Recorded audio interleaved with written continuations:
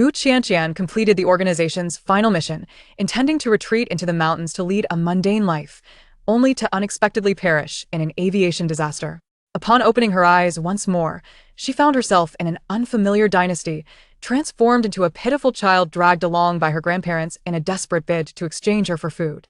With her father and brothers missing, and her frail mother struggling to care for 3 children under oppressive circumstances, Gu Qianqian resolutely led her family away from the dismal group.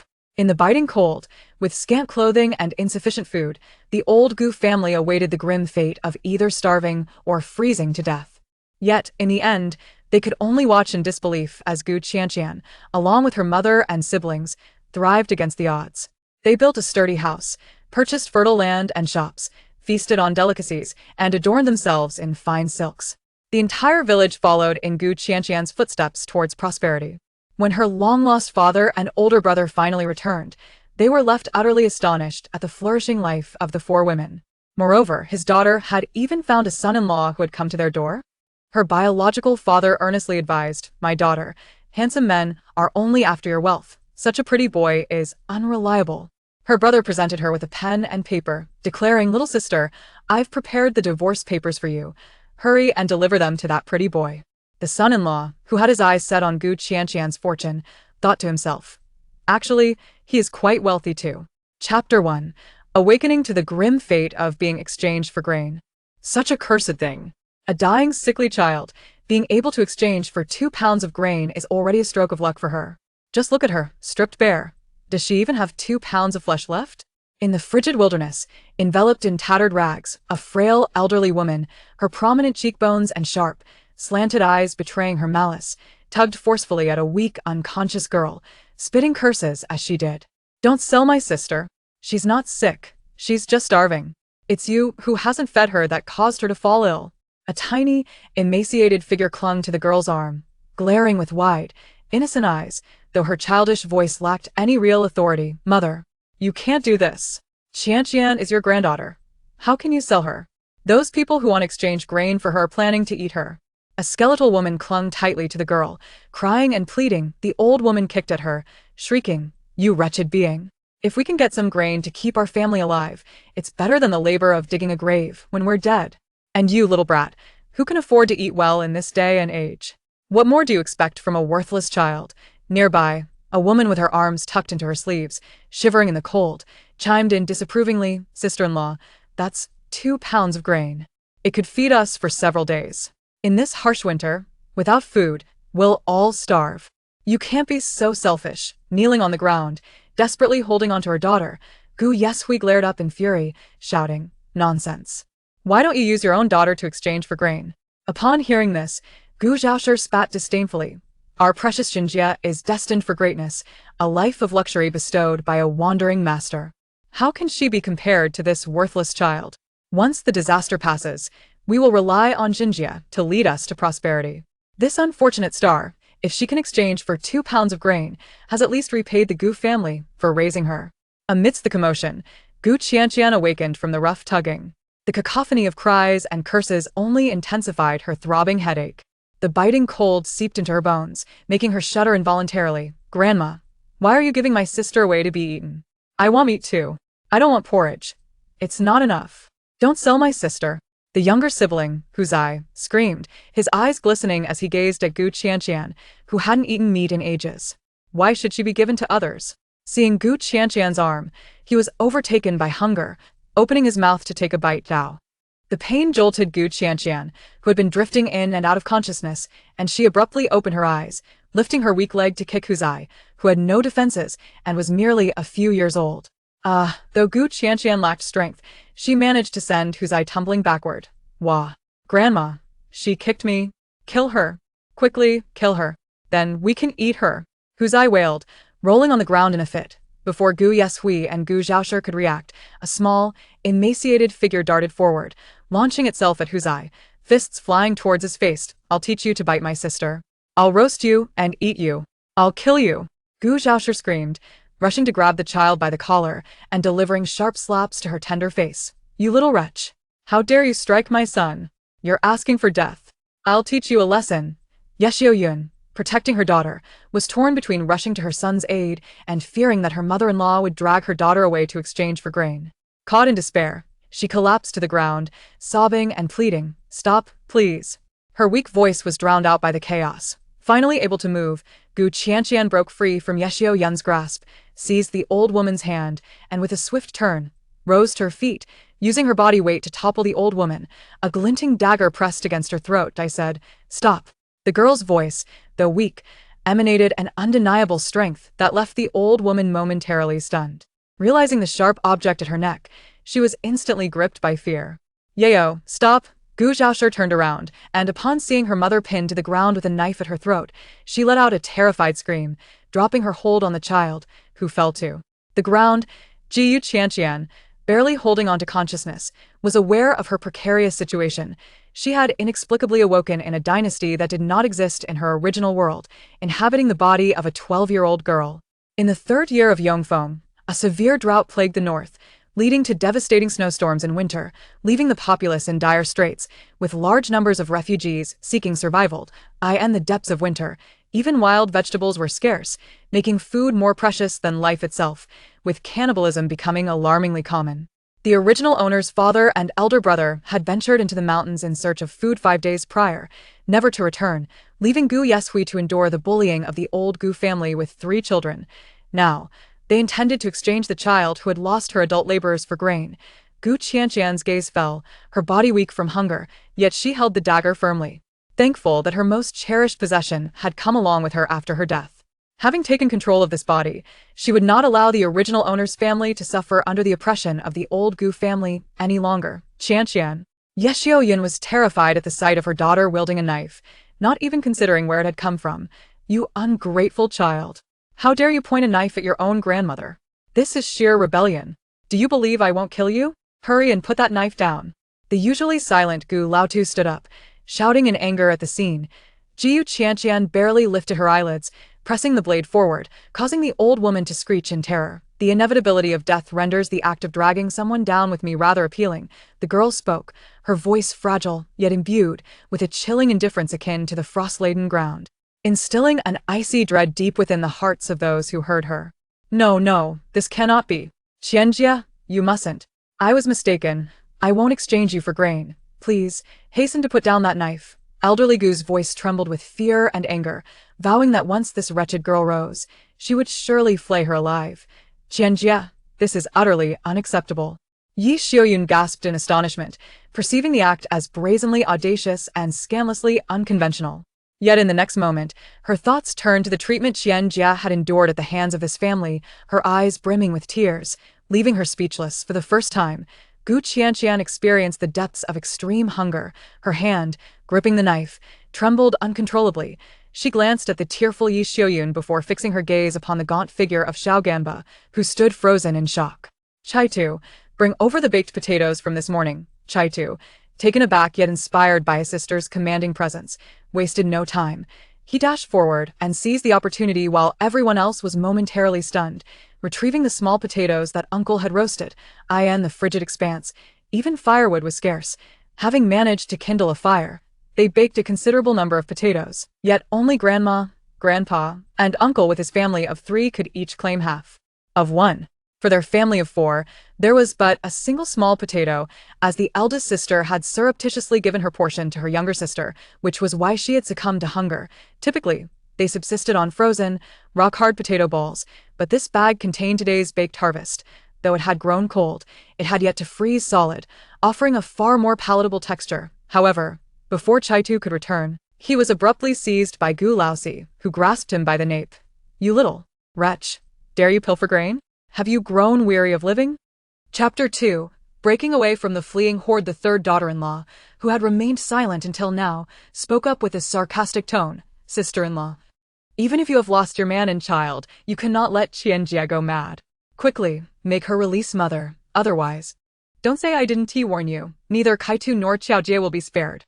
"Mother, do not be afraid," Gu Zhao said dismissively. "This wretched girl only seeks to frighten us. If she dares to harm you, I shall flay her alive." Gu Zhao rolled her eyes in disbelief. "What a joke. She thinks she can just waltz in here with a knife and take our food? If it were that easy, she would have tried it long ago." Gu Qianqian furrowed her brow in impatience, hissing softly as she deftly brandished her weapon, a streak of crimson glaring against the dark skin of the old matriarch's neck. The old matriarch immediately wailed, "You ungrateful wretches! Whatever she desires, just give it to her. Do you truly wish to see this little beast dispose of me?" Gu Zhao's face was contorted with displeasure. "Mother, she is demanding half our potatoes. Do you want us to starve? Without food, none of us can survive.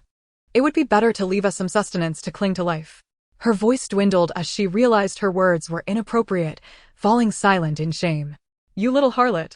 Are you suggesting that I perish while you gorge yourself on our food? You shameless little wretch. How did our Gu family end up with a calamity like you?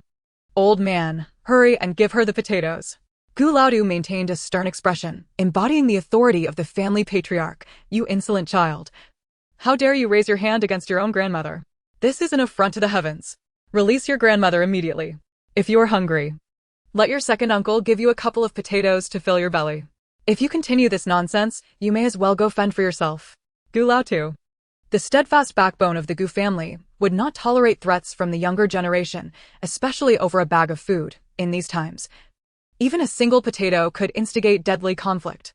Losing her patience, Gu Qianqian swiftly plunged her knife into the old matriarch's arm. "Enough with the prattle. Can you not keep your mouth shut?" The girl's voice was icy and harsh, sending shivers down spines amidst the gushing blood. The matriarch's piercing scream stunned everyone into silence. None had anticipated Gu Qianqian would truly act. Seizing the moment while Gu Lao'er was momentarily dazed, Kaitu bit down hard on his hand, causing him to yelp in pain and instinctively release his grip. Kaitu scrambled back to Gu Qianqian's side, watching his grandmother's pig-like wails and the vivid red splatter, gritting his teeth to avert his gaze. With reddened eyes, he retrieved a potato and offered it to Gu Qianqian. "Sister, please eat." His voice was choked with emotion, and his hands trembled. Gu Qianqian glanced at the frail little sprout before her. His audacity was commendable. She bit down on the darkened hand that held the potato and devoured it quickly. Kaitu produced another potato and handed it to Yi Xiaoyun. "Mother, eat quickly. They would rather die full than starve." Yi Xiaoyun's expression was a tapestry of complex emotions as she observed her mother-in-law being harmed by her daughter. Despair loomed in her eyes. She knew the Gu family would not spare her or her 3 children. Closing her eyes, tears streamed down her cheeks as she began to eat voraciously, simultaneously feeding the little girl tied to her chest with a cloth strip. When her husband and eldest son were still around, they managed to scrape together some food, but since their disappearance, the meager rations had dwindled to nearly nothing. The Gu family watched in disbelief as the 4 of them consumed the potatoes with reckless abandon, nearly driving them to madness as they prepared to charge in. Gu Qianqian shot a fierce glare, her eyes glinting with a predatory ferocity akin to a beast poised to devour its prey. The corners of her mouth curled into a twisted smile, both eerie and deranged. "Come on then. We can't survive much longer anyway. If you can take one of us down, so be it." With that, she surveyed the surroundings. The refugees were scattered about, their faces blank as they bore witness to the Gu family's turmoil. Gu Qianqian's smile deepened, and she floated the suggestion, "If I were to scream, who among you would assist me in exterminating this family? I would gladly offer myself as sustenance. Tell me, who among us would perish first?" This chilling rhetoric caused Gu Lao'er, who was at the forefront, to halt abruptly, eyes wide in disbelief as though he were witnessing a ghost. "Is this the kind of talk a sane person would utter? I, too, would rather die than let you thrive," Kaitu shouted, his mouth full of potato bits spraying everywhere. Yi Xiaoyun stood resolutely in front of her children, her eyes reflecting a determination that frightened the Gu family into retreat. Even Gu Laodu was taken aback by her words, glancing at the surrounding crowd. Those who had previously worn expressions of apathy now sparked with a glimmer of hope. Gu Laodu was not a fool. He had witnessed countless horrors during their flight. Were it not for the numbers on his side, they would have long been robbed of their provisions. Just a few meters away, 2 families had once traveled with their own toddlers, yet days ago. Those children had mysteriously vanished. Had they frozen or starved? Certainly not. Gu Laodu had seen those families produce dried meat on occasion. This wretched girl. Gu Laodu seethed. But he dared not act rashly. Not only did she wield a knife, but he also could not gamble with the lives of these destitute souls. You little wretch. You, shut your mouth." Gu Qianqian's patience was at its breaking point as she pressed the blade against the old matriarch's face, blood splattering everywhere. Gu Zhao, clutching her children, staggered back several steps in fear. This girl, has she been possessed by a ghost? How terrifying. If you do not wish for everyone to know how much food you possess, then leave us be. Should you dare to bully us again? Qianqian's gaze swept across the room, landing on the little girl nestled in Gu Zhao's arms, and she smiled wickedly. I will gladly mar your family's face with ruin. Gu Zhao, terrified, clutched her daughter and shrieked, you dare. Ignoring her, Qianqian turned to Gu Laotu and, seeing that Kai Tu and Yi Xiuyun had nearly finished eating, tossed the bag of potatoes back at his feet. We do not want your food. But from this day forth, our family shall have no further ties with the Gu family. Kai Tu gasped in shock. Sister? That is food. Food that can sustain us. How can we return it? Qianqian's demeanor was calm, but her words dripped with menace. If you continue to harass us, I do not mind engaging in a fish death, net break scenario. We may be few, but I am confident we can take down 1 or 2 of you. Those unafraid of death may step forward and try. Gu Laotu's face darkened, a pallor akin to soot as he was threatened by a mere child. His pride was wounded, yet he recognized the madness in her eyes. Prolonging this standoff would only lead to further disgrace. After a long pause, Gu Laotu spoke coldly, very well. Since you have made your decision, your family's survival shall be of no concern to us. Do not expect to eat another morsel of the Gu family's provisions. Second and third sons, lift your mother onto the cart. We are leaving. The rest of the family, observing the small portion of potatoes they had regained, suddenly felt that allowing them a few pieces was of little consequence, especially since they would no longer be burdened by the first family, allowing them to save on rations. With her stomach somewhat filled, Qianqian felt her strength returning as she stood, still gripping her bloodied knife.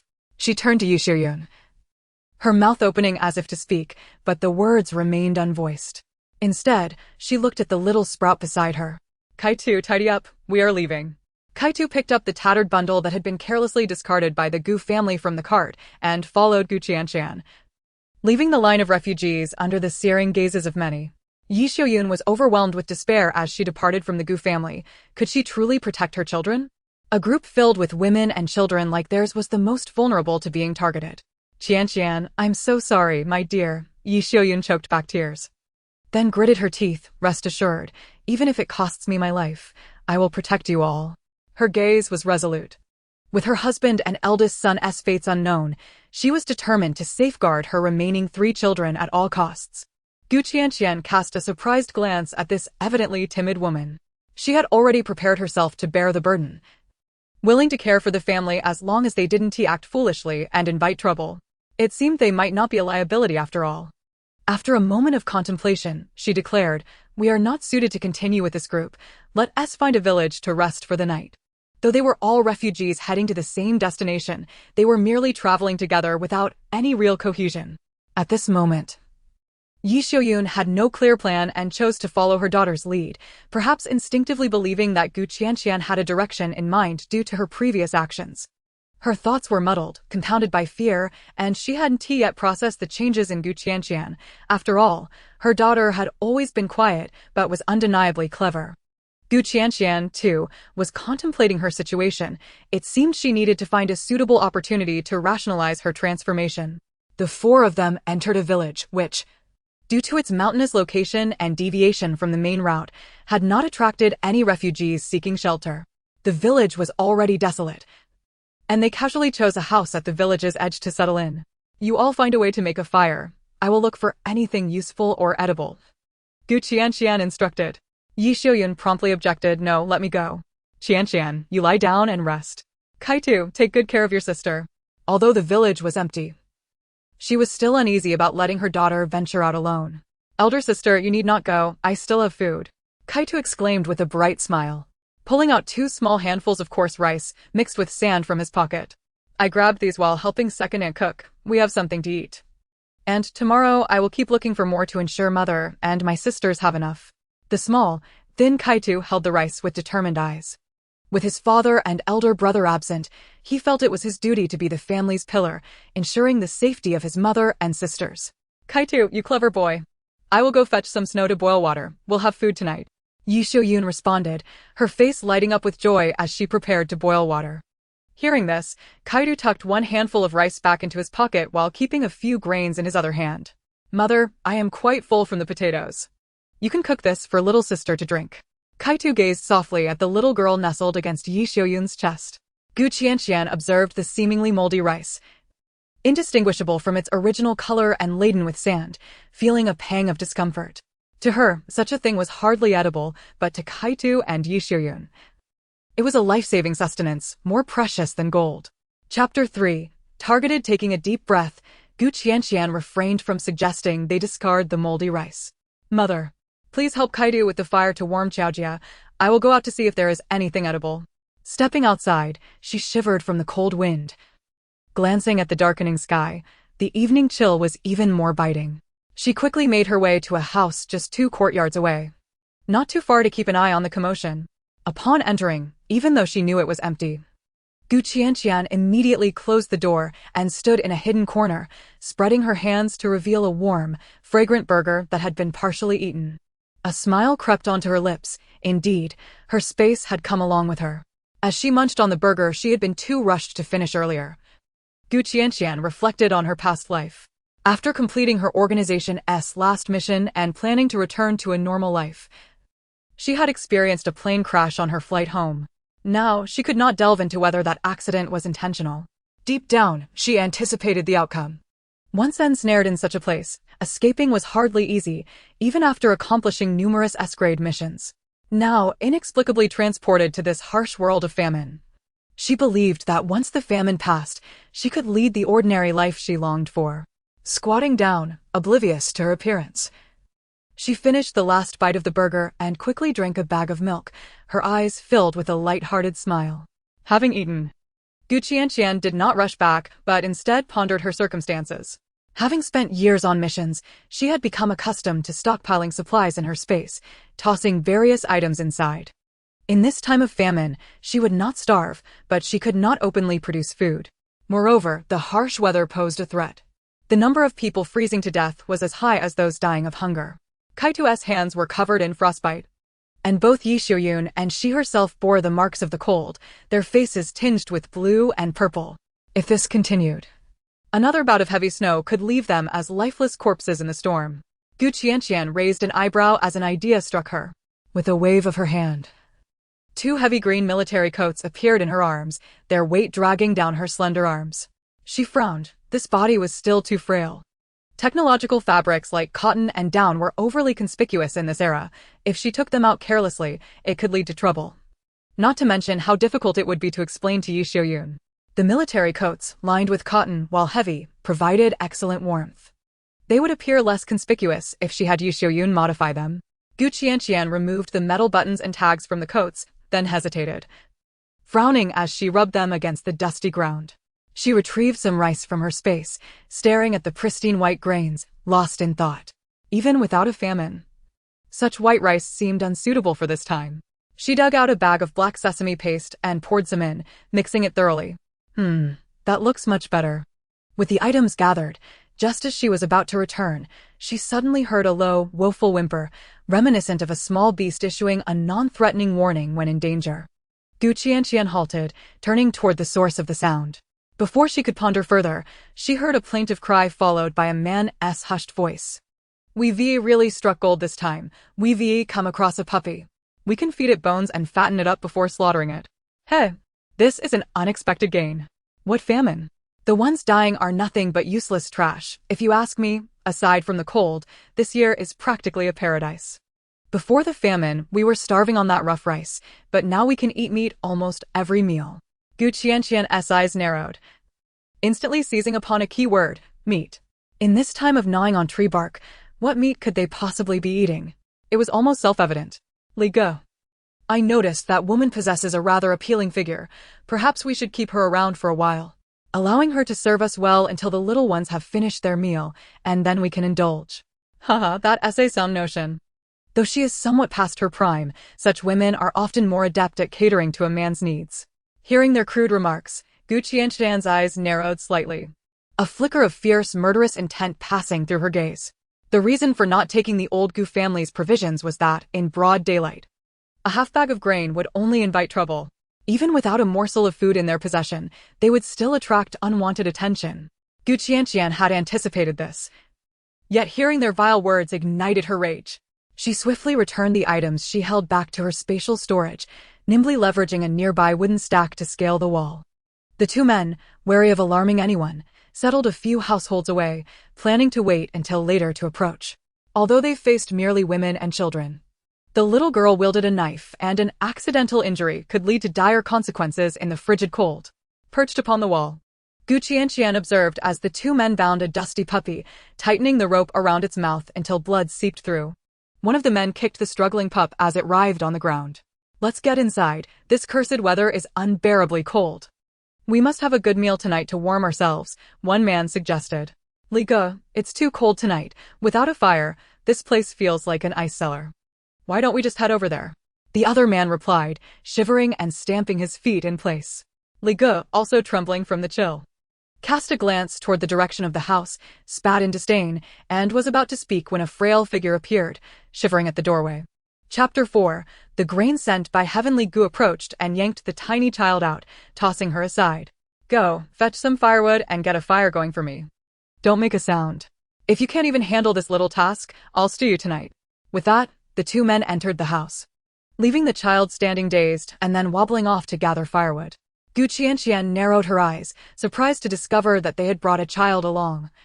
And judging by their demeanor, the child likely came from dubious circumstances. Just as she contemplated how to deal with these two men, a scream erupted from inside the house, followed by a woman's desperate pleas for mercy.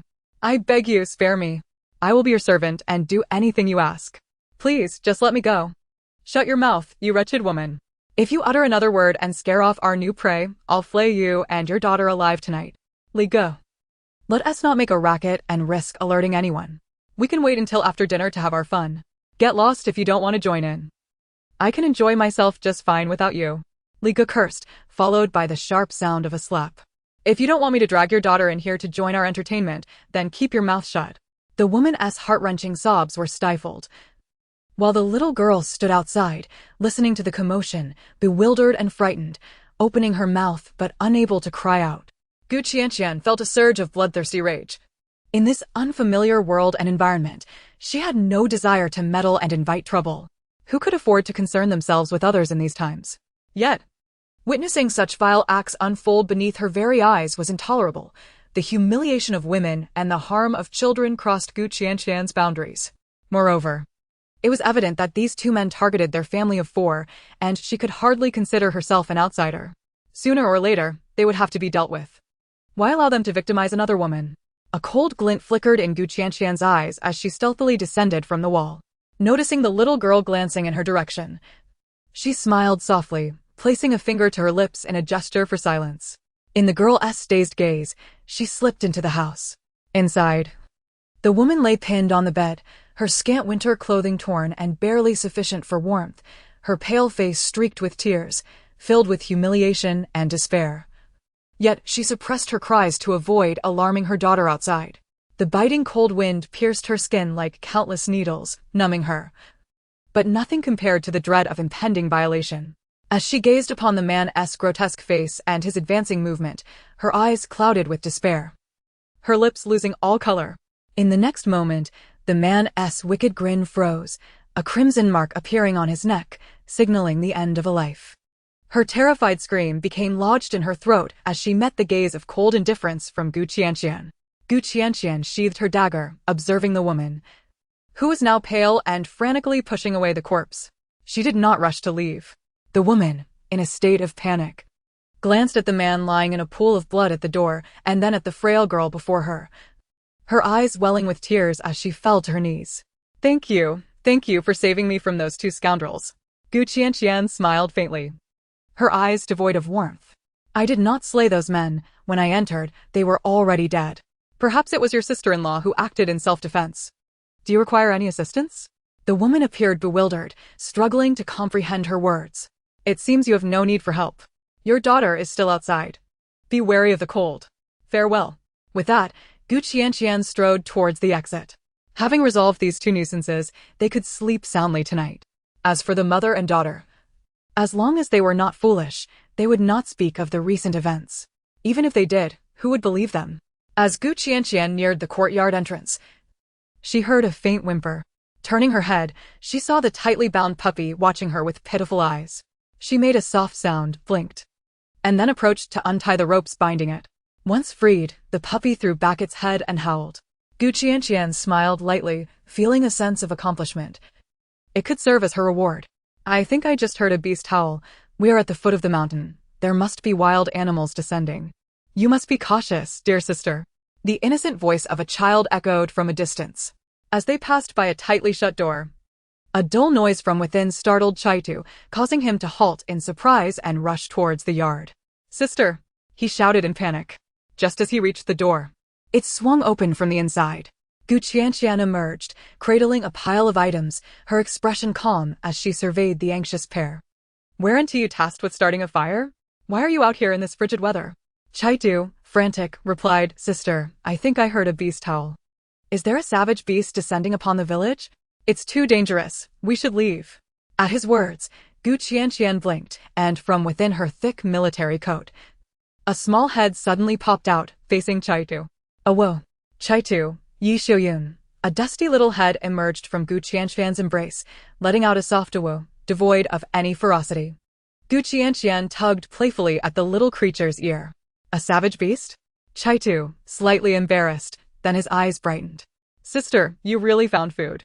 Yi Xiuyun's eyes brimmed with tears of joy. Heaven has opened its eyes.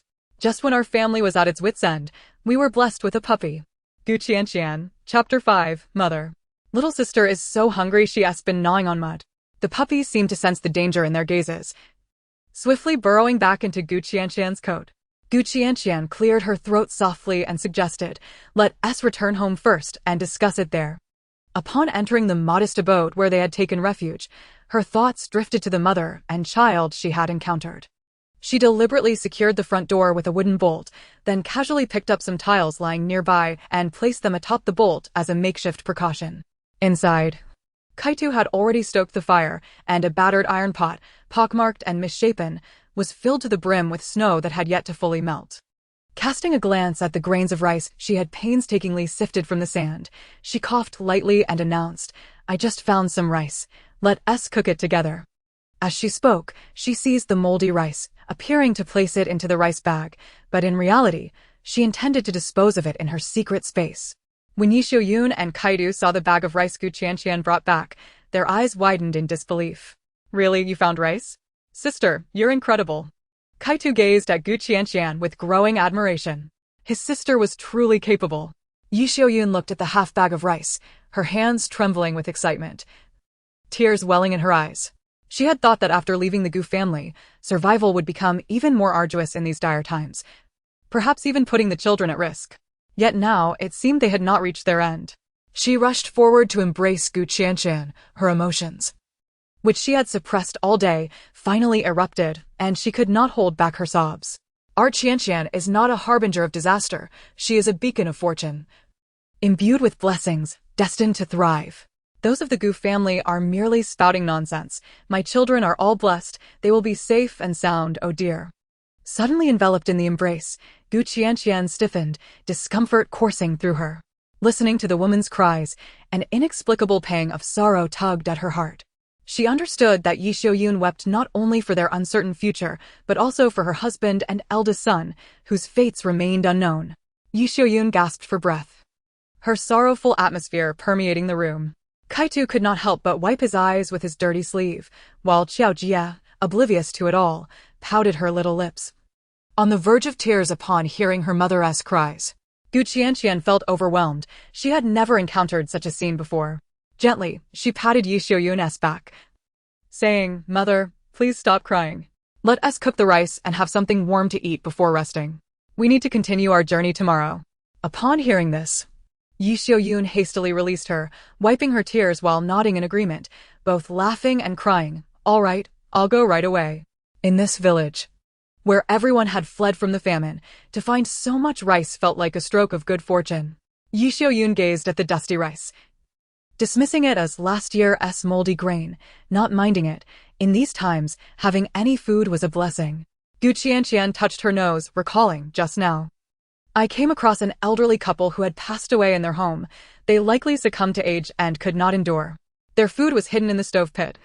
and it has now become our good fortune.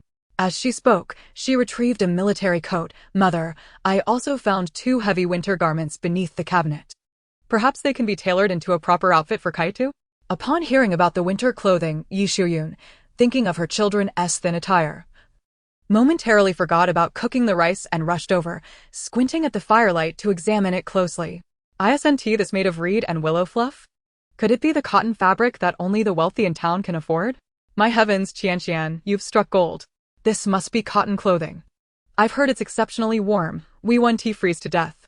Yi Xiuyun excitedly felt the dusty military coat, astonished that such fine material could be found in their village. Qianqian knew that revealing the military coat might raise suspicions, but it was better than freezing to death. Perhaps, as her mother said, fate had smiled upon them. The old couple's children might have brought back good things from their trade, and the elderly had likely chosen not to flee due to their age, ultimately benefiting them. Qianqian expressed her thoughts sincerely. Mother, please go prepare the porridge and hand me qiaojia. Fearing further inquiries from her mother, she quickly added. Yi Xiuyun nodded repeatedly, releasing the little girl wrapped in cloth, allowing Qianqian to hold her. Qianqian cradled the frail child, whose bony body felt almost weightless, and frowned slightly. The little girl had always been drowsy in Yi Xiuyun's arms, insufficiently nourished and exposed to the cold. It was a miracle she had survived thus far. Observing the barely opened eyes of the little girl, Qianqian felt a pang of concern. She carried her to a dim corner, turning her back to the firelight, and produced a piece of chocolate, breaking off a small chunk and placing it in the child's mouth.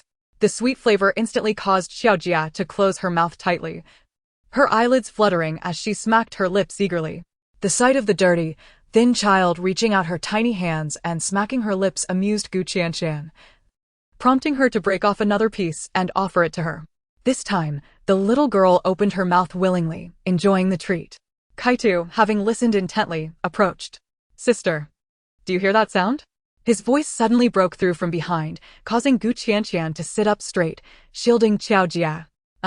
Perhaps that little puppy is hungry. Kaitu scratched his head, gazing at the tiny dog curled up beneath the kang. No, the sound is definitely coming from over here. As he spoke, he craned his neck to look at Qiaojia, then exclaimed, extending his hand to touch her, only to recoil in shock. Mother, the little sister is so hungry she's eating dirt. Chapter 6. Little sister, don't be afraid. Brother will boil water to prepare dog meat soup for you soon. Yi Xiuyun was startled and quickly set the military coat aside. No. Quickly, scrape the mud from your little sister's mouth, that's not fit to eat. It could kill her. Qianqian interjected. I'll do it, mother. You go and alter those 2 cotton garments. Kaitu, hurry and start the porridge. Qiaojia is so hungry she's eating dirt. We need to give her something warm to eat. As she spoke, she pretended to scrape the mud from Qiaojia's mouth. Kaitu, fearing that his sister might eat something else due to her hunger, rushed off to prepare the porridge. Yi Xiuyun, anxious about her children enduring the increasingly frigid weather, prepared to cut and sew the 2 cotton garments. With a sigh of relief, Qianqian pretended to fetch the kettle that had been warmed by the fire, intending to let Qiaojia rinse her mouth. In reality, she took out a bag of milk and fed it to the little girl. The famished Qiaojia, barely conscious, felt a jolt upon tasting the milk, drinking it eagerly, nearly choking in her haste. Qianqian didn't dare to give her too much, offering a bit of water afterward, wiping her mouth clean before finally feeling at ease. Sister, the porridge is ready. Quickly feed it to little sister. Kaitu brought over a cracked bowl, and Qianqian looked at the dark, gloppy porridge with a grimace. Kaitu, feeling uneasy, remarked, I don't know how it turned out so dark, but at least it's food, better than going hungry. The porridge they had had before, made by second aunt, hadn't been this black. Cough, I'll feed her. You and mother should eat quickly, Qianqian insisted. I'm not hungry. Sister, you and mother eat. I'll feed little sister, Kaitu protested, realizing they hadn't cooked much. Though they had half a bag of grain, they needed to ration it carefully. I'm not hungry. Enough chatter, hurry and eat. After you finish, get some sleep. We need to continue our journey tomorrow. Qianqian's stern tone startled Kaitu, prompting him to scratch his head and mutter, why is sister suddenly so fierce? She used to be so gentle. Qianqian frowned, inwardly cursing her miscalculation, and prepared to explain herself. Alas, it is all the fault of the Gu family. They are far too oppressive. Even my elder sister, who is typically so good-natured, has been driven to alter her temperament. Kaitu sighed and shook his head, donning an expression of resignation. Qianqian, I appreciate your understanding. Just as Qianqian was about to breathe a sigh of relief, Kaitu interjected, elder sister, this porridge is surprisingly sweet. The rice is so smooth and delicious. Qianqian maintained her composure, perhaps it's sweetened by the snow melt. When one is hungry, everything tastes delightful. Yishuyan, who was examining a military coat, chuckled in agreement. Your sister is correct. When one is famished, any food is delectable. The potatoes we had this afternoon were quite enjoyable as well. Kaitu scratched his small head in confusion. Is that so? But I truly find this rice exceptionally tasty. Qianqian was unperturbed by his observations. The black sesame paste was unsweetened, and even if it had been overcooked, it wouldn't have imparted much flavor. Moreover, people in this era were entirely unaware of what black sesame paste was. The slight sweetness likely stemmed from the natural flavor of the rice. After the family finished their dinner, Yishuyan sat by the fire, meticulously altering and resewing a military coat, while another coat was draped over the two little ones. Yishuyan had initially intended for Qianqian and the two children to huddle together, but Qianqian declined. Having already retrieved a set of warm clothing from her space to wear underneath, she was comfortably warming herself by the fire and was not particularly cold. Having entered the village, they were not lacking for firewood. The king was radiating warmth, and a fire was crackling on the ground, filling the room with a cozy atmosphere. With the fire burning throughout the night and having consumed 2 hearty meals, this night turned out to be the most secure they had experienced on their arduous journey thus far. The following morning, Qianqian awakened to find Yishuyan had spread a generous amount of dry grass on the ground and was leaning against the door, dozing off. Upon hearing a sound, she instantly jolted awake. Qianqian, you're awake. Her drowsy and fatigued appearance made it evident that she had not rested well. Qianqian observed the still glowing embers of the fire, clearly indicating that Yishuyan had been vigilant throughout the night. Weakened from her exhaustion, Yishuyan had quickly fallen asleep the previous evening and had managed to recover only a fraction of her energy by morning. Mother, I'll keep watch. You should quickly lie down on the kang for a bit. Yishuyan had leaned against the door out of concern that something might intrude during the night while they were in such deep slumber. I'm not tired, Qianqian. Don't get out of bed. I will just go dig some snow to cook the rice. Yishuyan hastily intervened as Qianqian attempted to rise.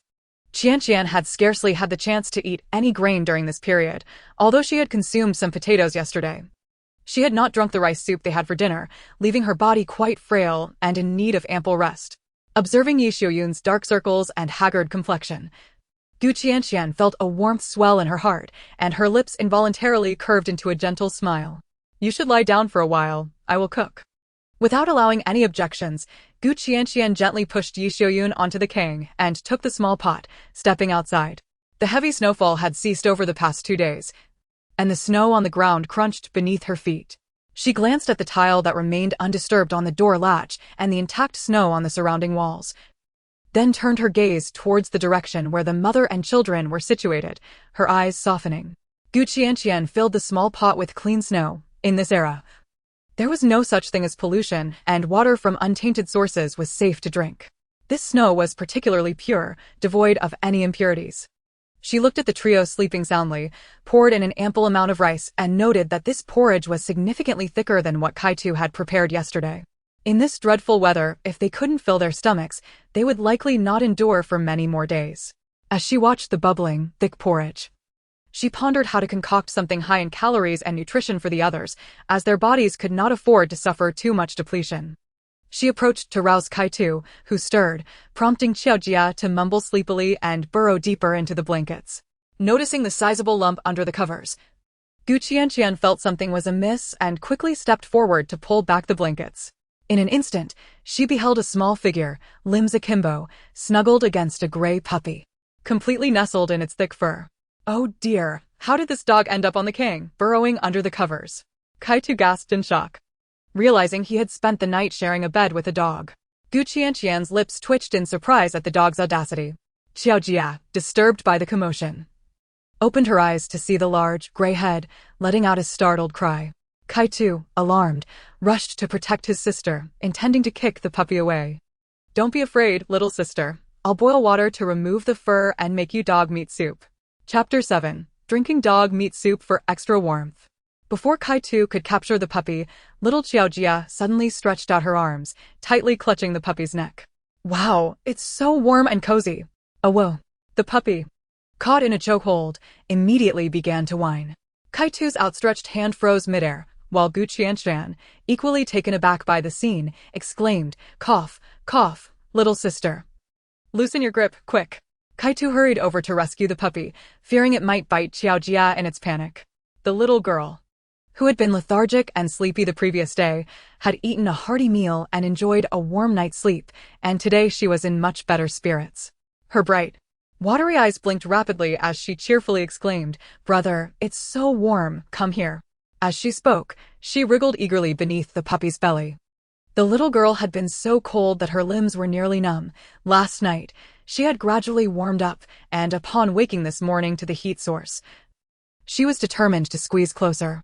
Kai-Tu, witnessing his sister's improved spirits, felt a surge of joy. "Qiaojia, be good, in a bit. Second brother will make a soup. You'll be even warmer after drinking the dog meat broth."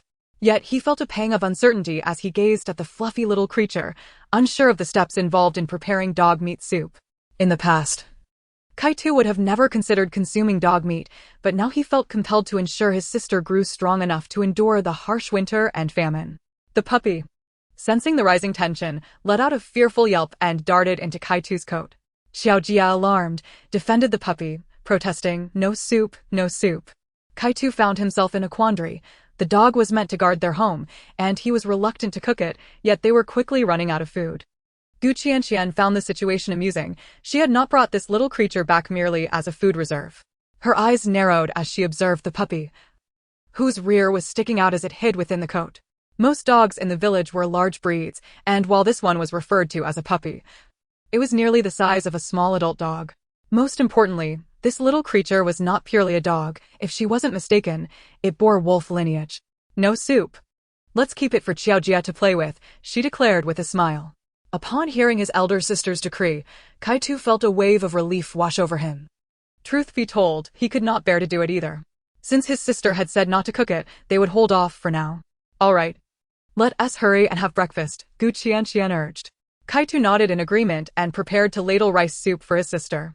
However, when he peered into the pot, his eyes widened in shock, and he nearly stumbled to the ground. "Elder sister, how much rice did you put in?" This thick porridge was astonishingly rich. How much rice had been added? About half? Kai-Tu was left speechless, feeling as if a thunderbolt had struck him. He had hoped that with such a large quantity of grain, they would have enough to eat for a while, only to discover that his sister had cooked half of it all at once. His gaze shifted to the puppy, contemplating whether they should just go ahead and slaughter it. "Rest assured, we must eat. After being famished for so long, how can we endure without a proper meal? My elder sister will surely procure food. She won't allow our family to starve," Qianqian stated earnestly. "In this frigid weather, if we do not satisfy our hunger, we may not perish from hunger, but rather succumb to the biting cold and the snow." Upon hearing this, Kai-Tu contemplated her words, recognizing the truth in them. Yet his heart ached as he gazed at the pot of thick porridge. He filled a generous bowl and handed it to Qianqian, saying, "Sister, you should drink this." He then filled another large bowl and a smaller one, adding, "This is for mother and little sister." He then cradled the pot, preparing to scrape the remaining contents with his fingers. Qianqian observed her considerate younger brother and sighed helplessly. He was still a child, yet he consistently sought to shoulder the family's burdens. "I have already eaten before you awoke. You should consume this bowl. As for the remainder," she pondered, "if you cannot finish it, perhaps we could give it to the pups." Seeing that his sister appeared quite well and genuinely seemed to have eaten, Kai-Tu reluctantly began to drink the porridge, his heart still heavy. Even before the years of famine, he had never tasted such a rich porridge at the Gu household. Glancing outside, Qianqian noted the time. It was around the second hour of the day, with the sun still low, and the chill of the night had yet to dissipate. "Let mother rest a little longer. We shall wait until the sun rises higher before we set out." With that, she stepped out of the courtyard, needing to prepare for the journey ahead. By the time Yun awoke, it was already nearing the third hour, around 10 o'clock, neither too late nor as cold as the early morning. "I just stepped out for a brief moment and found some items that might prove useful. Mother, please get ready. We must depart." Gu Qianqian laid her morning findings on the ground, alongside a large, bulging bundle. Yi Xiuyun quickly rose. Although she had not slept well the previous night, she had dozed off intermittently and felt invigorated after an hour of rest. We need to pack quickly. We are unfamiliar with the terrain. We must retrace our steps from yesterday to find the main road. Uncle mentioned yesterday morning that we were quite close to Wancheng Mansion. It is said that once we reach the city, the authorities and wealthy merchants will distribute porridge and grains. Our family will not starve, and your father and elder brother will surely go there to search for us. Upon hearing this, Gu Qianqian lifted her gaze, her dark eyes deepened with resolve. We shall not return to the main road. Yi Xiuyun halted, glancing at her daughter in confusion. You wish to find your father and brother? Gu Qianqian, however, had other intentions. Yi Xiuyun's eyes brimmed with tears. Indeed, we are a family. Even in death, we must remain together. We shall venture into the mountains to find your father and brother. Kaitu chimed in. A family must stay united. I support my sister. We shall go into the mountains. Gu Qianqian forced a smile, her laughter hollow. Yes, that is exactly what I had in mind. With their reasoning established, she felt no need to elaborate further. The family quickly gathered their belongings. The 2 military coats from the previous day were transformed. One was altered into 2 smaller garments for Kaitu and Xiaojia, while the remaining cotton was used to line their shoes, creating rudimentary cotton footwear. The other coat was donned by Yi Xiuyun, providing her with warmth from head to toe. However, Gu Qianqian declined it, claiming she had found another set of warm clothing, which she was already wearing beneath. Seeing her daughter was indeed well-clad and showed no signs of chill, Yi Xiuyun felt reassured. In truth, Gu Qianqian had retrieved her warm garments from her spatial storage, layering thermal undergarments and autumn attire, making her the warmest among the group. Just as the family of 4 stepped outside, they noticed a nearby door opening. A woman, bundled in thick men's winter clothing, emerged with a little girl, casting a timid glance in their direction. Chapter 8. Into the Mountains. Yi Xiuyun gazed in astonishment at the mother and daughter duo. Oh? I did not expect anyone else to be in this village. Gu Qianqian's eyes turned cold as she regarded the pair. She suspected their presence was no mere coincidence. As anticipated, the mother and daughter hesitated, remaining where they were. Yi Xiuyun could not fathom that anyone would choose to stray from the main road and venture into the mountains, particularly since the northern regions had been blanketed in snow since winter's arrival, rendering the mountains perilous. Sister Qianqian, we should hurry, before nightfall. We must find a place to rest. Otherwise, we may easily succumb to the cold in the depths of the mountains. Gu Qianqian's lips curled into a smile as she recognized the implicit trust her companions placed in her, a sentiment that warmed her heart. She vowed not to let them suffer from hunger or cold. The family began their trek towards the mountains. The woman observed the scene, bewildered. She had assumed they would head toward the main road and join the throngs of refugees. Instead, they were heading into the mountains? Li Kai bit her lip, feeling conflicted but ultimately resolved to follow the child and her mother. The little girl was astute and not foolish. Her choice to enter the mountains must have its reasons. As a widow with her child, if they chose the main road, they might encounter the same malevolent individuals as before, leaving them without a means of escape. Gu Qianqian, hearing footsteps behind her, turned slightly to see the woman and her child following them from a distance. A chill swept through her eyes as she halted. Mother, you and the others proceed. I will catch up shortly. Yi Xiuyun assumed her daughter needed a moment's respite and continued on her path, remarking on the utility of the contraption Gu Qianqian had crafted that morning. Li Kai, startled by Gu Qianqian's approach, felt a surge of panic. Gu Qianqian narrowed her eyes at her. Why are you following us? Li Kai bit her lip, despite standing before a mere girl. The memory of her cold-blooded demeanor from the previous day instilled fear within her. This lady, we are but 2. We have nowhere left to go. I promise not to intrude upon you. I will not speak of yesterday's events. Please allow us to accompany you. The woman's expression was earnest, assuring Gu Qianqian that she would not be a burden. Gu Qianqian raised an eyebrow, her demeanor icy, her refusal implicit. Keep your distance from my family. Where you choose to go is your own business, but do not approach my family. She issued a cold warning, then drew the knife she had wielded in the previous day's altercation, its blade glinting ominously in the snowy landscape. Otherwise, I would not hesitate to send you to meet those 2 from yesterday. With that, she turned and walked away. Li Kai's face paled. She had not anticipated such ruthless cruelty from the young girl, who showed no compassion for the two defenseless women. She stood rooted for a moment, biting her lip, before reluctantly leading her child to follow. Upon Qianqian's return, Yi Xiuyun smiled brightly.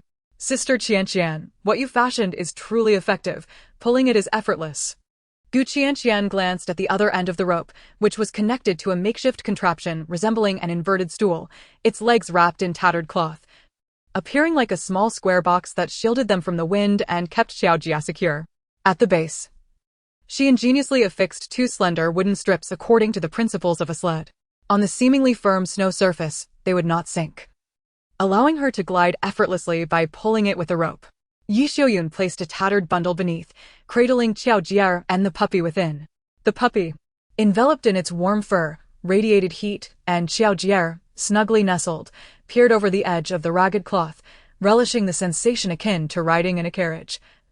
Her delightful laughter ringing out. Sister, this is fun. The little girl tilted her head back, her radiant smile directed at Qianqian. Qianqian, gazing at the youthful yet vibrant face, could not suppress a smile, bending down to affectionately ruffle her little head. Be a good girl and play with the puppy. If you get hungry or cold, tell your big sister. Xiaojia eagerly nodded and then resumed her playful assault on the puppy. Gray, hug me, keep me warm.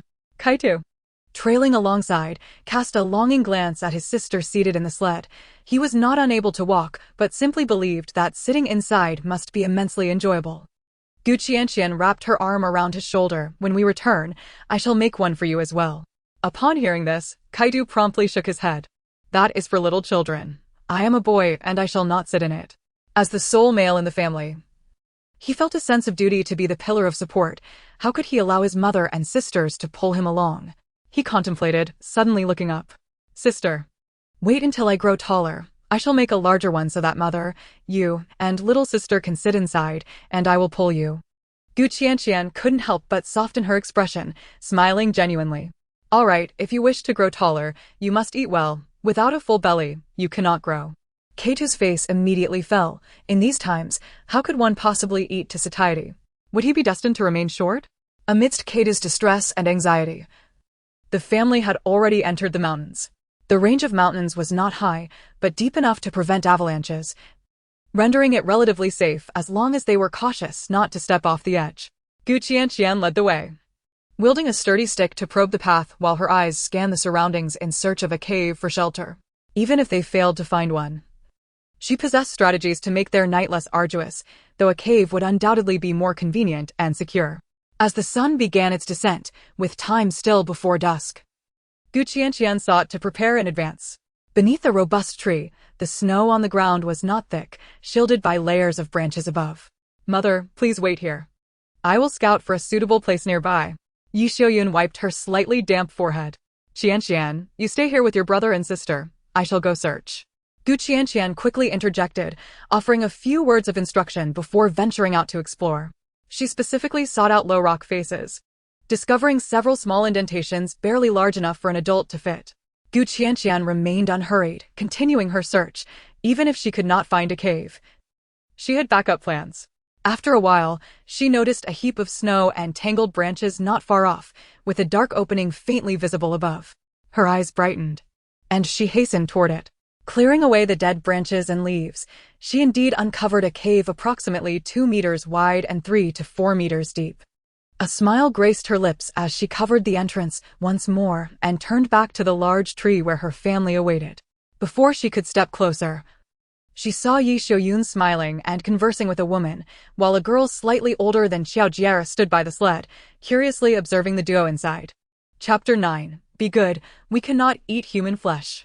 Qianqian's previously cheerful demeanor darkened instantly as she strode over, discreetly pulling Yi Xiuyun aside, her eyes cold as she regarded the woman before them. Li Kai offered an awkward smile. The snow is rather sparse here. My daughter Yu Jier's pants have gotten wet, hence our visit. Yi Xiuyun smiled nonchalantly. In this frigid weather, it's not easy. You alone with such a small child have it even tougher.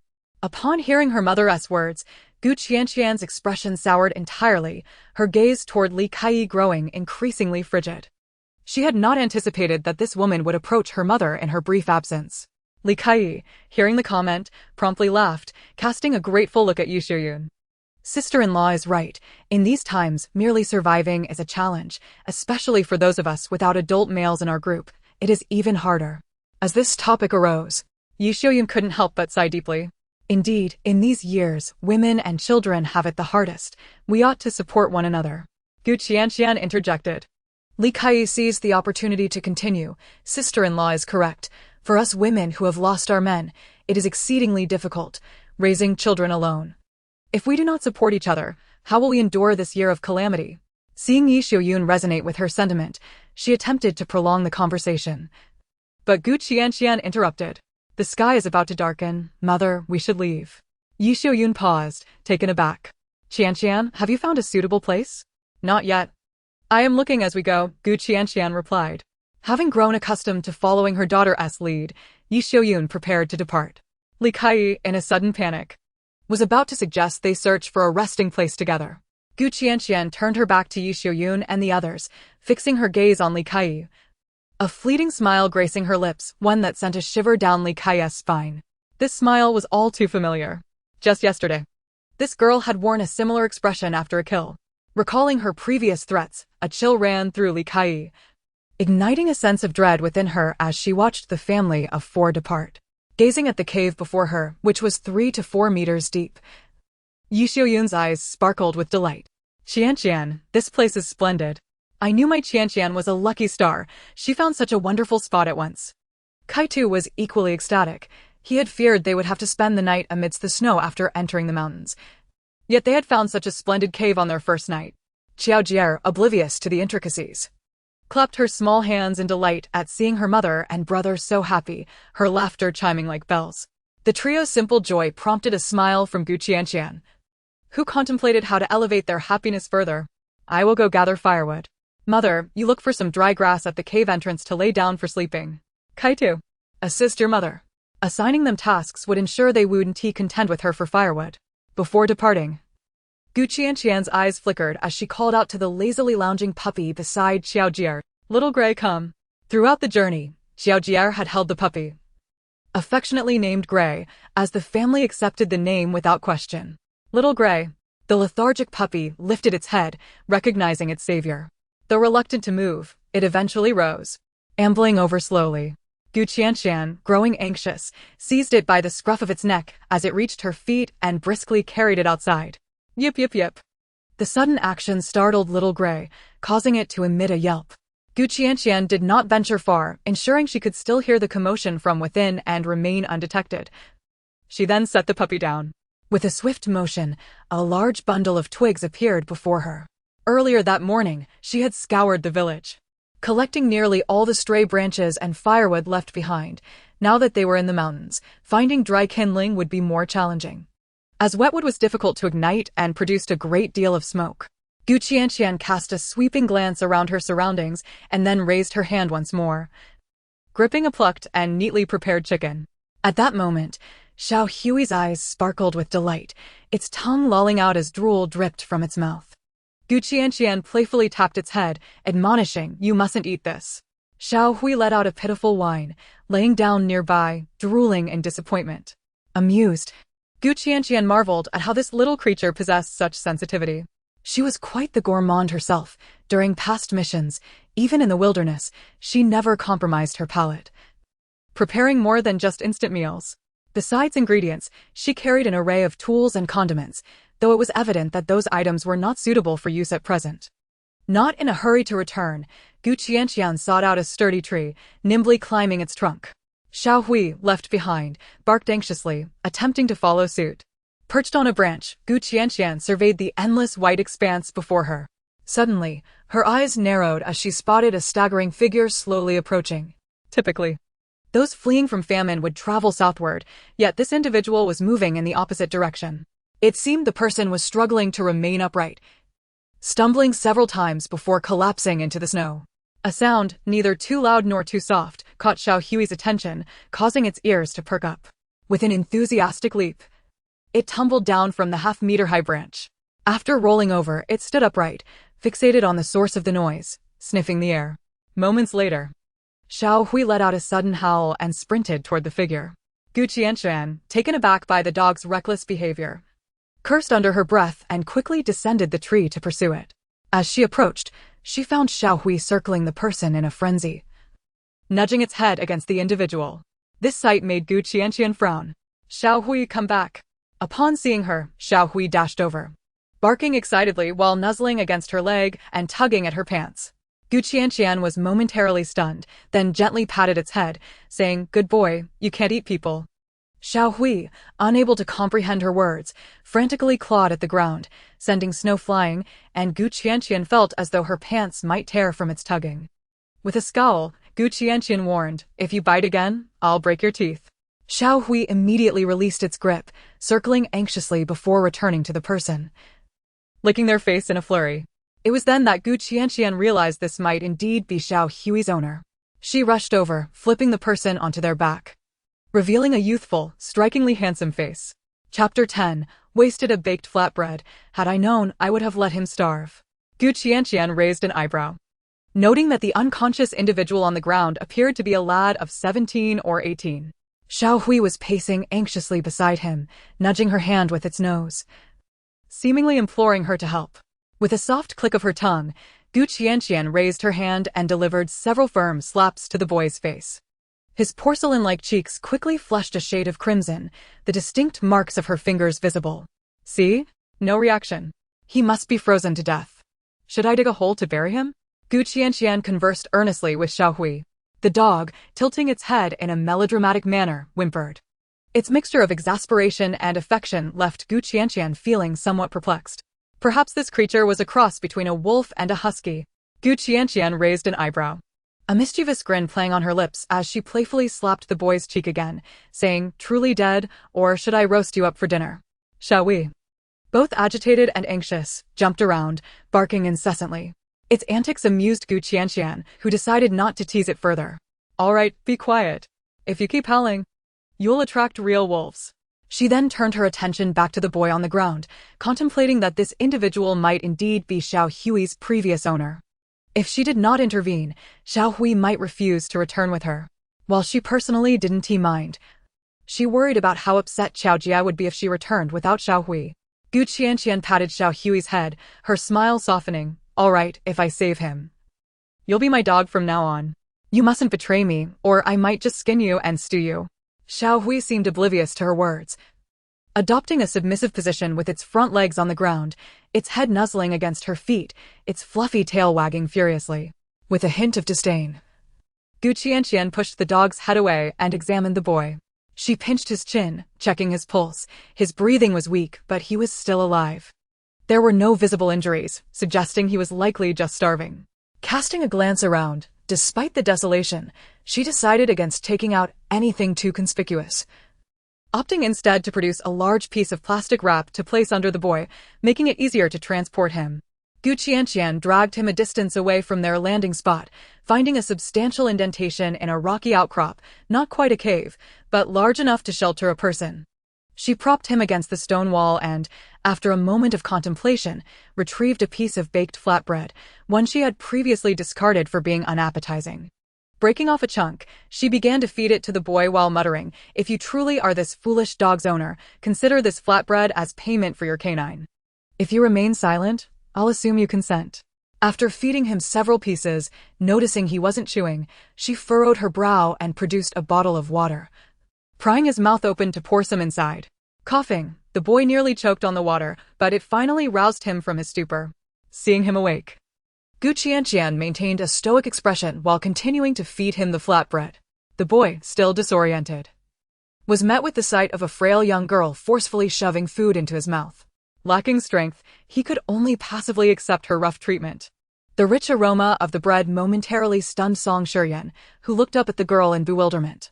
Growing weary of the feeding, Qianqian tossed the remaining flatbread directly into the boy's lap. "Now that you're awake, you can eat by yourself." Starved to the point of weakness, Qianqian found he lacked the energy to even lift his hands to catch the flatbread, instinctively chewing on the food in his mouth. His features were delicate, and he merely cast a fleeting glance at Qianqian before lowering his eyelashes to swallow, though his mouth was overstuffed. His calm demeanor intrigued Qianqian, as one would not typically exhibit such composure after nearly starving to death. It seemed he had resigned to whatever fate awaited him, whether it be survival or death. Qianqian felt a twinge of regret at having wasted a piece of flatbread. Had she known, she might have allowed him to starve instead. "Hey, is this foolish dog yours?" she inquired, squatting before him and resting her chin on one hand, tilting her head. It was only then that Qianqian noticed Xiaohui, who was eagerly watching him, its bright eyes shining with anticipation. A flicker of recognition sparked in his previously indifferent gaze, and he slowly straightened, looking at Xiaohui with the faintest hint of a smile playing at the corners of his lips. "Xiaohui. Oh, whoa." Qianqian was taken aback. "What a coincidence."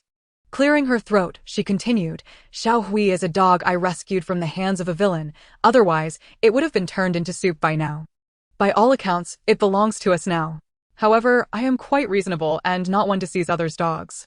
Previously, Xiaohui implored me to save you and promised to follow me henceforth." "Oh, when I just fed you the flatbread. I mentioned that it would be considered as a trade for you, and you remained silent, tacitly consenting." Qianqian observed the frail young girl before him, who earnestly reasoned with him, and he found himself studying her more intently this time.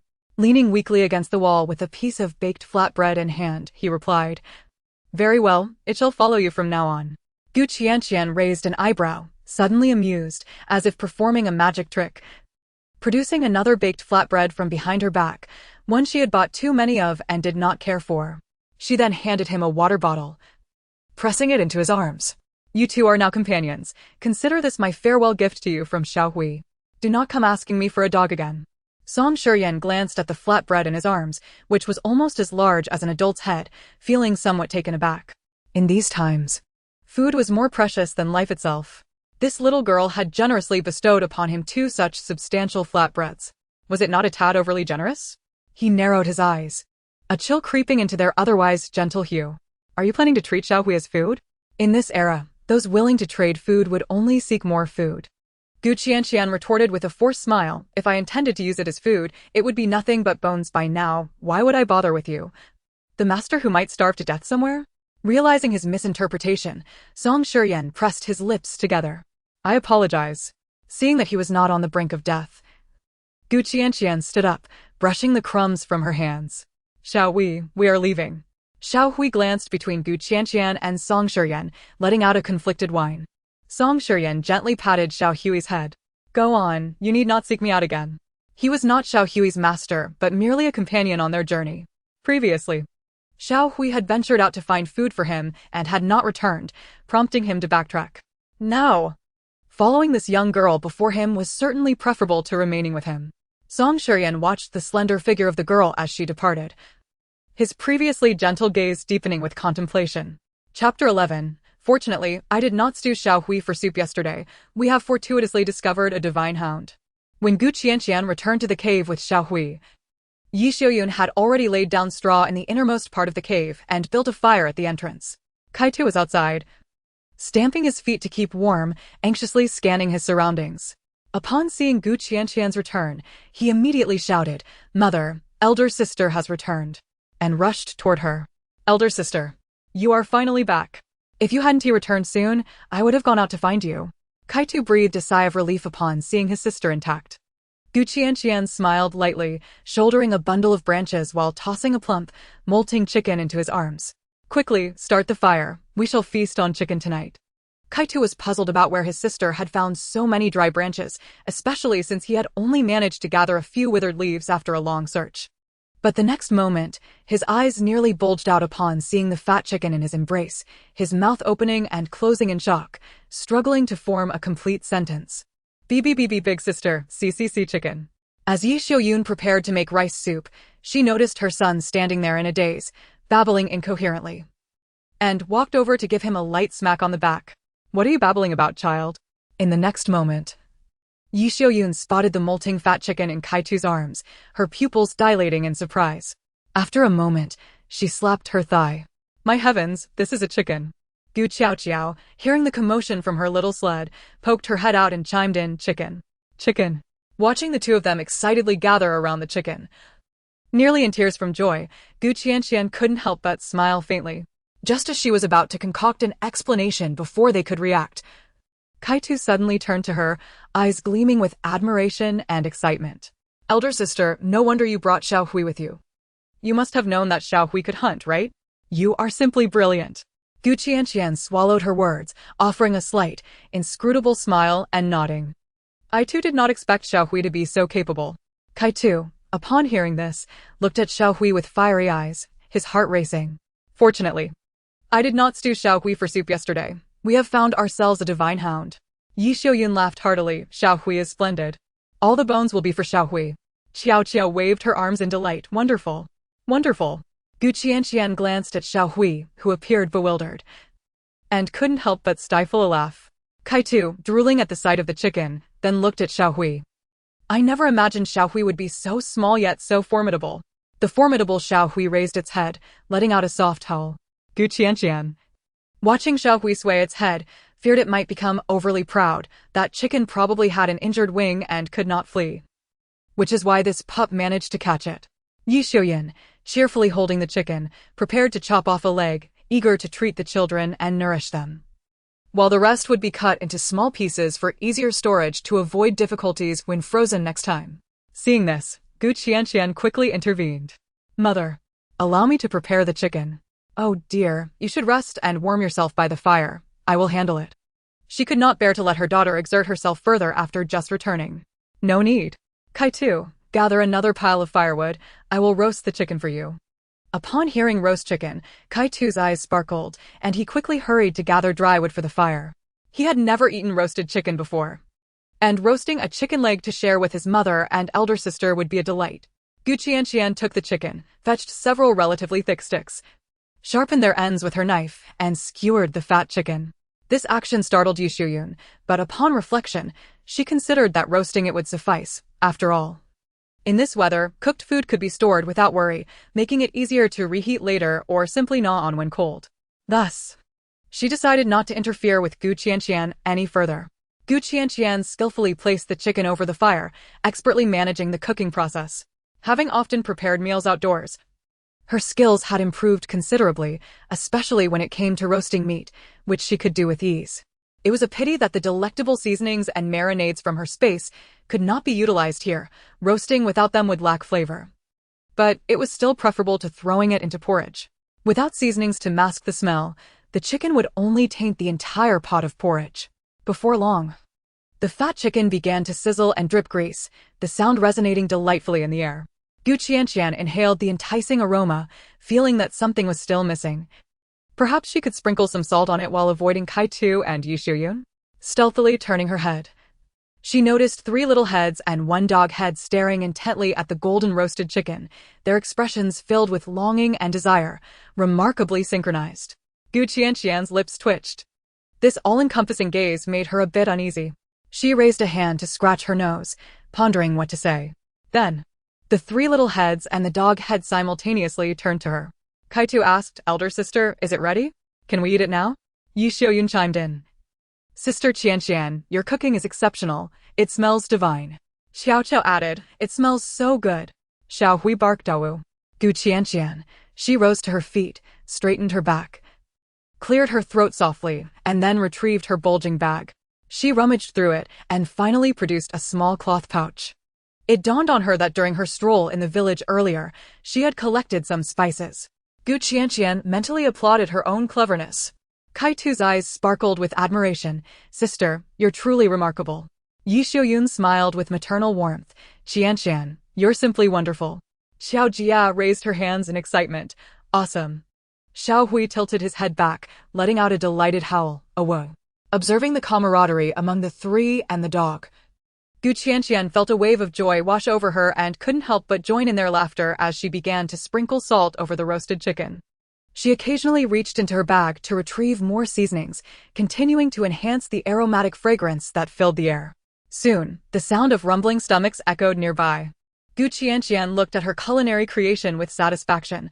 While it might not be perfect, it was undoubtedly impressive. Kaitu stared, dumbfounded, although he had heard of roasted chicken. He had never seen one. Nyotu village, lacking mountains, had no hunters, and wild game such as pheasants or hares was virtually non-existent.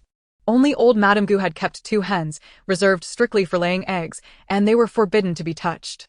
The eggs were either sold for money or occasionally used by the old lady to make steamed egg custard, which they never got to taste. Before the famine, old Madame Gu had reluctantly slaughtered the 2 hens, hiding them meticulously, and during a fierce snowstorm, fearing her family might not survive, she had boiled a chicken leg. Their family had received some broth, but none had tasted the chicken meat. Chapter 12. It snowed again. The tantalizing aroma, unlike anything Kai-Tu had ever encountered, made his mouth water uncontrollably.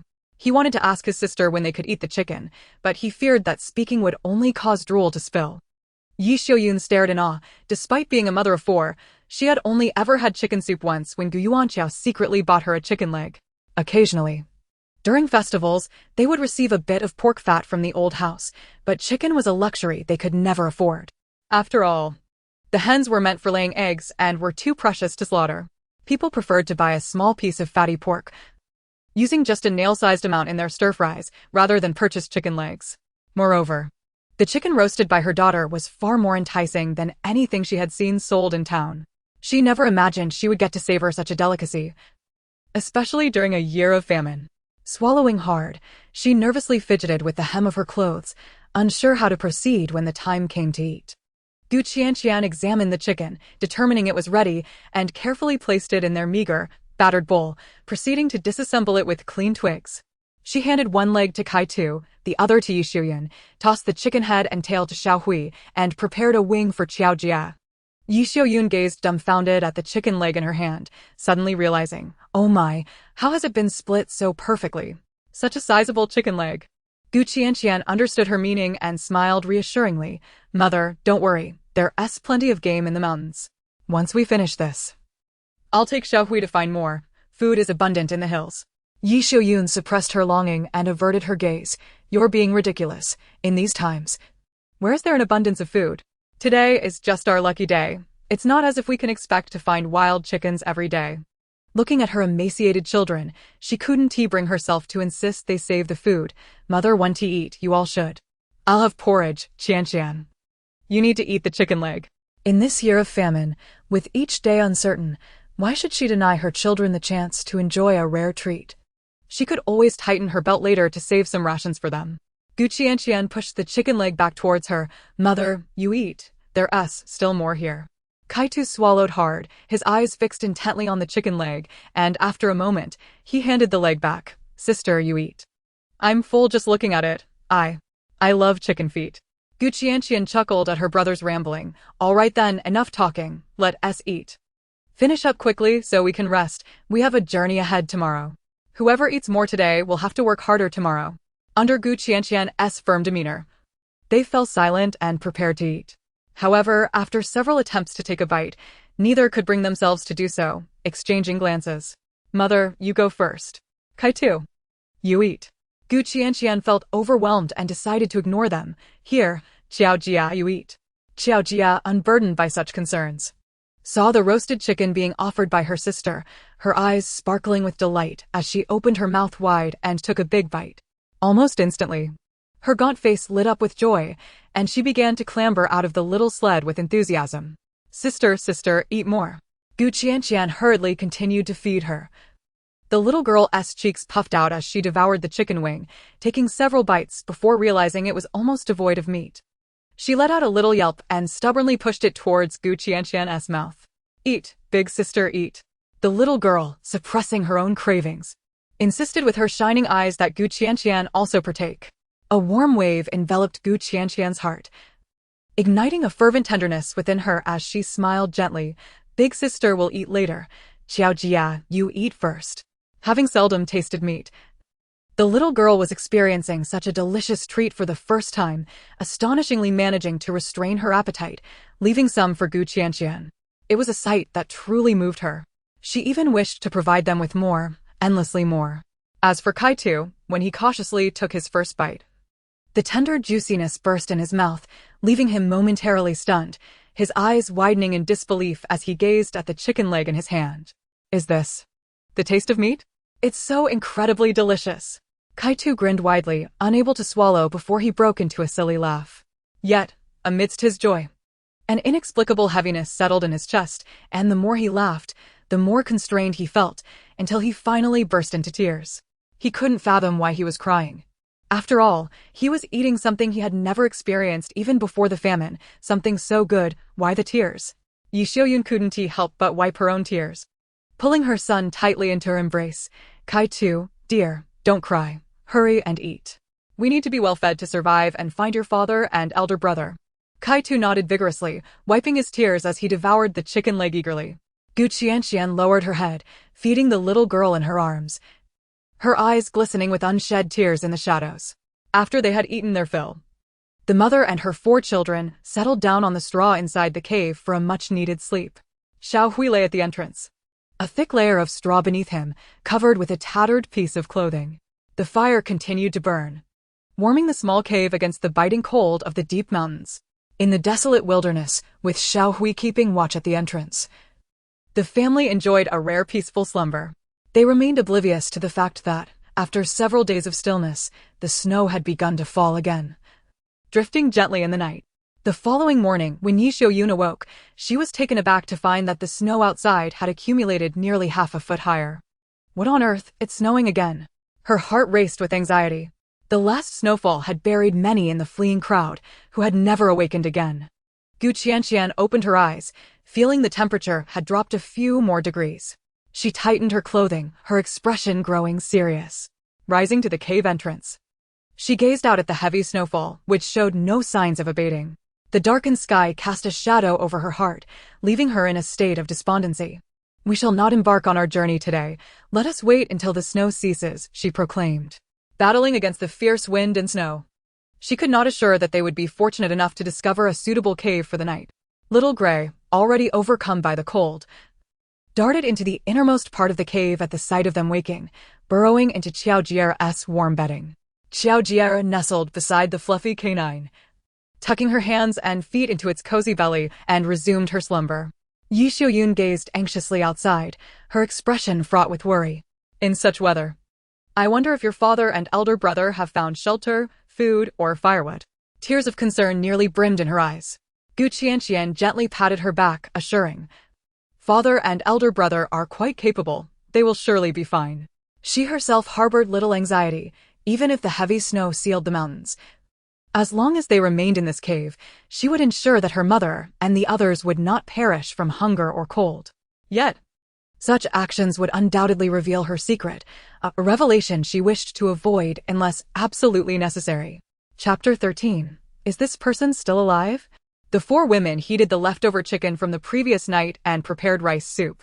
This time, Yi Xiaoyun scarcely added any rice, rendering the concoction nearly indistinguishable from plain water. The snow showed no signs of abating and their provisions were dwindling. She dared not add more. After the meal, Qianqian instructed her mother and the others to remain inside the cave, stating she would take Little Gray for a brief exploration and return promptly. Once outside, Little Gray gazed up at the falling snow, seemingly grasping the situation, and suddenly barked, turning on its heel to dash away. Qianqian, observing the unreliable mutt, nearly cursed. Sprinting after it. Little Gray, come back. Little Gray halted, looked back at her, and upon seeing her approach, resumed its sprint. When Little Gray finally paused beside a rock face, Qianqian realized this was the spot where the young man had been yesterday, though he was nowhere to be seen now. With a kick aimed at Little Gray's rear, she scolded, You certainly have a penchant for nostalgia. Next time you run off, you might as well return to your former master. Sensing her irritation, Little Gray scampered over and nuzzled against her leg. Qianqian swatted its head away, contemplating what to bring back. They might not continue their journey soon, so it would be prudent to gather more food and dry firewood. Without dry wood to burn, they might not starve, but the cold would easily claim their lives. Fortunately, she had stored all the dry firewood left behind in the village. While the pieces she currently had were merely broken branches she had scavenged, the neatly split logs would have to wait for an opportune moment to be retrieved. This time, Qianqian directly caught a rabbit and was musing over what else she could take without seeming out of place when she heard a series of coos. Looking up, she spotted a few trees in the distance, a smile blossoming on her face as she patted Little Gray's head, saying, Be a good dog and watch the rabbit. Wait for me here. With that, she reached into the snow and felt around until her fingers brushed against two stones, then made her way towards the source of the sound. A few meters away, she paused beside a grand tree and tilted her head, soon spotting a gray bird perched on a branch. A grin spread across her face as she murmured, "Your luck has run out," shaking the stones in her hand. She was about to throw them when a sudden whoosh pierced the air.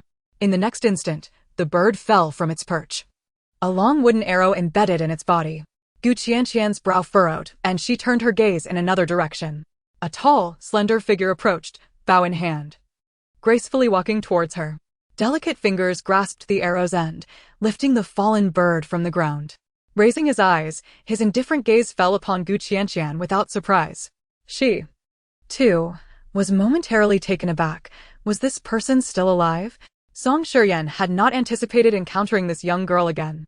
Recalling the 2 pancakes from the previous day, he stepped forward. Qianqian stared at the bird impaled on the arrow, a sizable dove, its head dangling lifelessly.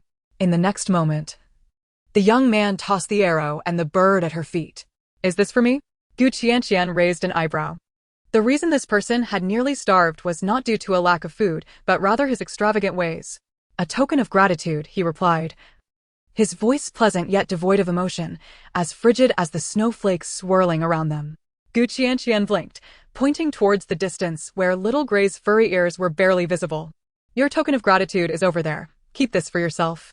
Next time you find yourself starving in the snow, you may not be fortunate enough to encounter a benevolent fairy like me." Song Shiyan's expression flickered with momentary surprise before he regarded the malnourished girl before him, who hardly seemed appealing. "The snow shows no sign of stopping. You should quickly find a cave to shelter in, lest you face starvation or freezing to death." He wondered where she had spent the night, for there were no signs of a fire at that earlier location. With that, he turned on his heel and departed. She certainly did not need to take the bird back. The rabbit, along with a pot of porridge, would suffice for their meals for a day. They could ponder their next meal later. Moreover, this person seemed peculiar. He appeared capable, given his accuracy with a bow, yet just yesterday, he had nearly met his demise in these mountains. Watching the girl walk away without a backward glance, Song Shiyan pursed his lips, picked up the dove from the ground, and turned in the opposite direction. Yesterday, he had gone down the mountain and had not seen the village.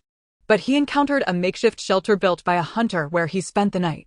He had crafted a rudimentary bow and arrow from materials he found nearby. With the heavy snowfall last night, he awoke to find the shelter barely standing. With the continued snowfall, it was no longer habitable, prompting him to ascend the mountain once more.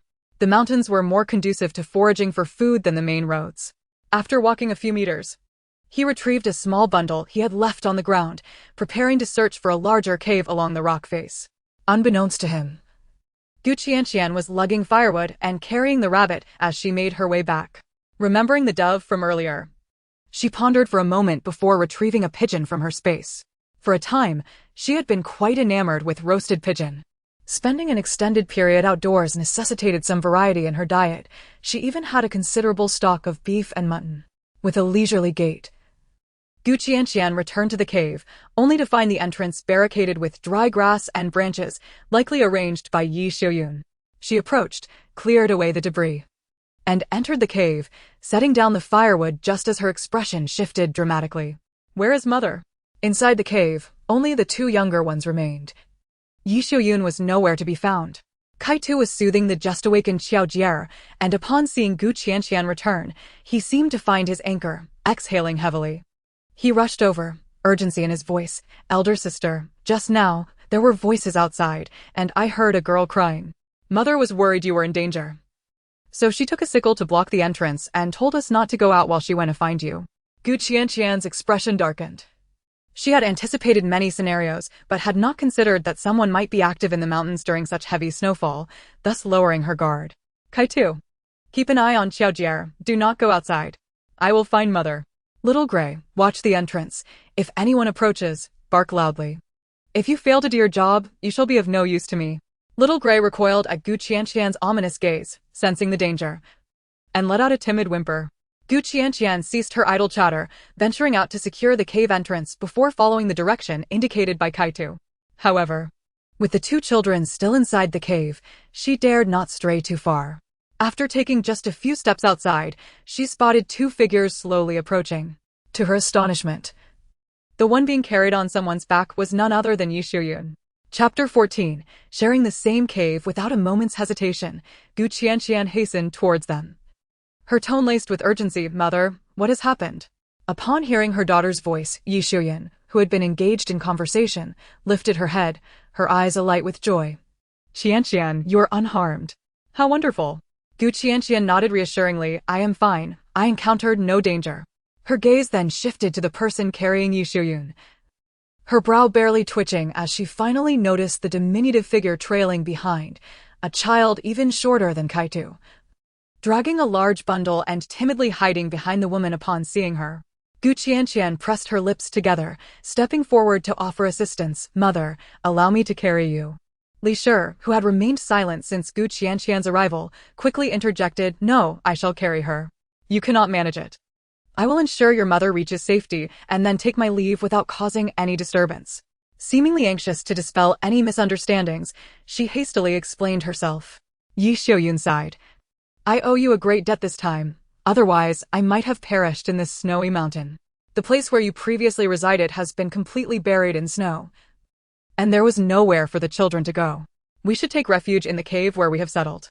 Li Shi remained silent, her demeanor somewhat awkward as she glanced at Qianqian. Unaware of the full extent of events that had transpired, Qianqian surmised that this woman had rescued her mother, and she could never repay kindness with malice. Upon returning to the cave and witnessing Yi Xiuyun's injuries, both Kaitu and Xiaojie were alarmed, repeatedly calling for their mother. Qianqian knelt to examine Yi Xiuyun's wounds, relieved to find no broken bones, only a severely sprained ankle. She breathed a sigh of relief and procured two sturdy branches, binding them with rope for support. From Yi Xiuyun's account, she learned the sequence of events. Shortly after Qianqian had left, Yi Xiuyun had faintly heard the voices of several men from a distance and the faint cries of a girl. Her first thought was of Qianqian, causing her face to pale with fear. Armed with a sickle, she ventured out to investigate. Upon realizing the figures were not Qianqian, she felt a wave of relief but did not wish to be discovered by the group. She attempted to sneak away but inadvertently stepped into a pit. Fortunately, Li Shi had found her and managed to pull her to safety. Indeed, there were people nearby, including several women. Earlier that morning, both she and Yujia had heard the commotion, but they had chosen to hide, fearing for their safety as the group had continued on without stopping. Qianqian frowned slightly, surprised that anyone would brave the snow, yet it seemed irrelevant to their situation. "Mother, let us wait until the snow ceases.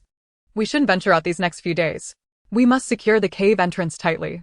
This cave was nestled in a secluded corner, easily overlooked if one did not search carefully. Turning her attention to the somewhat uneasy Li Shi, who fidgeted with her clothing, Qianqian sighed inwardly, realizing they would ultimately have to coexist. Yi Xiuyun tugged at her sleeve and whispered, "Qianqian, it is not easy for Li Shi to manage alone with such a small child, especially with the heavy snowfall. We have ample space in this cave, perhaps."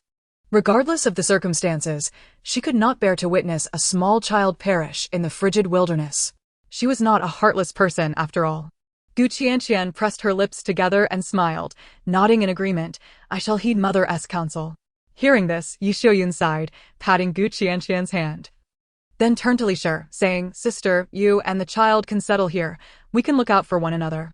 Li Shi, upon hearing this, immediately responded with enthusiasm.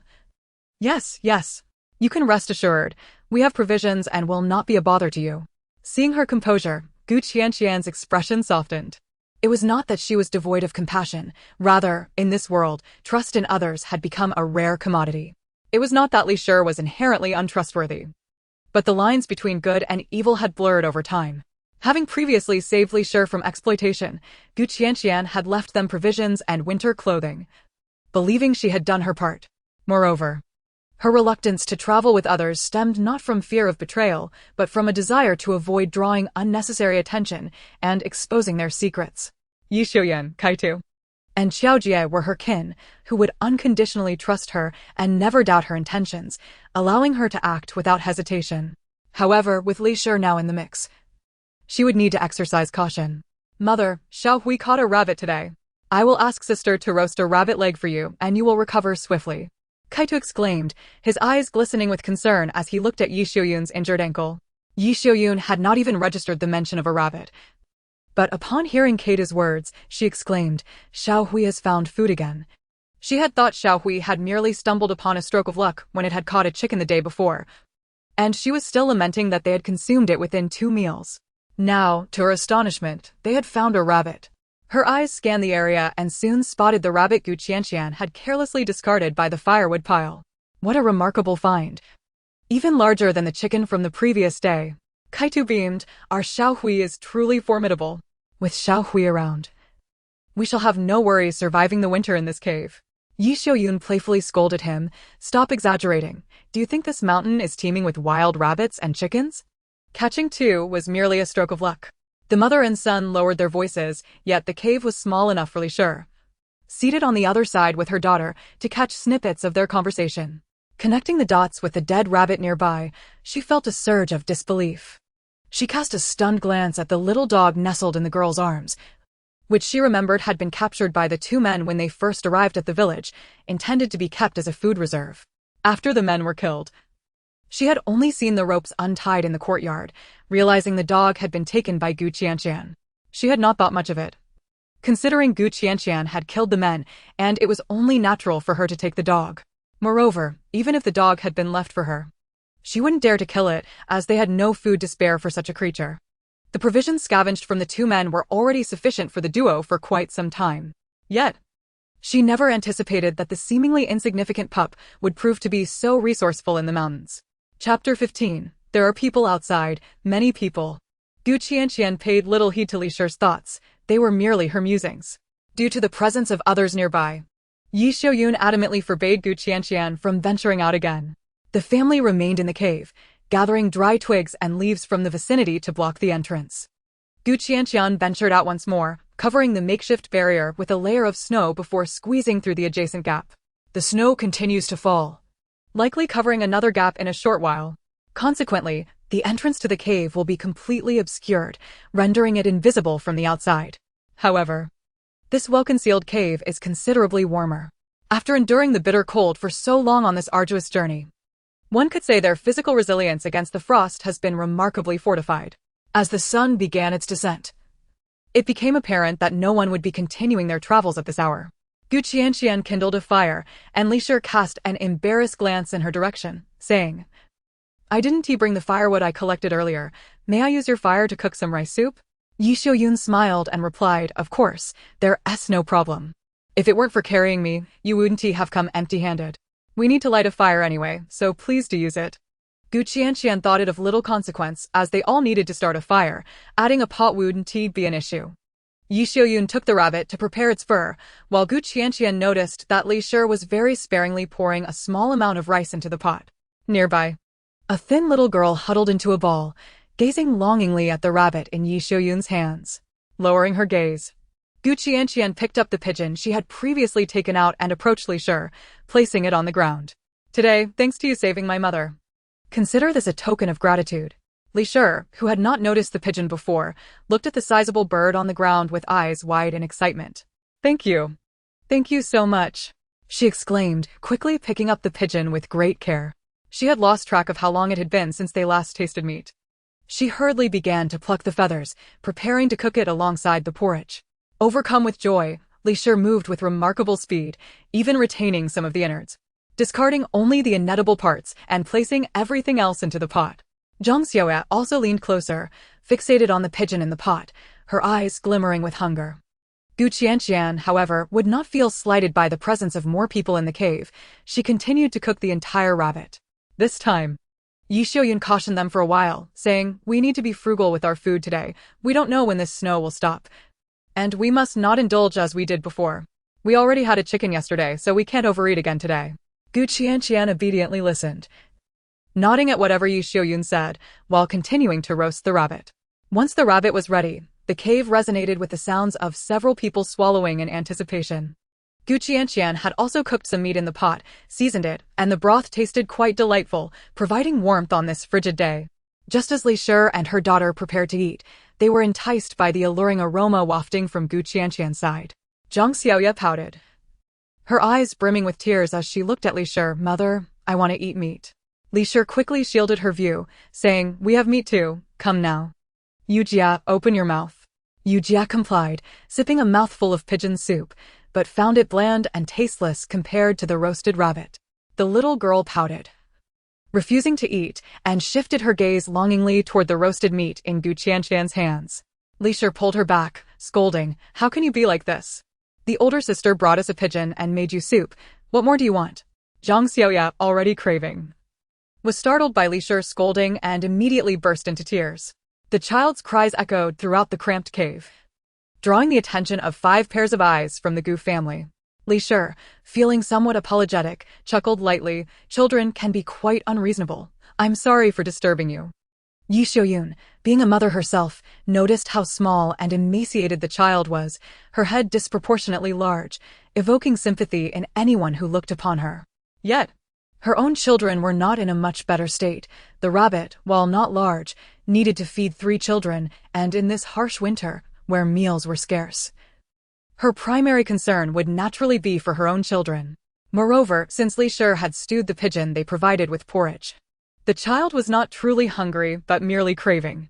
Nevertheless, given that they had saved her life today, it was not right for her to be overly indifferent.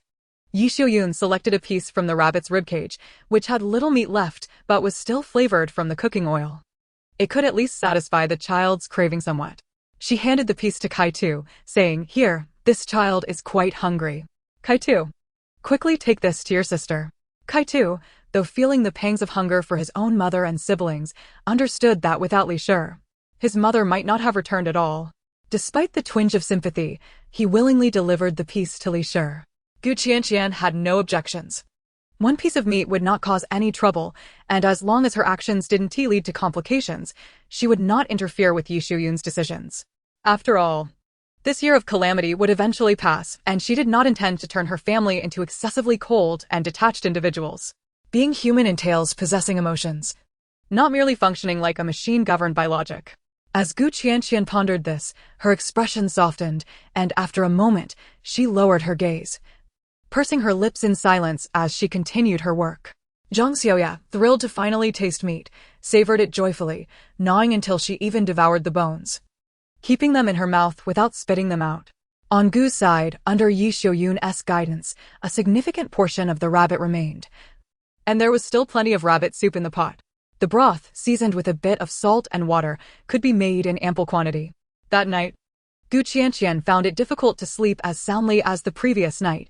Despite the presence of Xiao Hui, she could not fully relax with strangers so close by. In the early hours, as Yi Xiuyun awoke, Qianqian finally sank into a deep slumber, replenishing her strength. Uncertain of how long she had slept, she was suddenly jolted awake by someone shaking her. Opening her eyes, she saw Yi Xiuyun looking at her with a hint of anxiety, her voice a hushed whisper. "Qianqian." "Outside, it seems there are people, many people." These words caused Qianqian's heart to race, the remnants of sleep vanishing instantly. She swiftly sat up, moving quietly to the cave's entrance to listen intently. Inside the cave, everyone held their breath, not daring to make a sound, fearful of encountering any malicious individuals in this remote wilderness. If such a situation arose, their group, composed solely of women and children, would truly be left without a path to safety. Straining to discern the sounds outside, Qianqian's furrowed brows eased slightly as she turned to the others, stating, "I will go out to take a look." Yi Xiuyun gasped in alarm. "No, Qianqian, we don't know who is outside. We should just wait for them to leave." Qianqian offered her a reassuring smile. "Don't worry, I'll sneak over, and if something seems amiss, I will return immediately."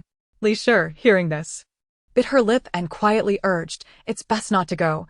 If they discover you, they might follow you back, and then we would be in danger." Upon finishing her words, she looked towards Yi Xiuyun, offering a wry smile as she added, "What my sister doesn't know is that Yu Jia and I have encountered 2 villains before. Had we not been lucky enough to escape, we would likely be nothing but bones by now." Hearing this, Yi Xiuyun was visibly frightened and adamantly refused to let her daughter go out. Qianqian regarded Li Shi with an indifferent gaze, leaving her momentarily at a loss as she lowered her head. Li Shi did not intend to meddle in others' affairs, rather, she feared for their safety, uncertain whether they would be as fortunate if discovered. Gu Qianqian's tone turned icy. If you are so afraid of being implicated by me, then perhaps you should quickly gather your belongings and take the child away. With that, she pushed aside the dry branches and leaves at the cave's entrance and stepped outside. Chapter 16. News of Gu father and Gu brother. The snow had fallen continuously for 2 nights, and now the thickness of the accumulated snow had considerably deepened. In the distance, the scattered disaster victims formed small groups, comprising men, women, and children, huddled together as families to take a moment of respite. Gu Qianqian observed the scene from afar, finding it aligned with her conjectures. Amidst the cacophony, she had heard the voices of women, elderly individuals, and even children, conversing with a natural ease that suggested they were not oppressed captives, prompting her curiosity to investigate further. The presence of so many women and children within the group indicated that the individuals were not entirely malevolent, even if there were those with ill intentions. It was evident that a leader capable of maintaining order was present among them. From the moment she had noticed travelers on the mountain yesterday to the sight of this larger group today, it became clear that despite the inherent dangers of the mountains, many chose to traverse these perilous paths. Gu Qianqian lowered her gaze, leaning against a tree, deep in thought. This group did not appear to be comprised of particularly wicked individuals, however. She knew that future encounters could yield different outcomes. At this juncture, she was not naive enough to believe that the number of good-hearted individuals would outweigh the malevolent. While she was lost in contemplation, a sudden, deep voice called out sharply, "Who goes there?" The abruptness of the command silenced the previously boisterous crowd instantly. Gu Qianqian was momentarily taken aback. Although she had not made any deliberate noise, she was surprised to find herself discovered. She stepped out from behind the tree. The girl, no more than 12 or 13, was clad in thin, tattered winter garments, small and frail, presenting no immediate threat. Yet the middle-aged man who had spoken earlier scrutinized her intently, stepping closer as he coldly inquired, "What are you doing lurking there?" At that moment, Gu Qianqian had not yet decided whether to confront this group, but the decision was made for her. She blinked timidly, gazing innocently at the man before her. Her voice sweet and clear, "I was here overnight because of the snow and came to see what was happening after hearing voices." "And where are your guardians?"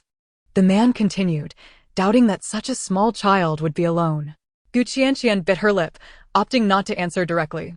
Instead, she countered with a question. "Are you all leaving soon?" Her wary demeanor seemed to ease the man's expression somewhat, leading him to believe she was simply frightened. A hint of a smile crossed his face as he attempted to appear less intimidating. "We will rest here a moment before continuing. The snowfall is too heavy for safe travel." Gu Qianqian nodded, feigning a lack of suspicion, flashing a bright smile that portrayed her as a naive child, and took a few steps closer. "Uncle, the snow just stopped this morning, didn't it? Were you traveling through the storm?" she asked innocently. The man, seeing her youth and recognizing their imminent departure, found no reason to withhold information. "With so many of us, it's difficult to find a proper place to shelter in the snow. It's better to press on and leave this treacherous area." Gu Qianqian assessed the group, estimating around 30 individuals, which seemed to form a band distinct from the earlier crowd on the main road, all fleeing toward the same destination. While they lacked provisions and faced hardships, the expressions of the women and children did not bear the same numbness she had observed in others. They seemed more alive, despite their struggles. "Uncle, I heard there were many people passing through yesterday. Is it common for so many to travel through the mountains?" As she gazed up at the man, his wariness began to dissipate. "Indeed, not many venture this way. The mountains are fraught with peril, and one misstep can lead to death in these depths." Gu Qianqian blinked, her eyes filled with curiosity. The man, no longer in a hurry to leave, enjoyed the conversation with the little girl. Although the mountains harbored dangers, they also offered greater chances of finding food. He recounted the recent avalanche on Manta Mountain, where many who sought food were trapped and unable to descend, leading numerous others to choose to continue their journeys through the mountains. The man shared much with her, perhaps out of concern for her youth, hoping to provide her with information that she could relay to her guardians, urging them to remain cautious. Gu Qianqian, however, had gleaned a vital piece of information: Manta Mountain, an avalanche? Her memory stirred as she recalled that her father and elder brother had entered that very mountain. Was it the avalanche that had kept them from returning? Realizing that while few traveled through the mountains, the risks were still significant, she pondered these thoughts for a moment before smiling at the man. "I understand now, uncle. I must return. With that, she turned and dashed away. At that moment, another man approached. Wei Lauda, what were you discussing with that little girl? The man referred to as Wei Lauda chuckled, just a bit of idle chatter. It's not easy for anyone these days, so I thought I'd offer a few words of caution. The other man nodded in agreement indeed. There are many ruthless refugees in these mountains. A reminder could be useful, lest that child and her family encounter trouble. Wei Lauda remained silent in these times. Merely looking after oneself was a feat, and offering advice was a generous act. Upon returning to the cave, Qianqian found Yi Xiaoyun anxiously awaiting her. Unable to sit still. Had her foot not been injured, she would have rushed out to search for her. When she saw Qianqian return, everyone breathed a sigh of relief. Qianqian, did you encounter any danger? Yi Xiaoyun exclaimed, pulling her close, visibly shaken.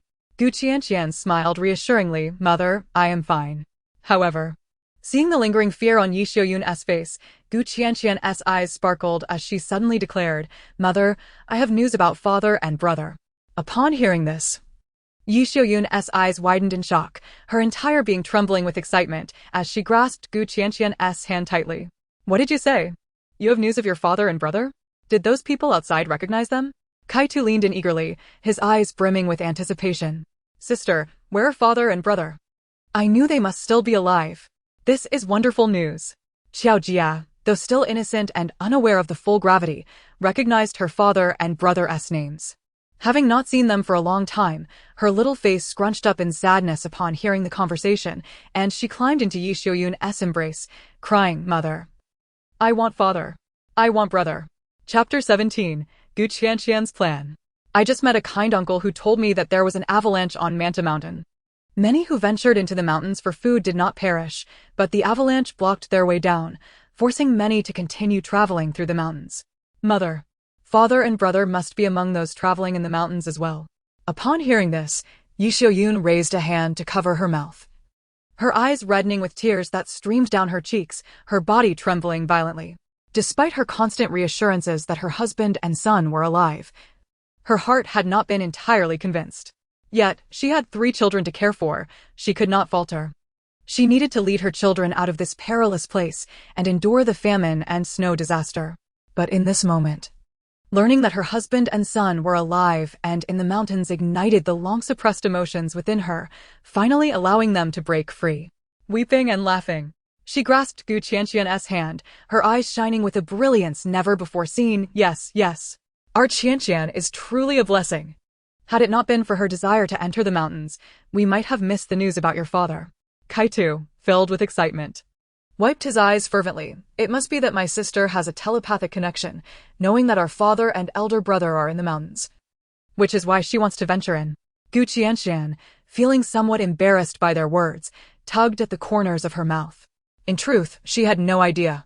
She had not even considered searching for those 2 unfamiliar individuals from the main branch. However, witnessing the sheer joy and excitement radiating from the mother and her 3 children, a smile involuntarily crept onto Qianqian's lips. Well, perhaps it was worth a search after all. On the other side, Li Shi, overhearing the conversation among the 4, couldn't help but cast a lingering glance before retracting her gaze, remaining silent. Observing that Yi Xiaoyun's mood had stabilized somewhat, Qianqian looked at her foot, which had improved considerably, hesitating for a moment before lifting her head to speak. Mother, shall we set off today? Yi Xiaoyun was momentarily taken aback. She, too, did not wish to delay their journey, but she feared her condition might hinder them. Why the urgency?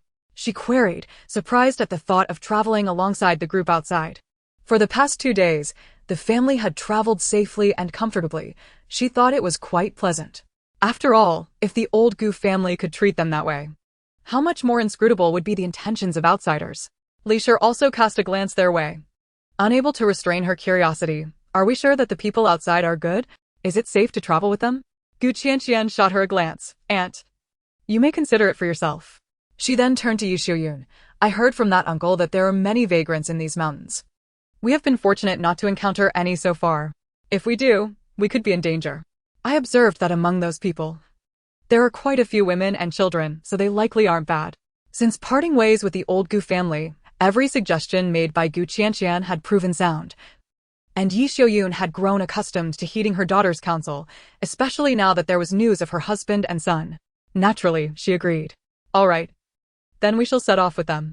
Meanwhile, seeing the situation unfold, Li Shi quickly chimed in with a smile. If that's the case, let us hurry and pack up. Sister Gu, I'll carry you soon. Kaitu, with a determined little stance, began busily gathering their belongings, while Gu Qianqian contemplated the little snow cart of Qiaojia, formulating a plan. Once the group was prepared, they stepped out of the cave amid Li Shi's astonished gaze, ready to embark on their journey. On the other side, Wei Laoda glanced at the time, noting that the sun had risen and it was now the warmest part of the day. He prepared to have everyone pack up and set off quickly. As he spoke, he spotted a few individuals descending from the hillside. A fleeting glint of coldness flashed in his eyes, but upon recognizing that they were all women and children, his stern expression softened. Leading the group was a young girl tugging on a hemp rope, the very same girl who had spoken with him moments ago. Following her was a young woman, trailed by two small children, one boy and one girl. Further back, Wei Laoda stared, bewildered by a peculiar contraption that resembled a cart, though not quite. It was a compact object upon which a woman sat, cradling a little girl, with a large bundle resting on her lap. Gu Qianqian, bearing the rope on her shoulder, felt the weight of approximately 100 pounds, finding it manageable to pull. Noticing Wei Laoda's astonishment, she smiled and said, "Uncle, we are also headed that way. Do you mind if we follow behind?" Wei Laoda regarded their group and nodded with an understanding smile, saying nothing further as he turned to rally his own crew. Gu Qianqian's words were not mere pleasantries. Her intention to travel with this group stemmed from what she had gleaned during her conversation with Wei Laoda. She understood that many travelers were currently traversing the mountains, as evidenced by the group they had encountered yesterday and those following Wei Laoda. There would likely be many more ahead, since encountering fellow travelers was unavoidable. It made sense to travel with a group that appeared less threatening. Moreover, the mountainous terrain was extensive and profound. If the destination was the relatively nearby Wancheng Prefecture, one could simply follow a path along the edge where the mountains overlooked the valley. However, Gu Qianqian did not intend to go to Wancheng Prefecture. Wei Laoda's objective was the more distant Jingfeng Prefecture, which lay beyond Wancheng, and he indicated that taking the main road would require a journey of 1 to 2 months. Yet, if they traversed through the mountains, they could significantly reduce their travel time. Furthermore, the original owner of this body was just a village girl, unfamiliar with the paths leading to the town, and apart from Wancheng Prefecture, she had scarcely heard of other places in the Great Qi Kingdom. Since she did not plan to go to Wancheng, she naturally intended to head elsewhere.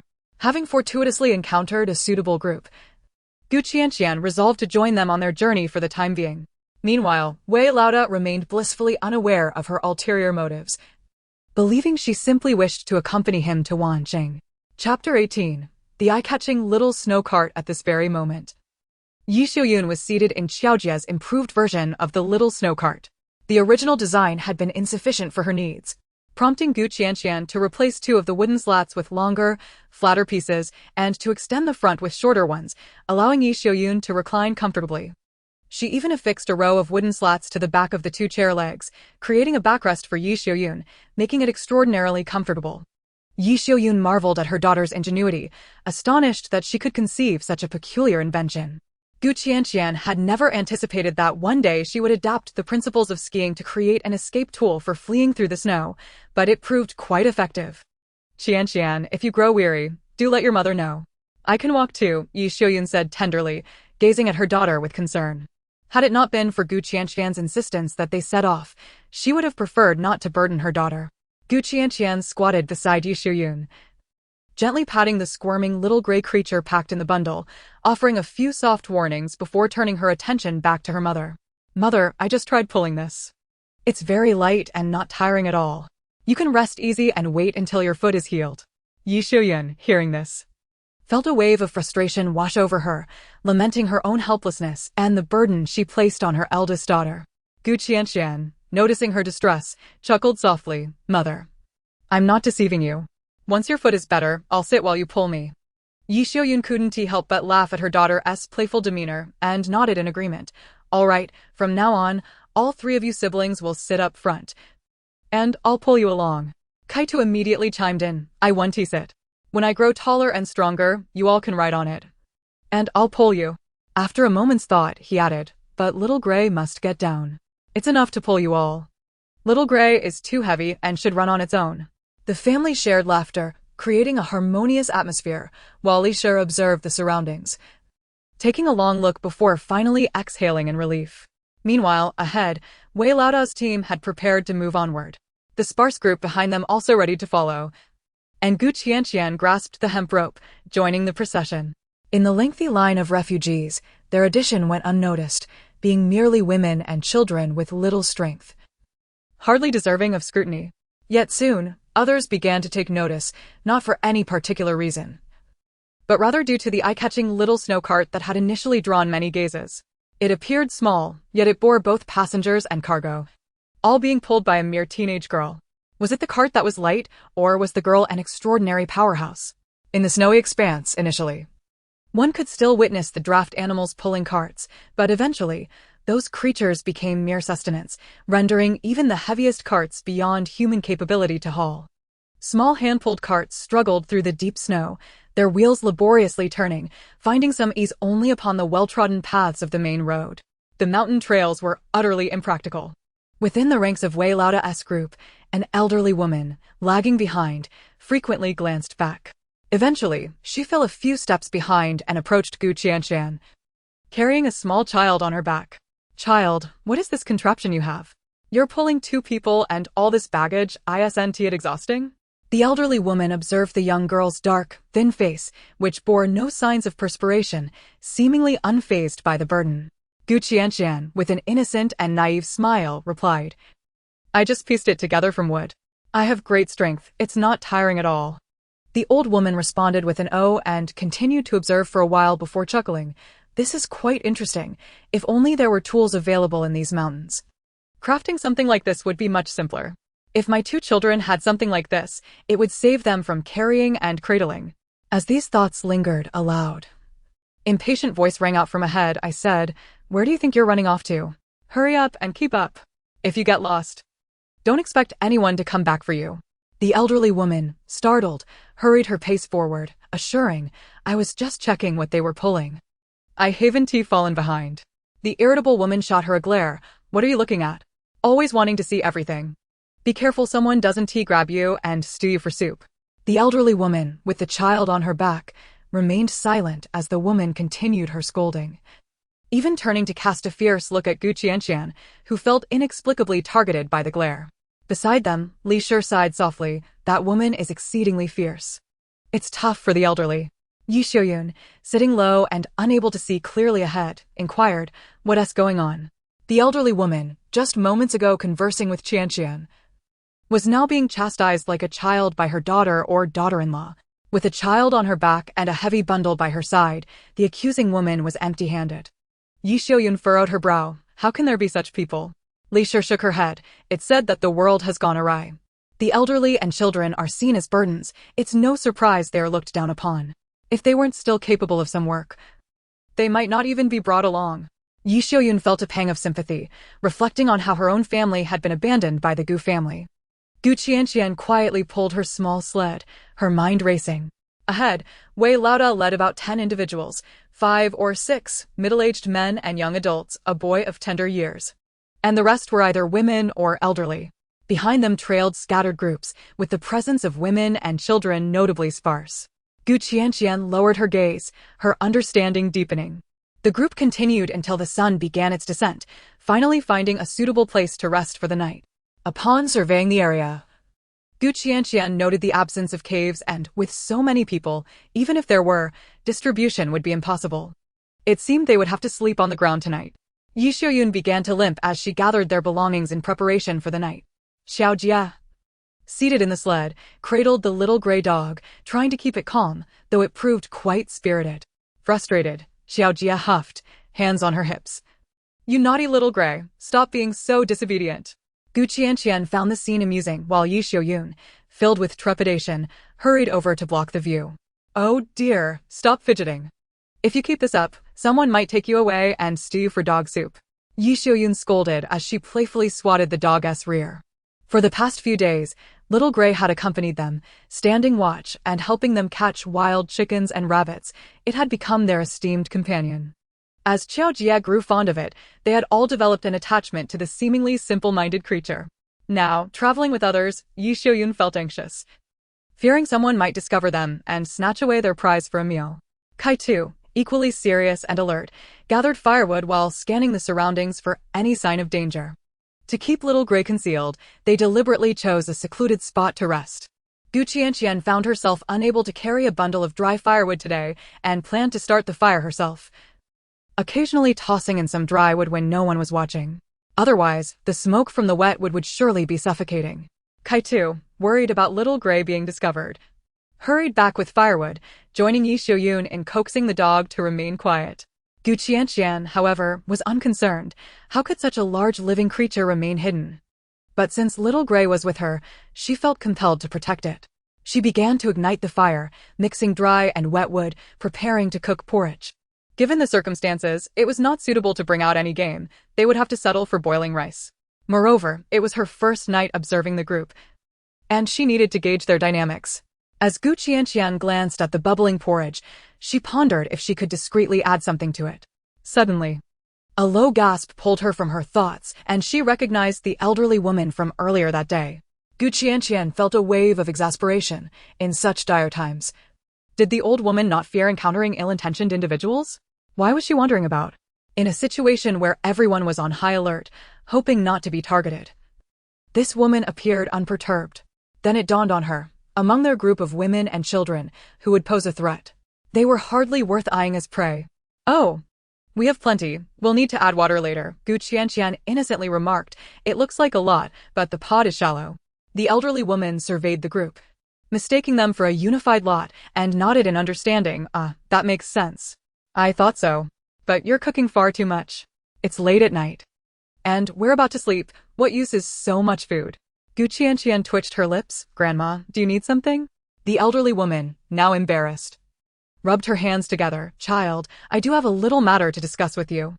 She glanced around, then sidled closer, pulling from her pocket a small, hand-sized item wrapped in cloth. Child, could I trade you this cake for some rice? We've run out of rice, and my daughter-in-law wishes for something warm to eat. I thought if you have some extra, could we swap? This mixed grain cake, although it contains quite a bit of wild vegetables, is indeed filling." The elderly woman fervently extolled the virtues of her cake. Qianqian glanced toward a woman nearby, lounging by the fire with her belongings, doing nothing.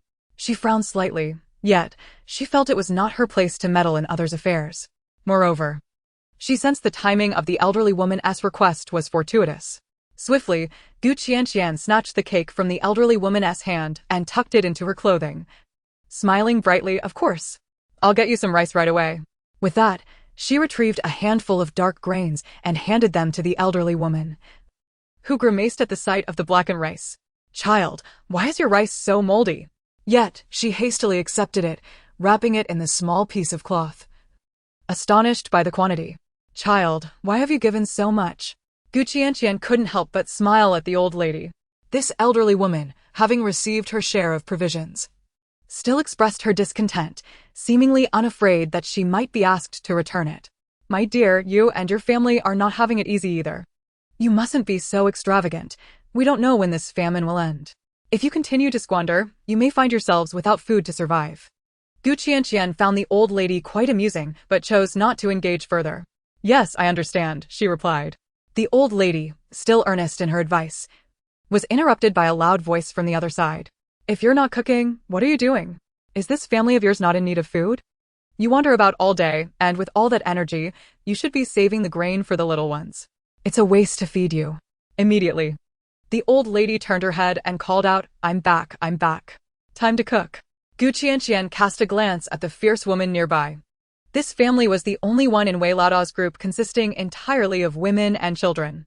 The mother-in-law and daughter-in-law were accompanied by 2 children, a boy around 4 or 5 years old and another little boy, about the same age as Qiaojia, being carried on the old lady's back. Qianqian returned her gaze to the pot, continuing to cook the porridge.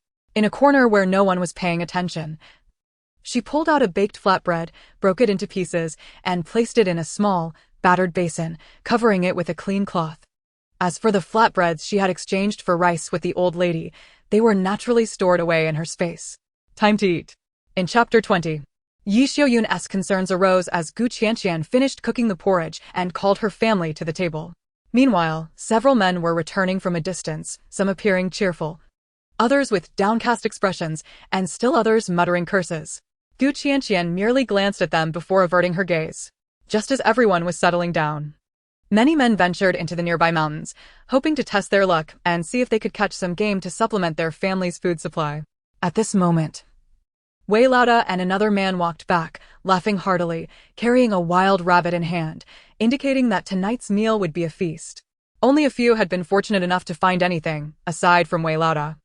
Another man from the group had managed to catch a large rat and was equally pleased with his bounty. Kaitu sighed, retracting his head, murmuring softly, when traveling with others, "Little Gray can't come out, and he can't showcase his prowess. We want to be able to eat meat." Kaitu was not lamenting his own lack of meat, but rather worried that his mother and older sister needed meat to maintain their health and withstand the cold. Gu Qianqian smiled and then took out a small, battered basin, lifting the cloth covering it. "No meat, but there are flatbreads. Will you eat?" Kaitu's eyes widened at the sight of the fragrant flatbreads. "Sister, where did these flatbreads come from?" Yi Xiaoyun was equally astonished. The flatbreads looked fresh and were made purely from flour, devoid of any wild vegetables or tree bark, appearing quite pristine. For a moment, she was taken aback. "Qianqian, where did these flatbreads come from?" Yi Xiaoyun whispered, hastily pulling the cloth back over them, fearing they might be seen. Gu Qianqian understood their caution and replied softly, "Mother, that old lady just traded with me for some rice. Her daughter-in-law wanted something warm to eat, so she exchanged flatbreads for a bit of rice." Yi Xiaoyun's eyes nearly bulged with disbelief as she leaned toward the edge of the tent to peek in that direction, exclaiming, "That Wei Lauda and his group are quite resourceful. Who knew there were such fine provisions?" After a brief pause, her expression turned grave as she continued, "But even if they have grain, being so wasteful is unthinkable. To trade so many fine white flatbreads for our moldy old rice. Eating too many of these dry flatbreads might make one yearn for a change of flavor, perhaps a warm bowl of porridge." Gu Qianqian dismissed her concerns. In this day and age, simply being able to eat is a blessing. Who still frets over the taste? Yi Xiaoyun had a rough estimate of how much rice they had, realizing how much rice was needed to exchange for such a quantity of flatbreads. She pondered whether the rice soup they had been consuming was too thick. No, she needed to keep a close watch on her eldest daughter. With Little Gray unable to hunt, they could not afford to squander their provisions recklessly. "Qianqian, tomorrow, please hand the rice bag to me. I will come to cook." She needed to assess and arrange for their remaining supplies. In hindsight, she regretted allowing the children to consume so much food so recklessly just days prior. What would happen when they ran out? There were no wild vegetables or weeds to be found in these mountains. Yi Xiaoyun's anxiety visibly heightened. Initially, she had only contemplated whether they could find a way out of the mountains, wondering why she had subjected her children to such hardship. But now, knowing that her husband and eldest son might be just ahead, they had to find a way out of these mountains. They needed to forge ahead to reunite with them. "Mother, do not worry. I am aware of what I am doing," Gu Qianqian reassured her. It was a jest to think she would give the rice bag to her mother. How would she refill it then? In Chapter 21, a scuffle broke out. The family of four hastily finished their meal, with Yi Xiaoyun strictly forbidding them from overeating the flatbreads as the leftover rice soup was cumbersome to carry, ensuring that the children finished all their portions. As they found a suitable spot, Gu Qianqian instructed Kaidu to gather several long sticks while she secured them in the ground, surrounding their area with torn cloth to shield them from prying eyes and the wind.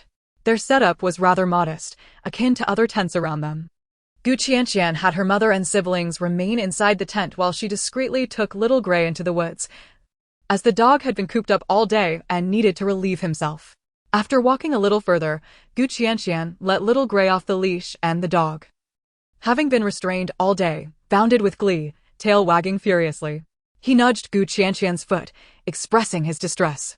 "Quickly, go do your business. I'll have something tasty for you soon," Gu Qianqian comforted him, gently patting his head, recognizing the poor creature's plight. Little Gray dashed off and, before long, returned to Gu Qianqian's side, looking up at her with pleading eyes, tongue lolling out. Gu Qianqian retrieved a piece of jerky from behind her and offered it to him. As soon as Little Gray caught the scent of meat, he eagerly snapped it up and devoured it. Gu Qianqian fed Little Gray generously until he was content, playing with the little fellow for a while before they returned to the camp. As they approached the edge of the encampment, they heard a tumult of cries and chaos not far away. Qianqian looked over to see the family of the man who had caught a rat earlier. At this moment, their pot was overturned on the fire, scattering bits of meat across the dirt. 2 men were grappling with each other, while 2 women were tearing at one another, and a young boy was also throwing punches at one of the women, clearly following his mother's lead. Heavens! Someone else going to get killed. Is it not enough to rob us of our belongings, but now they resort to violence? Is there no reason left? The woman being beaten cried out in despair, clutching her head. The other woman, her teeth gritted in anger, retorted with a fierce glare, "What nonsense! It was my husband who spotted it first. You picked up the scraps and now want it all for yourself? Have you no shame?" Nearby, a tiny girl watched in horror as her parents fought, crying out in fright, paralyzed with fear. Just moments ago, the older boy had warned her that if she dared to approach, she would be struck as well. The boy continued to pummel the woman, shouting, "You're stealing from us. Are you tired of living?" The man on the other side watched helplessly as his wife was beaten and his daughter cried inconsolably, her eyes red with rage but unable to break free from the man before him. A deep, choked voice emerged from his throat as he struggled against the imposing figure. "Old Wu, speak to me with some integrity. That rat was seen and captured by me. What relation does it have to your family?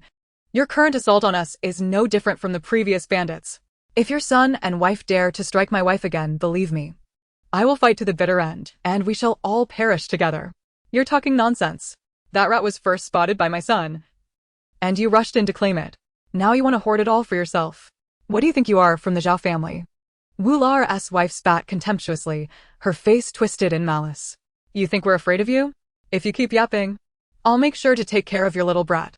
The woman pinned to the ground, bloodied and desperate, cried out in anguish, "Sister Wu, please.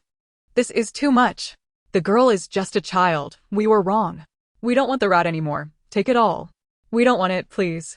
The young man shot her a fierce glare, and without restraint, he kicked her head with considerable force. "You wretched creature, only when beaten do you behave. A family of useless scum." The farce concluded with Wu Lar's family collecting the remnants of the rat from the ground, leaving the Zhao family huddled together in tears, their hearts shattered. Though Qianqian had long been mentally prepared for the cruelty of this world, the chaotic spectacle before her still darkened her expression. By the time she returned to the camp, the commotion had subsided. Holding on to Xiaohui tightly, she swiftly retreated into the shadows of the tent, her face etched with cold resolve. "Eldest sister, it's terrifying. That family beat someone so brutally over a rat. If they find out we have a little gray vegetable." Her voice trailed off, her complexion paling as she clutched Xiaohui tightly, firmly covering its mouth. "Xiaohui, you must not make a sound, or they'll take you away to be eaten." Yi Xiaoyun also witnessed the scene, her eyes reddening as her heart ached. People have become like demons. Qianqian took a deep breath, stepping out of the tent to observe Zhao Laoda cradling his wife, a large man weeping heart-wrenchingly while the woman in his arms was smeared with blood. A little girl nearby, terrified, could only cry. One could only imagine the lasting trauma inflicted upon such a young child witnessing her mother drenched in blood. Meanwhile, Wu Lar's family was merrily preparing to cook the meat, occasionally casting threatening glares at those around them. Chapter 22. The vegetable delivers bread. Qianqian's gaze remained cool, her serene face exhibiting a numbed indifference as she leaned against a nearby tree, lost in thought. "Is this your first time witnessing such an event?" a middle-aged voice inquired. Qianqian blinked and turned her head, her expression returning to that of innocent childhood as she looked at Wei Laoda. "Uncle, isn't this your team? Aren't you going to intervene?" she asked with feigned innocence. Wei Laoda glanced at the commotion, his face devoid of emotion yet emanating authority. "They are not part of my group." Upon hearing this, Qianqian's lips curled into a faint smile, remaining silent. Such occurrences were far too common. It was impossible to conclude who had stolen from whom. "They are not my people, since we travel together. My assurance that no lives will be lost is the greatest help I can offer," Wei Laoda stated. Qianqian's gaze fell upon the huddled family, her eyes dark and devoid of emotion. "That makes a certain amount of sense," she remarked with a sudden smile. Wei Laoda turned to look at the young girl beside him, feeling an indescribable sensation, sensing that she was different from ordinary children, though he could not pinpoint why. The only notable aspect was that she appeared unafraid, even smiling in the face of such horror. Uncle, if someone were to lose their life, how would you handle it? Wei Lauda assumed she was worried about the family encountering trouble. Those who follow behind are not wicked individuals. He paused, glancing at Wu Lao's family, his brow furrowing. Everyone knows their limits. There won't be any fatalities. However, Wu Lao's family certainly needs to be taught a lesson. Qianqian remained silent, turning her attention to the Zhao family. Losing their prey was unfortunate, but their belongings were intact, the only tragedy being the severely beaten woman. Qianqian recalled her past life, amidst the war-torn Middle East, where the lives of women and children were deemed the least valuable, pushed to the forefront as human bombs. The only way to stop these human explosives was to use a sniper rifle from a distance, aiming for their heads and pulling the trigger. Yet, her gun had never been aimed at them. Her hands were stained with blood, yet she had never harmed innocent children or women. Even in this equally brutal era, she rationally reminded herself that such events occurred daily. Yet, when they unfolded before her eyes, she found herself unable to remain entirely indifferent. Nonetheless, carrying her mother and younger siblings, she wished to avoid unnecessary trouble. Qianqian retracted her gaze, preparing to return when she spotted Kaitu standing in the shadow by the tent, observing the scene, seemingly there for quite some time. Afterward, the little one returned to the tent, only to emerge again shortly, standing hesitantly by the side, before cautiously making his way through the nearby thicket. Kaitu initially felt pity for the mournful cries, standing outside the tent for a long while. Upon seeing the bloodied woman, he was frightened. He then noticed a little girl kneeling beside her, grasping her mother's hand and crying hoarsely, which tugged at his heartstrings. He recalled how his mother had nearly fallen off a cliff, and if it weren't for Aunt Li's rescue, could it have been his mother, bloodied and helpless, with Qiaojia crying beside her? Just the thought tightened his chest, and he clenched his fists, vowing to grow up quickly, to become strong enough to protect his mother and elder sister. He had intended to return but saw that the frail little girl had cried herself into exhaustion, collapsing into her father's embrace, clutching her stomach, her face pale. It was evident she was exhausted from hunger. Feeling a sense of empathy, he found it increasingly difficult to watch, quietly retreating to hide and retrieve a piece of bread he had intended for Qiaojia. Looking at the small piece of bread, he remembered his family's modest means and decided to break it in half, pleased to tuck one small piece inside his clothing for Qiaojia, while the other went into his sleeve as he stealthily made his way along the dark outskirts of the group. At this moment, each family was preoccupied with their own affairs, and no one noticed the little figure of Kaitu. As he approached, he was struck by the horrifying extent of the woman's injuries, causing him to pause, nearly hesitating to continue. But remembering that he was a boy, he took a deep breath and approached. "Uncle, is she faint from hunger? Do you have any food left?" Kaitu did not produce the bread but instead inquired. The man, holding his wife and daughter, tears streaming down his face, looked at the small child who resembled his daughter and managed a bitter smile. "What food could we have left? For the past few days, we've only been drinking snowmelt and eating." The man cast a complex glance at a nearby book, now reduced to mere shreds of paper, and Kaitu's eyes widened in astonishment. Could it be that this was a book? In a humble village household, someone possessed a book. And could this object possibly be edible? Kaitu was taken aback. Zhao Lauda offered a bitter smile. "There's nothing to eat. Better to survive than to perish from hunger." Kaitu gazed at the three emaciated figures before him. Their skin stretched taut over their bones, then turned to the other side, where Wu Lao and his family appeared significantly more spirited than the typical famine-stricken families, igniting a surge of anger within him. "Uncle, please give this piece of bread, which a kind stranger just gifted me, to my sister." Without revealing that it was from his own family, he claimed it was a gift from another, and promptly pulled out a piece of bread, grimy from his hands, to feed the girl. Kaitu acted swiftly. The bread was so dark that its true nature was indiscernible. The girl, weak from hunger and dizzy, instinctively began to chew upon sensing something in her mouth. Meanwhile, Wu Lao's family, happily consuming rat meat, turned to see a small, coal-black figure shoving something into Zhao Laoda's mouth. Though the details were unclear, it was evident that it was food, and Wu Guzi's smile vanished, replaced by a fierce scowl as he strode over with heavy steps. Upon arriving, he raised his foot and kicked Kaitu, sending him tumbling to the ground. "Who do you think you are, meddling in affairs that don't concern you? Hand over what you have." The youth bellowed, taken by surprise from the sudden kick. Kaitu looked up to see a boy towering over him, and he clenched his fists, glaring back defiantly. What do you want? Wu Guzi sneered, you little brat. Are you looking for trouble? Hand over that food. Chapter 23. Having narrowly escaped death by heaven's decree, he was now to be forced his demise by another. Kaitu gripped his fists tightly, glaring back. Why should I? It's not yours. With a menacing glint in his eyes, Wu Guzi raised his hand as if to strike Kaitu across the face. Startled, Kaitu shut his eyes tightly, bracing for impact. Yet, instead of a slap, a heart-wrenching scream erupted from Wu Guzi. The anguished cry drew the attention of all nearby. There lay the arrogant Wu Guzi writhing on the ground, clutching his wrist in agony. Upon closer inspection, a small knife was embedded in the back of his hand. A delicate figure, slender and petite, strolled forward leisurely, observing the writhing Wu Guzi before stepping on his arm and bending down to extract the blade. Hearing the commotion, Wu Lao and his wife rushed over, both shocked and furious. My son! You little wretch, I'll kill you! Wu Lao cried, brandishing a sickle as he charged. Qianqian lazily lifted her eyelids, a glint of coldness flashing in her eyes as she twirled the knife in her hand, resting the blade against Wu Guzi's throat. Step closer, and I shall sever his head. Wu Lao's wife, too frightened to approach, stamped her foot in frustration.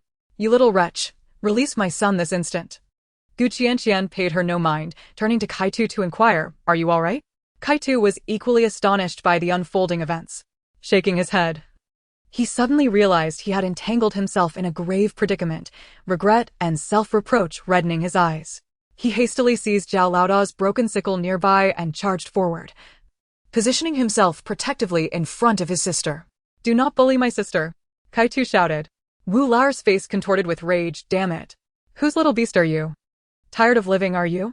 If no one else will deal with it, I'll teach you a lesson myself. At that moment, Yi Xiaoyun, alarmed by the absence of her children, entrusted Xiao Hui and Xiao Jia to Li Shi and limped over. What are you doing? I dare you to touch my sister and Kaitu. Somehow, she found a wooden stick and limped toward the fray. This scene caused Qianqian to pinch her brow in irritation. How had things escalated to this point? She looked down, casting a disdainful glance at the howling Wu Guzi, then casually grabbed a handful of dirt and stuffed it into his mouth. Scream again, and I shall cut out your tongue. With his mouth now filled with mud and faced with the girl's threat, Wu Guzi's eyes widened in fury, yet he dared not utter a sound. My son! Wu Lao's wife shrieked. You little wretch, what do you intend to do? Wei Laoda, are you not going to intervene? Wu Lao, both furious and anxious, was hesitant to act, but called out to Wei Laoda. Wei Laoda had long been aware of the commotion and was taken aback by the girl, whom he had previously perceived as a frail child, demonstrating such fierce resolve. He approached, frowning as he surveyed the crowd, quickly spotting the uniquely striking girl. Qianqian lounged atop Wu Guzi's back, her knife still poised at his throat, and upon seeing Wei Laoda, she flashed him a smile. Uncle, worry not. I shan't cause a loss of life. Wei Laoda realized she was alluding to his prior remarks about avoiding bloodshed. He turned to Wu Lao, who was already in a foul mood, and retorted, what is the matter? When you were beating others to a pulp, did you ever shout about losing lives? Now that your son bleeds a little, it's a different story? Wu Lao's face twisted in anger. That is not the same. My grievances with Zhao Laoda are personal. He stole from us, and it's only natural that I retaliate. If this brat dares to lay a hand on my brother, then it's his own fault if I stab him. Qianqian's knife slid across Wu Guzi's neck as her languid voice chimed in. She had no intention of meddling in others' affairs or defending anyone, but to touch her brother was truly courting death. Wei Laoda observed the young girl, suddenly finding her amusing. She appeared harmless, yet was clearly no pushover. It made sense, in a world where one had to care for a limping mother and younger siblings. Survival was not a simple matter. Zhao Laoda set his wife on their daughter's lap to keep her safe, then rushed to stand before Qianqian and Kaitu. Wu Lao, if you have a grudge, come at me, but do not involve others. Speak plainly, what is it you want? Do you intend to drive our family to ruin? Zhao Laoda roared, his eyes blazing crimson, veins bulging in his neck. Turning around, he seized the sickle from Kaitu's hands, shielding him as they retreated. He then raised the sickle toward Wu Lao, his fury nearly overwhelming his sanity. Is it because you think my family is easier to bully with my wife and young daughter? You deliberately target us. My wife has been beaten to a pulp, and my daughter is nearly starving. If I am to die, I will take you all with me. Driven to madness, the honest man sought mutual destruction. Qianqian frowned, and Wei Laoda's brow twitched as he swiftly stepped forward to intervene, bellowing enough. What are you doing? Your wife isn't dead. And your child is still so young. What is this madness? Zhao Laoda trembled with rage, his voice choking with emotion. If they seek to drive us to death, then let us all perish together. The man's anguished cries echoed through the night, enveloping the surroundings in a heavy silence, the atmosphere thick with despair. The sight of Zhao Laoda cornered and desperate stirred an unsettling feeling within everyone. They had endured droughts, famine, and now faced the wrath of snowstorms. It seemed as though the heavens were intent on driving them to the brink of despair. Surviving until now had been a monumental struggle, and now, to be oppressed by their own fellow villagers was a cruel twist of fate. They had not yet succumbed to the forces of nature, but now faced the threat of being annihilated by their own kind. At that moment, a collective sense of bitterness towards the natural calamities and indignation against human cruelty surged within the crowd. Wu Lar, surely your family still has some food. The Zhao family has long since run out. Just look at how malnourished those poor children are. This is utterly inhumane. Are you not driving us to our doom?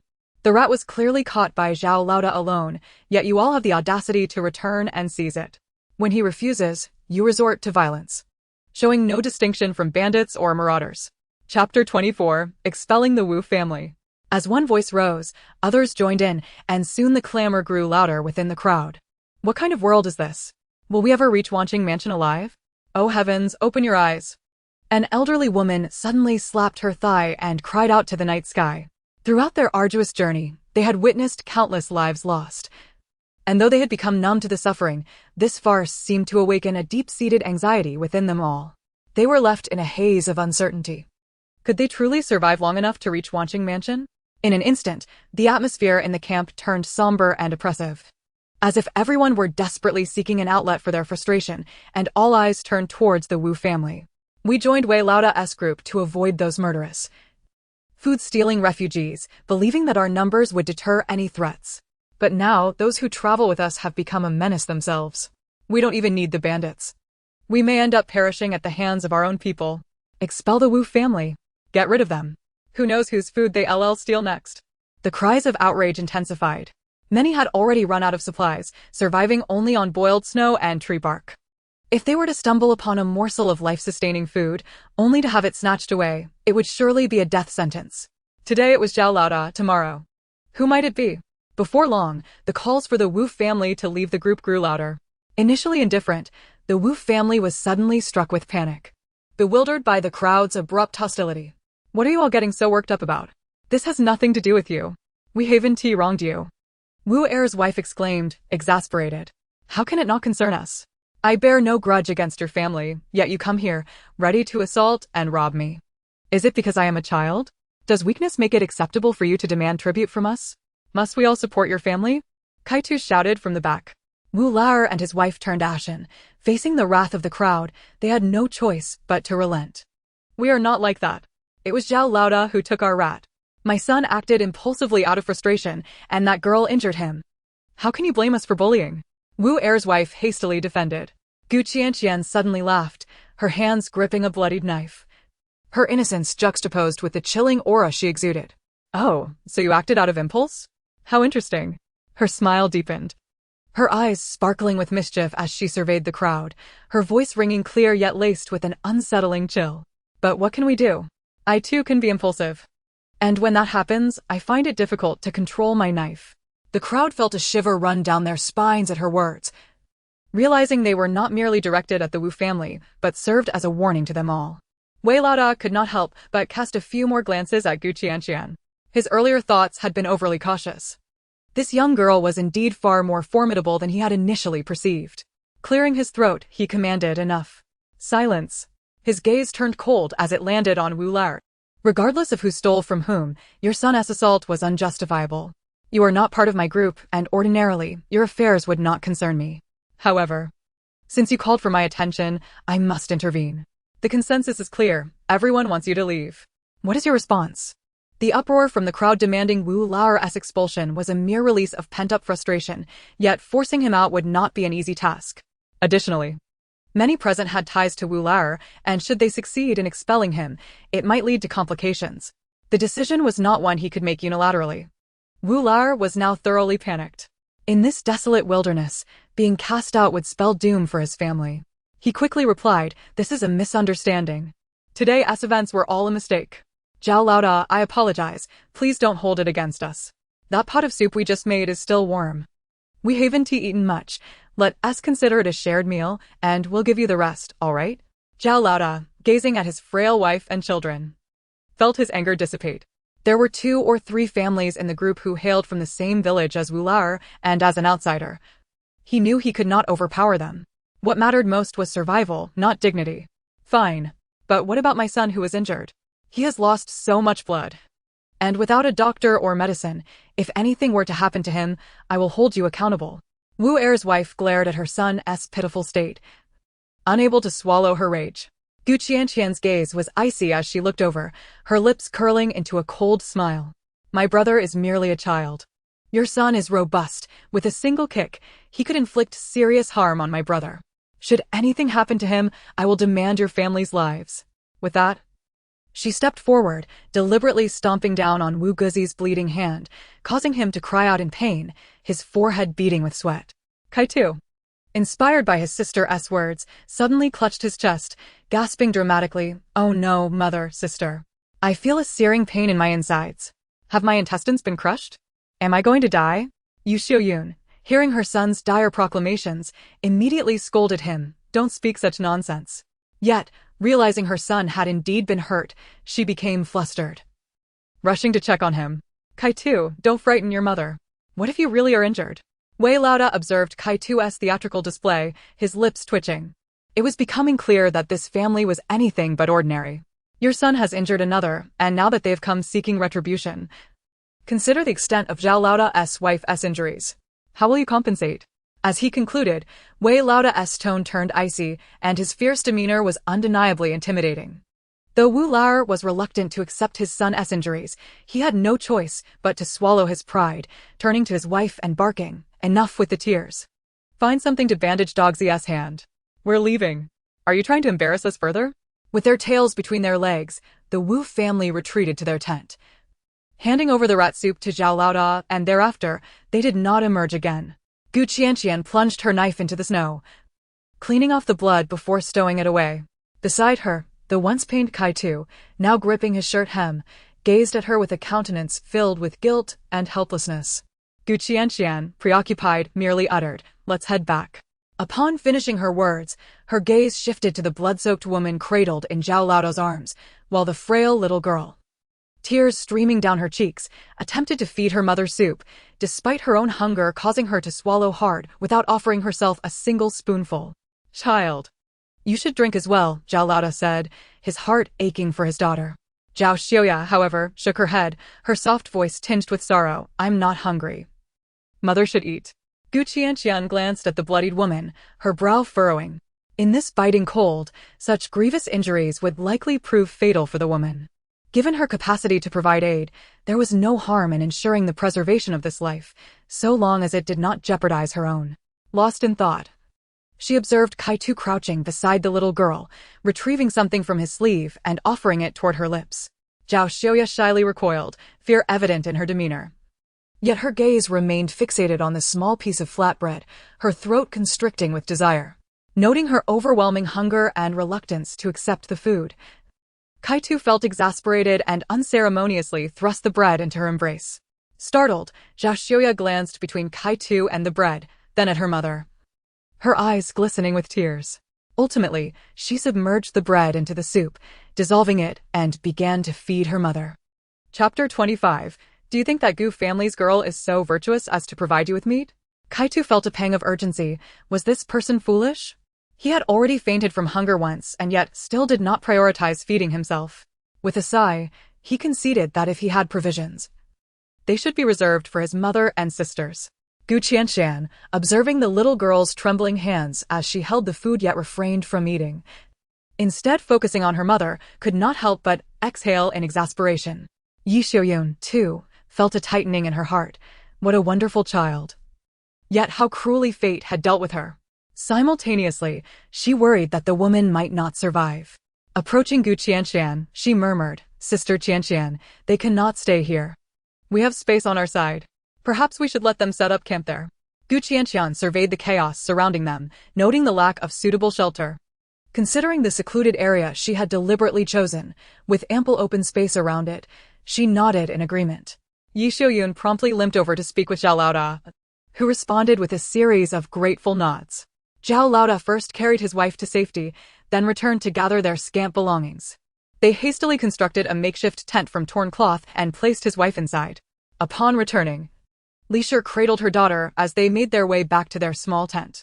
Watching the commotion from a distance, her expression soured. "Mother, what is the matter?" Zhang Xiaoye inquired, noticing her mother's stern visage.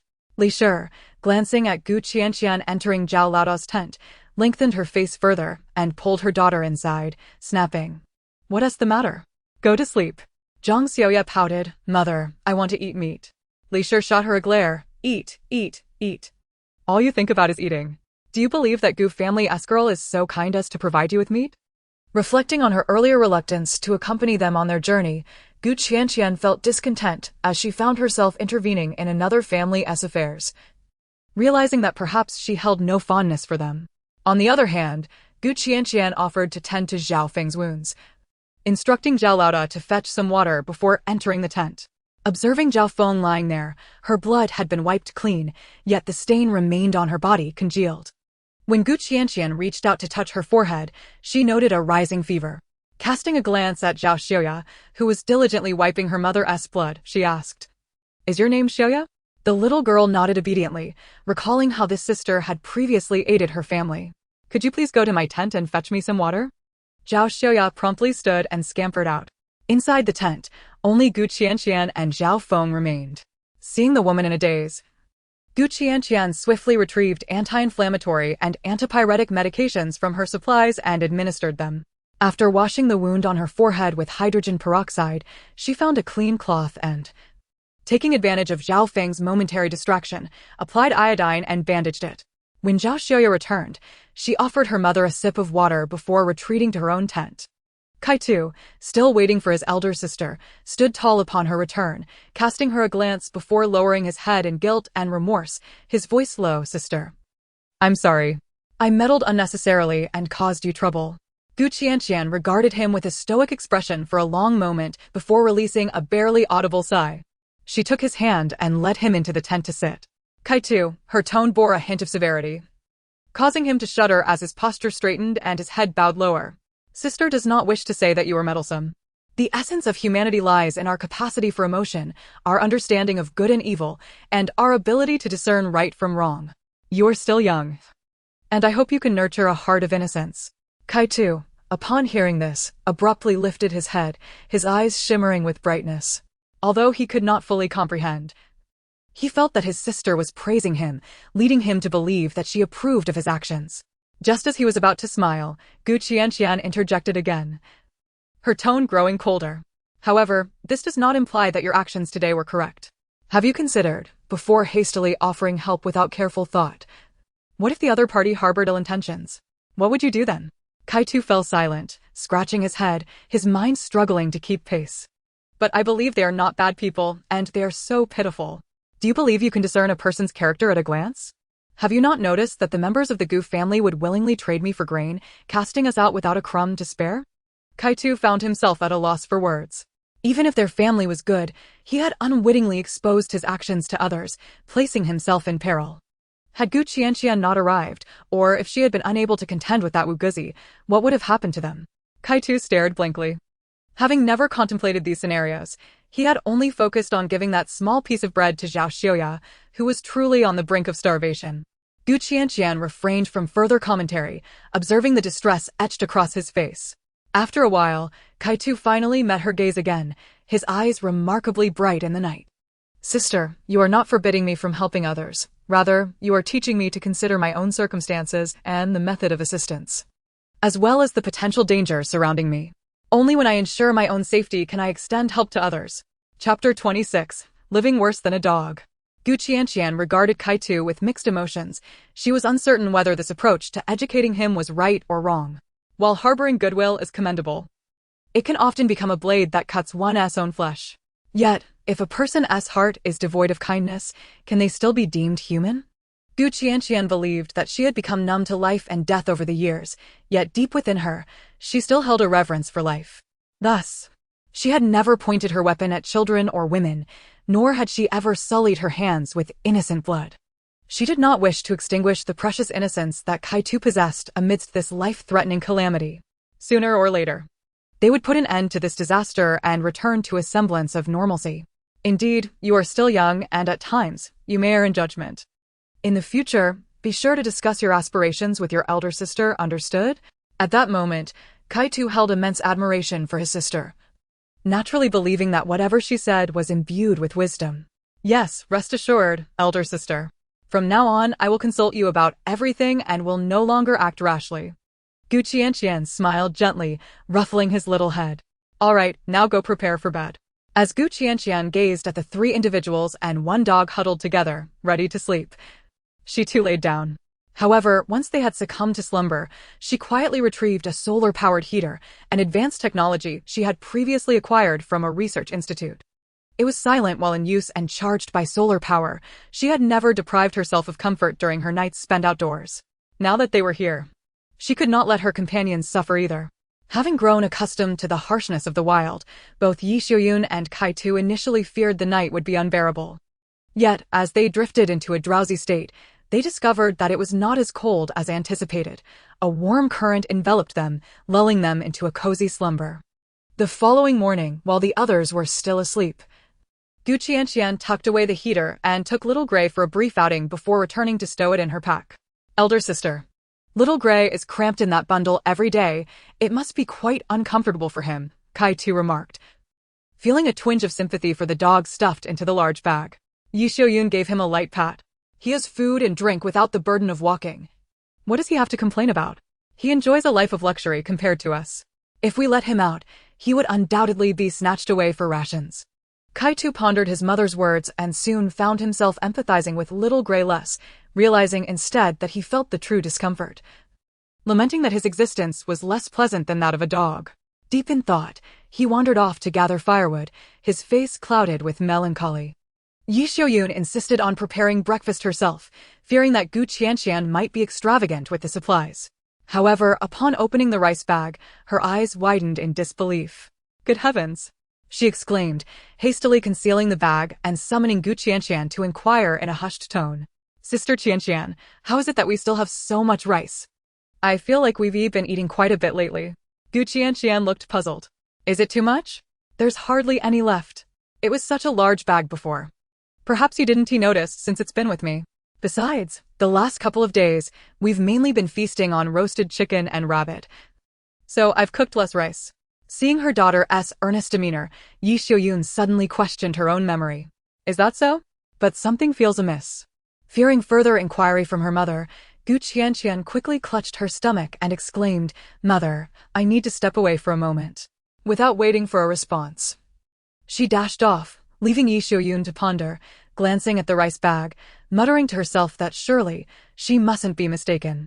Having distanced herself, Qianqian indeed sought a moment of privacy, only to encounter Widow Su, the woman from the previous night who had exchanged wild vegetable pancakes for rice.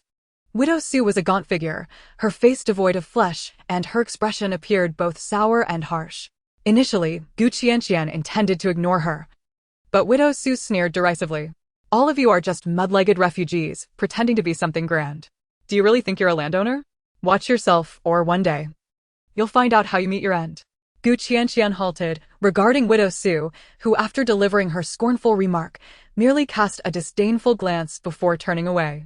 Though Qianqian furrowed her brow, she chose not to engage in a verbal spar. However, just a few steps later, Widow Su's vitriolic voice rang out again. You old crone, you're about to meet your maker, and you can't even keep an eye on that little child? Did you not see him eating dirt? You greedy wretch, I'll knock your teeth out for you. The cacophony of insults echoed throughout the camp, grating on the ears. As Qianqian returned from her brief respite, the clamor began to subside. Startled, were we? Just as Qianqian was about to resume her task, a gentle voice broke through the air. Turning, she was surprised to see Fengshu. Though her forehead was bandaged and her complexion pale, she seemed to have recovered without any significant issues. And I hope you are feeling better? Gu Qianqian inquired politely. Country folk live rugged lives. It's nothing serious. Just a good night's sleep does the trick, Feng Shi replied with a smile. Gu Qianqian nodded, recognizing that villagers accustomed to farm labor undoubtedly possessed robust health. Given that Feng Shi had taken anti-inflammatory and fever-reducing medicine the previous night, it was likely she would be just fine. Widow Su had always been domineering, not only berating her mother-in-law, but also being quick to scold the younger ones. With Wei Laoda's protection, she often clashed with others in the group, knowing that few dared confront her too brazenly. Once Gu Qianqian had finished her business, she returned to Feng Shi and casually inquired, "Are Wei Laoda and his crew all relatives?" Feng Shi, having finished her own business behind a large tree, strolled alongside Gu Qianqian as she continued, "Not exactly. Did you notice the two individuals accompanying Wei Laoda? I've heard they share a bond that's akin to life and death. The specifics escape me. But the youth is Wei Laoda's nephew, and the rest of the group comprises relatives of the shorter one, Qiao Dihai, from the same village. Widow Su's family hails from another village, Su Xing. They are all somewhat related." Gu Qianqian processed the connections among Wei Laoda's entourage. "What of Wei Laoda's kin?" she pressed on. Feng Shi shook her head. "I'm unsure. I've heard they are not locals, having come to settle in Su family village alongside Qiao Dihai and Su Xing. This time of hardship, those three brothers traveled together." Gu Qianqian nodded thoughtfully. Considering that Wei Laoda's destination was Jingping Prefecture, and he might very well be from there. Upon returning to the group, Feng Shi headed back to her own side, parting ways with Gu Qianqian. Li Shi observed the two returning in cheerful conversation, feeling a twinge of annoyance. She approached Gu Qianqian with a smile. "Miss Gu, when we set off soon, let me help your mother. You're still a growing child, you shouldn't bear too much burden. Just assist your aunt by carrying a bundle." Gu Qianqian glanced at Li Shi, puzzled as to why she was bringing up a topic she had previously declined. "No need, aunt. I'm quite strong and can manage. The sun is setting, you should hurry and prepare dinner. Wei Laoda mentioned we'll be leaving on time, and we can't afford to delay."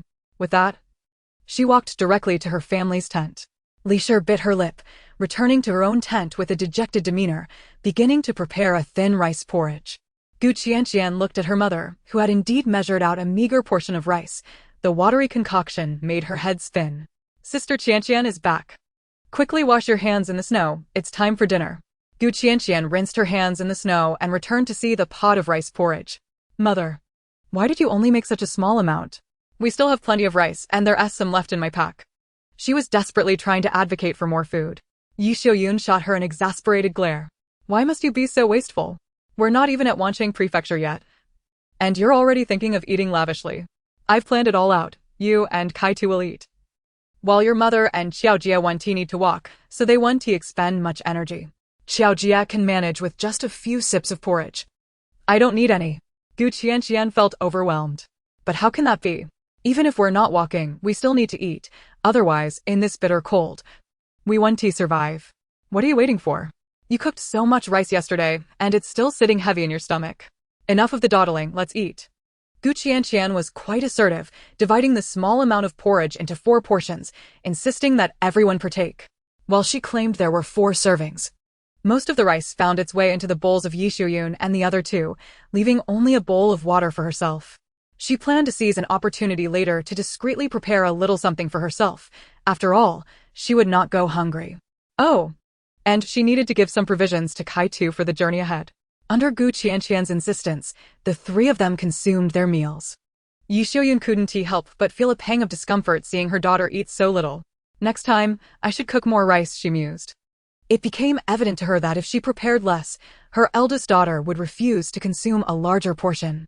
The fierce expression on her daughter's face was somewhat intimidating, leaving her inexplicably feeling a bit intimidated herself.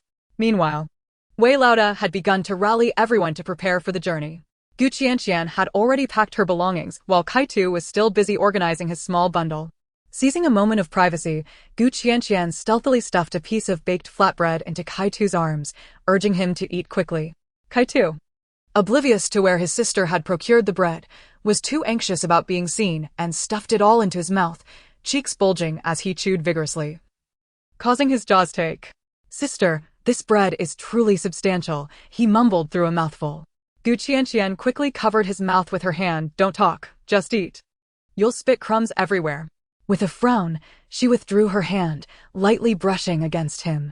The long line of refugees resumed their arduous journey.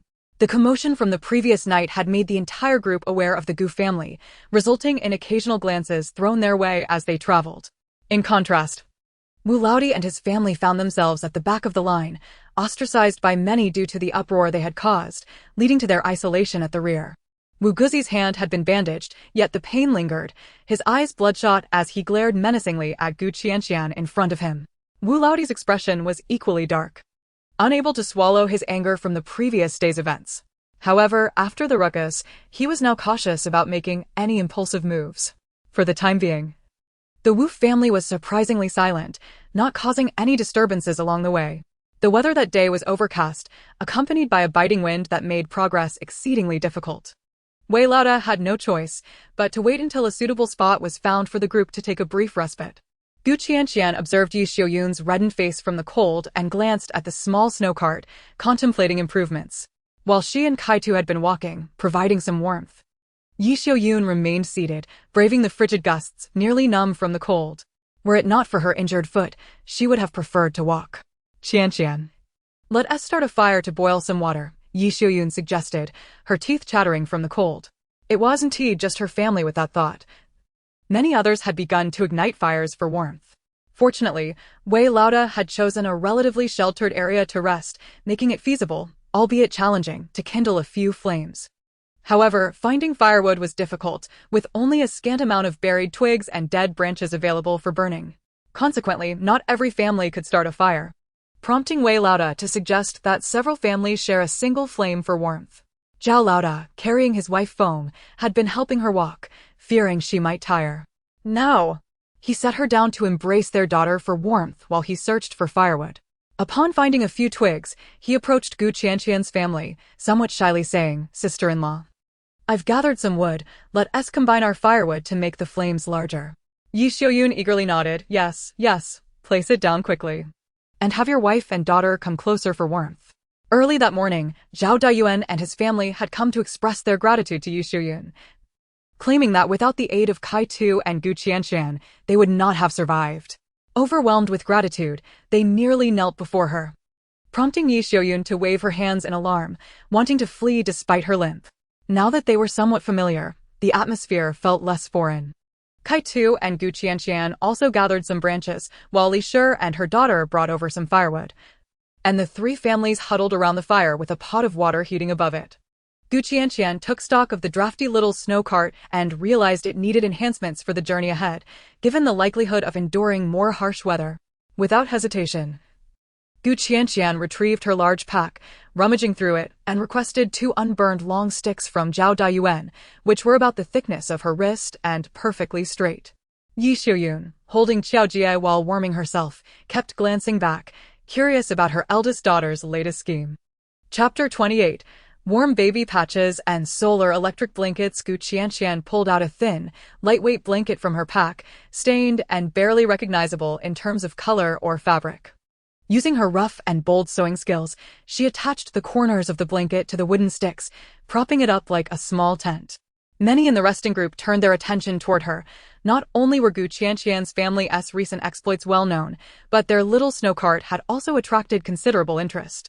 Now, as Qianqian busied herself, curiosity sparked among onlookers, eager to see what this young girl would invent next. Wei Laoda, sipping hot water, observed her with a thoughtful gaze. This young girl, though seemingly youthful, possessed remarkable skills, showing a fierceness in her actions that could rival even grown men. Last night, her unexpected strike against Wu Guzi had been impressively precise.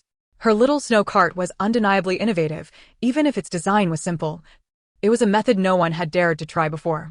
Now, what was she concocting? Qianqian surveyed the space within her erected blanket and then secured the 4 sticks to the snow cart, sealing the corners, effectively creating a shelter for it. Pleased with her handiwork, she half climbed into the cart, continuing her tinkering for some time before emerging. Yi Xiuyun, astonished by her daughter's ingenuity, limped over for a closer look, beaming with pride. Our Qianqian is truly clever. With this, we won't fear the wind anymore. Once my legs are better, We can all sit inside, and it won't be cold at all. If only this snow cart were a little larger. Li Shi and Zhao Laoda's family watched enviously from the side. It wasn't just them. Many in the group eyed the snow cart with longing, wishing for such a convenient and effortless mode of transport. Unfortunately, in this remote mountainous area, even if they desired to create one, the necessary materials were scarce. Yet, some questioned whether it would truly be easier to pull, without wheels. While it may appear effortless for that young girl, she was no ordinary girl, after all. She had managed to pin Wu Guzi to the ground without a struggle, suggesting she might possess considerable strength. If it proves to be too troublesome, it would be better to let the family members walk on their own. Aside from those with children, the adults in the group show little interest in this endeavor, at most dragging along a piece of luggage that only adds unnecessary weight. After warming themselves by the fire, which has diminished the wind's chill, Wei Laoda rises, calls out for everyone to continue their journey, and begins pouring hot water into the kettle, holding it to keep warm for a while. Everyone starts filling their containers with hot water. Some even grasp the boiling pot with their hands, waiting for it to cool enough to hold for warmth. Qianqian urges Yi Xiuyun and Xiaojia to squeeze into the small sled with a large bundle containing little Hui, handing them 2 thermoses and a pot wrapped in cloth to keep them warm. Sister Qian, you and Kai too can use those. Mother and Xiaojia will shield from the wind inside, so we don't need it, Yi Xiuyun quickly insists, trying to push the thermos back out. There's another one with Kai too. I don't need it, Qianqian replies, extending her slightly warm hand. Look, it's not cold. After we walk a bit, it will warm up. After saying this, she pulls Kai-tu aside to a corner sheltered by the sled, slipping her hand under his cotton coat to pat his back, then shifts to a different spot to continue patting. Kai-tu, feeling the warmth from his sister's touch, blushes and asks, Sister, what are you doing? Take off your shoes. Qianqian responds, keeping an eye on the surroundings, too busy to answer him further. Kai-tu scratches his head, unsure, but obediently removes his shoes. His cotton-soled shoes, worn for several days, have lost much of their warmth, yet they are still far more insulating than ordinary footwear. In the next moment, Kai-tu feels something stuck to the soles of his feet. Before he can look down, the shoes are back on, and whatever is beneath does not feel too uncomfortable. Sister, what did you put in my shoes? He inquires. Qianqian, handing him another thermos, casually fabricates, rabbit for insoles, don't take off your shoes. Or if someone sees you, they might steal them, and then your feet will be cold. Upon hearing this, Kai-tu immediately presses his feet down firmly, not daring to lift them. Qianqian can't help but chuckle. All right, let us go. The group sets off once more against the biting wind and frost. Kai-tu carries the thermos with his hands empty, standing on the opposite side of Qianqian and the sled, effectively shielding himself from the wind. As he walks, he feels a puzzling warmth enveloping him. He occasionally twists his body, wondering why he feels so cozy. The further he walks, the warmer he becomes. Though his feet still feel cold, the sensation is a far cry from the earlier numbness. He quickens his pace to draw closer to Qianqian, whispering in a hushed tone, wary of being overheard, Sister, did you stick rabbit fur on me as well? I feel so warm. Qianqian glances at him, cautioning him not to look for himself, lest he reveal his secret. Keep it hidden. If you sneak a peek and others see, you'll end up freezing. It is the same warning as before, but it holds weight due to its effectiveness. Remembering how he exposed a piece of bread yesterday and got into trouble, he realizes that if something so precious were to be revealed, others would surely try to snatch it. No, he cannot take off his clothes. Qianqian observes Kai-tu's cautious demeanor, his eyes darting around like a thief guarding his treasure, tightly clutching his collar as if someone might come and tear his clothes off. She can't help but smile at the sight. It is wise of him to be cautious, otherwise, she would find it difficult to explain the source of those heating pads. She had acquired them during a past mission in her space, and the reason she had not used them until now is that they are too peculiar to explain. Moreover, they are clad in cotton clothes, able to endure the day's travel without needing to camp in the wild at night beside the fire. But now, with the necessity to sleep outdoors, the cold winds by day are unbearable, and the simple rice soup they consume at dawn and dusk does little to sustain them. Meanwhile, in the small sled, Yi Xiuyun discovers that her daughter's modified sled is quite a marvel. It is lined with a thick layer, making it exceptionally warm to sit on. Perhaps it is not an illusion. She feels an undeniable warmth, raising her hand to touch it again, staring in bewilderment at Xiaojia in her arms. Xiaojia, feel this. Is something wrong with my hand? Why do I feel warmth beneath me? Xiao Jia blinks her large eyes, curiously reaching down to touch. Warm. Meanwhile, little Hui, who has been confined in the bundle, finally breaks free, revealing a fluffily disheveled head, resting its chin on Yishuoyun's lap, comfortably closing its eyes. Tempted to let out a joyful bark. However, surrounded by so many unfamiliar faces, it recalls the times it was captured by two men who beat and scolded it, tying it up painfully. Little Hui shifts its sizable bottom, finding relief in the limited space. I'm no fool, if I'm discovered. I'll end up like the mistress's roasted chicken or rabbit, skinned and skewered over a fire. Oh, and the sleek, shiny fur might even be dried and turned into a vest. Therefore, it decides to keep its mouth shut and refrain from barking. Chapter 29. Freezing to Death. Yishuoyun is nearly moved to tears by the comfort. Heaven knows, this hardly feels like a desperate escape, but rather a delightful excursion to the snowy mountains with her daughter. Nevertheless, she quickly comes to terms with reality as Xiao Jia crawls forward to play with little Hui, prompting her to engage in a mental calculation regarding their remaining food supplies. She counts on her fingers how much rice they consume per meal, estimating how much they have left. The rice bag still contains a fair amount, and Sister Qian mentioned she has another bag as well. Eventually, Yishuoyun transitions from counting their food to pondering what treasures her daughter has packed in that bulging bundle she collected from the village. Despite the wind being slightly less fierce than before, it still makes walking arduous for the group, especially given their winter attire, which offers little insulation. Their ability to endure for so long stems from their northern upbringing, which has endowed them with a greater resilience to the cold. Yet, no matter how hardy, they cannot withstand prolonged exposure to the biting cold and wind.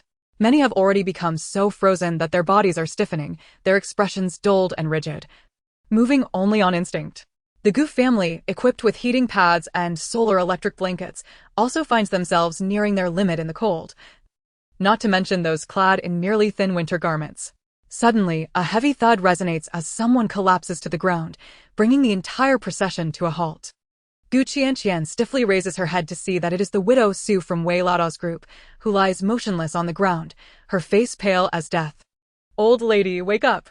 You mustn't sleep, open your eyes. The elderly matriarch of the Su family cries out, desperately patting the widow's face. The two children, one already in tears and the other in the old lady's arms, appear dazed, unsure of how to cry. Su Xing stumbles over, pulling the widow from the ground. Sister, wake up. We're almost there. Don't sleep. Su Xing's voice trembles as he gazes at the woman whose eyelashes are frozen with ice. If she succumbs to slumber now, she may never awaken. In the brief moment of pause, several individuals in the rear, like springs unwound, also succumb to the cold, collapsing one after another. Wei Laoda observes the scene, his expression grave, yet he refrains from ordering the camp to set up right there. The wind and snow here are so fierce that the snowflakes assaulting his face feel like pebbles. Camping in this relentless storm, he fears that by dawn, they will all be buried beneath the snow. Yet, as he gazes upon the group before him, nearly frozen into unconsciousness, he wrestles internally.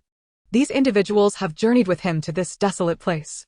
Although he bears no obligation to ensure their survival, he cannot bear the thought of watching so many perish before his eyes. Uncle! A clear and excited voice cuts through the air from a distance.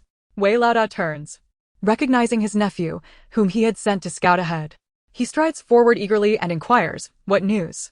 Wei Jingyu's youthful face beams with delight, seemingly momentarily oblivious to the biting cold, as he points toward a direction, his voice trembling with excitement. A cave. There is a large cave over there. Instantly, Wei Laoda's eyes light up and an uncontrollable smile spreads across his face. A cave. Without waiting for his nephew's elaboration, he turns and bellows to the crowd. Everyone, hold on. There's a great cave ahead. Once we reach it, we can light a fire and endure this. Those of you who can still walk, help carry those who have fallen. No one is to be left behind. His rallying cry injects a surge of energy into the despondent group, reviving their stiff, frozen limbs with newfound strength. Did you hear that? Wei Laoda said there's a cave. Once we enter and light a fire, we won't freeze to death. Let us muster our strength and move forward. In that moment, every soul shared a singular purpose, to survive together. The fallen were hoisted up by their compatriots, familiar faces and strangers alike, supporting one another as they trudged toward the cave that promised hope and life. Qianqian looked at the nearly delirious Kaitu, gritted her teeth, and without hesitation, scooped him up and unceremoniously placed him in the already cramped sled. Stealing a piece of chocolate, she bit down, grasped the rope tightly, and hurriedly pressed on. At this moment, no one had the heart to ponder how a young girl possessed such strength, dragging her family along at such a brisk pace. They traversed a short distance that felt interminable, taking nearly 15 minutes to reach the cave, and when they finally laid eyes upon it, tears of relief nearly spilled from their eyes. A cave. There truly is a cave. Someone exclaimed, but before the words could fully escape, they were overwhelmed with emotion and broke into sobs. Why are you crying? We have a cave now. What is there to weep about? Haven't we seen enough death along the way? Someone urged, trying to dispel the somber atmosphere. The group stumbled into the cave, which, while spacious, felt crowded with so many bodies. Yet, at that moment, no one cared. The mere presence of others brought warmth, and the prospect of a fire felt like a lifeline. Wei Lauda directed everyone to gather firewood swiftly. Fortunately, the cave was filled with dry twigs and leaves blown in by the wind, making it remarkably easy to ignite a fire. Soon, flames flickered to life and warmth enveloped the cave, reviving some of those who had been frozen into stupor, though others remained unresponsive, teetering on the brink of life and death. Among them was Su Guofu, who cradled her daughter in her arms, swaddled in blankets, rubbing her hands and feet in desperation, tears swelling in her eyes. Shui Nyang, wake up! Look at your mother. You cannot leave us like this. What would I do if something were to happen to you? She cried, her voice breaking. Please don't die. I promise to eat less and save food for you. Just wake up. The youngest boy, unaware of the gravity of the situation, felt the warmth from the fire and, hearing the cries of his brother and grandmother, closed his eyes and began to wail, "Mother! Mother!" The cries echoed through the cave, plunging the survivors back into despair. Enough. Stop crying. Is this really the time for such sorrow?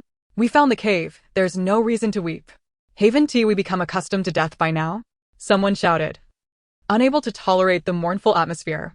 As chaos erupted, with some lamenting the unknown fate of their loved ones and others cursing the noise, Wei Lauda observed the scene in silence, uncertain of how to intervene. Eventually, he squatted at the cave's entrance, taking out his long-preserved tobacco leaves, rolling a cigarette to savor the aroma without igniting it. Uncle, perhaps you should say something before it escalates, Wei Jingyu suggested, surveying the tumultuous scene. He recognized that only his uncle could address the crowd effectively. Let them vent. Everyone is suffering. If they don't express it, the weight will drive them mad. Wei Lauda replied, inhaling the scent of the leaves, weariness etched in his voice. Jingyu fell silent, acknowledging the truth in his uncle's words. He turned his gaze to a quiet family of 4 in the corner, particularly the frail girl leaning against the wall with her eyes closed. Qianqian, although she had been nourishing herself lately, was still too weak. Dragging her mother and Kaitu had exhausted her, and now, with a few pieces of candy to regain her energy, she opted to close her eyes and feign sleep. Yi Xiaoyun carefully placed the small sled in the center, shielding it from prying eyes, inciting disdainful glances from several onlookers, as if they sought to steal their belongings. Unfazed by the scrutiny, Yi Xiaoyun thought, this sled may not attract envy, but the scruffy dog sprawled inside certainly would. To protect her precious Xiaohui from being devoured, she resolved to keep a close watch over the sled. Fortunately, the dog remained quiet and still. To be cautious, she also tucked Qiao Jia inside. If there was any commotion, it would provide an explanation. Outside, the wind howled, and snow began to fall once more. Those at the cave's mouth cursed. Is it snowing again? Do they wish for our demise? Constant snow, will we ever be able to travel again? If we can't escape, we'll perish from hunger even if we don't freeze to death. In the atmosphere of despair, complaints arose, stirring negativity among the group. Unable to endure it any longer, Wei Lauda scolded, if you wish to die, then go bury yourself in the snow. You might as well leave some food for the living. The air fell into a heavy silence, and everyone ceased their chatter.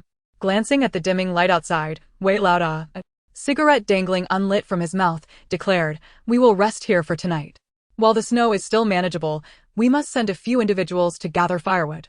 Without a fire, we'll freeze come nightfall. Grumbling aside, who doesn't want to survive?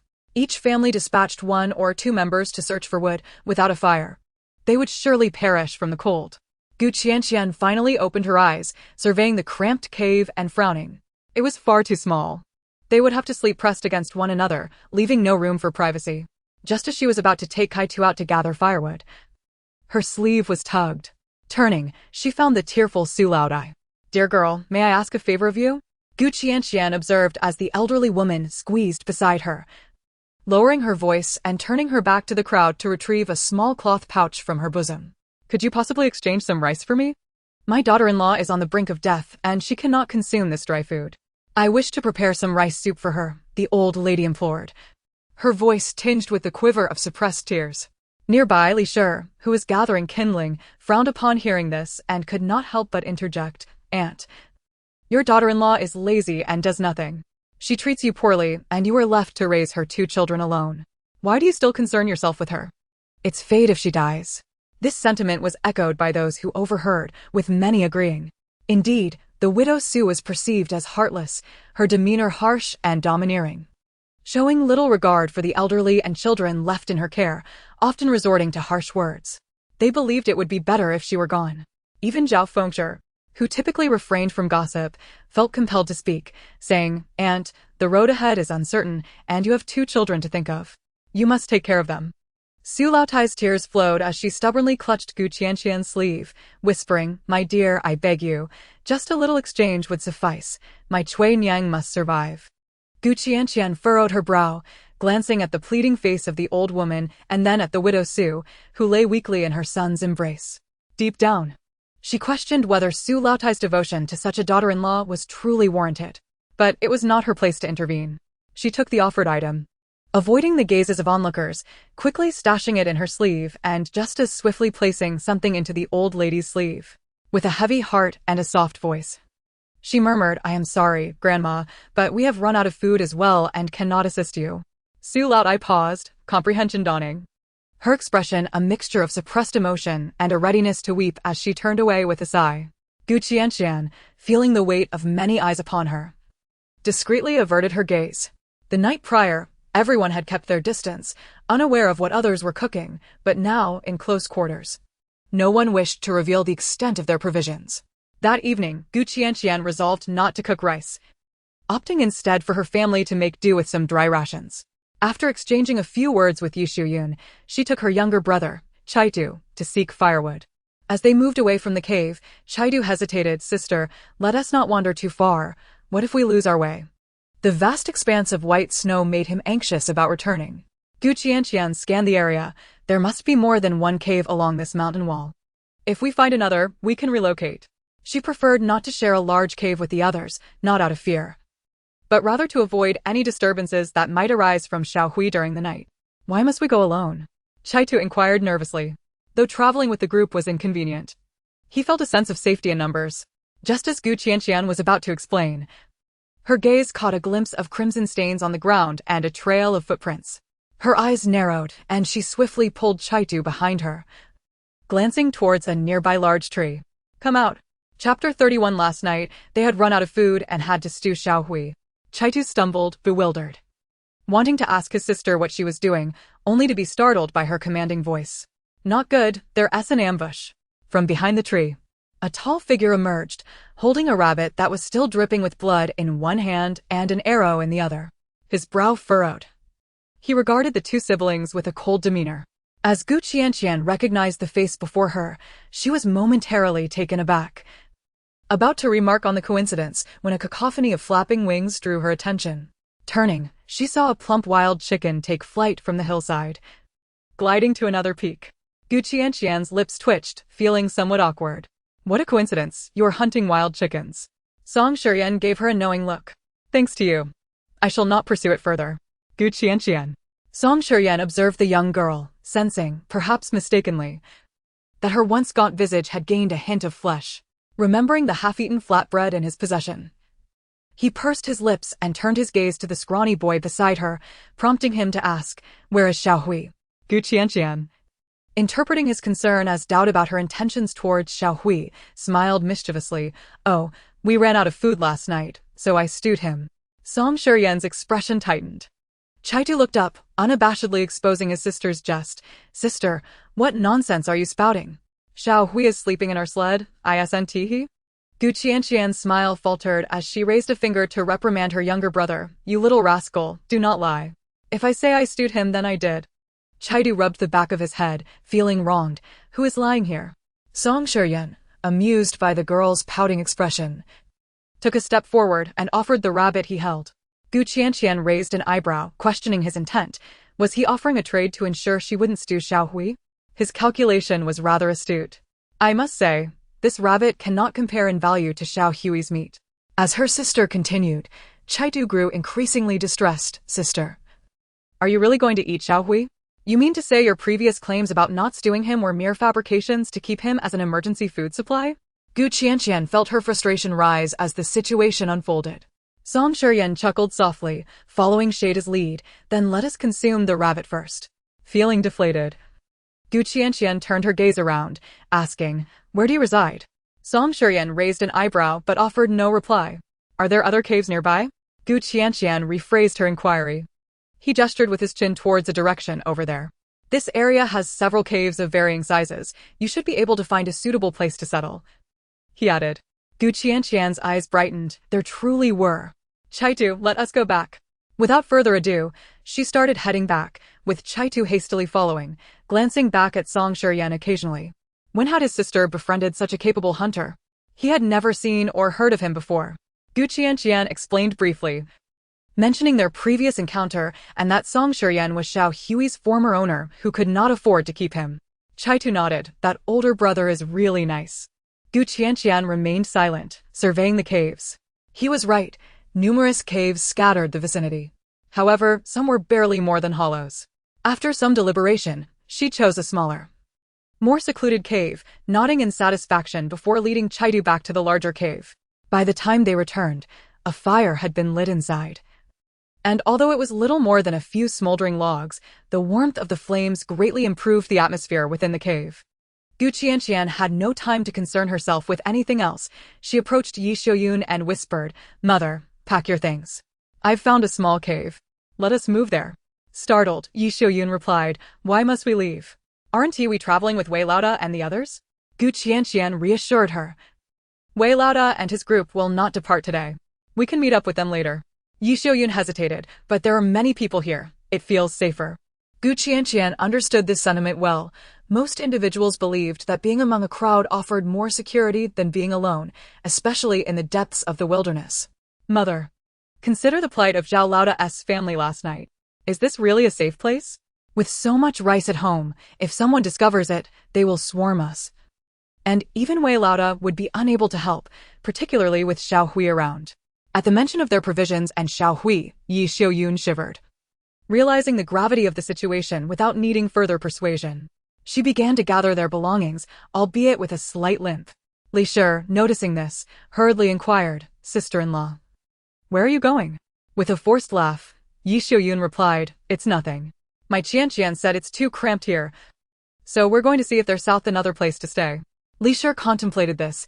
If Gu Qianqian was taking her mother along, she must have found a suitable place. She quickly began to pack. Then I'll come with you. It's safer to have each other as company. Your leg isn't well, and I can lend a hand. Yuejia, hurry up and pack. We're leaving too. She nudged her daughter to move quickly, anxious not to fall behind.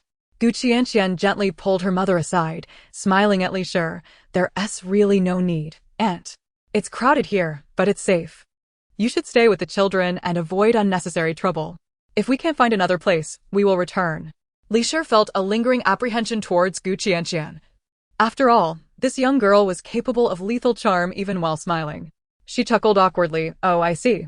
Well then, do take care.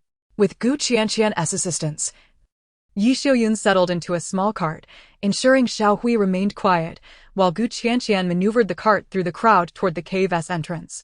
Wei Laoda, witnessing this, approached with a look of surprise. Girl, it's snowing outside, and it won't stop anytime soon. It would be safer for you and your mother to stay here. Gu Qianqian smiled obediently at Wei Laoda. Thank you, uncle, but my mother struggles with her legs. It's too cramped here for her to lie down comfortably. We wish to find a different place to stay. Rest assured, we will return to meet up with you before you set off. Seeing her determination, Wei Laoda recognized that she had her own plans and chose not to press further. As they stepped out of the cave, a timid voice called out from behind, "Sister." Qianqian turned to see a bashful little girl, short of arm and leg, running toward her, clutching a bundle of half-dry firewood. "Sister, I picked out this good firewood for you." The little girl was Zhao Xiaoya, daughter of Zhao Laoda. Although the firewood was damp, it was indeed better for burning than other options. Qianqian's lips curled into a gentle smile as she knelt before the girl, ruffling her hair. "Thank you. But we've already found firewood. You should take this back home." Finding firewood was not an easy task. There were only a few piles in the entire cave. Zhao Xiaoya bit her lip, stubbornly standing there, her head lowered in helplessness. "But I don't have anything else." Understanding the girl's intent, Qianqian's heart softened. "Did your father send you to bring this?" The little girl's cheeks flushed as she shook her head. "I picked it up myself, but my father knows. It's not something I took secretly." Qianqian sighed, realizing they wished to express gratitude for the help her family had given them the previous night. Remembering Kaitu's mention that the Zhao family had run out of food and seeing the innocence in the girl's clear eyes, she sighed again. "Kaitu, you hold this." Kaitu, observing the frail girl, scratched his head and moved closer to Qianqian. "Sister, I'll go find firewood later." Their family can't even afford food. They're tearing up books to eat. If they run out of firewood, they'll be cold and hungry. They definitely won't last long. Just as Qianqian was about to instruct Kaitu to follow through, she caught a significant detail. "Books?" Kaitu nodded. "Yes. You wouldn't believe it. Their family actually has books. But now that they can't even eat, what good are books? I wonder if they're edible and what they taste like." As he pondered what books might taste like and whether consuming them could make one cultured, Qianqian's curiosity piqued. She turned to Zhao Xiaoya. "Does someone in your family read?" Zhao Xiaoya shook her head, but then nodded. "They belong to my third uncle." Qianqian had no desire to pry into another family's affairs, but hearing that the Zhao family was resorting to tearing books for food struck her as a tragic waste. She still had Kaitu take the firewood and slip something into Zhao Xiaoya's arms. "Later, give this to your father secretly, and don't let anyone else see. Understood?" Zhao Xiaoya was startled and quickly tried to refuse, but Qianqian pressed her hand down. "Tell your father that if you have any more books, you can bring them to me in exchange for some things you need. Just let him know quietly, okay?" Zhao Xiaoya didn't comprehend Qianqian's intentions, but obediently nodded. "I understand, sister." The sweet, soft tone made Qianqian's smile widen as she ruffled the girl's head. "Go on." Watching the little girl scamper back, Qianqian stood up and continued pulling the cart. Kaitu followed with the firewood, puzzled about his sister's intentions regarding the books and what they could trade for them, especially since their family had no one who could read. Zhao Xiaoya, unaware of the significance of what Qianqian had given her, cradled it against her chest, her head bowed as she returned to the corner. Zhao Dayuan noticed his daughter returning empty-handed and breathed a sigh of relief, smiling. "Xiaoya, come over and warm yourself by the fire." She approached her mother, glancing around, then leaned closer to Zhao Dayuan. "Father." Zhao Dayuan, hearing his daughter call out, leaned down. "What is it, my dear?" Zhao Xiaoya nestled between them, her back to the others, and pulled out a palm-sized object from her clothes, placing it in Zhao Dayuan's hand. "This is from sister." Upon touching the object, Zhao Dayuan's expression shifted, and he vaguely guessed its significance, though he maintained a neutral facade, discreetly concealing it in his sleeve. "She also mentioned wanting to trade for books from our family." Initially shocked that his daughter had gone to deliver something but returned with something in hand, Zhao Dayuan was quickly enlightened by her words, leading to a bittersweet smile. The most precious items in their family were the books left behind by his third brother.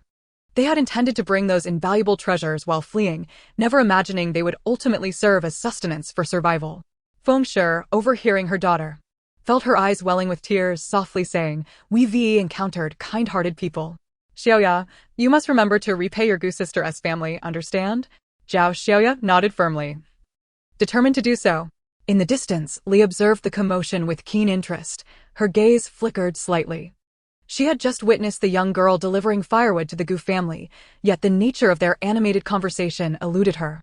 Her thoughts then turned to Zhao Xiaoya, who had her back turned, seemingly engaged in some activity, causing her expression to darken momentarily. Could it be that the Gu girl had given that child something? "Mother, Kaitu and the others have left. Have they gone to eat meat?" Zhang Xiaoya quietly inquired, pouting as she leaned against her mother. "Qianqian, with her sled in tow, arrived at the cave they had previously inhabited. The mother and her children busied themselves tidying the space, and Qianqian, relieved to note the considerable distance from the larger cave, exhaled softly. Meanwhile, Xiaohui finally regained its freedom, frolicking joyfully in the snow. Qianqian seized the scruff of its neck, pulling it back, admonishing, "It is not safe just yet. There are people over there. Do you understand? If you get caught, I won't be able to save you." The canine, though unable to fully comprehend its mistress's words, instinctively grasped her intent as it followed the direction of her finger, letting out a quiet whimper in acknowledgement. Qianqian then released the dog and turned to Yishuyun, saying, "Mother, you all tidy up here. I will take Xiaohui out to see if we can find something." Kaitu's eyes sparkled with excitement as he rushed to Xiaohui. Seriousness etched on his face as he urged, "Xiaohui, you must do your best to catch us some rabbits or wild chickens. I believe in you. Go, Xiaohui." Observing Kaitu's earnest demeanor, Qianqian suddenly recalled a phrase she had heard somewhere. "Go, Pikachu." The resemblance was uncanny. With Xiaohui bounding ahead, she ventured in another direction. As usual, she retrieved some dry firewood from her space and rolled it in the snow, collecting a fair amount of ice shards along the way. Pondering what to prepare for dinner, she noted they had pork, duck, beef, and lamb, though it was rather cumbersome to extract. Glancing upward, she observed the overcast sky, where huge snowflakes began to fall, and the snowfall intensified, leaving her uncertain of how long it would last. With the snow accumulating and darkness descending, it was unlikely anyone would venture out blindly. Even if curiosity drew them to their location, a few steps without visibility would deter further pursuit. Thus, Qianqian felt little concern about potential disturbances, for in such inclement weather, venturing out alone was akin to courting death. Safety lay in numbers. After much contemplation, she concluded that in this cursed weather, good nourishment was essential for endurance. Deciding to take out a substantial piece of beef, she tossed it into the snow, intending to let it freeze before returning. She also unearthed some wild vegetables, burying them beneath the accumulating snow. Xiaohui, having grown accustomed to his mistress's ability to conjure various items seemingly from thin air, no longer expressed surprise, knowing he would ultimately benefit with a morsel of meat. He immediately flopped his tongue out, gazing up at Qianqian with a pleading, endearing expression. Qianqian playfully nudged his furry head aside, saying, "Look at you, so unremarkable. Don't let anyone know you're our dog." Unable to decipher her teasing, Xiaohui nuzzled against her leg, emitting a soft whine. Qianqian, noticing the dog seemed to have grown rounder, wondered why it was gaining weight without growing taller. Shouldn't large breeds grow quickly? She retrieved some beef jerky from her space, intending to supplement Xiaohui's diet. After all, if he didn't grow, how could he help? It wouldn't do for him to simply ride while she did all the pulling. Estimating the time, she worried that if she delayed any longer, her family might start to fret. She unearthed the vegetables and meat from the snow. Given the frigid temperature, even a brief exposure had frozen the beef's exterior, while the potatoes had nearly frozen as well. Carrying her bounty, she ambled back to the cave, where Kaitu and Yishuyun were busy lighting a fire and spreading hay. Upon her return, Yishuyun's eyes widened in disbelief at the sight of her daughter carrying such a load. Did Xiaohui find meat again? But this meat she approached, examining the neatly sliced portion, her brow furrowing with suspicion. Why is it a whole piece? It resembled something one might purchase from a butcher. Qianqian, unfazed and panting slightly, replied, "Xiaohui found it. I'm not sure what kind of animal it is. It seems to have died after a fight with another beast. I thought meat is meat, so I cut off a complete section." Kaitu joined her, sniffing the peculiar aroma wafting from the meat, uncertain whether it was pleasant or unpleasant. Yet, as long as it was meat, he believed it would taste good once cooked. He swallowed hard and dashed over to Xiaohui, excitedly praising the dog and promising a large reward of meat. Yishuyun, not caring what animal the meat came from, was elated at the size of the piece, realizing it would sustain them for quite some time. She hurriedly set about preparing it. Qianqian suggested, "Mother, let us cut the meat and stew it. A warm soup would be nice. By the way, I also found some potatoes. Let us cook those together." Yishuyun's eyes widened again, her voice filled with astonishment. Did Xiaohui find these too?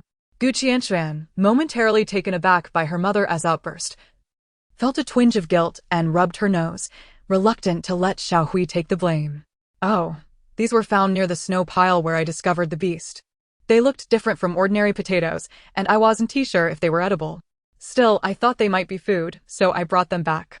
These potatoes were significantly larger than the ones typical of their time and had a different coloration. Initially, Yi Xiuyun was merely astonished that potatoes could grow in such a mountainous region, but she soon realized these potatoes appeared quite unique. I've heard people mention this. They should be mountain potatoes. I sliced one open, and indeed, it is edible. The beast must have been digging these up to eat. Qianqian continued her elaborate tale. Convinced by her daughter's validation, Yi Xiuyun couldn't suppress her joy, her lips curling into a smile. Xiao Hui must be here to repay a kindness. He is truly a miraculous dog. We must serve him a hearty bowl of meat tonight. After her enthusiastic proclamation, she then considered reality, clearing her throat. Let us save a large bowl for Xiao Hui, it will last him many days. Watching her mother calculate their provisions, Qianqian couldn't help but chuckle. As Yi Xiuyun prepared the meat, she remarked, I'll stew some for you. Let us turn the rest into jerky. You girls can hide it in your clothes and nibble when hungry. Qianqian agreed, but insisted that they prepare the meat today. Let us cook everything. This snow won't stop anytime soon, and Wei Lao won't be traveling either. We need to eat, and there's still plenty of meat on that beast. I just cut it off and couldn't carry it all, so I hid it in the snow. I'll go back for it tomorrow. At Qianqian's words, Yi Xiuyun's heart raced. It suddenly dawned on her how fortunate they were to have meat at every meal during their escape. It felt surreal. And a wave of panic washed over her as she grasped Qianqian's hand, her voice trembling. Qianqian, this isn't right. We've been fleeing for so long. And no one else has found meat. Aren't we a bit too lucky? Qianqian felt a jolt of anxiety as she listened. Did Yi Xiuyun suspect something? In the next moment, Yi Xiuyun's eyes suddenly reddened, tears streaming down without warning. Her voice trembling. Do you think that perhaps your father and elder brother did not survive that avalanche? Now that we have food and clothing. Could it be that their spirits are watching over us, protecting us? Qianqian responded, but over there, the vegetable head was taken aback by her words. And soon his eyes also turned red, suddenly feeling that the meat lost its flavor. He no longer desired the meat, he longed for his father and brother. In an instant, the cave was filled with the sounds of suppressed sobs. The youngest, Qiaojier, who understood nothing, only knew that her mother and brother were crying. And she followed suit. Qianqian felt overwhelmed, not expecting Yi Xiuyun's thoughts to be so erratic and metaphysical. Mother, what nonsense are you speaking? Didn't Wei Lao say that the avalanche caused no casualties? It merely blocked the road. Father and brother must be on their way. Upon hearing this, Yi Xiuyun felt a sense of relief, but then realized what she had said and immediately turned pale, forcefully slapping her own mouth. Pa. May the Buddha not hold it against me. I was merely spouting nonsense. It cannot be taken seriously. I beseech you to bless my husband and elder son with safety. And may our family reunite soon. Chapter 33, Hidden in the Clothes, Stealing Nibbles When Hungry. Qianqian exhaled in relief, grateful that her family was relatively easy to convince. And it was certainly due to their unconditional trust in her. With this thought, a smile crept onto her lips as she joyfully prepared to light a fire. Seeing that her mother and brother had stopped crying, Qiaojier blinked her eyes, no longer needing to be comforted, and she too ceased her weeping. With tears still clinging to her eyelashes, she stumbled off to play with Little Gray. Embracing Little Gray's neck, she stared intently at a piece of meat, sniffing deeply as if the aroma was familiar yet foreign at the same time. Qiaojier, her mind racing, could not deduce the reason and decided to forget about it, turning to play with Little Gray instead.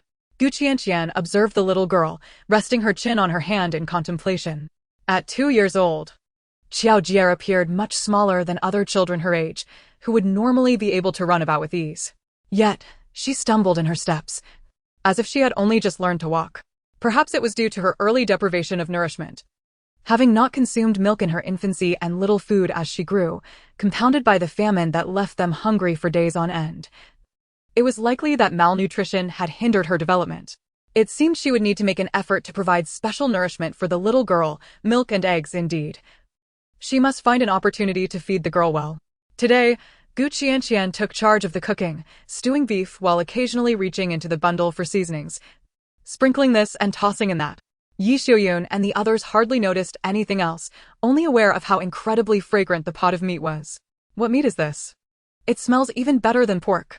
Yi Xiaoyun wondered, gazing curiously at the cut pieces of meat in the pot. The vegetable head was drooling from the other side. Not forgetting to undermine his mother. Mother, we've never stewed pork. How would you know it smells better? Yi Xiaoyun shot him a glare. Child.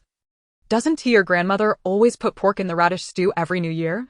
Haven't you ever smelled it? The vegetable head pouted. Just 2 pieces of meat don't count. It's all about the radish flavor. Even the farts at night smell like radish. Meanwhile, Xiaojie was staring so intently at the pot that it seemed her eyes might fall in, incessantly swallowing her saliva, her small hands mischievously tugging at Little Gray's fur. Little Gray, oblivious to having his chin nearly pulled bald, hung out his tongue, drool dripping onto the ground. The 3 of them, along with the dog, were fixated on the pot. As Qianqian inhaled the delicious aroma wafting through the air, her stomach grumbled in response. After days of only consuming porridge and flatbreads, she felt as though she was turning into a flatbread herself. She had never been so unkind to her own appetite. Though resources were limited, she believed that, even with scarcity, she should not deprive herself. The beef required a longer cooking time, and noticing her companions were already salivating, she decided to toss a couple of potatoes into the fire to roast. By the time the beef was tender, the potatoes would be ready, their unique scent capturing the vegetable head's attention. Why do these roasted potatoes smell so good? The ones Uncle roasted before had no flavor at all. At this moment, the small potatoes served merely as sustenance, somewhat dry and lacking taste, but the ones Qianqian had pulled out, cultivated over generations, had a rich potato flavor. The vegetable head could hardly wait to peel off the charred skin, heedless of the heat, switching hands as he broke off a small piece, blowing on it before offering it to Qiaojie. Little sister, eat quickly. Qiaojie, her eyes fixated on the meat in the pot, opened her mouth, awaiting her brother's offering. As the soft, sweet flavor spread across her palate, her eyes lit up, and she exclaimed in a babyish voice, "Delicious." The vegetable head thought his sister was still too young. Could a potato, no matter how good, possibly surpass meat? He took a bite himself, and his eyes widened in surprise. This is really good. Yi Xiaoyun, observing her children who had never experienced such flavors, was skeptical. How could potatoes be that tasty? However, as the aroma wafted, she decided to try one herself, biting into it. Why does this potato taste so different from ours? Qianqian, noticing them indulging in the potatoes, cleared her throat. They're still meat, don't fill up on potatoes. Upon hearing this, the 3 immediately halted. Qianqian, seeing that the beef was nearly ready, served a large bowl to Qiaojie, while the others assumed that this bowl was meant for the day's meal. Preparing to dig in. This is for Qiaojie. We'll eat the rest, she said, pulling out a long red, dried item from her bundle and tossing it into the pot. This was, of course, chili peppers. On this chilly day, a little spice could warm them. But fearing that Yi Xiaoyun and the vegetable head might not be accustomed to it, she dared not add too much. Yi Xiaoyun, startled by the bright red substance, smacked Qianqian on the back. What are you throwing in there? What is that? Can we eat it? Qianqian, nearly losing her balance from the sudden shove, quickly explained, Mother, this is something I found at the old couple's house, hanging in the kitchen alongside the salt. It should be a seasoning. Should be? You dare toss things in without knowing? What if it's poisonous? This whole pot of meat would be wasted. Yi Xiaoyun was distraught. At that time, people adhered to the notion that anything vividly colored must be toxic, harboring hostility towards unfamiliar, bright objects. Qianqian, fearing her mother would become too agitated, could only helplessly clarify, Mother, it's truly not poisonous. I bit into it once, and it was quite spicy, spicier than old goose liquor. It's probably something used for seasoning by wealthy families in town, like some kind of spice. Hearing that her daughter had actually tasted it, Yi Xiaoyun raised her hand again, her voice rising in exasperation. Why do you put everything in your mouth? What if you get sick? What will your mother do? Qianqian quickly reassured her. I'm fine, really. It's not poisonous. I bit into it and was sweating from the heat. I thought just a little would help ward off the cold. Seeing that her daughter was truly unharmed, Yi Xiaoyun reluctantly conceded, realizing that since it had already been added, they couldn't possibly waste a whole pot of meat. Once it was done cooking as they began to eat, aside from Qiaojie, both Yi Xiaoyun and the vegetable head were astonished by the peculiar flavor, sipping the broth again and again. Sister, the vegetable head exclaimed in surprise. Startled, Qianqian nearly dropped her spoon. What's the matter? This is absolutely delicious. How strange, my mouth feels all tingly and the meat is so fragrant. Even better than chicken or rabbit. Yi Xiuyun's face flushed as she ate, beads of sweat beginning to form on her forehead. With a mouthful of potato, she mumbled irritably. You're scaring me with all this fuss. Hurry up and eat. The family devoured their meal with remarkable speed. Had it not been for Yi Xiuyun repeatedly reminding them to save some for breakfast, it was likely that Qianqian and Kaitu would have polished off the entire pot. Xiao Jie, unable to finish her large bowl, held her round little belly. Burping intermittently, her eyes glazed over from overindulgence. Chapter 34, A handsome older brother brings rabbits for my sister. Xiao Hui, too, lay sprawled beside the fire, eyes squinting in a sleepy daze. Sated and content, the family prepared for sleep, stoking the fire to a brighter blaze. After the others had drifted off into slumber, Qianqian discreetly retrieved the solar-powered silent heater, ensuring everyone slept even more comfortably and warmly. The following morning, Qianqian rose early, seizing the opportunity while everyone else remained asleep. She planned to stoke the fire, but was startled by a loud bang from the cave entrance. Her gaze sharpened, and she turned her attention to the door. The noise jolted Yi Xiuyun awake, who had been on the verge of waking. What is going on? Qianqian's expression hardened as she drew her knife and cautiously approached the entrance. To her surprise, outside was an empty expanse, save for a lifeless wild chicken on the ground. She quickly deduced the origin of this unfortunate fowl. Xiao Hui's previous owner must have worried about running out of food and resorted to sending this chicken. A sly smile crept onto her lips as she raised an eyebrow, stepping out to scan the surroundings for any signs of life. Not a soul was in sight. What a noble deed done anonymously, she mused. Yet, how did he know of her whereabouts? She pondered that she always cleaned up any evidence of meat consumption, so there was little risk of discovery.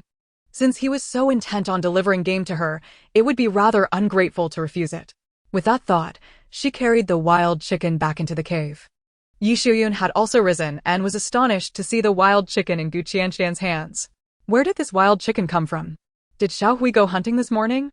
Just as she finished her question, she noticed the frizzy-haired dog being held tightly by Xiao Jie, dispelling that theory.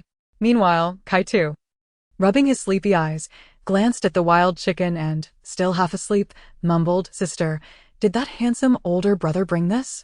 Having grown accustomed to meat over the past few days, Kaitu was no longer overly excited about the wild chicken, especially after his sister had mentioned that there was still meat hidden away for them to enjoy. Yi Xiuyun, however, seized upon a key point, squinting her eyes. What handsome older brother? Kaitu, in a drowsy haze, replied, the one who used to own Xiao Hui. He has a really handsome older brother. He wanted to give my sister a rabbit yesterday, but she didn't want it. Yi Xiuyun was taken aback by this revelation and turned to Qianqian, her brows furrowing in concern. What is going on? Xiao Hui has a previous owner? Qianqian felt a sense of relief. Although there was a strong emphasis on guarding against the opposite sex, the village was not overly strict, especially during such desperate times. However, the unfamiliarity of the situation made Yi Xiuyun's tone laced with tension and caution. Qianqian could only reiterate what she had previously shared with Kaitu. She had initially withheld this information, thinking they would never meet again and fearing that they might worry about Xiao Hui being reclaimed, but now, it seemed fate had dealt them another hand. Yi Xiuyun had never encountered the handsome older brother described by Kaitu and was uncertain what sort of person he was. Gripping her daughter's hand tightly, she cautioned, Qianqian, you must never associate with strangers alone. There are far more bad people than good in these times. Once my foot is healed, I will take Xiao Hui hunting. Qianqian stifled a smile, suppressing the urge to point out that if Yi Xiuyun took Xiao Hui along, they likely wouldn't catch even a single feather of a wild chicken. With the beef stew from yesterday still untouched, Yi Xiuyun insisted on saving the wild chicken, stating they should keep it for later. However, such a thing could hardly be hidden, so they decided to cook the wild chicken after breakfast, transforming it into jerky for their journey. As the fire crackled to life, Yi Xiuyun prepared a pot of rice soup, planning to reheat the meat shortly. Despite their good fortune with Xiao Hui finding meat, such delicacies were rare during a famine. They were enjoying a lavish feast, far more extravagant than even the New Year's celebrations, and Yi Xiuyun began to feel uneasy about the excess. She believed it wise to conserve their food, especially since they were still quite a distance from Wanqing Mansion, and snow could fall at any moment, delaying their arrival. Today, without the need to travel. And having consumed so much meat yesterday, it would be prudent to eat less. Qianqian smiled as she listened to Yi Xiuyun imparting her frugal wisdom, nodding obediently. Suddenly, her gaze sharpened, the smile fading as she squinted toward the entrance. What is wrong? Yi Xiuyun jumped at her reaction. Someone is coming, Qianqian replied, her voice steady. The sound of numerous footsteps approached, unmistakably more than just one or two people. Yi Xiuyun's heart raced as she hurriedly stashed away their rice bag and instructed Kaitu to hide the pot of meat under the straw in the corner. Fortunately, the cold weather had caused the soup to freeze overnight, rendering it odorless. Just as Yi Xiuyun and Kaitu completed their frantic hiding, the footsteps grew closer. Haha. Sister Gu, you all have run quite far. We've had quite the search for you. A jovial voice called out. Hearing this, Qianqian's brows knitted in concern, already suspecting the identity of their visitor. Mother, let me go check. You all stay inside. I can handle this. After reassuring Yi Xiuyun and Kaitu, she stepped outside the cave, only to find a group led by Wu Lao, totaling around 10 men, most of whom were burly laborers. She narrowed her eyes, standing at the entrance with an icy demeanor. What do you want? Wu Lao regarded the young girl before him, a glint of malice flashing in his eyes. Remembering how his son had been injured by this girl, his hand festering without proper care, he was filled with a desire for vengeance. Yet, he maintained a facade of friendliness. We had tea heard from you all night. We're in the same party. So we had to check on you just in case something happened. As he spoke, his gaze darted toward the cave's interior. You've hidden away quite well. One might think you were concealing treasures by retreating so far. Qianqian listened to Wu Lao's double-edged words, her icy demeanor intensifying. A smirk tugged at her lips as she replied, her voice as cold as ice. Where we choose to stay is our business, Wu Lao. Have you brought this crowd to exact revenge for your son's injury? Is it your intent to bully a family of 4 women and children? At her words, several in the group wore displeased expressions.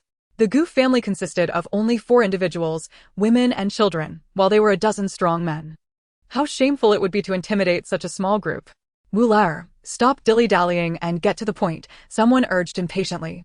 Wu Lao chuckled lightly, neither anxious nor angry, and turned to Qianqian. Little girl, let us set aside the matter of your injury to my son for now. Instead, let us discuss what treasures your family has concealed from us. Chapter 35. Is it appropriate for the Gu family to reap benefits without contributing? Upon hearing these words, Qianqian had already surmised Wu Lao's intentions, her gaze growing increasingly frosty. What do you mean by conceal? Are we expected to lay all our belongings bare for your inspection? Why haven't you laid out your own baggage for everyone to see? Qianqian replied with a smile, her eyes sweeping over the assembled crowd before she continued, Tell me, did each of you lay out your belongings for Wu Lao's scrutiny before embarking on this journey together? Several individuals flushed with embarrassment, feeling somewhat awkward. They too were unclear about Wu Lao's true motives and had only been coaxed into this situation by him. Only a few close companions of Wu Lao were privy to the details. My dear girl, your reasoning is flawed. Since we are traveling together, transparency is essential. Allow us a glimpse into your cave. What if you are harboring dangerous items that could endanger us all? Rest assured, if we find nothing of concern, we shall depart at once, one of Wu Lao's associates interjected. Qianqian found this amusing, leaning against the stone wall of the cave, delicately toying with a sharp knife, her gaze fixed on the bewildered men before her. Gentlemen, you are well aware of our circumstances. Do you truly believe I would permit you to invade our space, especially after all this time on the run? After encountering all manner of people, I suggest you curb your unsavory intentions. The other men felt their faces flush crimson at her words, some of whom were even married, hastily denying her accusations. We mean no harm. It was Wu Lao who summoned us here. We are not here to bully you and your mother. Indeed, Wu Lao. What are your true intentions? Surely you do not plan to intimidate these women? You may do as you please. I shall not involve myself in this matter. I must return, someone else murmured, anxious about the repercussions from Wei Laoda. Wu Lao was taken aback by the girl's bold assertions that had effectively cast him as the villain. His expression darkened, and he let out a cold laugh. Since you choose to disregard my goodwill, I shall not spare your dignity either. Gentlemen, I am not one to prey upon the weak. But the Gu family has been secretly harboring a dog amongst us. This requires an explanation for all. At this pronouncement, an eerie silence enveloped the crowd. Moments later, the eyes of Wu Lao-er's familiar companions gleamed with intrigue. While he had claimed the Gu family concealed valuables, the revelation of a dog was entirely unexpected. The others, who had been misled, were left dumbfounded. A dog? At this juncture, even rabbits or wildfowl were hard to come by, let alone a dog. How had the Gu family managed to keep such a creature hidden during their travels? Wu Lao-er, observing their reaction, recognized the opportunity at hand and grinned. That peculiar card of theirs, it's where the dog is stashed. Upon hearing this, Gu Qianqian's expression turned icy, her gaze sharp enough to chill. As she murmured 2 words, Li Shi. Very well. Nonsense. Who have you been listening to? There is no dog in our possession. You simply see us as easy targets. Don't you? Do you dare to challenge me? I could summon Wei Lauda to arbitrate this matter. Inside the cave, Yi Xiaoyun and Kai Tu hastily concealed the wild chickens and Xiao Hui before rushing out to shield Gu Qianqian. Gu Qianqian furrowed her brow, grasping her mother's hand, attempting to usher her back into the cave. She could handle this alone. Yet Yi Xiaoyun resolutely blocked her daughter's way, confronting the group of men, despite her fear. Wu Lao-er, are you not simply seeking revenge against our family, attempting to tarnish our name? Kai Tu also stood his ground before his mother and sister, his small frame belied by his loud voice. Yes, we have nothing, and even if we did, it is none of your business. Furthermore, our family is devoid of any possessions. Gu Qianqian lowered her head, observing her mother's trembling hands, aware of her fear. Yet she remained steadfastly protective. A smile crept onto Gu Qianqian's lips. Never before had anyone so selflessly stood in front of her. The argument is flawed. Since we are journeying together, mutual support is essential. If we encounter danger, it falls upon the strong among us to protect the vulnerable. Thus, concealing a dog is unacceptable. Kai Tu, wielding a thick wooden stick, spat defiantly. How shameless. Have you forgotten how you stole from Zhao Xiaoyao's family, leading to my sister injuring your son? And now you dare speak of protection? If you do not leave, I shall fetch Uncle Wei. Wu Lao-er's face shifted through a spectrum of colors as he absorbed their words. He had come while Wei Lauda was away searching for food. Yet he felt little fear of them alerting him, as only 3 could escape his watchful eye. As he surveyed the reactions of those around him, a smirk crept across his face, fully aware that his scheme was nearing fruition. It is not that I wish to seize from others. But you must understand the dire circumstances we face after yesterday's snowfall. Many families are running low on supplies. The Gu family undoubtedly possesses a good deal of grain. We are not asking for everything, but we require that dog to ensure our survival. Wu Lao-er's words resonated with many who were teetering on the brink of starvation, leading to a heavy silence. If the Gu family truly had a dog to share, it could prolong their sustenance for days. After a brief pause, someone finally spoke up. You intend to use that dog as food, don't you? Your family consists of just 4 members, 3 of whom are children who cannot consume much. And given the dire circumstances of yesterday, are you truly willing to let lives perish? During that harrowing ordeal, everyone had rallied together, leaving no one behind. Even the firewood in the cave had been gathered by the strong among them to keep everyone warm. As a united group, all had contributed. It was unacceptable for the Gu family to take without giving in return. Indeed, we are all part of the same group. We must not act selfishly. No one is asking for everything, simply share a portion so that we all may survive. Chapter 36. If we capture that dog, we shall have food.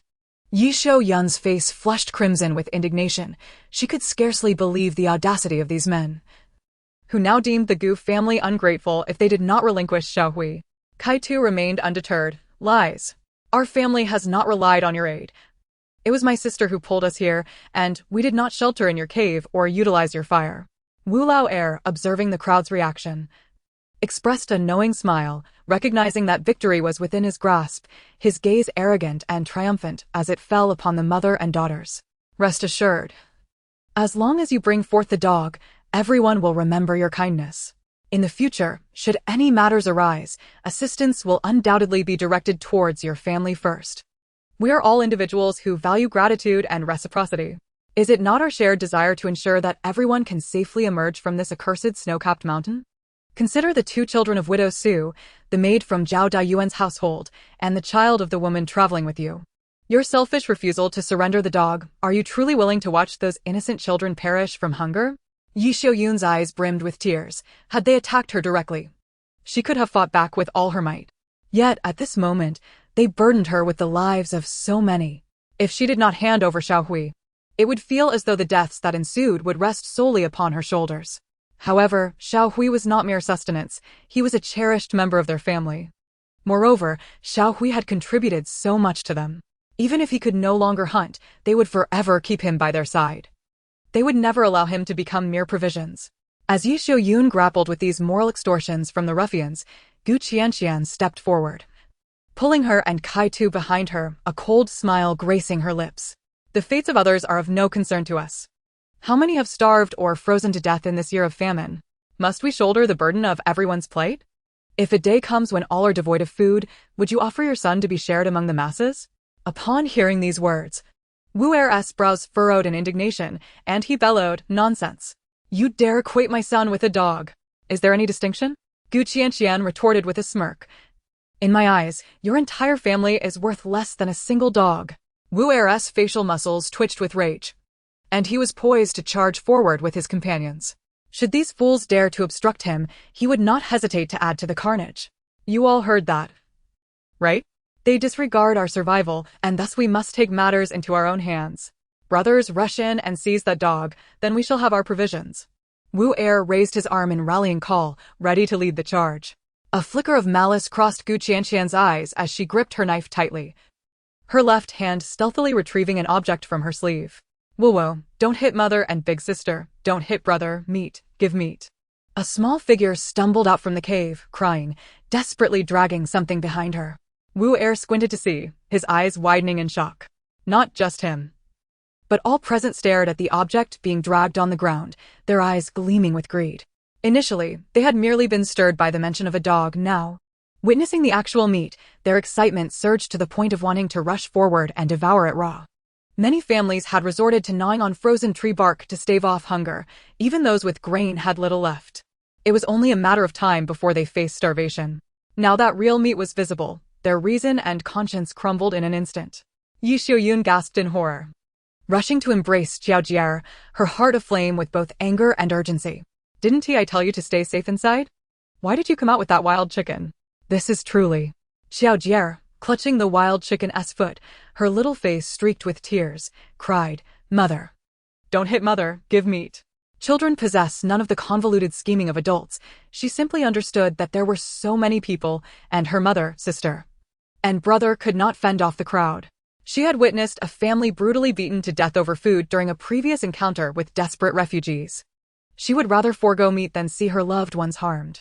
Understanding her daughter's intentions, Yi Xiaoyun could not help but sob, realizing Xiaojier feared the crowd would assault them.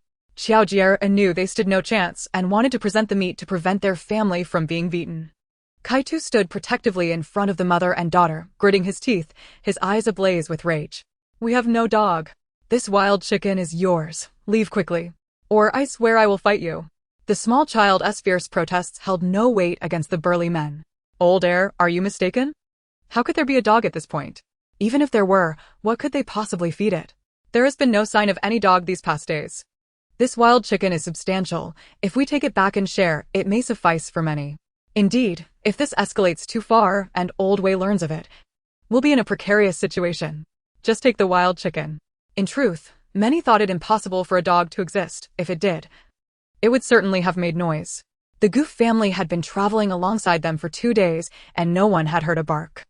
Wu Er's gaze fixed on the wild chicken, and he could no longer suppress his excitement. Yet, he quickly regained his composure.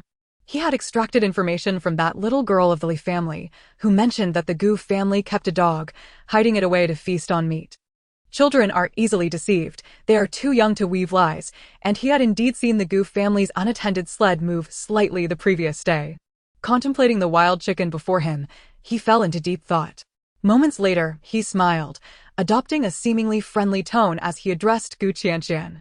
I never imagined your dog to be so formidable. It must be no mere pup if it can catch prey." Several nearby were left bewildered. "Catch prey?" Wu Er turned back, chuckling. "They are but a widow and her children. How could they catch the wild chickens roaming the mountains? But a dog, a hunting dog, can catch anything. Since it is so capable, you should not hide it." Wu Er's words momentarily stunned the crowd. The men of the village were not accustomed to such convolutions and were momentarily at a loss for his intentions. Gu sister, we were too hasty earlier. We are merely driven by hunger and fear. Do not take offense. Seeing Wu Er abruptly change the subject, Yi Xiaoyun was momentarily taken aback, while Gu Qianqian smirked, having already discerned his ulterior motives. She remained silent, waiting to observe the depths of Wu Er's shamelessness. Look at how difficult it has been for us to find something to eat these past few days. If your dog possesses such abilities, is it not unjust for your family to monopolize it? Gu Qianqian found his shamelessness amusing. Before she could speak, Kai Tu erupted in anger. Huh. What belongs to our family is none of your business. You band of thieves. You speak sweetly, yet your intentions are to rob us. Your family has grain. Yet you still steal from Zhao's little girl. Scoundrels. How dare you speak so? Who can say where that dog came from? What makes you think it belongs to you? Furthermore, with 4 mouths to feed in your household, can you even afford to keep a dog? Hand it over. And we can all share its bounty. Everyone can survive. But if you hoard it all, that is utterly unreasonable. Chapter 37. Do not even speak of the dog. Not a single feather of that chicken shall be taken from you. Gu Qianqian observed those who echoed Wu Er's sentiments and couldn't help but smile. Her gaze resting on Wu Er, her eyes narrowing in amusement. With such righteous indignation, yet it was merely a self-serving act of thievery. Have you not considered that Wu Er, who would rob even the neighbor's rats, would truly share any good fortune with you? Her words cast an immediate pall over the crowd, plunging the scene into an eerie silence. Gu Qianqian kicked the wild chicken on the ground, laughing. This insignificant trinket, who could share it? Would Wu Er really be so magnanimous as to share food with you? In that instant, several individuals, who were not closely aligned with Wu Er, exchanged glances, pondering whether he could indeed be trusted to return with the dog and share provisions. Those who accompanied Wu Er, however, exchanged knowing looks. As fellow villagers, they were all too familiar with his character. Would he truly return after seizing the dog? It seemed highly improbable. Several individuals discreetly distanced themselves from the group. Sister Gu, you're living out here because you're afraid the matter concerning the dog will be exposed, right? Fear not. We shall return together. This dog is adept at hunting. We will protect it well, but you must ensure your family eats first. A cruel glint flickered in Wu Lar's eyes as he gazed at the impudent girl before him, whose mere words had shattered his plans. He wished he could flay her alive. Regret washed over him for bringing so many people along. Had he foreseen this predicament, he would have taken only a few trustworthy companions, severed ties with his family, and stolen their dog to set off on his own. Yet now, he found himself ensnared in this situation. A hunting dog in these mountains was, without a doubt, a safeguard. The girl from the Li family had mentioned wanting meat, initially. He assumed she meant dog meat. Now, having witnessed the dog's previous exploits, including the capture of a wild chicken, he surmised it must be an exceptional hunting dog. And he needed to acquire it. Don't be deceived by this little girl's trickery. No matter what, Wu Lar would never stoop to such deeds. We still need to coexist as a team, and this girl is merely stirring trouble. The others were not easily swayed by his words. Wu Lar, we all know what you're like. Since the Gu family is willing to offer up the dog, we must not shortchange them. Whatever we catch upon our return should be shared with the Gu family. Our fortune lies in their generosity. Someone's remark nearly drove Wu Lar to curse, exasperated by the presence of such a fool. What nonsense is that? He retorted. Coughing lightly, Gu Qianqian interjected, I never said we would part with our dog. The girl's smile was innocent, yet her words left the crowd momentarily speechless. Glancing at the wild chicken on the ground, she added, oh, and by the way, you cannot take this chicken either. It was a gift from the former owner of Shaohui. Although I don't particularly need it, it wouldn't be right to pass it on to someone else. The crowd was left speechless. Wu Lar laughed heartily. See? I told you this girl is no good. You all think of her, but she won't even let you take a feather of that chicken. It would be better for us to cooperate. You can take the chicken, and I will take the dog. Wu Lar, don't overstep. Why should you be the one to take the dog? Even if it is offered, it should be used by the entire group. Do you really think you can monopolize it? What do you mean by monopolize? Do you believe we want to take both the chicken and the dog? Giving you a chicken is already a favor. Don't push your luck. As the group broke into factions, a fierce argument ensued, escalating to the point where it seemed they might come to blows. Gu Qianqian's lips curled into a faint smile as she observed their squabbling, almost tempted to suggest, if you're going to fight, at least try not to make a noise. When personal interests were at stake, Neither side was willing to back down, both unwilling to suffer losses, as this directly impacted their livelihoods. Just as it seemed violence was imminent, Wu Lar shouted for silence, casting a grim look at Qianqian. Were it not for his concern that the commotion might attract Old Wei's group, he would have relished the chance to confront these troublemakers and seize both the wild chicken and the dog. However, he still harbored a degree of apprehension towards Old Wei. They had chosen to follow him precisely because he and his two brothers were not ordinary men, possessing considerable skills, and could provide protection against bandits and rogues. He only wished to secure the dog and leave with a few fellow villagers without provoking Old Wei. Why are we arguing? This girl has already stated that she won't hand anything over. Why waste time here when we should focus on securing what we can and then sort out the divisions later? With this statement, Wu Lar redirected everyone's attention back to Qianqian. Qianqian blinked, slightly disappointed that a fight hadn't broken out. One of the men nearby glanced at the wild chicken.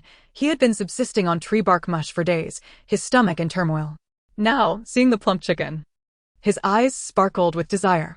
With Wu Lar's encouragement, he cast aside all caution and lunged for the wild chicken. You all have dogs, let them hunt. This chicken should be ours. As he spoke, he rushed forward, but before he could touch the chicken, two sharp whistling sounds pierced the air. A sharpened wooden arrow flew through the air, embedding itself mere inches from the man's outstretched fingers. Another projectile, a deadly knife, struck his hand, eliciting a heart-wrenching scream. The sudden violence sent shockwaves through the crowd, causing everyone to recoil in fear. They recognized the knife as having been thrown by the girl from the Gu family. The arrow was firmly lodged in the ground nearby, and the onlookers turned their astonished gazes towards the slender figure wielding a bow at a distance. Chapter 38. These two individuals seemed to have an unusual penchant for creating chaos. Qianqian stared at the figure, momentarily taken aback. How did he arrive here? Song Shiyan glanced at the astonished girl before him, noting her evident fright. He completely disregarded the knife embedded in the man's arm. His gaze shifted to the group of men before him, his demeanor growing colder. This wild chicken is mine, he declared coolly, his eyes glinting with an icy resolve as they settled on Wu Lar. Are you attempting to steal it? Wu Lar had not anticipated Qianqian's sudden and fierce defense, nor the impressive marksmanship of the youth, which sent a jolt of fear through him. Yet, seeing that the opponent was merely a scrawny teenager, he felt emboldened. Surely, this boy was only attempting to intimidate with his frail physique. Wu Lar believed he could easily subdue him with a single blow. Kid, this is none of your business. I suggest you refrain from playing the hero. You might end up regretting it. Best to leave now. Indeed, this is our team's matter. Who are you to meddle? If you don't back off, we won't hold back, another voice chimed in. Song Shiyan's expression remained inscrutable, his voice devoid of warmth. I've stated that this wild chicken is mine. You may also try to take it if you dare. Qianqian, momentarily stunned by the boy's unwavering stance, scratched her nose, struggling to comprehend how events had escalated to this point. How had he appeared so suddenly? She reached out to tap his shoulder, standing on her toes to lean in closer. Actually, I can handle this myself. Song Shiyan turned to regard the petite, dark-haired girl, unconvinced that she possessed any means to resolve the situation with the dozen men before them. Her mother and siblings were already in tears from fear, yet she still attempted to appear strong. This made him furrow his brow. The wild chicken is a gift for you, which means I'm the one who has brought you trouble. Thus, this is not meddling. Unperturbed by the unfolding chaos, the two engaged in their conversation. The injured man had been dragged away, and Wu Lar's patience had all but evaporated, his face darkening ominously. What are you still standing there for? Why waste breath on them? They have already resorted to violence. We needn't be courteous. Let us take what's ours by force. Wu Lao, with fervor, charged forth, intent on swiftly subduing these individuals, seizing the dog, and returning early to fetch his wife and son. They would then embark on their journey, undaunted by the prospect of wintering in the mountains, fearing not starvation. His primary target was Song Shiyan, for Qianqian was bereft of her knife, posing little threat. At such proximity, the bow and arrow would hardly be drawn in time. He aimed to teach this reckless youth a lesson. Song Shiyan observed the man barreling towards him, devoid of any intent to draw his bow. Instead, he deftly retrieved a sharply pointed wooden arrow from his satchel. With a swift and decisive motion, he thrust it forward just as Wu Lao closed the distance, piercing the very hand with which he had intended to strike. A heart-wrenching cry of agony erupted, accompanied by a spray of vivid crimson that stained the pristine white snow beneath. The sight of Wu Lao Er, clutching his wrist and kneeling in excruciating pain, sent a shiver down the spines of the onlookers, causing them to instinctively retreat a step. When they lifted their gazes, the calm demeanor of the assailant only intensified their terror. Yet, it was his subsequent action that instilled even greater dread. He reached back to his quiver, drawing another arrow, which he delicately balanced on his fingertips as his gaze swept across the crowd. Who will be next? No one dared to move, although they were grown men. Their recent hardships had left them weak and famished, lacking the vitality they once possessed. This young man, with his evident mastery of archery, seemed to possess strength far surpassing their own, who were on the brink of collapse from starvation. Moreover, his brutal efficiency in combat evoked memories of Wu Lao Er's injury, an all-too-familiar scene. From the previous night until now, Qianqian had already pierced 2 hands, and now Wu Lao Er's hand bore the same fate. Were these 2 men afflicted with a peculiar penchant for piercing hands? Glancing at the youth before them, an air of trepidation settled among the group, and none dared to advance. They exchanged glances, contemplating the possibility of a leader to rally behind. Surely, together they could overpower the boy. Yet, no one was willing to be the first. Especially not after witnessing the fate of the last man who had attempted to confront him. What are you doing? Just as the group wavered in indecision, a commanding voice rang out from a distance.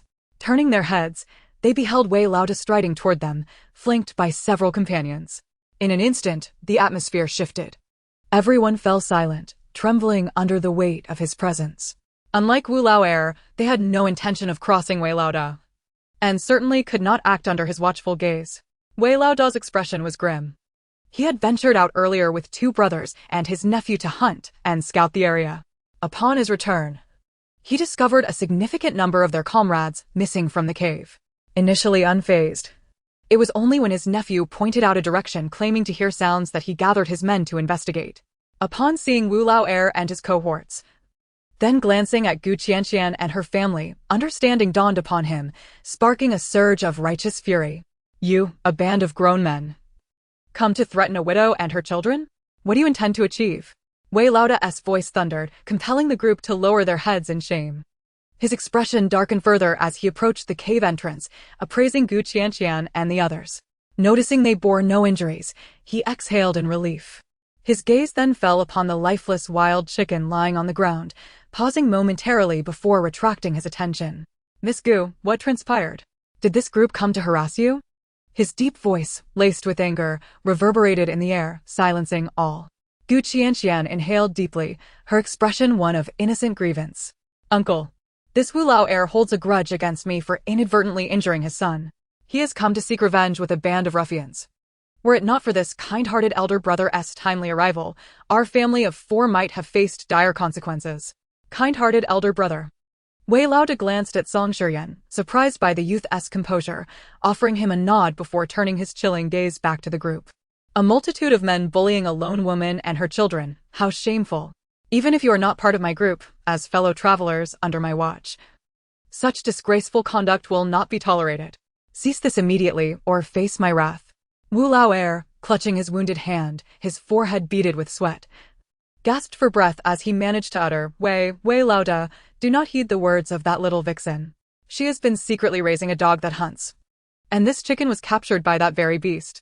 Song Shiyan interjected, Uncle, is it illegal to raise a dog now? Wei Lao, taken aback, turned to Qianqian, incredulously exclaiming, You have a dog? Realizing the absurdity of his words, he cleared his throat, embarrassed. He harbored no ill intent, he was merely astonished that, in such trying times, someone could afford the luxury of keeping a dog. Qianqian, recognizing that Little Gray could no longer remain hidden, decided to reveal the truth rather than continue the charade. It was better to let Little Gray have a clear path than to perpetually hide, as she was not capable of protecting him endlessly.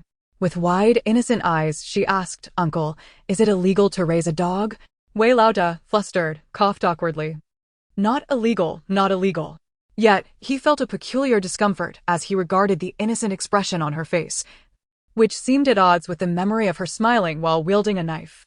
He dismissed the thought and, with a swift kick, directed his ire at the ground-bound Wu Lao Er. Enough. Have you developed a taste for thievery? What does it matter to you what others choose to raise? If you possess the capability, why not raise one yourself? He reprimanded the group, but dissent lingered among some. Wei Lauda, we mean no harm. We never intended to harm the dog. We considered that since they have a dog capable of hunting, it would be prudent to assist in its care, sharing the spoils for survival. A voice of protest rose among them, and Wei Lauda fell silent, contemplating their words. Indeed, in these desperate times, was not every action taken merely for survival? How many had lost their humanity, resorting to cannibalism in their struggle to live? Recalling the harrowing images he had witnessed, he blinked away the moisture threatening to surface, inhaling deeply as his tone grew somber. I understand your plight, but even if we find ourselves on the brink of starvation, we cannot descend into the depths of savagery. Are there not trees in abundance upon this mountain? Bark to peel? Surely we cannot truly starve. Wild chickens, hares, and birds abound. Who is stopping you from hunting? If you fail to catch anything, that is your own shortcoming, not that of others. As his words resonated, the crowd fell silent, though a sense of grievance lingered. A few men, genuinely wishing to help care for the dog in hopes of sharing in the bounty, buried their faces in their hands and sobbed uncontrollably. They did not desire this fate, yet the specter of starvation loomed large, compelling them to tears. Was tree bark truly fit for human consumption? They merely wished for a morsel of warm sustenance, something fit for human consumption. Bark, bark, day in and day out. Gnawing on bark, I can barely relieve myself, having snapped countless sticks in desperation. While starvation has not claimed me, the incessant gnawing on bark threatens to do so. We were already weak from hunger, and who could possibly catch the creatures that roam the mountains? We do not even desire their dogs, merely hoping to share in a flicker of light and partake in a meager catch. How did it come to this heinous predicament? The atmosphere, once charged with tension, suddenly turned sorrowful. Qianqian regarded the group with a deepening gaze. She recognized them as the dissenters who had initially opposed their family's troubles. Subsequently, it was Wu Lar who suggested raising dogs for hunting, persuading them to agree with promises that any game caught by the dogs would be shared with their household. Yi Shuyun observed the men, who were now weeping uncontrollably, her own eyes reddening. She had tasted the bitterness of hunger before. When one is truly famished, it is a torment worse than death. Sister Qian, we still have provisions. Do you not have some hidden meat? Little Gray can also hunt. Perhaps we could bring back some wild chickens for Old Wei and the others? The elderly, the weak, and the children in our group suffered greatly in yesterday's freeze. Many have fallen ill, and a few appear unlikely to survive. Upon uttering these words, she suddenly realized that the wild chicken was not caught by Little Gray, but by the youth standing before them, her expression turning conflicted. The wild chickens are a gift from you, and how you choose to handle them is entirely your affair. Whether you eat them, discard them, or give them away, it is of no concern to me, said Song Shuyuan, noticing Yi Shuyun's inner turmoil. Qianqian cast a glance at the young man before her. Indeed, taking someone else's catch to give away was not entirely proper, yet he seemed unconcerned. Moreover, she truly lacked for nothing and would not let her family suffer. Now that even Little Gray, so conspicuous, had been exposed, perhaps it was best to embrace the chaos. Uncle, she called out to Old Wei. He approached, looking somewhat abashed, but still said, those individuals led by Wu Lar are not of ill intent. They have merely been driven to desperation by famine. Qianqian chuckled softly in response. Uncle, I am well aware. She then pointed at the wild chicken on the ground. This wild chicken was hunted by this big brother. He has graciously offered it to you to take back for those who are frail. Upon hearing Qianqian's words, Song Shuyuan appeared somewhat taken aback, glancing at the slender girl. Qianqian playfully winked at him, since he had consented to her handling the wild chicken. If her mother wished to give it away, then so be it. Nonetheless, as it was his catch, it would be credited to him. After all, everyone present knew it was he who had caught it, so it did not truly expose any secrets. At this moment, Old Wei looked as though he had been struck by lightning, his eyes wide in disbelief as he stammered, Why what did you just say? Qianqian looked at him quizzically. She had not noticed him having trouble hearing before. She pointed once more at the chicken and enunciated clearly. Old Wei glanced from the wild chicken to Song Shuyuan, tears glistening in his eyes, and he clasped his fists in gratitude, bowing deeply. Young sir, I thank you on behalf of everyone. I, Wei, am at a loss for words. Even he could not express the notion of selflessly sharing the wild chicken with the 2 or 3 dozen people in their group. This young man before him possessed a heart of such generosity.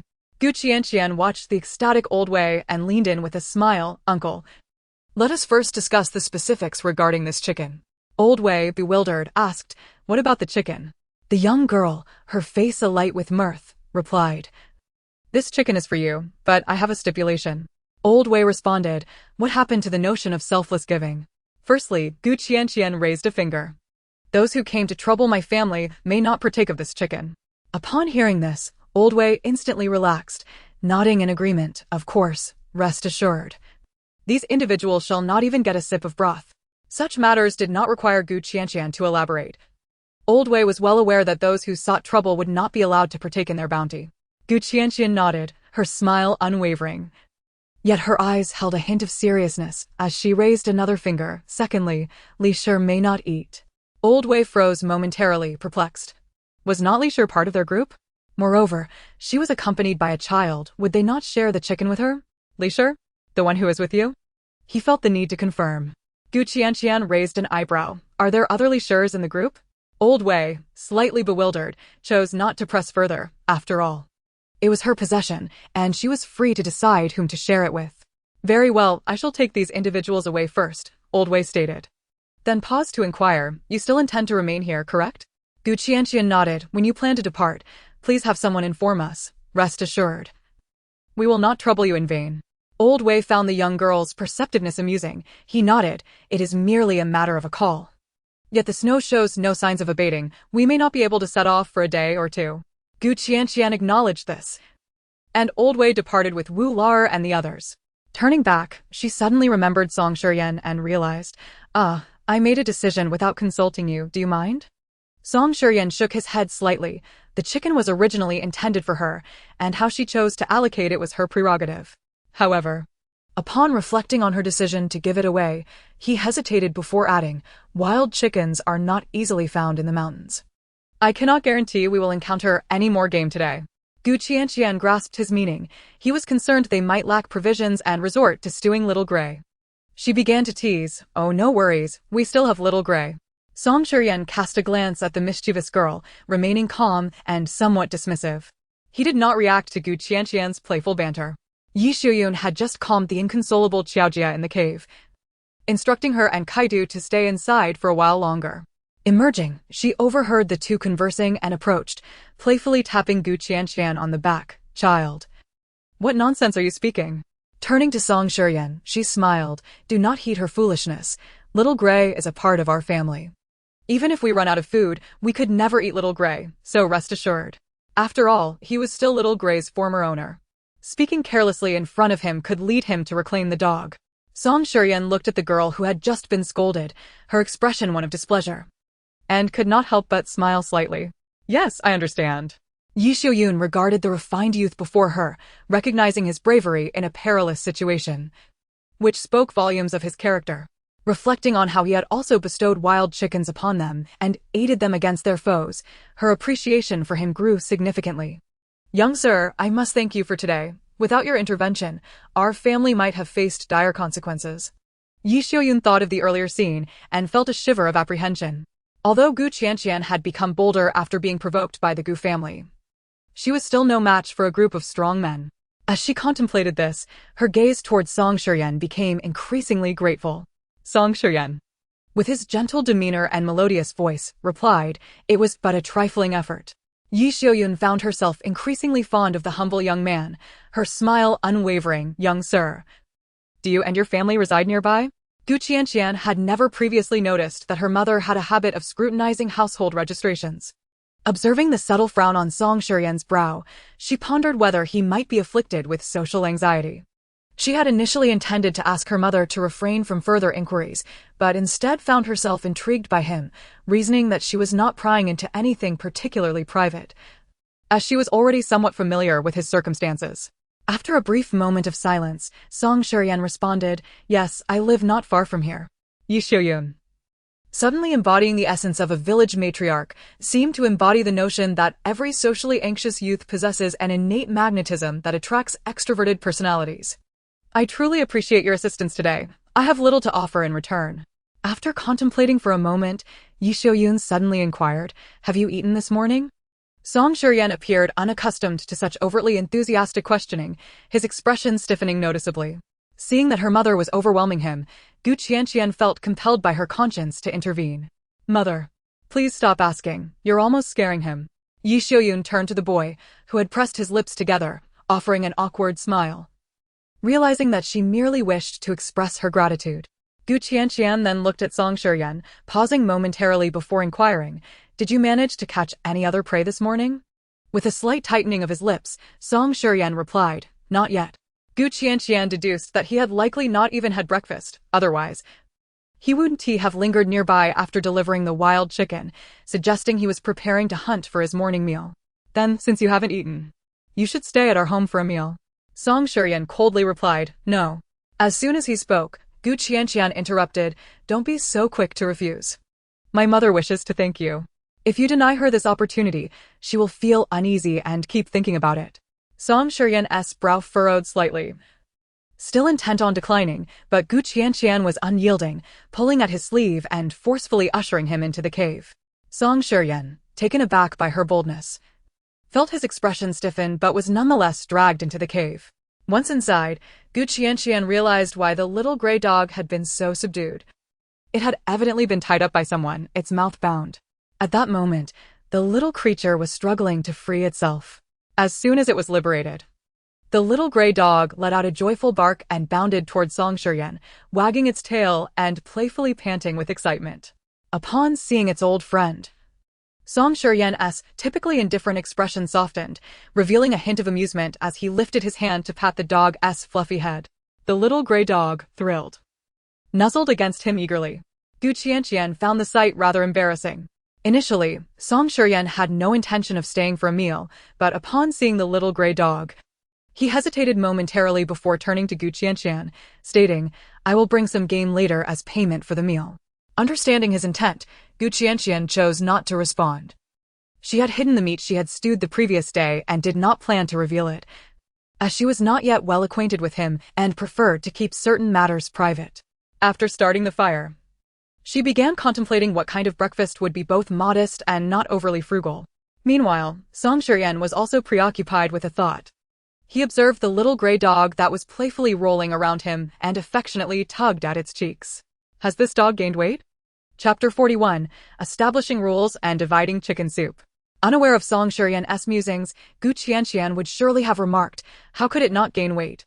After all, it rode in the cart, she pulled the cart, and daily she fed it little meat treats. Like a pampered lord, it had to put on some flesh. Once the fire was ready, Qianqian began preparing porridge, but plain porridge lacked flavor. She couldn't afford to serve something too extravagant.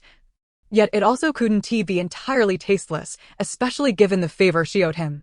After a moment of reflection, she rummaged through her large bundle for something suitable. Meanwhile, Wei Laoda returned with a group of dusty, weary men. Among them, some wore expressions of despair while others appeared visibly excited, leaving those remaining in the cave perplexed.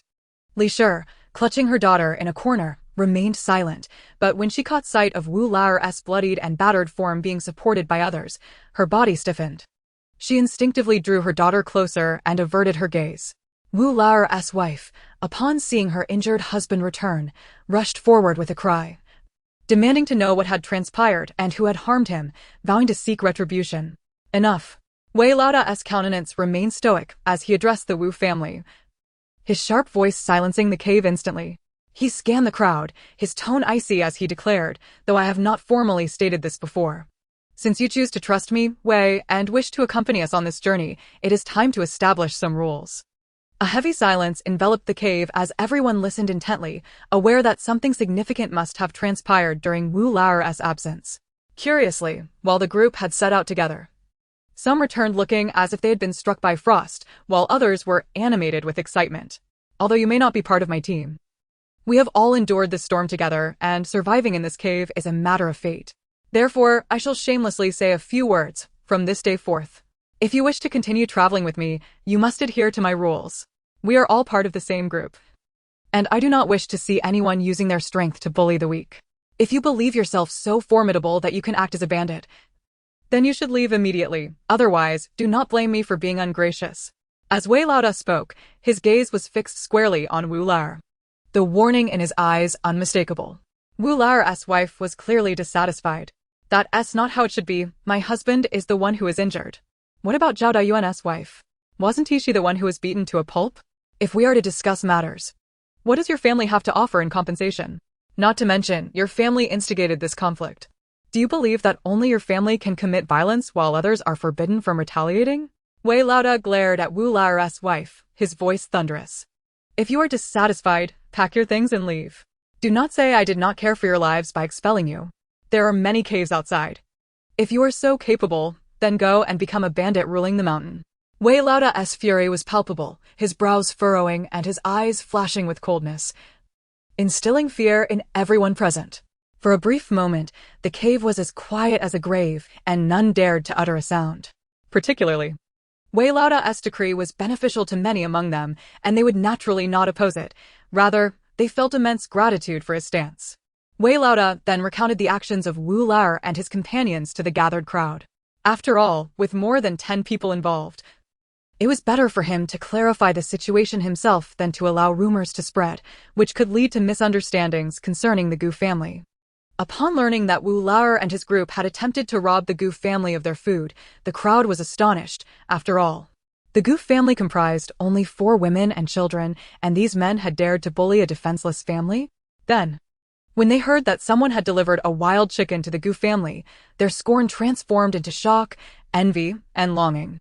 Finally, when it was revealed that the Gu family and the owner of the wild chicken had gifted it to them, the cave fell silent for a moment before erupting into a cacophony of exclamations. Shock, excitement, and tears of gratitude filled the air. The final reaction was singular, a relentless murmuring that the Gu family were all virtuous individuals, while the likes of Wu Lao were nothing short of beasts. The Gu family, with their magnanimity, bore no grudges, embodying true benevolence. As for the fact that the Gu family kept a dog, Wei Laoda did not conceal this either. As Gu Qianqian had mentioned that they would continue their journey together, thus it was no secret that her family had a dog. It was better to address the matter openly with these people. You rushed over to seize their dog, yet the Gu family did not retaliate. Even offering us a chicken to nourish the elderly and children, what immense generosity. Should you entertain any inappropriate thoughts, it would be akin to biting the hand that feeds you. The crowd nodded in fervent agreement.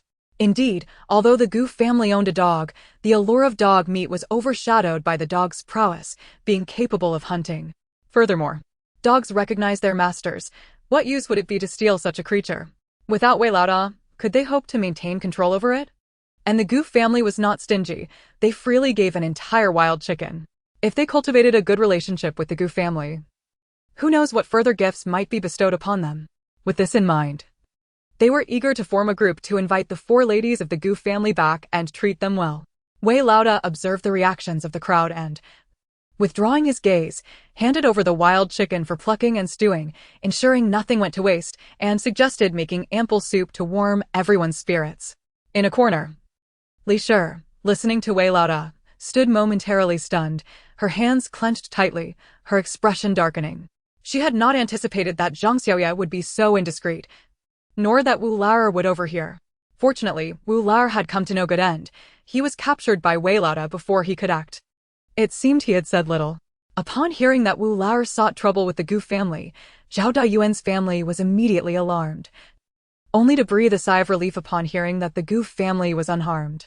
Feng Shi also wore a face of apprehension. How wicked was Wu Lao to lead such a band to trouble Sister Gu's family? Yet, thankfully Wei Laoda had arrived in time. Zhao Dayuan furrowed his brow in contemplation, pondering whether he should relocate his wife and daughter to find a cave near the Gu family's abode, thinking that as a man, he could at least offer some assistance in case of any further trouble. The chicken soup was soon ready. Wei Laoda instructed that the chicken should not be divided immediately. Rather, several pots of soup should be brewed first, allowing the meat to release its oils before any portioning occurred. Dividing the meat first and then adding water would hardly qualify as soup. Watching the others carry their bowls to ladle the soup, Li Shi placed her daughter in a corner and also took a bowl to approach. It had been many days since the 2 of them had tasted meat. Though their grain stores were sufficient, as a woman with a child, she felt too vulnerable to bring it out when many were present. Last night, they had subsisted on tree bark, which was why Zhang Xiaoya had so carelessly revealed matters regarding the Gu family. Li Shi had bowed, stepped to the front of the large pot, the aroma of the chicken soup tantalizing her taste buds. and saliva began to pool at the back of her tongue as she hurriedly extended her bowl. Could you serve a bit more soup for the two of us? Chapter 42. We must demand an explanation from the Gu family. It was none other than Old Lady Su who was ladling out soup for the crowd. Upon seeing Li Shi, she instinctively poured the soup back into the pot.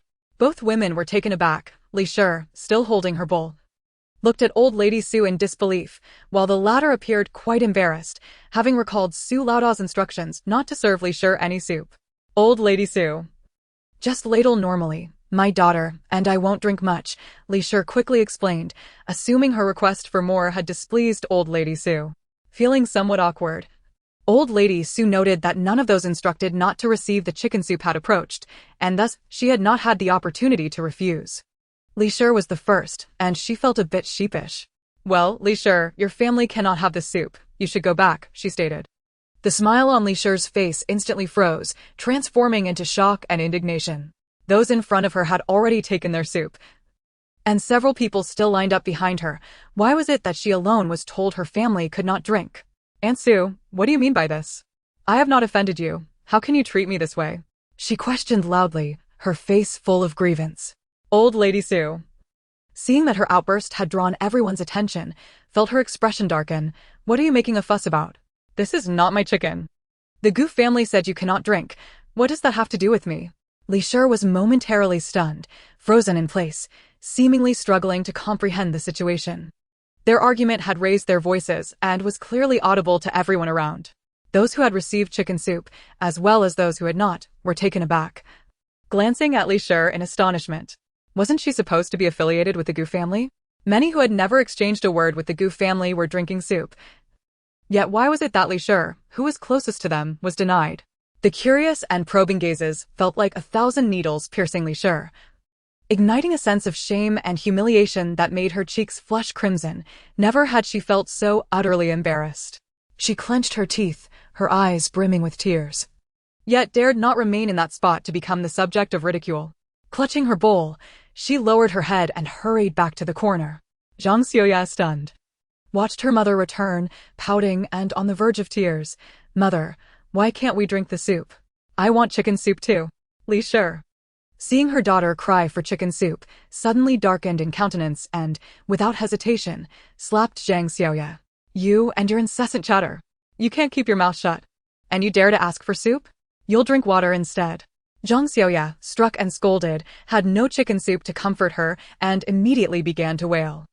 Her loud cries attracted many gazes, further inciting Li Shi's anger as she raised her hand to cover Zhang Xiaoya's mouth. Shut up. All you do is cry. If you cry again, I'll make you regret it. Zhang Xiaoya, having been slapped, was already unable to sit still, and as she leaned back from the blow, her head struck the wall, amplifying her cries. Tears streamed down her cheeks as she sobbed, nearly gasping for breath. Seeing this, Feng Shi could no longer bear to watch. She hurried forward to cradle Zhang Xiaoya, gently rubbing the back of her head. What are you doing? Xiaoya is still a child. You shouldn't take out your frustrations on her. How can you treat such a little girl this way? Li Shi, her face taut with anger, glared at Feng Shi. Then noticed Zhao Daoyuan holding a bowl of rich, oily soup, ready to feed his own daughter. This sight ignited her fury further. She rushed over and raised her hand to slap the bowl from Zhao Daoyuan's grasp. The distance was too short and caught off guard. Zhao Daoyuan could only react by shielding his daughter from the spill. Li Shi, what are you doing? Feng Shi shouted in outrage, setting Zhang Xiaoya aside as she rushed to check on her own daughter. Zhao Daoyuan, relieved to see his daughter unharmed, abruptly stood up, glaring at Li Shi and bellowing. Are you out of your mind? If your family isn't getting soup, why take it out on us? Li Shi gazed at the trio, her anger boiling as she saw Zhang Shi focus solely on her daughter while a man stood up for her, and then her eyes fell upon the spilled chicken soup, causing her to tremble with rage, feeling more aggrieved and resentful than ever. With an outstretched hand, she pointed at Zhao Daoyuan and screamed frantically. Is it not true that you take advantage of the fact that we, two orphan women, have no one to rely on and thus you bully us? You see us as easy prey and target us for your cruelty. Are you even human? Who has wronged you? You vent your frustrations on children when you haven't even brought back a bowl of soup. I kindly offered to help you soothe your child, and you overturned our soup in the process. How do you justify that? It's no wonder the Gu family forbids you from drinking chicken soup. You are nothing but a heartless ingrate. Unbeknownst to her, her words struck a nerve within Li Shi, who then erupted in anger towards Feng Shi. Who are you calling an ingrate? Did I ask you to help me with my daughter? Did I ask you to meddle in my affairs? Your family ingratiates itself with the Gu family and gets a larger share of soup. What right do you have to play the virtuous one here? Feng Shi was rendered speechless by Li Shi's unreasonable tirade. Wei Laoda, hearing the commotion, approached and surveyed the spilled soup on the ground, his brow furrowing deeply. Feng Shi, you may go and fetch another bowl of soup shortly, he stated calmly. Li Shi, upon hearing that they could still obtain soup, felt her face contort with rage. What do you mean? Why is it that others receive only one bowl of soup while your family gets two? Is it because you're in the Gu family's favor that you believe you are entitled to special treatment? You think you can disregard the rules, don't you? Wei Laoda cast a cold glance at Li Shi, understanding why Gu Qianqian insisted that Li Shi should not partake of the chicken. Indeed, having a good relationship with the Gu family does confer privileges. He replied emphatically, then turned to address those sipping soup or queuing for it, proclaiming loudly. This chicken was provided by the Gu family. Had they not offered it, you wouldn't even have a drop of soup to drink. Li Shi's eyes reddened, tears welling up as she became acutely aware of the mocking gazes directed at her, feeling utterly humiliated. She turned, bending down to scoop up Zhang Xiaoye and stormed out. She had been acquainted with the Gu family first, having even saved Yi Xiaoyun's life. Why were they treating her this way? She demanded an explanation. Chapter 43. What a pitiful child. Meanwhile, within the Gu household, Gu Qianqian believed that since they were hosting guests for dinner, it should not be done scantily. Under Yi Xiaoyun's watchful gaze, she poured a generous amount of rice into the pot, then, retrieving some meat jelly from who knows where, tossed it into the pot to dissolve and break apart, followed by an array of spices. Before long, a rich aroma wafted through the cave, drawing the two children who had been huddled around Song Shiyan to Gu Qianqian's side, captivated by the bubbling porridge in the battered pot. Wow, sister. It smells so good, Xiao Jia exclaimed, her eyes sparkling as she fixated on the pot of grayish porridge. Kaitu could not help but swallow hard, sister. Today's porridge is truly fragrant. In a corner of the cave, Song Shiyan gently rubbed Xiao Hui's head, though his gaze could not resist drifting towards the pot before Gu Qianqian. He was skeptical about what this young girl had concocted to produce such a delightful scent. For the past while, aside from the flatbreads she had provided, his meals had consisted solely of wild chickens, rabbits, and partridges. Though he had meat and white flour flatbreads, they had not been particularly enjoyable. He had tried making porridge when he had rice, even adding meat, but the taste had been so foul that he had to hold his breath to swallow it down. Yi Xiaoyun had several times been on the verge of speaking up, but ultimately refrained, considering Song Shiyan's presence. She was not stingy, after all. Having invited them for dinner, she wouldn't begrudge a little extra. However, how much rice had Gu Qianqian put in? In the past, even during village celebrations, they had never cooked such a thick porridge. Oh well, this is the savior, she thought. What's the harm in letting them eat a bit more?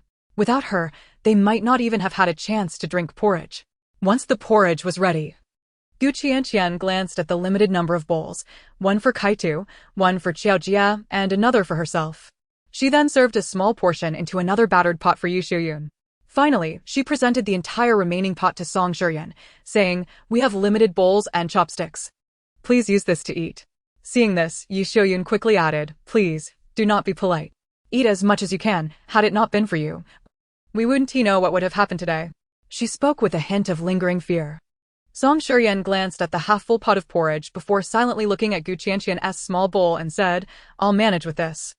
Gu Qianqian paused in her action, looking at him with wide eyes, and sincerely said, "You really don't need to be polite. Our family doesn't eat much. This is all for you." Though he appeared thin, he was still a young man, and certainly, his appetite would be greater than theirs, especially with the hunting he had to do. Song Shiyan's lips moved as if he were about to speak, but Yi Xiaoyun interjected, "Little Song, just eat. If there's any left over, you can take it back for your family if you don't mind."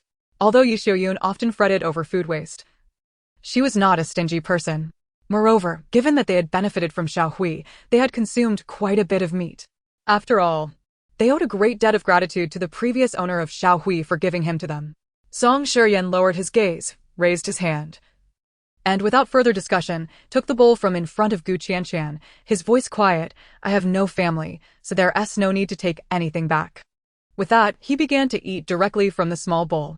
Yi Xiaoyun was taken aback, not realizing she had inadvertently pried into his personal matters. Upon hearing him state that he had no family, she looked at the youth before her, who was nearly the same age as her eldest son, and a sense of pity welled up within her. "Oh, what a pitiful child." Yi Xiaoyun observed his frail figure and suddenly felt an overwhelming surge of maternal instinct. She scooped more porridge into her own small bowl and pushed the remaining pot towards Song Shiyan. "Young man, you are at a growth spurt. Eat well. If you can't finish it, take it home for dinner later." Song Shiyan looked at the porridge that had been forcefully pushed towards him, feeling slightly awkward. Before he could respond, he noticed a faint sound, his ears picking up on an almost imperceptible crying, which seemed to belong to a child. His expression hardened, and he turned his gaze towards the entrance of the cave. At the same time, Qianqian also looked in that direction and set her bowl down. "Mother, I'll step out for a moment." Song Shiyan discreetly observed Qianqian rising, realizing her senses seemed unusually acute. He too set down his bowl but did not follow her outside. Yi Xiaoyun, intending to admonish the child for not finishing her meal and questioning where she was headed, suddenly heard a faint wail. Indeed, it was the cry of a child. Startled, she quickly stood and followed her outside. Qianqian, seeing Yi Xiaoyun trailing behind her, felt a touch of exasperation. "Mother, why are you coming out? Hurry back to eat, it will get cold." "But I think I heard a child crying." Before they could finish their conversation, a frail figure appeared in their line of sight, cradling a child as they trudged through the wind and snow. Yi Xiaoyun gasped. "Isn't that Li Shi? What has happened?" As she moved to approach, Qianqian grasped her arm. "Mother, please return and have your porridge." "I will handle this." Yi Xiaoyun, confused, asked, "Handle what?" At that moment, Li Shi spotted Yi Xiaoyun and immediately burst into tears. Her voice choked as she cried out, "Sister Gu." Yi Xiaoyun, still bewildered, instinctively responded, "Ah." Li Shi hastened her steps, reaching them in mere moments, and without granting Qianqian the chance to usher Yi Xiaoyun away, she fell to her knees, weeping profusely. "Sister Gu, I am so sorry. I've brought you Jia here to apologize." Yi Xiaoyun was taken aback, hastily stepping forward to assist her. "What are you doing? If you have something to say, speak up. It's freezing cold. Why are you clutching the child like this?" However, Li Shi remained resolutely on the ground, shaking her head fervently, tears cascading down her frostbitten cheeks, her face a shocking red. "Sister Gu, I cannot rise. Please do not compel me to stand. Just strike me or scold me. For it is all my fault. My inability to care for the child has brought calamity upon your family." Yi Xiaoyun was utterly bewildered, struggling to comprehend the situation. "Sister, whatever it is, please rise and speak. This talk of guilt is leaving me confused." The weeping of Li Shi was beginning to give Yi Xiaoyun a headache. Despite her attempts to lift her, Li Shi would not budge, continuing to shake her head and beseeching Yi Xiaoyun for forgiveness with deep bows. "Sister Gu, it is all due to my wretched child, so young and naive, easily manipulated by others, which has led them to take an interest in your family. Were it not for Wei Laoda's timely arrival, if anything were to happen to you, I would take my daughter Yuejia and end our lives in penance." In chapter 44, since she wished to kneel, let her remain so. Li Shi wept bitterly, her child also wailing loudly, creating an echo that reverberated through the cave entrance. Qianqian felt a throbbing pain in her head, while Yi Xiaoyun was left with a buzzing in her ears. Yet they could finally grasp the essence of Li Shi's distress. The urgency in Yi Xiaoyun's expression waned, and she withdrew her hand from Li Shi's grasp. Qianqian observed her mother, contemplating silently as she stood quietly in the background. "You say that it was because of you that Wu La and his gang sought trouble with our family?" Yi Xiaoyun gazed at Li Shi before realizing the truth. Indeed, her little gray had never made an appearance or uttered a sound. How could Wu La possibly know they had a dog? Initially, she had suspected that Gray had inadvertently made a noise, but it was now apparent that it was Li Shi's doing. "Did you tell Wu La that we have a dog?" As the memories of their previous encounters flooded back, all the blame fell squarely on Li Shi, igniting a fierce anger within Yi Xiaoyun. Li Shi was taken aback. She had never anticipated that the usually gentle and amiable Yi Xiaoyun could unleash such fury. In a panic, she sharply pinched Zhang Xiaoya's back. The little girl cried out in pain, her voice cracking as she sobbed. Li Shi, still clutching her child, continued to weep, shaking her head in protest. No, I could never do such a thing. If I were to speak to Wular in that manner, may I be struck down by lightning? Sister Gu, you know what sort of person I am.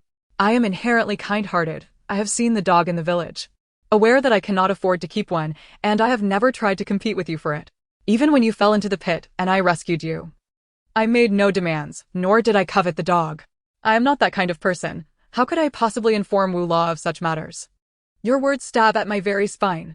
Li Shi's cries were heartbreaking, as if she bore an immense injustice. Sister Gu, to say such things to me is to condemn me to death. Yi Xiuyun's initial anger was tempered by Li Shi's lamentations, leaving her in a state of emotional turmoil. Despite the ordeal they had faced that day, Li Shi had indeed saved her life, complicating Yi Xiuyun's feelings on how to respond. Seeing the expression on Yi Xiuyun's face, Li Shi forcefully pushed her child forward, exclaiming, You, hurry and kneel before your aunt, bow your head and apologize. You go around without a care in the world, seeing goodness in everyone, without a shred of caution. Whatever they ask, you answer without hesitation. Why didn't he let them take you away and sell you? Why must I bear a child who only brings misfortune? Zhang Xiaoya, frightened and bewildered, did as her mother commanded, dropping to her knees and wailing loudly. Yi Xiuyun, observing the spectacle, felt a headache coming on. What was Li Shi doing, pushing her child out to kneel and cry? Oh dear, enough of this. It appears as though we are the ones bullying you too. Just look at how cold that child is. Hurry and pick her up. Sensing Yi Xiuyun's softening heart, Li Shi did not take the opportunity to rise but continued to kneel, weeping, Sister Gu, it is not as simple as it seems. Please scold me and strike me, or I will never be able to overcome this mental block. You cannot fathom my fear after Wei Laoda spoke of this. My legs grew weak with terror. If something were to happen to you, I could never atone for it. Sister Gu, please, allow me to kneel here, otherwise I cannot find peace. Though Yi Xiuyun was angry, she could not bear to watch Li Shi kneeling there with the child in such bitter weather, with snow still falling. The two of them would surely freeze to death within moments. Enough of this. You are here suffering, and now you want your child to suffer alongside you? Get up now, there is nothing so grave that cannot be resolved with words. Upon hearing this, Li Shi's eyes brightened, about to continue her lamentations, when she saw Gu Qianqian, who had been silent until now, step forward to grasp Yi Xiuyun's arm. All right, mother, I see now that auntie is genuinely troubled. Even if you force her to rise, her heart will remain unsettled.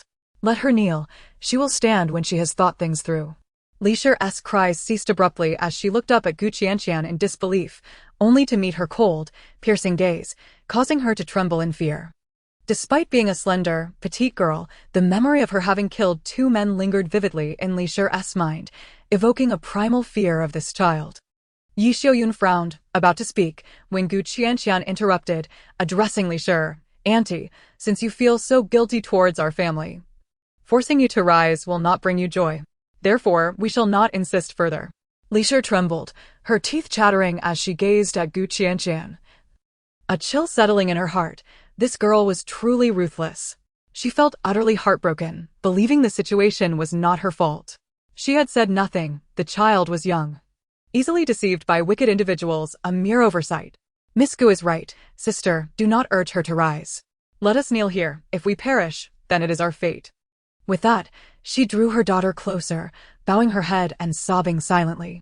Yi Xiuyun, witnessing the scene, was at a loss for how to proceed. Although she was irritated by the child's incessant chatter, how could she truly let them pay for their mistakes with their lives? Their family had narrowly escaped being besieged, and she could not bear to watch them perish in the cold. Gu Qianqian, however, firmly grasped Yi Xiuyun's hand. Mother, do not make things difficult for Auntie Li. People who harbor such burdens often succumb to illness. Let her kneel. Whenever she is ready, she will stand. With that, she pulled Yi Xiuyun toward the cave, jesting. In this frigid weather, we'll catch a cold if we stay out here. Li Shi, watching them turn their backs and walk into the cave, clenched her teeth in silence, head bowed, continuing to kneel. Yi Xiuyun was pulled inside, exclaiming, You child, how can you allow them to kneel there? If anything were to happen to them, what would we do? Gu Qianqian smiled. If she insists on kneeling, she won't budge. Let her kneel until she has had enough, and then she will rise. Yi Xiuyun shot her a reproachful glance. You little one. As she spoke, the sound of the children's cries outside diminished considerably, causing her heart to skip a beat. Surely nothing dire had transpired? Just as this thought crossed her mind, a sudden thud resounded. Startled, she rushed outside, only to find Li Shi lying motionless in the snow, while Zhang Xiaoya, beside her, was so frightened that she was rendered speechless. Chapter 45. The mask of civility is torn asunder. Yi Xiaoyun was alarmed and quickly called out to Qianqian, Sister Qian. Hurry here. Your Aunt Li has fainted. We must carry her inside at once. Qianqian gazed at Li Shi, who lay pale-faced in the snow, her eyes narrowing as she approached and pulled aside her mother. Let me take a look, she said, as she pressed her hand against Li Shi's acupoint. Initially, she applied only a gentle pressure, but when there was no response, she increased her force, her nails digging into the flesh, yet the woman remained unyielding. Oh dear. Pressing the acupoint won't suffice. We must get her into a warm place before she truly freezes to death here. With a resigned smile, Qianqian remarked, Mother, we walked for several hours earlier without freezing to death. Surely, a brief moment cannot lead to such a fate? Yi Xiaoyun, upon hearing this, felt the reason in her words, yet the sight of the woman lying motionless on the ground was still unnerving. Perhaps the emotional turmoil from earlier had been too overwhelming. They should carry her inside first. Regardless of the circumstances, they could not simply allow her to remain there. However, Qianqian did not move, her gaze fixed on the woman on the ground, her eyes growing colder. She had noted Li Shi's petty schemes in the past. While she could not be deemed a truly wicked person, she was certainly someone Qianqian disliked. Although Li Shi had not committed any overt wrongs, her cleverness would surely lead to unrest in the future. I'll take a look. A clear, youthful voice emerged from behind. Turning, she saw Song Shiyan approaching. He knelt beside Li Shi, his fingers deftly pinching something that Qianqian could not make out. In the next moment, he jabbed it into Li Shi's neck, causing her to suddenly open her eyes, letting out a wail as she clutched her throat and scrambled backwards in terror at the sight of Song Shiyan. Song Shiyan frowned slightly, his eyes glinting with chill, as he cleaned the needle from his fingertips in the snow for quite some time. Qianqian stared at him in astonishment, exclaiming, "What a remarkable skill!"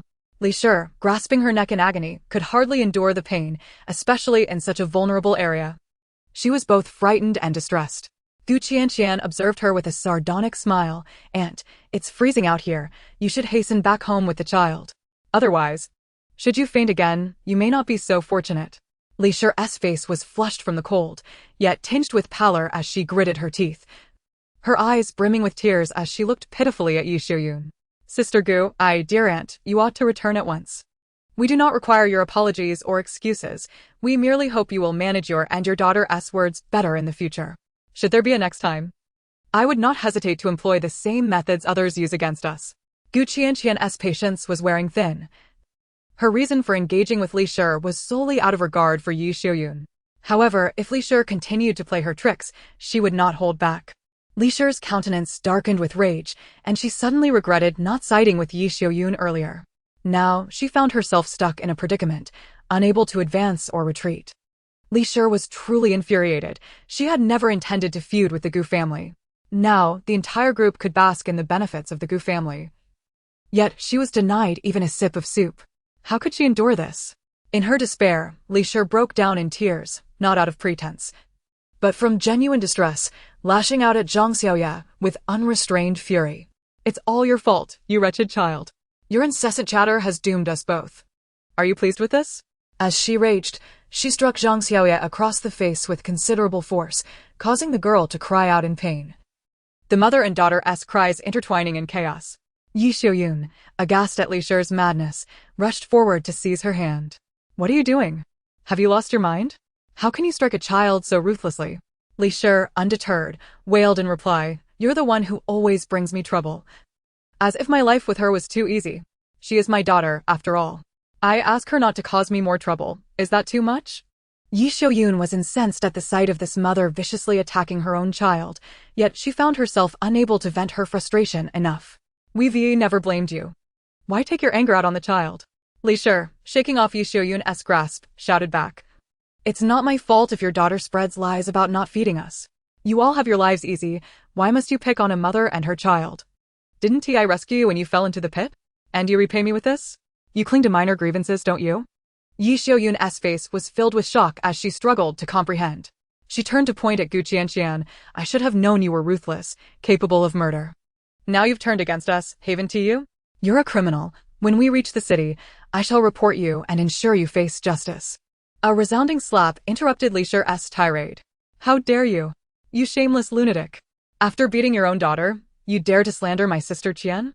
Speak another word, and I shall tear your mouth apart. Yi Xiuyun trembled with rage. The slap had been delivered with such force that her hand throbbed painfully. You can say whatever you wish, but speak ill of my sister Qian and I will not tolerate it. With that, she forcefully pushed Zhang Xiaoya back. Your own daughter nearly brought disaster upon us, and I have yet to hold you accountable. Yet you dare to come here and unleash your fury. Do you think us easy prey? You may beat your daughter as you please. Even if you were to kill her, it would be no concern of ours. But should I hear you utter a single word against my sister Qian, I will not hesitate to make you regret it. Observing her usually gentle and good-natured mother fiercely defending her, Gu Qianqian was momentarily taken aback, a smile breaking through as she regarded the figure standing protectively before her.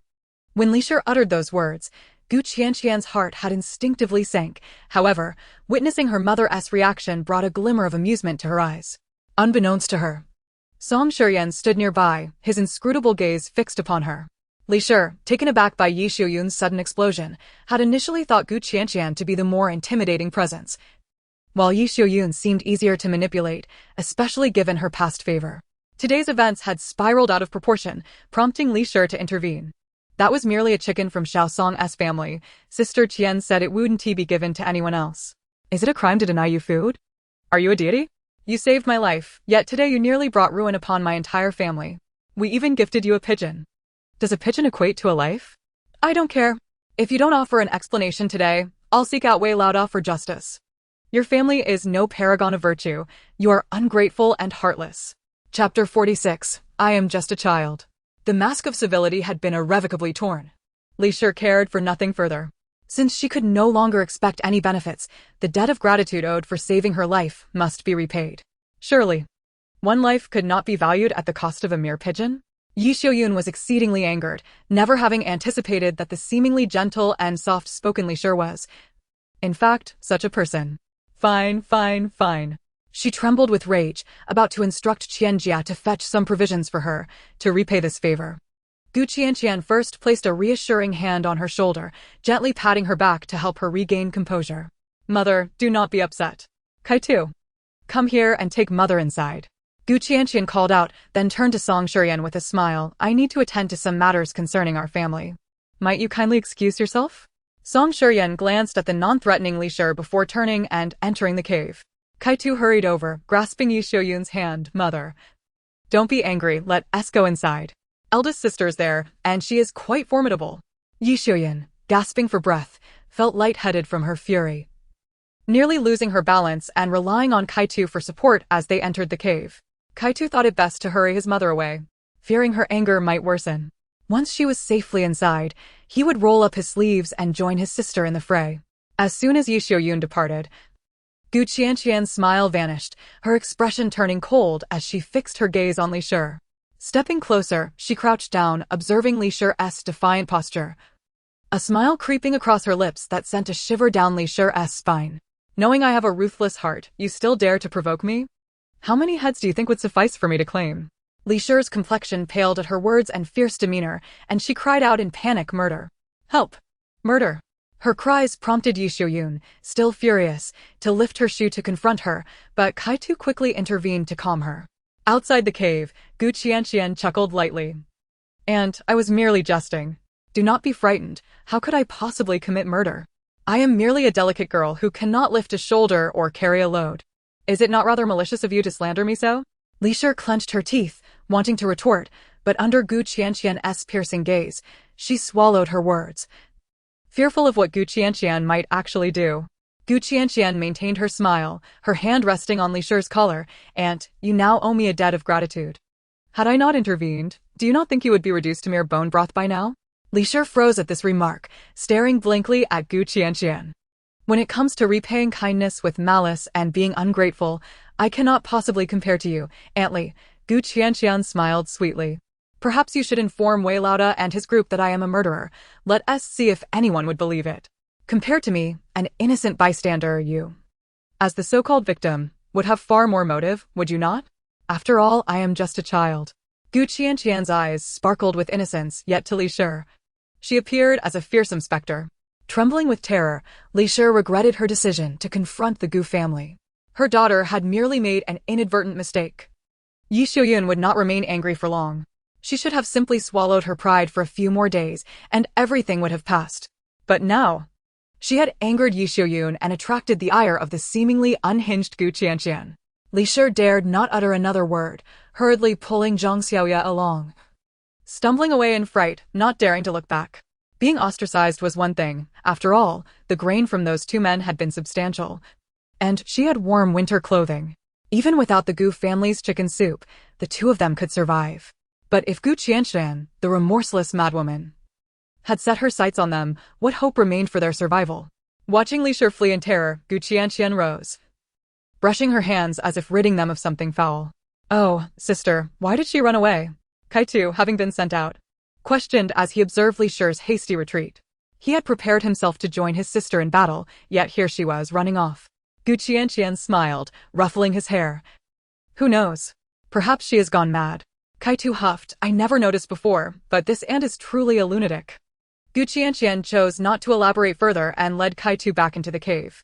With Li Shi's disruption, the family lost their appetite, barely managing a few bites of food.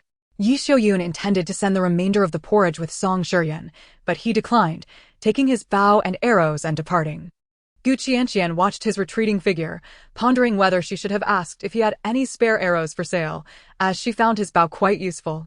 However, the task of crafting wooden arrows seemed too meticulous for her patience. Meanwhile, Yi Xiuyun continued to vent her frustrations about Li Shi, prompting the siblings and their dog to console her for an extended period.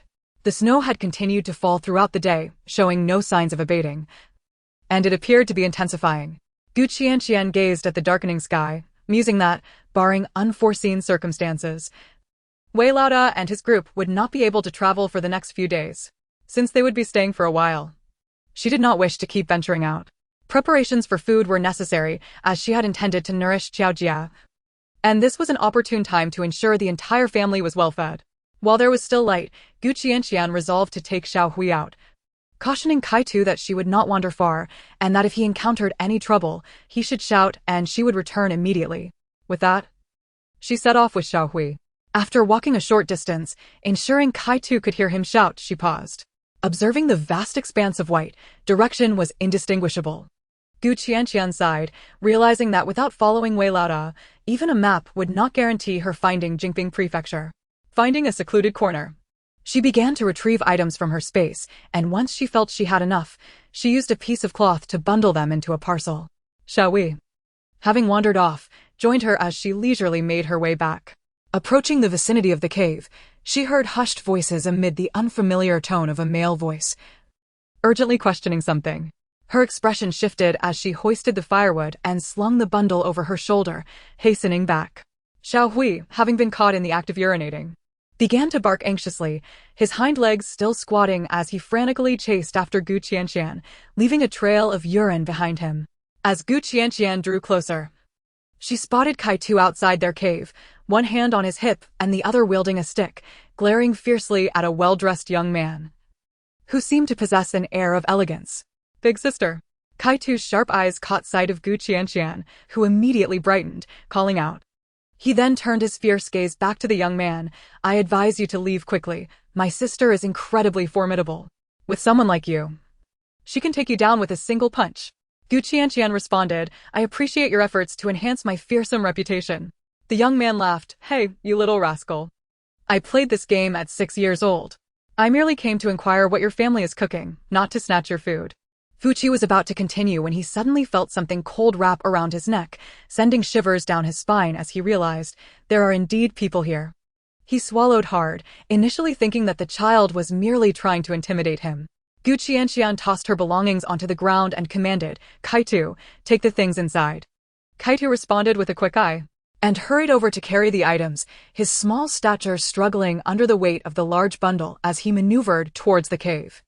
Fuchi observed the little sprout exerting all his might, gritting his teeth as if he were about to burst into tears, and felt somewhat at a loss for words. I must ask, little sister, Why are your family members so unfriendly? I am not a villain, he remarked, feeling rather sincere for coming alone, unarmed. Why was this family so fierce? Qianqian scrutinized him carefully, discerning his attire and, upon noting his rather lackluster intelligence, concluded that he was a well-protected young master. She tapped the icy wooden stick she held against his neck and inquired, "What are you sneaking around our cave for?" Fuchi instinctively recoiled at the cold touch, soon realizing that it wasn't a knife or anything of the sort. He fancied himself quite agile and attempted to pivot and retreat, narrowly avoiding the stick. Then, with a smirk, he flicked his hair back and said, "Little sister, I possess quite the martial prowess. You think to threaten me with a mere stick? That is rather presumptuous." Qianqian's lips twitched. She pondered whether conversing with someone of such limited intellect might dull her own wits. Fuchi believed that this slender, dark-skinned girl was undoubtedly captivated by his graceful dexterity. He cleared his throat, reasoning that while the country folk might be a bit uncouth, he was a reasonable man. "Little sister, I mean no offense. My companions and I have just arrived here, seeking shelter in a nearby cave. I came out hunting," he gestured in a direction. Qianqian glanced over, her eyes suddenly brightening. She had not noticed before, but not far away lay a beautiful and exquisite bow. Unlike the pitiful self-made versions she had seen, the bowstring appeared to be of exceptional quality. What a fine bow. It seemed he had placed it aside to avoid alarming her brother. How considerate. She returned her gaze to the handsome young master before her, whose peach blossom eyes were bent with a charming smile, and said, "Why do you speak so much? Can we get to the point?" Fuchi was taken aback. What is wrong with this family? Why are these country folk so devoid of perception and so unpleasant in their speech? He continued, "I came hunting and smelled something delicious coming from your home, so I thought I might inquire about your meal." Qianqian appraised him with a bland tone. "You are indeed quite presumptuous. Why would it concern you what others are cooking? You seem to be of decent standing. Why such curiosity?" Fuchi's smile faltered for a moment, and he took a deep breath, reassuring himself that he couldn't hold the lack of manners against a rural girl. I suppose I was a bit forward. I simply wanted to ask if I could purchase some of your food, or perhaps trade. What do you need?" He offered generously. Heaven knows what he had been eating lately. Though he had some meat and grains, the cooking was best left unmentioned. Had his stomach not been so unjustly tortured, he would not have journeyed so far just to find this enticing aroma. Perhaps it was the recent hardships he had endured, but he found the simple fare of a rural household to be incredibly appetizing. Qianqian regarded him with a complex expression, her eyes full of incredulity at this young master, who, though not overly plump, clearly had never known true hunger, now attempting to barter for food at their home. She sniffed a couple of times, recognizing that her mother was reheating yesterday's beef. Although her culinary skills were decent, lacking in spices, it was not likely to yield any gourmet dishes. It was merely a broth of wild vegetables with a bit of wild chicken meat, regrettably, nothing to trade. She did, however, have her eyes on that bow, but it was clearly impossible to exchange such a fine item for just 2 pieces of meat. As for firearms, they were unsuitable for display. Her cold weapons were limited and primarily for close combat. She had no experience with bows and arrows, not even having touched one properly. Fuchi became anxious. "Hey, don't. Little girl, how about I trade you some grain? It's merely a bit of wild chicken. What if I offer you a whole wild chicken?" He added, somewhat hesitantly, "Wait, that doesn't smell like chicken." It seemed more akin to beef, he wasn't sure. So he took another whiff. Qianqian was taken aback by his persistence and felt a tinge of irritation. Of course it's not chicken, it's beef. At that moment, beef was not something to be casually slaughtered. She dared to claim it was wild game because Yi Xiaoyun and Kaidu had never eaten beef and would not know its taste. But this person before her was clearly a wealthy young master, undoubtedly familiar with the flavor of beef. Having said she wouldn't trade, if he didn't leave, she would not hesitate to be rude. She would be insane to offer him beef. Fuchi grew equally displeased. "Hey, you little girl, why are you so ungracious? It's just a bit of chicken. If not, I could speak with your elders." If that didn't work, he could always offer them a reward for cooking something. Qianqian watched Fuchi walk toward the cave, her gaze darkening, and with the wooden stick still in her hand, she pivoted it to press against his chest, shouting fiercely, "What do you think you're doing? This is a joke. If you get any closer, what if you really figure out it's beef?" Fuchi had not anticipated the girl's fiery nature. As she threatened him, he was about to explain in a calm manner when a deep, furious voice erupted. Which little girl dares to lay hands on my young master? Seeking death. With that roar, a figure rushed in from the distance, brandishing an unsheathed sword, charging directly at Qianqian. She frowned, her expression turning icy. It seemed trouble was not yet over. However, before she could react, the collar of her shirt was suddenly yanked back, and a tall figure brushed past her, kicking the assailant's sword sheath out of the way. The sword in the man's hand was deflected, inadvertently aiming at Fuchi. Uncle! Uncle! Uncle! Fuchi shouted in alarm. The burly man also startled, abruptly halting, and nearly collided with Fuchi as he swung his sword aside. Qianqian was speechless. Song Shiyan. Qianqian averted her gaze, looking at Song Shiyan, who had reappeared. Why was he here again? After a moment's thought, she poked his shoulder and said, "Thank you." While she could have dodged, he had acted out of kindness. Song Shiyan glanced at the two men before turning back to Qianqian, assessing her for injuries before extending a lifeless wild rabbit he had been carrying. Qianqian glanced at the rabbit, trying to suppress a laugh. "Didn't you already deliver a wild chicken this morning? And you had only a bowl of porridge yourself. Isn't this a bit too generous?" Song Shiyan paused, his expression becoming somewhat awkward as he pressed his lips together, remaining silent for a moment. No need to mention it. Seeing his reaction, Qianqian suddenly had an idea, hesitated for a moment, and tentatively suggested, "Why not join us for dinner tonight?" Song Shiyan's ears reddened slightly, yet his expression remained composed. "Would that be convenient?" Qianqian chuckled, realizing he had indeed come for a meal. "It's absolutely convenient." She smiled as she accepted the rabbit. After all, he had helped her, and his intentions were quite clear. It would be rude to decline. During the Song dynasty, Song Shiyan failed to perceive the underlying implications of the conversation, and his expression seemed to relax a fraction. Meanwhile, Fuchi had concluded his discussion with the burly man and, upon overhearing their exchange, quickly approached. "Hey, little sister, it was all a misunderstanding. I assure you, I not only have wild rabbits, but also wild boar meat." Qianqian regarded him, then glanced past him at the burly man, whose expression resembled one suffering from constipation. Upon catching her gaze, the man awkwardly smiled. "It's all a misunderstanding," he echoed, not expecting to nearly ruin the young master's important matters. Qianqian cast him a bland glance. "I lack nothing. Let us discuss it when I'm in need." With that, she turned and entered the cave. Song Shiyan's indifferent gaze swept over the two before he too turned and followed her inside. Fuchi immediately exploded in frustration, turning to the burly man. "Does that girl judge people by their appearance? Why does he get to enter? I am far more handsome than that wooden-faced fellow. Is she blind?" The burly man, feeling awkward, wanted to cover Fuchi's mouth. "Young master, it's obvious she knows him. They share a rapport. We, on the other hand, are strangers, so naturally, she is wary of us. Let us go back. Old Bai's meal should be ready soon." Fuchi's expression stiffened. "What has he cooked today?" The burly man's expression turned complex. "It seems to be wild chicken with ginseng stewed with salted fish." Fuchi exclaimed in disbelief. "Is that even fit for human consumption?" Inside the cave, upon hearing the commotion outside, Yishoyun realized her pot of meat had attracted trouble and hurriedly sought to hide it.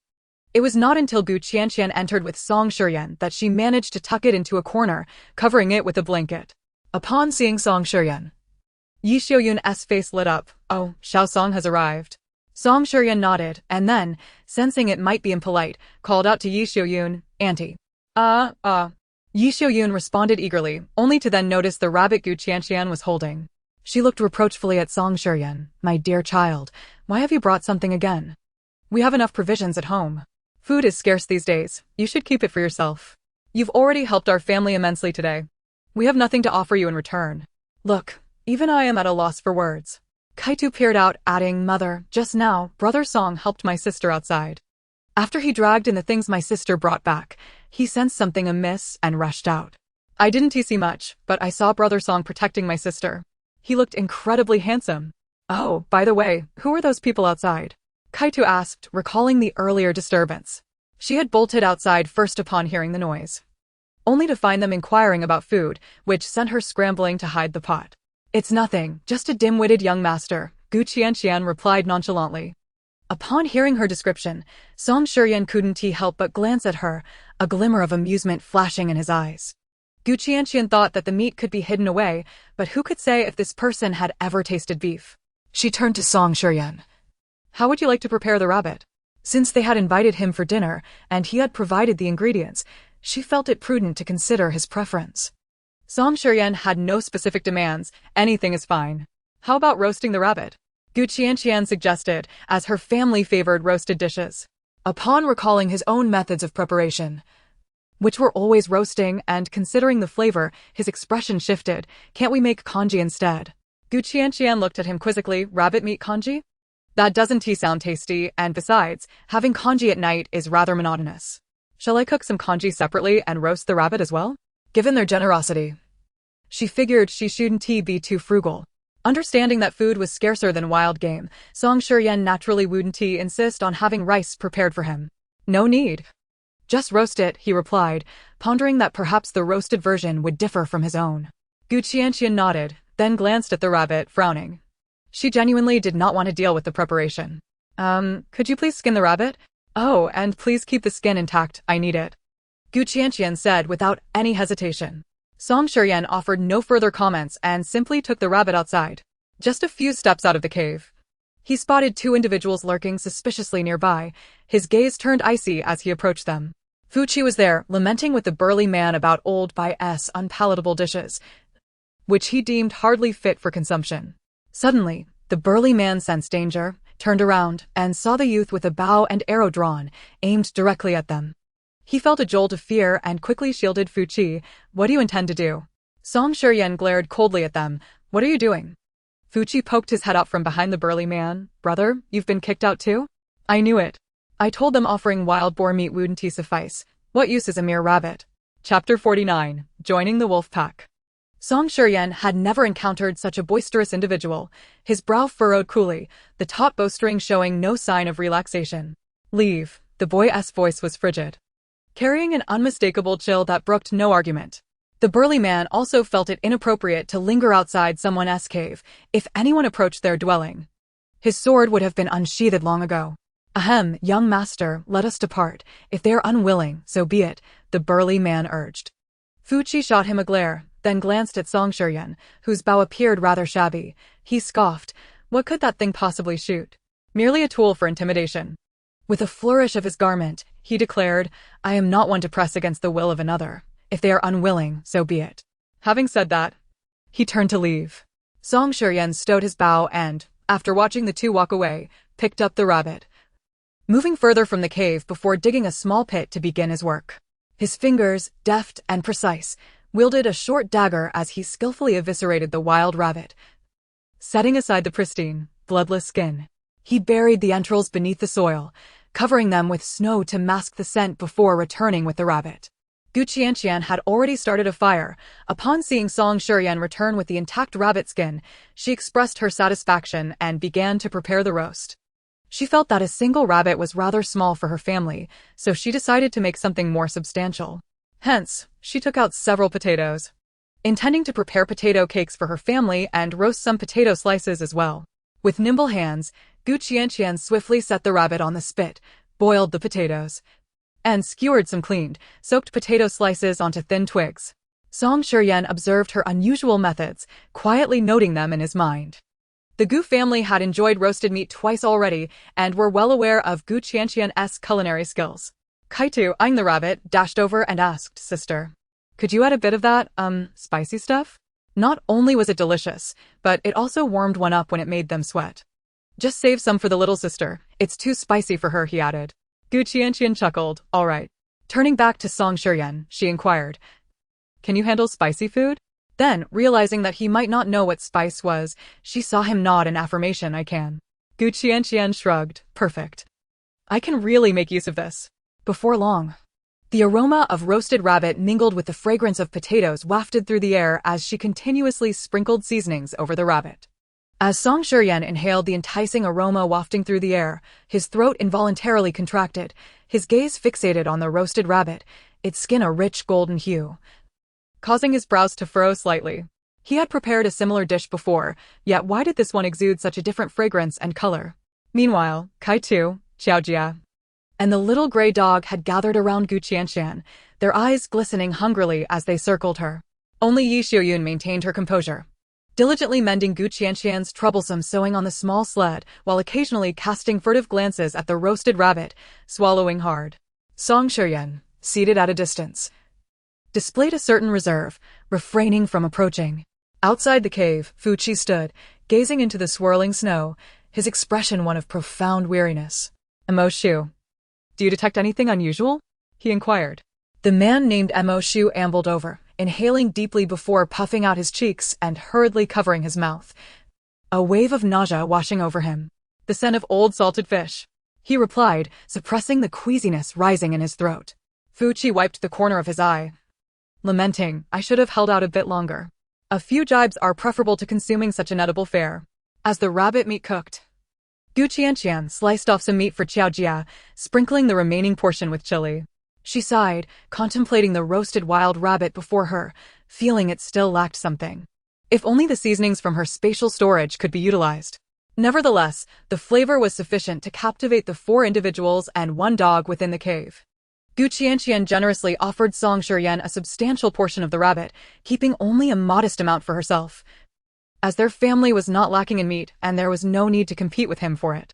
Observing the ample portion before him, Song Shiyan furrowed his brow slightly, tearing off a rabbit leg and returning the rest. Qianqian was about to protest when he interrupted, this is sufficient. She found his politeness rather excessive. A grown man likely required more than a mere rabbit leg to satisfy his hunger, but she let it go. Engrossed in preparing potato cakes, the oil used was from the fat that had dripped off the rabbit, though scant, it was adequate. After departing from that spot, Song Shiyan had just enjoyed one of the finest meals he had ever tasted, which only intensified his discomfort with the culinary creations he had previously prepared. He glanced at Qianqian, hesitating momentarily, but ultimately chose not to say anything further. After all, it felt rather presumptuous to have consumed 2 meals at her expense. He did not eat much, but before leaving, Qianqian insisted on giving him a package containing several potato cakes and some rabbit meat. Not allowing him a chance to refuse, she beamed and waved goodbye. As Song Shiyan regarded the petite, slender girl before him, a genuine smile broke across his face for the first time. Thank you. Qianqian, observing his smile, found him rather handsome when he beamed. It was your rabbit. After all, you invited us to partake in the feast. Once Song Shiyan departed, Yi Xiuyun began to tidy up the bedding in preparation for sleep. Qianqian blocked the entrance to the cave and, seizing the opportunity once the others had drifted off, turned on the electric heater. Throughout the night, the wind and snow raged on, while those inside the cave either slept soundly or struggled to find rest. In the distance, a series of footprints marred the pristine snow, only to be swiftly erased by the gusty winds. Nearby, 2 wolves circled the spot where Xiaohui had urinated, their noses burrowing into the snow, uncovering a frozen mound of urine that had long since lost its scent. A distant wolf howl echoed, causing the 2 wolves to raise their heads abruptly before sprinting off to join their pack. Chapter 50. Encountering 2 foolish roe deer. The following day, as the snowfall had considerably lessened, Qianqian intended to remain indoors, commencing the organization of the large bundle she had brought back the previous day. Within it lay a sizable cut of beef, previously arranged with Yi Xiuyun, as well as eggs disguised as wild chicken eggs and some mushrooms. Other items were difficult to procure during this season. However, this selection alone was enough to excite Yi Xiuyun, who simultaneously regarded them as treasures and potential sources of anxiety. Fearing they might be discovered by others, she and Qianqian deliberated on cooking the meat today while they were not on the move, intending to keep it as provisions. Qianqian readily acquiesced, suggesting that the wild chicken eggs should be reserved for Qiaojia and Kaitu. Observing Xiaohui gnawing on a bone nearby, Yi Xiuyun mused, our little Hui must be some sort of divine dog. How does he manage to find everything? Qianqian, maintaining a serene demeanor, replied, isn't it simply due to his keen sense of smell? He can detect any scent. Yi Xiuyun found this explanation quite reasonable, acknowledging the renowned acuity of a dog's olfactory senses, and began to feel fortunate that they had encountered Xiaohui. Suddenly, she recalled Xiaohui's previous owner. Sister Qian, shouldn't we share a portion of these provisions with little Song? That boy is all alone and rather pitiable, having no food. Previously, with Xiaohui, he had assistance in hunting, but now that Xiaohui is with us, he has no companion and likely struggles to find sustenance. Yi Xiuyun's heart ached for the youth, who was nearly the same age as her eldest son, forced to survive alone during such dire times. What a fine lad he is, why must fate be so cruel? She lamented. Qianqian opened her mouth to respond, but found herself at a loss for words, knowing that even with Xiao Hui accompanying him, Little Song would still struggle to procure food. While the Gu family planned to remain indoors, a large group from the Wei clan was boldly exiting their cave. Leading the charge, Wei Jingyu, brimming with excitement, addressed those behind him, "Everyone, be vigilant. Let us not make a sound. If we manage to capture just one, it will sustain us for many days." Zhao Dayuan, gripping a thick wooden club, could hardly contain his exhilaration. "Wei, are you certain? Are there truly roe deer?" "Indeed. I've hunted them with my second uncle before. They are quite unsuspecting and rather sizable," Wei Jingyu replied with a grin. Wei Laoda was among the throng, his face alight with clear delight. "If we catch a roe deer today, it will be a collective achievement. We shall share it amongst us all." Upon hearing this, the crowd erupted in excitement, expressing their gratitude to Wei Laoda for bringing them along. It was well known that he possessed a bow renowned for its accuracy. Even without their help, he would surely secure game to bring back. Yet, Wei Laoda chose to include them to support their efforts, a gesture that everyone understood and appreciated. The group soon arrived at a flat clearing surrounded by trees, pausing to survey the scene. "My goodness, so many roe deer. If we manage to hunt them all, we needn't worry about food anymore. We could leave this wretched snowy mountain in peace," someone exclaimed in hushed tones. Many shared this sentiment, spotting 5 or 6 roe deer in the distance. With their team of 20 to 30 people, even if they rationed their portions, they would have plenty to sustain them for quite a while. Wei Laoda focused intently on the bounding deer, solemnly warning, though these creatures are easier to hunt than others, they are not simply going to stand there waiting for us. While it appears there are many, capturing even one would be a stroke of luck. Hearing his words, some felt a twinge of regret, yet they understood that even one would suffice to bring them satisfaction. Wei Laoda gestured for everyone to encircle the area carefully, then readied his bow, nocking an arrow and aiming at one of the roe deer. "Uncle, do you think you can hit it?" Wei Jingyu inquired nervously. Wei Laoda's piercing gaze was firmly fixed on a distant roe deer. Hitting one was scarcely a challenge. Whether the others could capture more remained uncertain. Indeed, Wei Laoda was endeavoring to assist the group, otherwise, he could have easily hunted one himself. Observing everyone take their positions, a glint of determination flashed in Wei Laoda's eyes as he released his arrow with remarkable speed, striking one of the roe deer directly. The remaining few, startled, bolted away. The starving villagers rushed in from all directions, with someone directing the chaos, as a group focused intently on one roe deer and charged forth. The mayhem reminiscent of a fray led to their success in securing one. Counting the one shot by Wei Laoda, they astonishingly had 2. The crowd erupted into joyous cheers upon seeing the 2 roe deer on the ground, their excitement palpable, with even tears of joy welling in some eyes. "Wonderful, wonderful. We shall not starve. We have food now. Boo-hoo, we have meat. No more tree bark for us. The old man has left us a glimmer of hope. Splendid. Ha ha ha." The expressions in the crowd varied, yet Wei Laoda wore a relaxed smile, beckoning everyone to carry the deer back. "Brother Zhao, we owe you a debt of gratitude for directing us to that particular roe deer. Without you, we might not have secured even one. What do you know? The third brother of the Yuan family is a scholar. The Zhao family is indeed clever." Zhao Dayuan, who had earlier urged everyone to focus on one roe deer, chuckled sheepishly. It was a collective effort. At the back, Wu Lar observed a few people surrounding Zhao Dayuan, chatting and laughing, his expression darkening. Since he had instigated trouble with the Gu family yesterday, and that little hussy had generously presented a wild chicken, the others in the group now looked at him with disdain.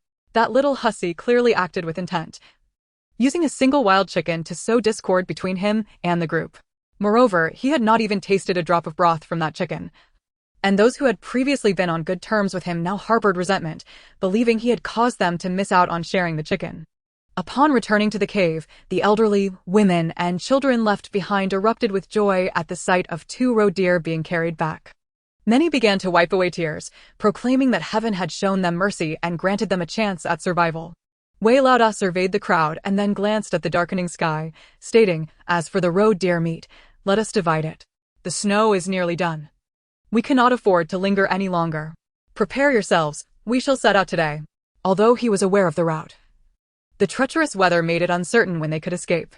Now that they had food, the group was invigorated, all voicing their agreement loudly as they busied themselves. Wei Laoda turned to Wei Jingyu, instructing, "You should head over to the Gu family and inform them that we shall be departing today." Wei Jingyu, recalling the young girl who, despite her youth, possessed formidable skills, smiled broadly. "I shall go at once." Wei Xiuge, Zhao Dayuan interjected quickly, "Allow me to go instead. I have matters to discuss with the Gu family." Wei Jingyu scratched his head. "We will all set out together in the afternoon. Let me handle it." Zhao Dayuan considered the items in his possession, which, while not precious, were better delivered privately to Guyatu. "No need to trouble you, I am merely passing by. Please ask Wei Laoda to keep an eye on my wife and daughter." After Wei Laoda nodded in agreement, Zhao Dayuan departed. Not far away, Li Shi observed this and, with a mocking smile, remarked to Feng Shi, "Today's roe deer was not provided by the Gu family, so there is no need to grovel for such a trifling reward." Do they truly believe the Gu family is so easy to curry favor with that by ingratiating themselves, they will receive a share of the meat? Chapter 51. The Gu family's methods of winning hearts. Feng Shi, initially delighted as she prepared to assist her daughter with the roe deer, felt a frown creep onto her face upon hearing Li Shi's sarcastic remark. "The Gu family has shown kindness to us. We are not the type to forget such debts." Nearby, old Lady Su, overhearing this, turned her gaze with displeasure. "What is wrong with the Gu family? Yesterday, they offered a chicken. And yet you label them as difficult to deal with?" Those who had received the wild chicken from the Gu family yesterday also cast discontented glances at Li Shi. It seemed that Li Shi, having failed to receive any chicken broth, was resorting to slandering them behind their backs. How curious it was. Aside from those who had caused trouble with the Gu family and received no chicken, Li Shi, you maintain a good relationship with them.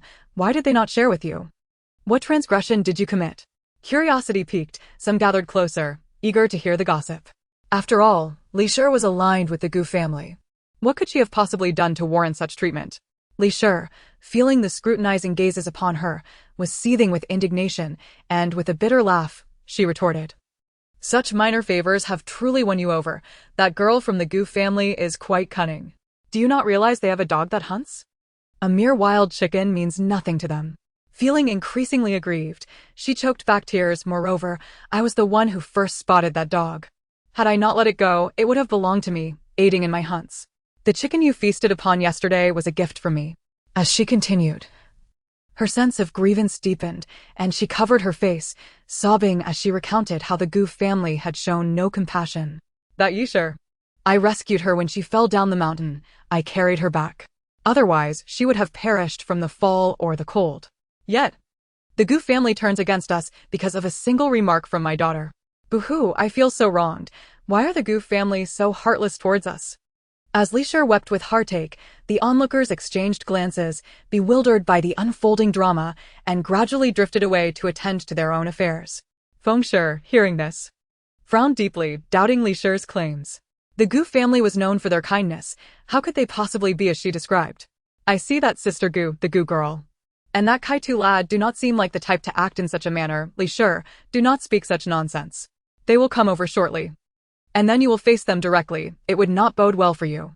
Old Lady Su recalled that whenever she sought grain from Gu Qianqian, she was never turned away. Moreover, the rice Gu Qianqian provided was always superior to her own wild vegetable cakes. Just the other day, if that girl had not secretly slipped her some rice, her daughter-in-law might not have managed. Hearing Li Shi's words now, she could no longer contain herself. "Stop your sniveling. If you are in the right, speak directly in front of the Gu family about what you have said behind their backs." Li Shi clenched her teeth, tears streaming down her face, filled with indignation. Yet, she understood that the Gu family had already won over the hearts of the group, even if she were right. She could not clarify the situation. Meanwhile, Zhao Dayuan had not yet reached the cave when he spotted Gu Qianqian emerging and immediately smiled, striding toward her. "Gu family girl. Wei Laoda has said we shall set out today. By the way, we managed to catch 2 roe deer. Once we divide the meat, we will be on our way." Gu Qianqian, having stepped out upon hearing footsteps, listened to Zhao Dayuan's words, glanced at the overcast sky, and noticed the sporadic snowflakes drifting down. It seemed Wei Laoda was keen not to delay their journey. "Thank you, Uncle Zhao. We will soon prepare to leave." Zhao Dayuan nodded, but did not rush to depart. Instead, he pulled out several books from his pocket, somewhat embarrassed. "My dear girl, The books we brought from home have dwindled considerably due to our recent hardships. These are all that remain. Please do not turn them away. Qianqian looked at the books and quickly accepted them, smiling as she replied, "We, too, have no one literate at home, but we believe that books are inherently precious. If possible, we wish to preserve them." Zhao Dayuan let out a wry smile, saying, "It is indeed shameful to admit that my younger brother cherished these books dearly, yet we ultimately resorted to using them as sustenance. Uncle, please do not say that. In times of dire straits, nothing is more valuable than life itself. I will not take these books without compensation. When our little gray catches something, we shall consider it a trade for food." Zhao Dayuan quickly waved his hands in protest, anxious to refuse her offer. "That is not acceptable. How can you say it is free? You helped our family immensely and even provided my daughter with 2 pieces of bread, not to mention the chicken we received yesterday. We have been given plenty of broth and meat." In truth, they had shared only a meager portion of meat, as a single wild chicken could hardly satisfy the appetites of so many.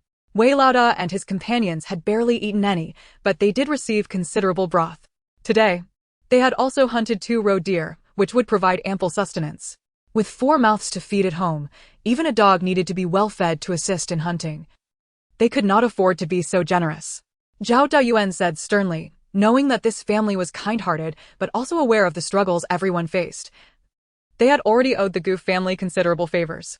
Qianqian could not help but chuckle and chose not to press the matter further. "Very well, uncle. We shall head over shortly." Zhao Dayuan nodded with a smile and hurried back, feeling uneasy about being away from his wife and daughter for even a moment. Upon returning to the cave, Qianqian said to Yishoyun, "Mother, Uncle Wei is preparing to set off again, and we should tidy up and get ready to hit the road ourselves." Kaitu was the first to gather their belongings, muttering, "Fortunately, the meat is already cooked. Once packed away in the sled, no one will see it. Hee, our family will not lack food anymore." Xiao Jia clapped her hands in agreement. Meat. Meat. Yishoyun's eyes also sparkled with relief. Indeed, now our family will not face food shortages. As she spoke, her eyes reddened at the memory of their previous hardships at the old Gu home, where their rations were scarce. If not for the lack of food, her husband and son would not have gone missing. She quickly turned away, inhaling deeply to quell her emotions, and then began to pack their belongings. Suddenly remembering something, she inquired, "Shall we inform Xiaosong before we leave? That child is all alone. It would be better for him to travel with us." Chapter 52. Is that the one, the hunting dog, incredibly skilled in the hunt? Qianqian thought of the solitary figure, pausing for a moment before replying.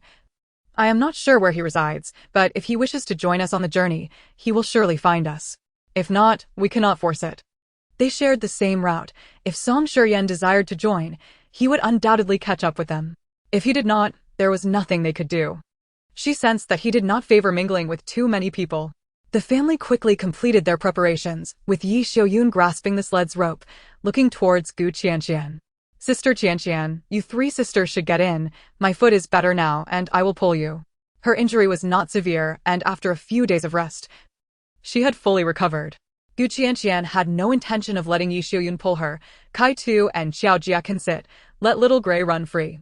Everyone knows we have a dog, so there is no need to hide it any longer. Although Yishoyun agreed with this logic, she still felt uneasy seeing the slightly plump little Gray. "Sister Qianqian, is this little Gray a bit too conspicuous?" Qianqian looked at the clumsy dog and was not overly concerned. Wei Laoda was not a malicious person and possessed a sense of justice. While he may not involve himself in trivial matters, he would not turn a blind eye if his team were truly involved. Since Wei Laoda had accepted the chicken, his crew had undoubtedly shared in the meal. Thus, there was no need to worry about any ill-intentioned individuals, as Wei Laoda would not simply ignore such behavior. In truth, even if he did, Qianqian was not troubled. She was not afraid of any tricks they might play.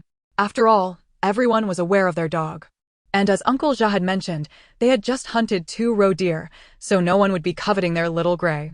Despite her words, Yishoyun still felt a lingering unease, yet she had grown accustomed to trusting her daughter's judgment, believing that her decisions were invariably sound. Once everything was in order, the family exited the cave. Kaitu initially insisted that he was a man and did not need to ride in the sled, but under Qianqian's insistence, he had no choice but to join Xiao Jia in the small sled. The first time they rode, he had been frozen silly. squeezed in with 3 people and a dog, feeling rather uncomfortable.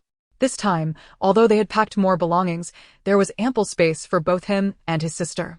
And they could even lie down, enjoying the bumpy ride, which felt incredibly fun. Before leaving, Qianqian glanced back at the cave, ultimately deciding to leave a note for Song Shiyan by drawing with his stick on the ground. It was better not to reveal her ability to write, regardless of whether he could read. She had briefly glanced at the books that Uncle Zhao brought. The characters were similar to traditional Chinese script. Fortunately, one of the books was an introductory text, richly illustrated, providing her with a perfect excuse. When the family arrived at the large cave, everyone had just finished packing their things. Perhaps due to the ample share of roe deer, every face was adorned with radiant smiles, filled with enthusiasm for the journey ahead. Upon seeing the Gu family approach, everyone greeted them warmly, except for Li Shi and Wu Laodao, whose expressions were less than favorable. Li Shi felt ostracized by the Gu family's preferential treatment and harbored resentment. When she saw the Gu family, she lowered her head and remained silent. Wu Laodao felt similarly. The members of the group were intentionally or unintentionally distancing themselves from him, which left him very displeased. All because of Zhao Dayuan and that Gu family. Wei Laoda counted the number of people and then declared loudly, "Let us strive to cover more ground. Everyone must keep pace." The crowd responded in unison. The group resumed their journey, but this time, everyone had food in hand, and they felt invigorated as they traveled. Yi Xiaoyun pulled the sled, while Gu Qianqian walked alongside, the most eye-catching being the clumsy gray puppy. All eyes occasionally turned toward the dog, their expressions a mix of bewilderment.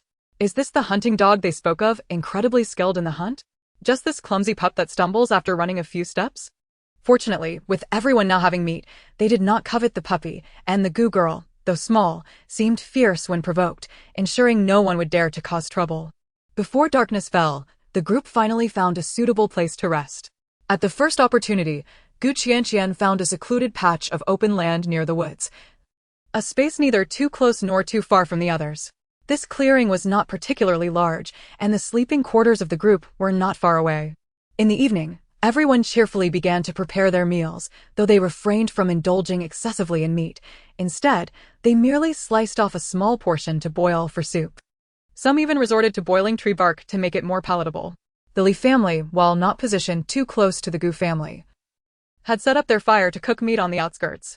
Zhang Xiaoya, beside her mother, was tugging at her sleeve, her eyes fixed eagerly on the pot. "Mother, please add some meat," she implored, still yearning for the taste she had previously experienced. Li, with a scowl, shot her a glare. "Eat, eat, eat. You've only grown a mouth for eating. Do you think you're some esteemed young lady or what, just staring at the meat?" Zhang Xiaoya pouted, on the verge of tears, but dared not cry, knowing that her mother would scold her harshly. Despite her reprimands, Li did add a small amount of meat. She had enough grain and desired to savor a few bites herself, especially with the biting cold of the night making it difficult to endure. In the camp, aside from the occasional curses from Li's side, the loudmouthed daughter-in-law of old lady Su was also yelling profanities, berating this one and that one. Apart from Wei Laoda's group, no one was inclined to stay too close to their family. Old lady Su, directed by her daughter-in-law, was caught in a whirlwind of chaos, and even her 2 children were not spared from the scolding. Anyone who dared to glance their way risked the wrath of Su, who would sit up with a thick wooden stick, ready to lash out.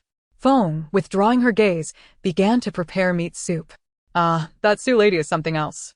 Why does she need to bring such a daughter-in-law along? She does nothing and has a temper to boot. I've encountered hard-to-please mothers-in-law, but this is my first experience with a difficult daughter-in-law. Zhao Dayuan, not bothering to look up, concentrated on starting a fire with damp wood. Why concern ourselves with their affairs? It's sufficient that we can manage on our own. Feng muttered, who would want to meddle? It's just hard to watch an elderly woman like that struggling, taking care of her eldest and then the younger ones. Most had grown accustomed to the daily noise and quarrels from the Su family, well aware of the fierce temperament of the widow, and no one wished to provoke her. Even at night, they preferred to keep their distance. As everyone was stewing their meat, Gu Qianqian did not hold back and began cooking as well, though she was cautious not to add too many seasonings. After dinner, the group retired early, needing rest for their journey the next day. Even in the cold, they squeezed together to ensure a good night's sleep, knowing that a well-rested day would provide them with the energy needed for travel. The first half of the night was plagued by the cold, making sleep elusive, but as the night wore on and the fire crackled, gradually, everyone slipped into slumber. In the stillness of the night, however, faint footsteps echoed through the camp, soft and stealthy. Those who were not in deep sleep merely assumed someone had risen to relieve themselves, snuggling deeper into their blankets and drifting back to sleep. Before long, a profound silence enveloped the area, and no one noticed that several individuals were missing from the camp. Chapter 53. The food has been stolen. The next morning, as dawn broke, everyone remained lost in dreams until a piercing scream shattered the tranquility. Startled birds perched in the trees took flight in a flurry. The slumbering campers were jolted awake, rushing out of their tents in a panic. What happened? What is going on? They frantically emerged, scanning their surroundings with heightened vigilance, only to find nothing amiss. However, it wasn't too long before more voices erupted in alarm and outrage. Which scoundrel stole our meat? Our meat is gone too. For heaven's sake, who would be so wicked as to cut off our livelihood? Who took it? Bring it forward. We're all in the same group. If I catch you, don't blame me for being merciless. Outrageous shouts and cries filled the camp, quickly descending into chaos. Those who heard the commotion rushed to check on their own supplies, relieved to find theirs intact. Qianqian, disturbed by the uproar, stepped out of her tent to survey the turmoil. Many did not have tents, some had merely piled their belongings together and wrapped themselves tightly in blankets to keep warm, while others huddled close to the fire. Most of those who had lost their meat were without tents.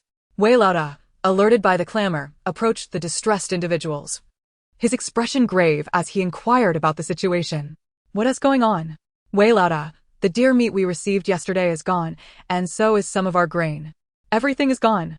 We have no food left, no way to survive. A middle-aged man in his 50s wailed, slapping his thigh and shedding tears. Our grain has been stolen too. There's nothing left. A symphony of sorrowful cries erupted in the camp, as many lamented not only the loss of deer meat, but also the scant grain they had left. In this dire moment, food equated to life. Without it, their very existence was at stake. Qianqian's expression turned serious, her brow furrowed as she glanced at the families who had lost their supplies. Her voice lowered. Wu Lar and his group are missing. At this revelation, some turned to look at the now empty area where Wu Lar and his fellow villagers had been camped, which was now devoid of any presence. That Wu Lar, that scoundrel must have stolen our grain and fled. This is an abomination. He will surely face retribution for this. He is endangering our lives. Fury surged within the crowd as someone, driven by rage, brandished a sickle, shouting for vengeance against Wu Lar and his cohorts. Wei Laoda's expression darkened considerably as he observed the anguished faces of those who had lost their food. He intervened, stopping the individual wielding the sickle. They must have taken advantage of the night to escape. You want to catch up to them. He then addressed the crowd, his voice choked with regret. I apologize to everyone. I should have expelled Wu Lar and his group earlier. Otherwise, this wouldn't have happened. Some continued to weep in silence, while others, understanding the gravity of the situation, spoke up hoarsely. This isn't your fault, Wei Laoda. Who could have foreseen that Wu Lar would stoop so low? Who would have thought? Wu Lar has never been a good person. He has openly robbed others of their grain multiple times. It's no surprise he would resort to such underhanded tactics. He should have been expelled from the group long ago. Why was he allowed to stay? Someone shouted in frustration. Whoa, my grain is gone. How are we supposed to survive? Curse that Wu Lar, he deserves to die. Wei Laoda's countenance was grim.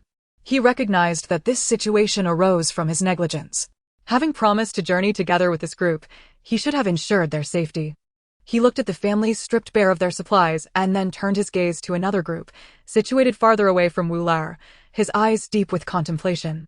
After a long pause, he spoke. I have something to say. The deer meat distributed yesterday may not have been much, but fortunately, not many families have been affected by the theft. I hope those who received deer meat can share a portion with those who have lost their grain.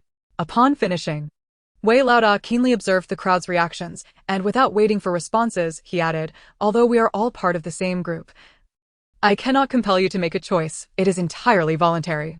If you're unwilling, I will not insist. Upon hearing the words of Wei Laoda, Qianqian's eyes flickered momentarily, and she cast a sidelong glance at him, perhaps surmising his intentions, a glimmer of approval flashing in her gaze. As Wei Laoda's voice faded, an immediate silence enveloped the camp, The cries and wails ceased, and the hopeful gazes of those untouched by theft turned towards their peers. On the periphery, the Li family, witnessing the scene, pulled their daughter into the tent, opting for silence. The first to speak was the elderly matriarch, Su. My family is willing, we lack the strong laborers.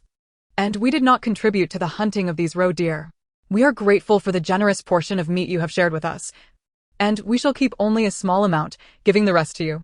No one anticipated that it would be Su Laotai who would speak first. Although she performed all the household tasks, the head of the family was not she.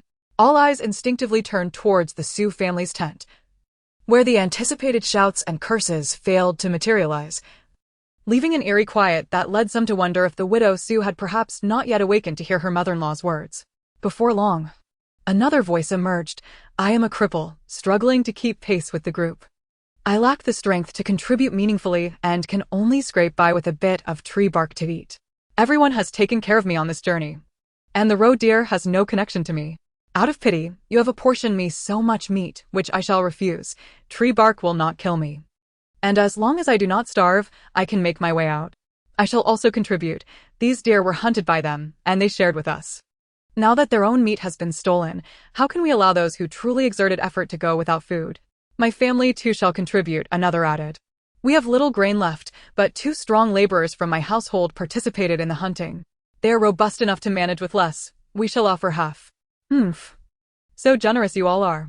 My family is large, and we can only spare half a pound. Chapter 54. The Gu family lacks not in grain. What harm is there in sharing with everyone?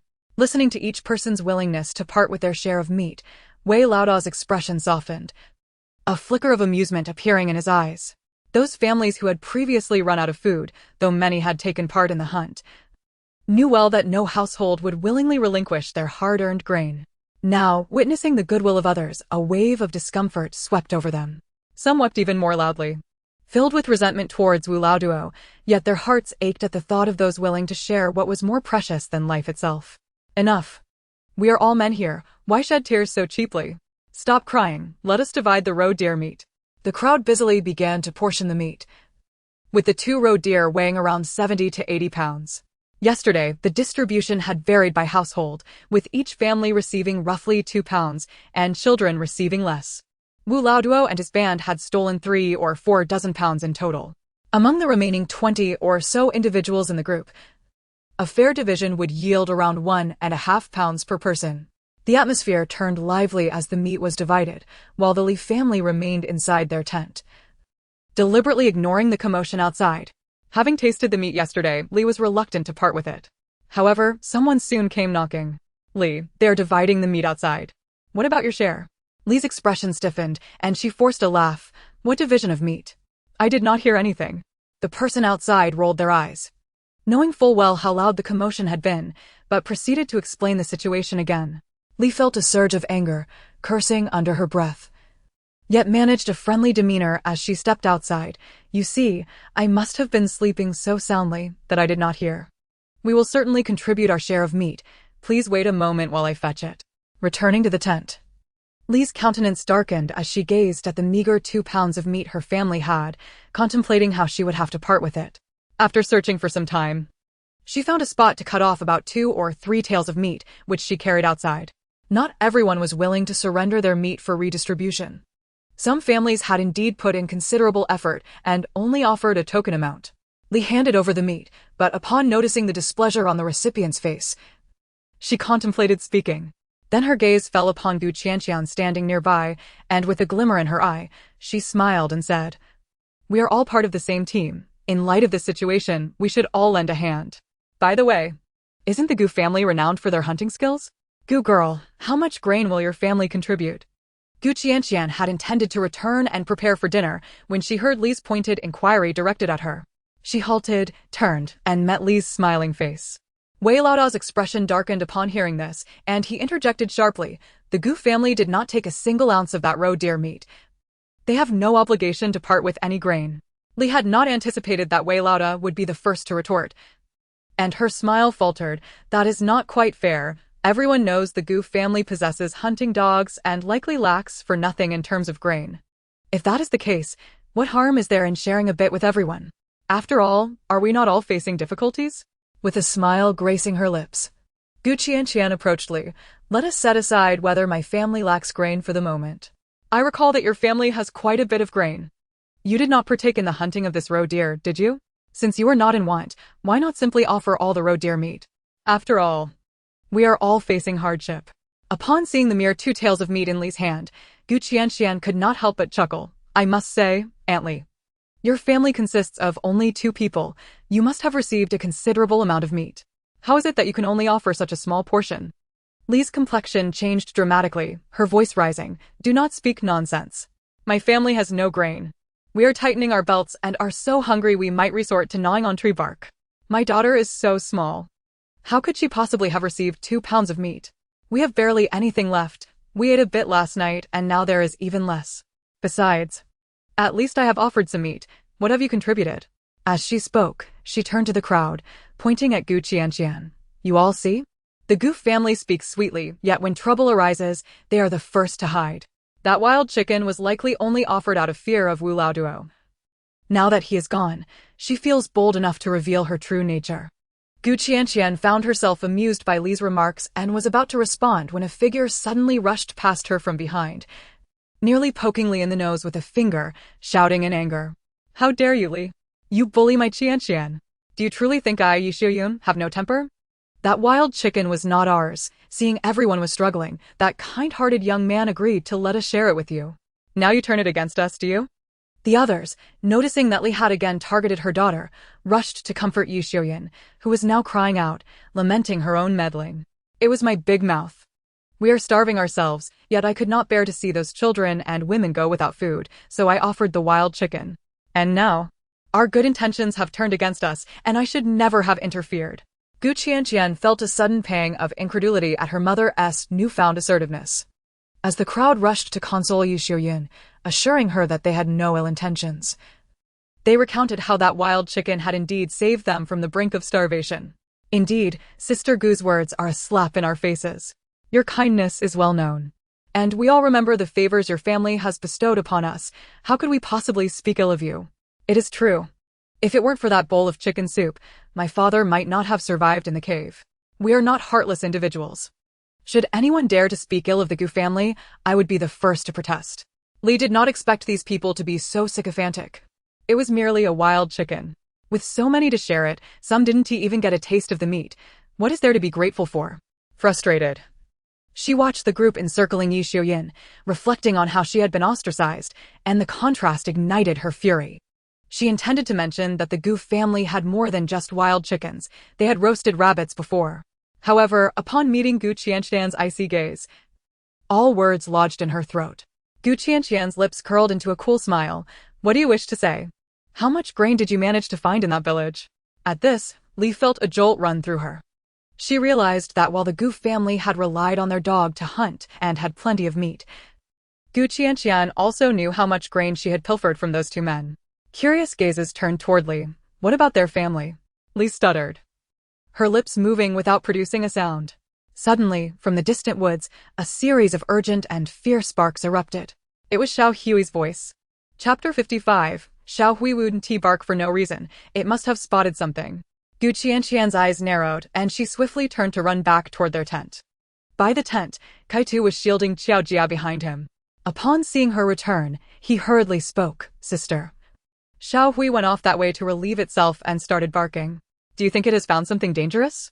Dogs are meant to guard the home. They only bark like that when strangers or danger is near. With a frosty expression, Qianqian placed her hand on Kaitu's shoulder, pushing him back. Go to mother. I will take a look. With that thought, she slipped into the tent and retrieved an axe from her supplies. As she emerged, she noticed a number of people rushing over. This dog wouldn't bark without cause. It must have discovered something, a young man remarked.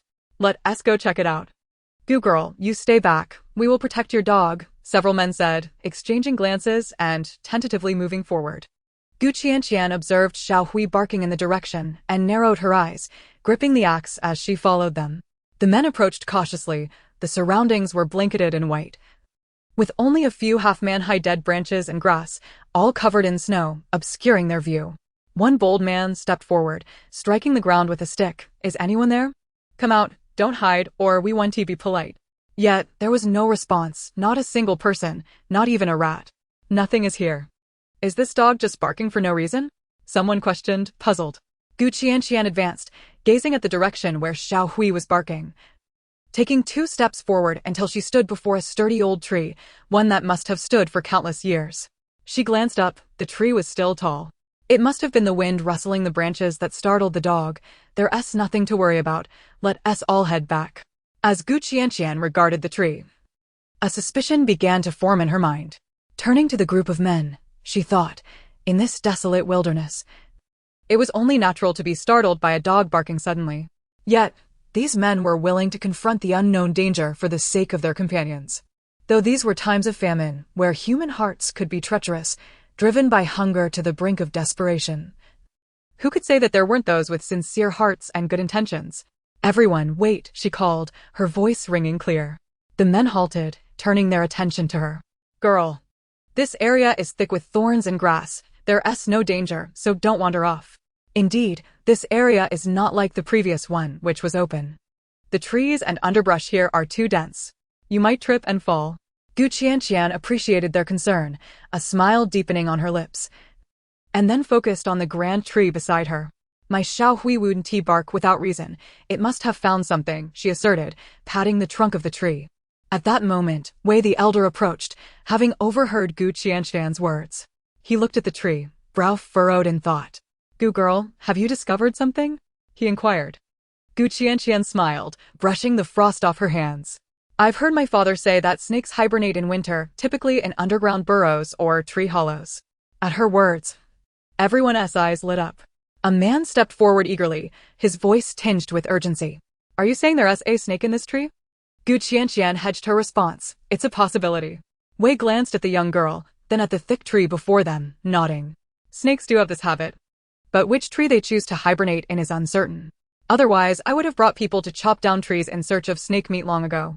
Upon hearing this, the group's expressions dimmed somewhat.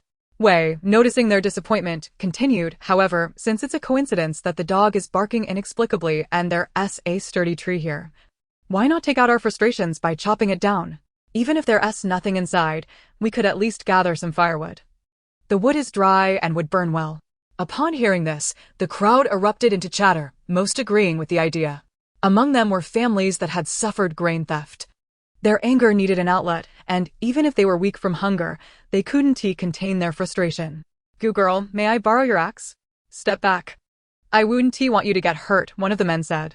Although many recognized that the girl was no ordinary child, she was still a slender young lady. How much strength could she muster?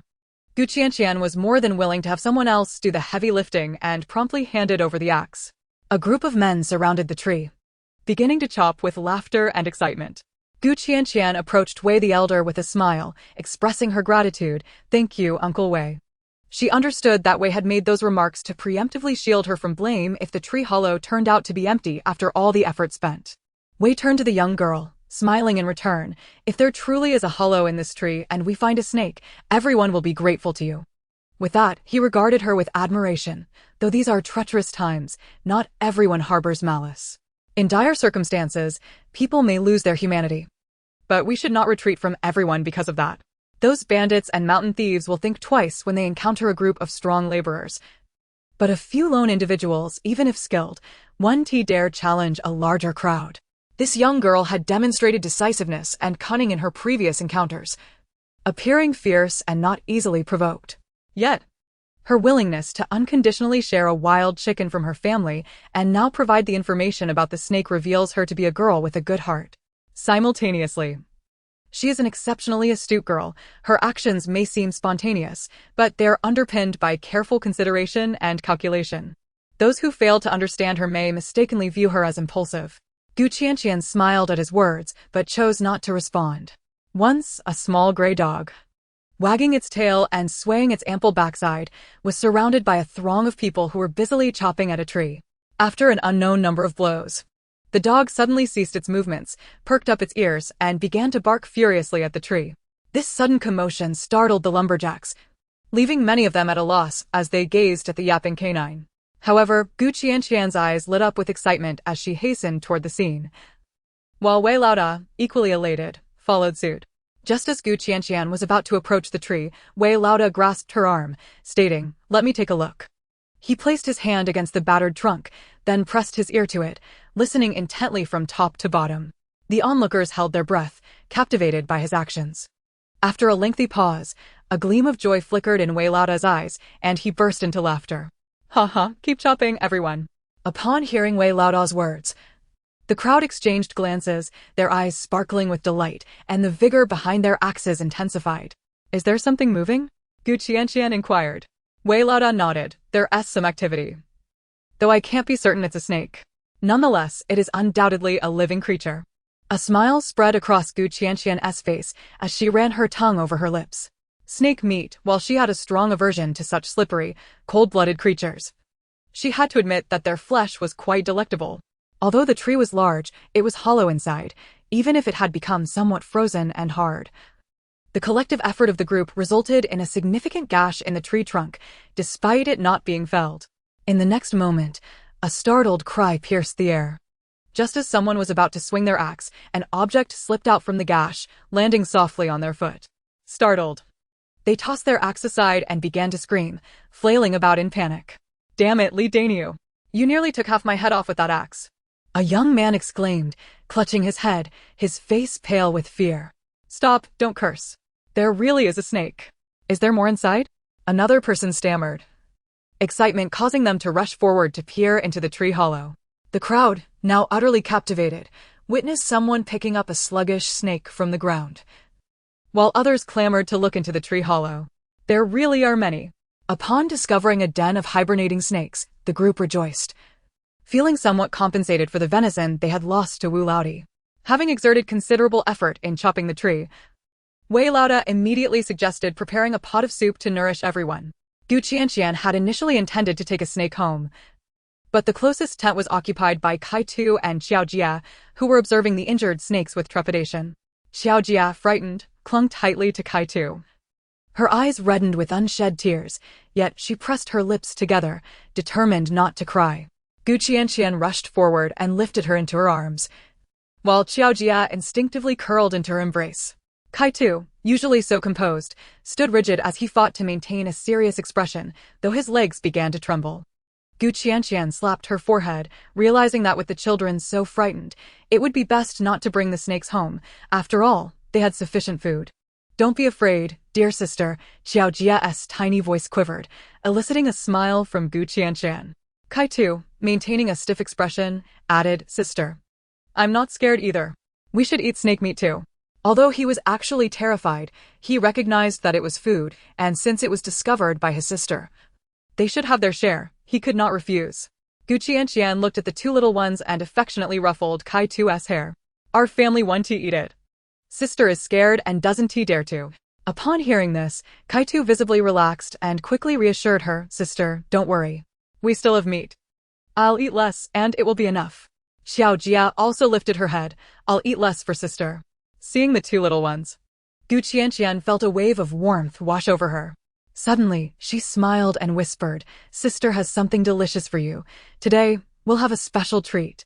With that, she cradled the smaller child and took the hand of the older one as they returned to the tent, where she retrieved the milk she had previously poured into a flask. "This is what sister traded for meat with that beggar. It's delightful, so drink up." Each child received a flask, and Kai Tu looked bewildered. Didn't his sister chase that beggar away a few days ago? When did she trade for meat? However, trusting his sister's words, he took the flask and took a sip, only to freeze in surprise, then took another sip. "Sister, this isn't water. What is this? It's so sweet." Xiao Jia took a sip from her flask, her eyes sparkling sweet. Unable to resist, Gu Qianqian playfully pinched Xiao Jia's cheek. "Sister's Xiao Jia is the sweetest." Xiao Jia erupted into giggles, her mouth adorned with milk stains, resembling a child with a little white mustache. "Haha. Sister has a mustache." She laughed, her body bouncing with delight. Kai Tu, taken aback, realized with a smile that he too had a sweet taste on his tongue.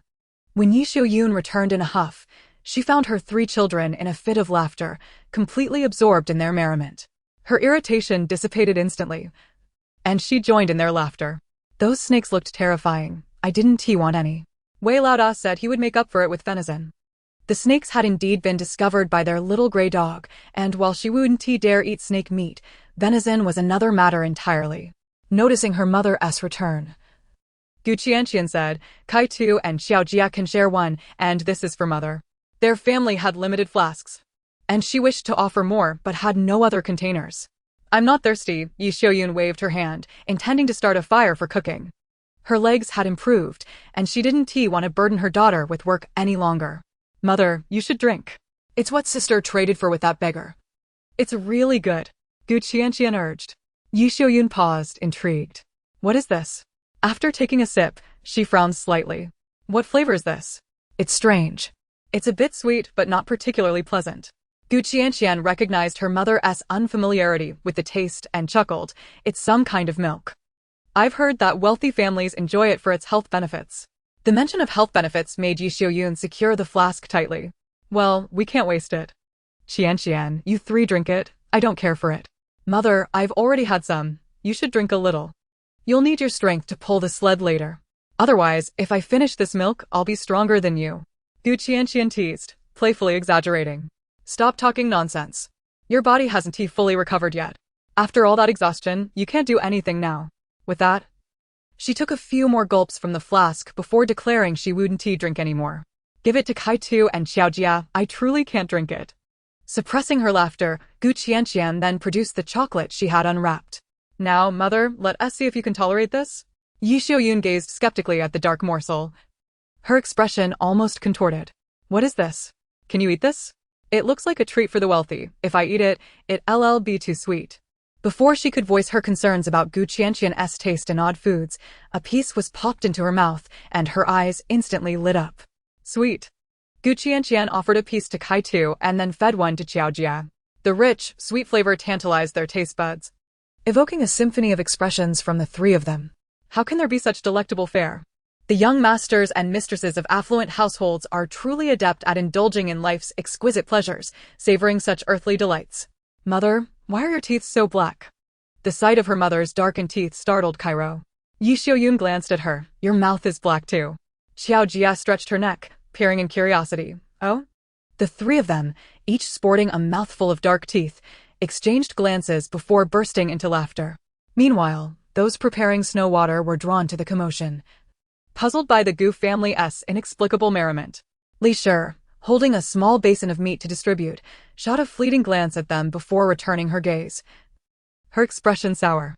As if on the brink of starvation, they still found time to laugh. What a peculiar family. Chapter 57. Separation and the Journey Ahead. The shortage of provisions and unpredictable weather prompted Wei Laoda to urge the group to hasten their journey. The men forged the path ahead, while the elderly, women, and children followed closely behind. The daylight hours for traveling were extended, and at night, everyone contributed to the tasks at hand. The women and elderly prepared meals while the men ventured out to hunt and gather firewood. This organized approach fostered a harmonious atmosphere throughout the journey. Throughout their travels, Qianqian frequently provided nourishment for her mother and siblings. Though the daily trek was arduous, each of them managed to gain a bit of weight. Upon reaching Wanqing Mansion, many chose to descend into the city, for that had been their original destination. After parting ways with some, only Wei Laoda's original group remained, along with the Gu family and the Zhao family. As Li Shi and her daughter continued to follow Wei Laoda, Qianqian had never intended to go to Wanqing Mansion, while Zhao Dayuan was on a quest to locate relatives in Jingping Mansion. As for Li Shi, lacking any place to go, she figured it better to stick with Wei Laoda's group than to face the wilderness alone. However, after leaving Wanqing Mansion, they noticed an increasing number of travelers on the mountain.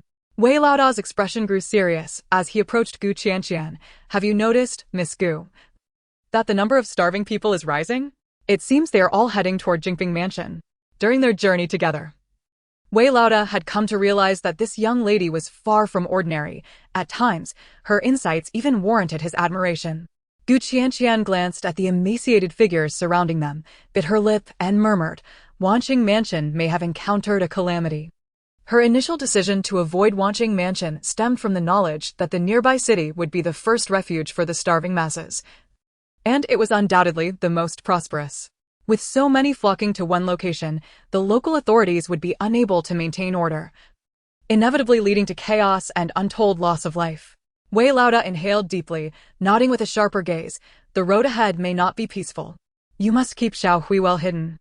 At night, we should seek out secluded spots to rest.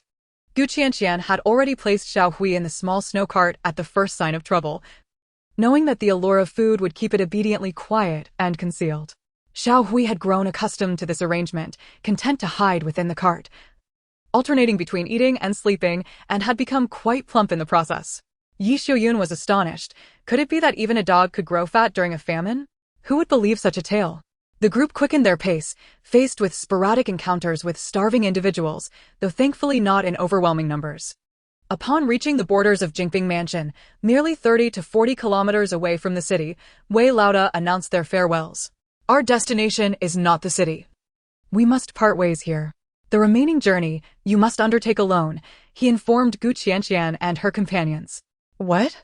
Wei Laoda, you won't be accompanying us any longer? What are we to do? As you've seen, the number of starving people is overwhelming, and Jinping Mansion still lies ahead. We should reach the city together before separating. Li Shi interjected, alarmed by Wei Laoda's decision. The Gu family consisted of 4, with Qianqian being resourceful, while Zhao Dayuan's family had strong laborers for protection. But Li Shi and her daughter were defenseless, and 30 to 40 kilometers was a perilous distance. Who knew what they might encounter along the way? Moreover, she had severed ties with the Gu family, who would not assist them, and Zhao's wife was hardly amiable enough to offer them support. Wei Laoda's expression darkened as he regarded Li Shi. Are you implying that we must ensure the safety of you two before we can depart? Li Shi's face fell, and she forced a laugh. That's not what I meant. Biting her lip, she glanced at Qianqian and continued, Wei Laoda, I'm not certain where you are headed. But we don't necessarily need to go to the city. Perhaps we are headed to seek out relatives. Outsiders might not even be allowed into the village. Su Xing interjected coldly. Throughout the journey, Li Shi, who had a penchant for exploiting small advantages and speaking ill of the Gu family behind their backs, had long since become intolerable. There was no way they would take her along. Wei Laoda showed no inclination to engage her further, turning to Qianqian. Miss Gu, it seems Jinping Mansion may also be fraught with unrest. If the situation appears dire, we must prepare accordingly. Qianqian smiled softly and nodded. Travel safely. After exchanging a few words with Zhao Dayuan, Wei Laoda and his group headed in another direction. What had once been a united group was now diminished to the Gu, Zhao, and Li families. Li Shi's face paled at the thought of the road ahead, and forcing a few smiles, she approached Yi Xiuyun, attempting to link arms with her. Sister Gu, look, it's just the 4 of us left. The Zhao family isn't going to the city either. We must support each other as women and children. Yi Xiuyun deftly evaded Li Shi's grasp, ignoring her and turning to chat cheerfully with Feng Shi instead. Qianqian's cool gaze fell upon Li Shi, eyeing her bundle. Under Li Shi's wary stare, she spoke with veiled intent. Your family should still have a fair amount of meat and grain. Li Shi jumped, hastily concealing her bundle behind her. What are you trying to do? Qianqian flashed a sly smile, laced with malice. Currently, I have no interest in you. But should you seek to provoke my family, rest assured, before I attend to other matters, I possess the capability to deal with you first. Li Shi's complexion turned ashen. She had witnessed how formidable the Gu family girl was, her mind always teeming with peculiar ideas that were hard to decipher. Typically, Li Shi only sought to gain small advantages verbally, never intending to confront the Gu family directly. I have no time to trouble you, nor should you covet our provisions. She stammered, hurriedly pulling her daughter along as they made their escape. Qianqian coldly observed the retreating figures of the mother and daughter before turning to discuss future plans with Yi Xiuyun and Zhao Dayuan. Individuals like Li Shi are far too common in any era. If she were to address every slight, she would need to retreat to the deepest wilderness, isolated from the world. After all, one cannot guarantee that every person encountered possesses pure intentions and goodwill. Human nature is intricate and ever-changing. Chapter 58. What nonsense! It's clearly a case of enemies crossing paths. About half a day after parting ways with Wei Laoda, Zhao Dayuan's family also separated from the Gu family. At the moment of departure, Feng Shi and Zhao Xiaoyang were notably reluctant, with Zhao Xiaoyang leaning against the edge of the small snow cart, gazing longingly at Xiao Jia and Xiaohui. Xiaohui, I will miss you. Xiao Jia, equally perplexed by her sentiment, nodded vigorously. Miss you. Zhao Xiaoyang was amused by her earnestness, her small hands gently ruffling Xiao Hui's fur. Kaitu was counting his family's possessions when he heard this remark. Curiosity piqued. He looked up, wondering why he was not included. After exchanging a few pleasantries, Zhao Dayuan, accompanied by his wife and daughter, set off on a journey to seek their relatives. Meanwhile, Gu Qianqian and her family, initially a party of 4 with a dog, joined Wei Laodao's group and eventually returned to being a family of 4 with a dog. Gu Qianqian glanced at the gradually retreating hungry masses and contemplated the route Wei Laoda had described to her. Mother, let us find a secluded place to spend the night tonight. Most travelers would opt for resting along the main road, with food already scarce. No one wished to go out of their way to find a resting spot. However, Gu Qianqian had no shortage of provisions and was not in a hurry to travel. Her priority was to ensure a safe and comfortable night. Yi Xiuyun had long grown accustomed to following Gu Qianqian's lead, nodded in agreement, and began to pull the sled alongside her. Following the terrain described by Wei Laoda, Gu Qianqian headed toward a direction devoid of villages. Initially aiming for a location with favorable topography, she stumbled upon a dilapidated temple, her eyes lighting up with delight. It seems fortune is on our side. The temple was small and drafty, but fortunately, the roof remained intact. Although in ruins, it was far better than sleeping in the wilderness. Since no one was inclined to venture inside, the temple was deserted. Gu Qianqian felt a surge of joy, convinced that they would have a comfortable night. Mother, there's plenty of dry straw here. Let us make a thick bedding. I'll gather some firewood so we can have a nice meal and a good night's sleep. Yi Xiuyun smiled in agreement and began to tidy up, while Kaidu joined in the effort. Xiao Jie was sound asleep in the sled with Xiaowei. Gu Qianqian quickly returned with firewood and was about to prepare dinner when a sudden commotion erupted outside, accompanied by footsteps. Startled, Gu Qianqian stood up abruptly, and Yi Xiuyun instinctively shielded the children, only to be halted by Gu Qianqian's grasp. Mother, there's no need to be afraid, let me take a look. With that, she stepped to the entrance and peeked outside, only to freeze in place. A group of 7 had approached the temple, and the person at the forefront was scrutinizing it, immediately spotting the small head peeking out from within. Their eyes met, both momentarily stunned, before the young man at the center of the group pointed at Gu Qianqian and exclaimed, "It's you again." Gu Qianqian touched her nose, suddenly reflecting on how fate had a penchant for throwing unexpected encounters her way. She surveyed the group of 7, her mind racing, and then glanced at the large cart behind them, bundled in oilcloth and piled high, and began to formulate a plan. The young girl suddenly smiled, directing a friendly grin toward Fu Qiu. "It's you, young master." What a coincidence. Fu Qi recalled that it was this little girl who had stubbornly refused to sell him even a morsel of food, leaving him to toil through the night. What a stroke of luck. Clearly, our paths are destined to cross. Observing Gu Qianqian's beaming smile, his expression soured as he led his entourage into the temple. Gu Qianqian scrutinized the others in the group. Apart from the young master and an elderly man beside him, there was the burly man she had previously seen, followed by 4 guards. Kaitu evidently recognized Fu Qi and sidled up to Gu Qianqian, whispering in what he thought was a hushed tone, "Sister, isn't that the beggar?" Fu Qi, the so-called beggar, was taken aback. This country bumpkin clearly lacks manners. One cannot hold such ignorance against him, he thought, irritated as he unfurled his fan and waved it vigorously. Kaidu scratched his head, puzzled. "Sister, why is that person fanning himself in the dead of winter? Is he not right in the head?" Fu Qi, baffled by his own predicament, found his fan suddenly ineffective. The elderly man glanced at Gu Qianqian, then at Fu Qi, saying nothing as he moved to the side and instructed, "Fu Mo, start a fire. I'll see what provisions we have for tonight." Young Master Fu has suffered 4 bouts of diarrhea this month. It may be a sign of weakness in his spleen and stomach. I shall prepare a medicinal dish to nourish his digestive system. Fu Qi's expression stiffened. Did this old man genuinely not understand the reason for his ailment? Gu Qianqian observed the boy's reaction and, considering that such a wealthy young master, with ample provisions, would still come to barter for food, combined with his current demeanor, she began to piece together the situation. Suddenly, she gazed at Fu Qi with an enigmatic expression. His discomfort was palpable. "What are you staring at?" he snapped. Gu Qianqian grinned. "I just remembered that it's time for us to eat as well. Kaitu, go start a fire. I'll prepare barbecue for you today." Hearing there was a feast in store, Kaita's eyes sparkled with excitement as he hurried off to tend to the fire. Fuqi couldn't help but glance over, wondering what barbecue entailed, roasted chicken or rabbit, perhaps? Yi Xiaoyun initially felt uneasy seeing the group of men, some of whom appeared quite formidable. But upon realizing they were well-fed and seemingly of noble status, combined with Gu Qianqian's relaxed demeanor, she felt a sense of relief and returned to her tasks. Gu Qianqian retrieved the venison that had been untouched, contemplating for a moment before also pulling out a wild rabbit, along with some chicken and potatoes. "Sister, why are you bringing out so much meat?" Kaito gasped, hurriedly crouching down in front of the pile of ingredients, trying to obscure them as best as he could. His sister, being so clever, should surely know not to flaunt their wealth. Fuqi observed in disbelief. To him, it was merely a small amount of food. Yet Kaito treated it like a treasure. Gu Qianqian, with a knowing smile, reassured him, "Don't worry, they are not in need of meat. Now, go start the fire and soak these skewers for a while."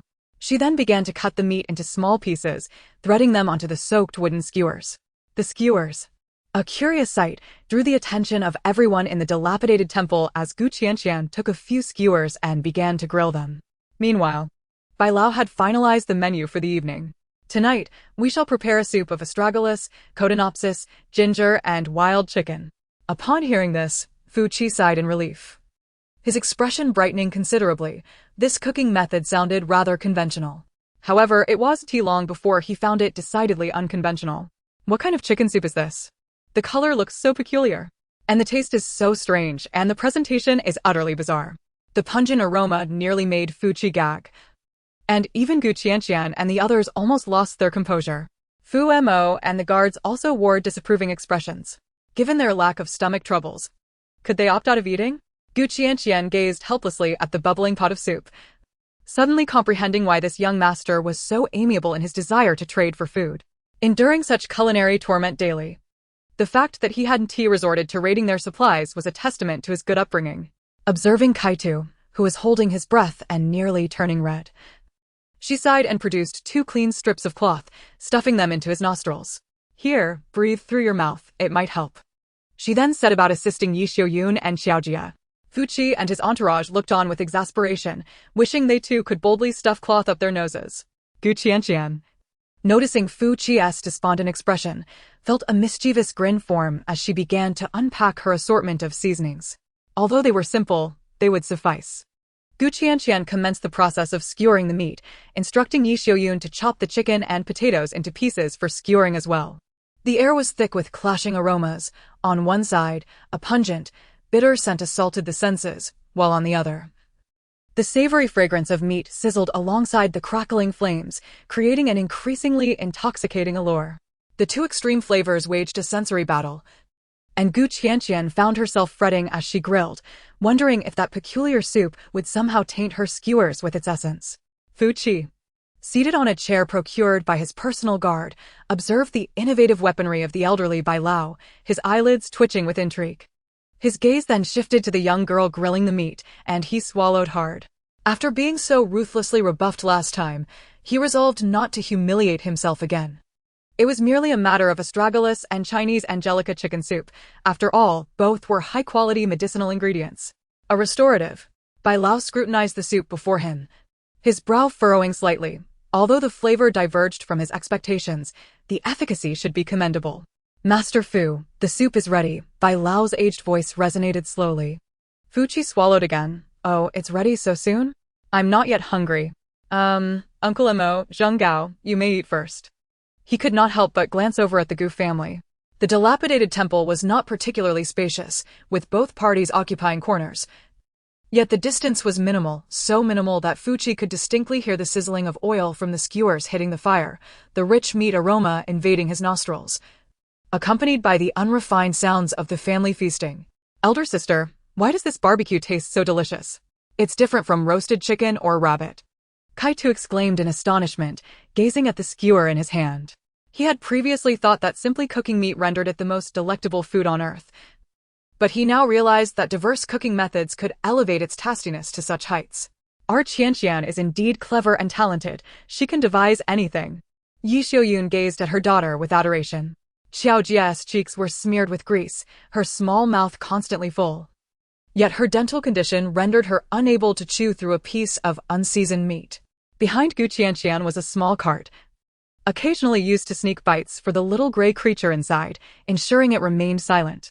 The mother and her children relished their meal, devouring skewer after skewer, while Qianqian continued to grill leisurely. Kai too, after finishing a skewer, would lick the stick fervently, determined not to waste a single morsel. After indulging in a skewer of grilled meat and Qianqian's specially prepared mashed potatoes, Xiao Jia started to burp.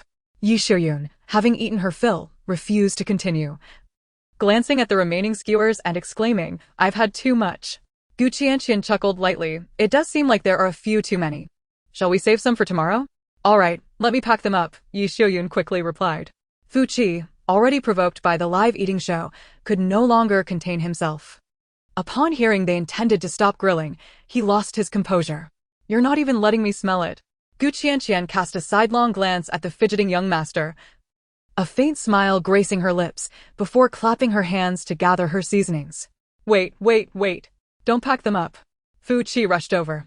Realizing he had lost his composure, and cleared his throat, trying to regain his composure while crouching down, one hand clutching a folding fan, the other holding his garment. "This is far too wasteful. You are also headed to Jingping Mansion, are you not? It is but a day's journey away, and there will be starving people everywhere. If you dare to bring out this meat, you will be torn to shreds in an instant. Do you believe me?" Qianqian rested her chin on her hand, contemplating his words before nodding. "Indeed, you make a fair point." Fu Qi smiled inscrutably, preparing to elaborate further, only to be interrupted as the young girl turned her gaze to her mother. "Then let us not pack it up. We'll grill it again in the morning, to avoid inconvenience later." She then smiled at Fu Qi. "Thank you for the reminder, young master. Rest assured, we will not waste it." "Fu Qi, what I mean is, if you leave this meat until tomorrow morning, you will be busy traveling and will have no time to grill it. And if someone passes by, it may not be safe for you." Qianqian regarded him thoughtfully, then earnestly replied, "That's true. Let us not eat it then, we'll just store it. The weather is fine, and we can eat it when the time is right." Fu Qi, though he understood this simple village girl was not particularly clever, he had not expected her to be this obtuse. Had she not noticed the aroma wafting through the air? "I propose that I purchase the remaining meat from you. Or we can trade, we have food and medicinal herbs on our cart. Of course, it must be grilled by you first." Qianqian regarded the anxious yet expectant expression of the young master before her, feeling she should not overly exploit his naivety. Thus, she coughed lightly. "Oh, that's not out of the question." Fu Qi's eyes brightened, and he unfolded his fan with a smile. "What do you wish to exchange for?" Qianqian stroked her chin thoughtfully. "Do you possess any money?" Chapter 60, finally arriving at Jingping Mansion. Upon hearing this, Fu Qi burst into hearty laughter, his eyes sparkling. "I say, little sister, do I appear to be lacking in funds?" Qianqian raised an eyebrow and smiled. Then, "Young master, what do you believe this skewer is worth?" This question left Fu Qi momentarily speechless as he surveyed the skewers before him. The meat was likely venison, valuable enough since it was game, but there was not much on each skewer. The wild chicken had been nearly consumed by the family, and the potatoes were negligible. Given the circumstances, he figured the lot was worth no more than 300 won at most. However, as a man of means, Fu Qi waved his hand extravagantly. "Very well, for all you've grilled, I shall reward you with 1 tael of silver."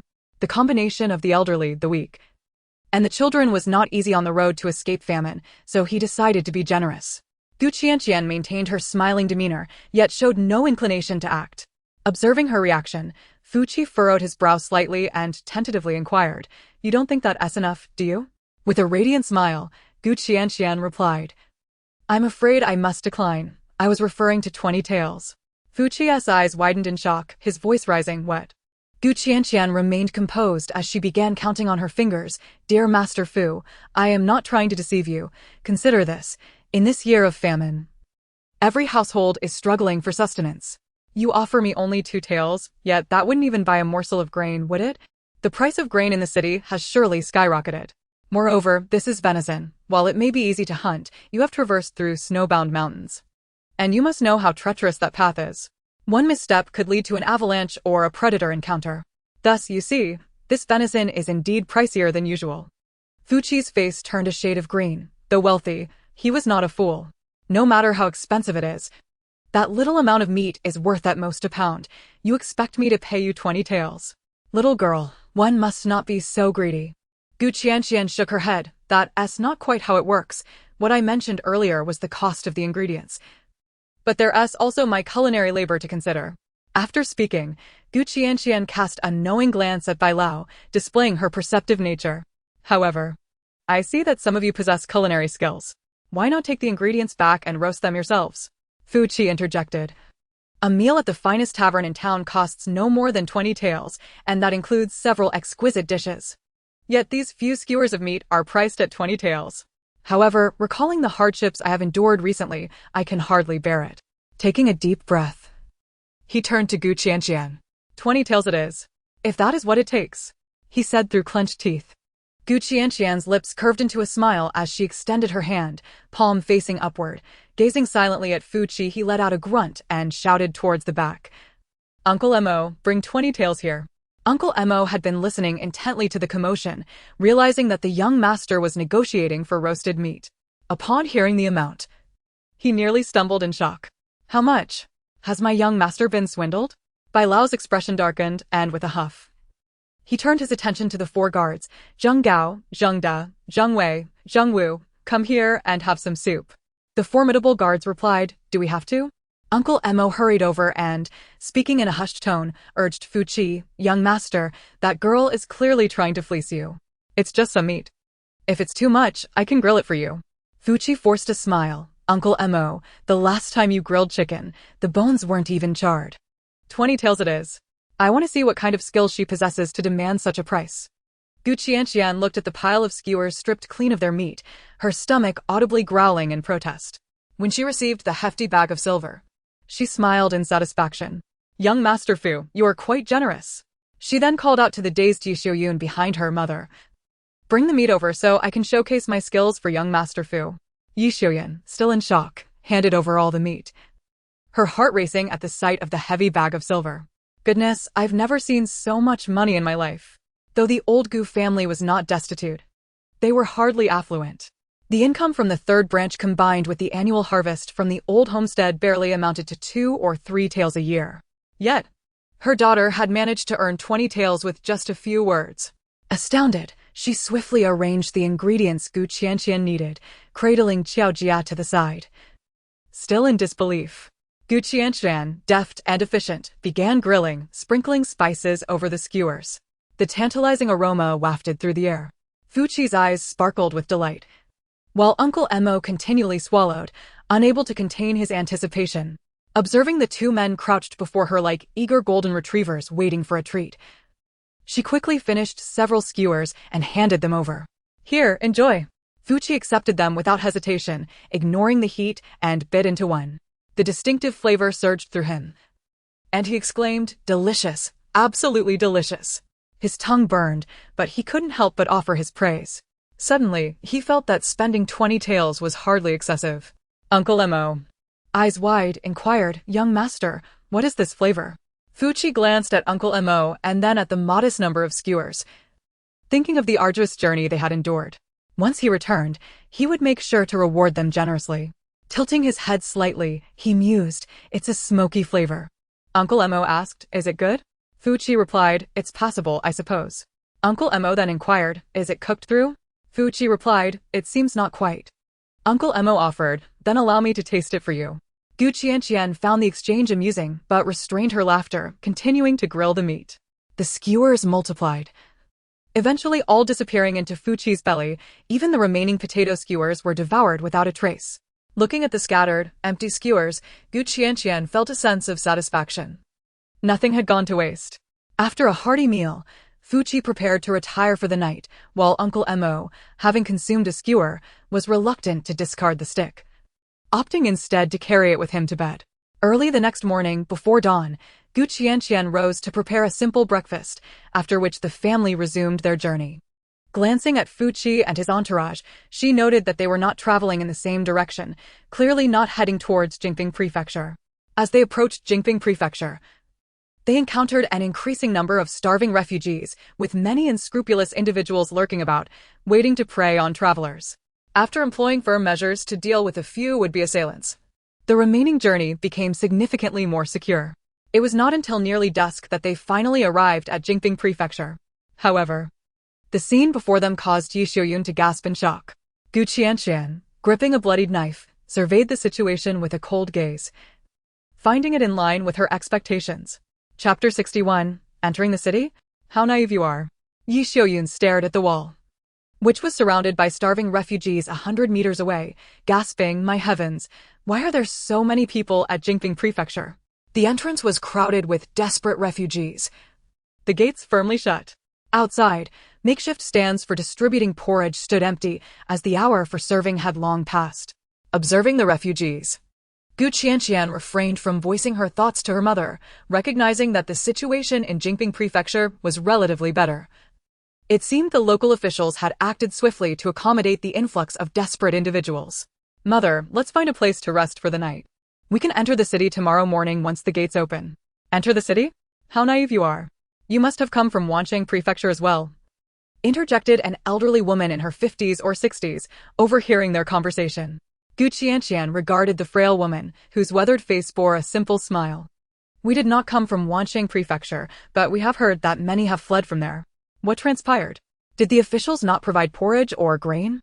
The old woman beckoned Qianqian closer, lowering her voice as she spoke. "You are unaware, are you? Those coming from the north have surged into Wancheng Prefecture seeking refuge." "Oh, what a sight. I have never seen so many people in my life." Initially, the officials distributed porridge and grain, but the numbers became overwhelming. Each day, the meager rations would hardly suffice. I'll tell you, when I received a bowl, it was merely a large bowl of water, with barely any rice grains to be found. The water was drawn from nearby and boiled with snow. Hearing the old woman ramble on, Qianqian's lips twitched, and she cleared her throat to redirect the conversation. "Auntie, I heard there was a riot there?" The old woman returned to the main topic, her expression filled with dread. "Oh, it was terrifying. I have never witnessed anything so horrific in my life." Qianqian pressed on, the gates were breached, and many lives were lost. Those who entered the city committed acts of looting and violence, killing several officials. They were utterly ruthless, even turning on innocent civilians. Wancheng Prefecture, once so prosperous, became a scene of devastation. The elderly woman's vivid recounting of the events in Wancheng Prefecture only deepened Qianqian's concern as she listened, her expression growing increasingly grave. Behind her, Yi Xiuyun's complexion was ashen, teetering on the brink of collapse, nearly unable to remain upright. Yet, she stifled her emotions, refraining from weeping at this critical moment, unwilling to hinder Qianqian. Indeed, both of them were preoccupied with thoughts of Gu Dai, Gu Yuanqiao, and the eldest son of the Gu family, Gu Qian. Their initial destination had been Wancheng Mansion, where Gu Dai and Gu Qian had separated from them. If they were still alive and sought to reunite, they would undoubtedly head towards Wancheng Mansion.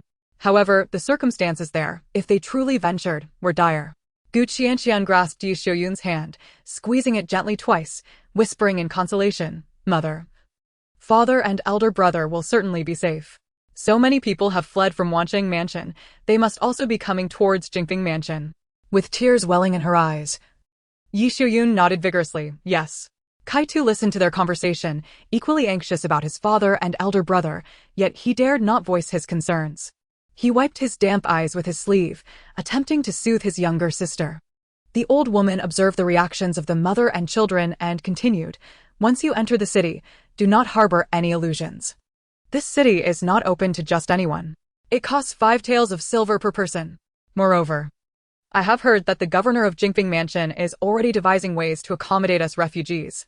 They distribute porridge daily. Oh, how generous." Qianqian, pondering the old woman's words, suddenly felt a chill run down her spine. "Auntie, are you implying that many perished at Wancheng Mansion?" "Indeed. The corpses piled up like mountains. Those refugees were driven mad. They resorted to violence, attacking anyone in sight. Many survived by hiding among the dead. Oh, the stench. If it were summer, it would attract swarms of flies.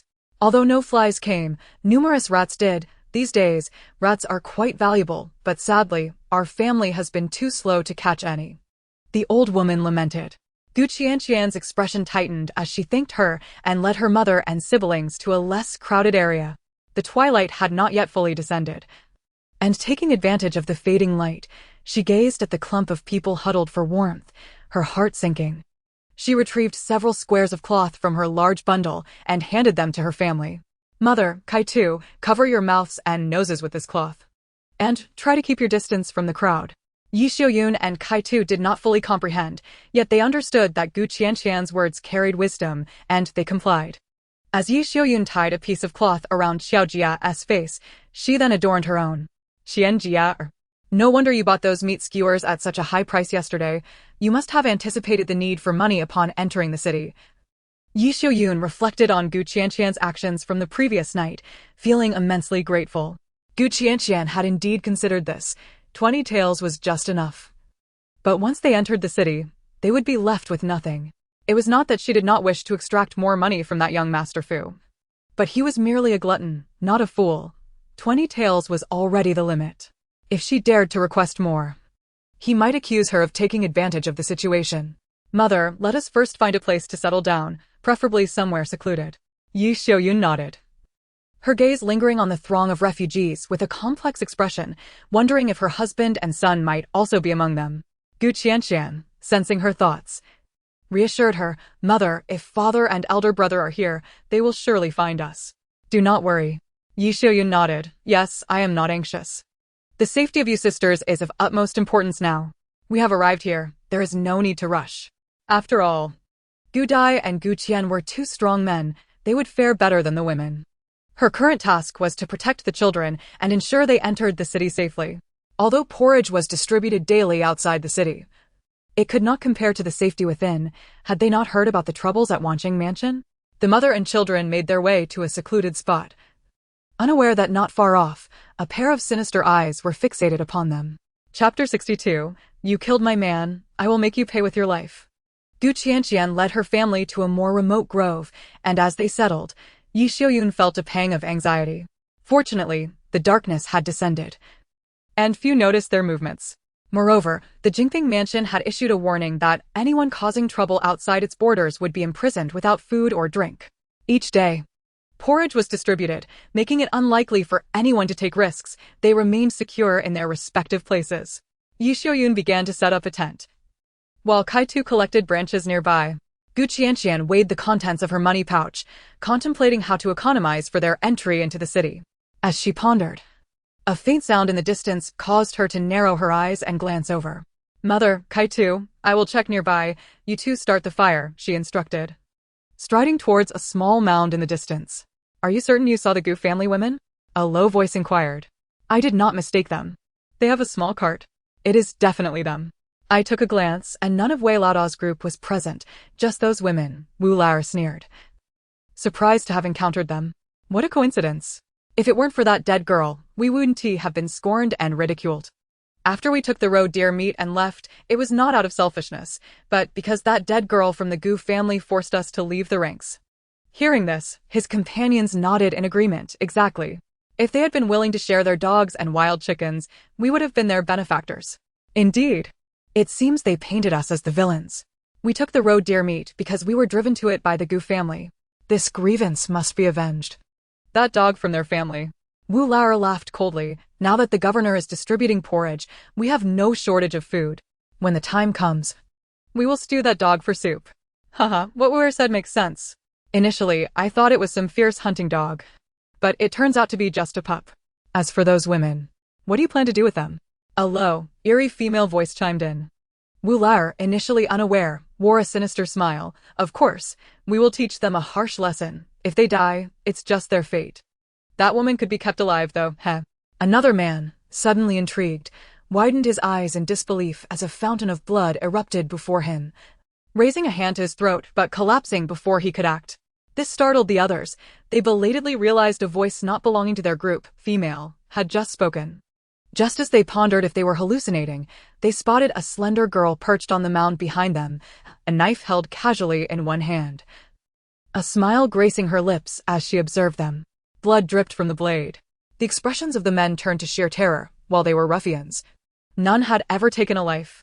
We killed. Wu Lar's face paled, yet he steadied himself, his expression contorted with malice. What are you afraid of? Just a little girl and you're all frightened? He sneered at Gu Qianqian. You think you can play rough with me? You're still too young. With that, he drew a sickle and lunged at her. As Wu Lao charged forward, the sickle raised to strike. The others believed she was surely doomed. Qianqian's lips curled into a cold smirk as she swiftly sidestepped, narrowly avoiding the scythe, while simultaneously plunging her knife deeply into the chest of Wu Lao, delivering yet another fatal blow. Observing Wu Lao's rigid form collapsing, the remaining individuals stood frozen, gazing at the seemingly frail girl before them as if she were a specter. Instantly, they attempted to scatter in all directions. With a gaze as frigid as ice, Qianqian wore a faint smile as she picked up the scythe from the ground and hurled it at one of them, the blade slicing through his throat with precision. Like a leopard, she dashed forward with remarkable speed, swiftly dispatching 6 or 7 men, leaving them lifeless on the ground. Qianqian counted the bodies and realized there were still a few left. Among the refugees, Wu Lao's wife and children, along with 2 others, began to grow anxious as they awaited the return of their men. Why haven't they come back yet?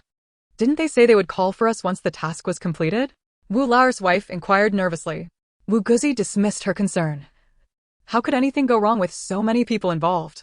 His thoughts turned to the fact that Gu's daughter had nearly incapacitated him, filling his eyes with a venomous hatred. Enough waiting, let's go to them, he declared.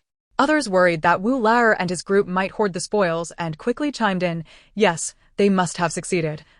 Let us go right away. They pondered whether the Gu family had some valuable items, fearing that if they didn't go to keep an eye on things, they might end up with less. With this in mind, the 4 hastened to follow. After searching for a while in the direction they had indicated, they finally glimpsed some figures, but something felt amiss. Is that Wu Lao and the others? Wu Lao's wife exclaimed in shock as she rushed forward, with Wu Guzi following closely.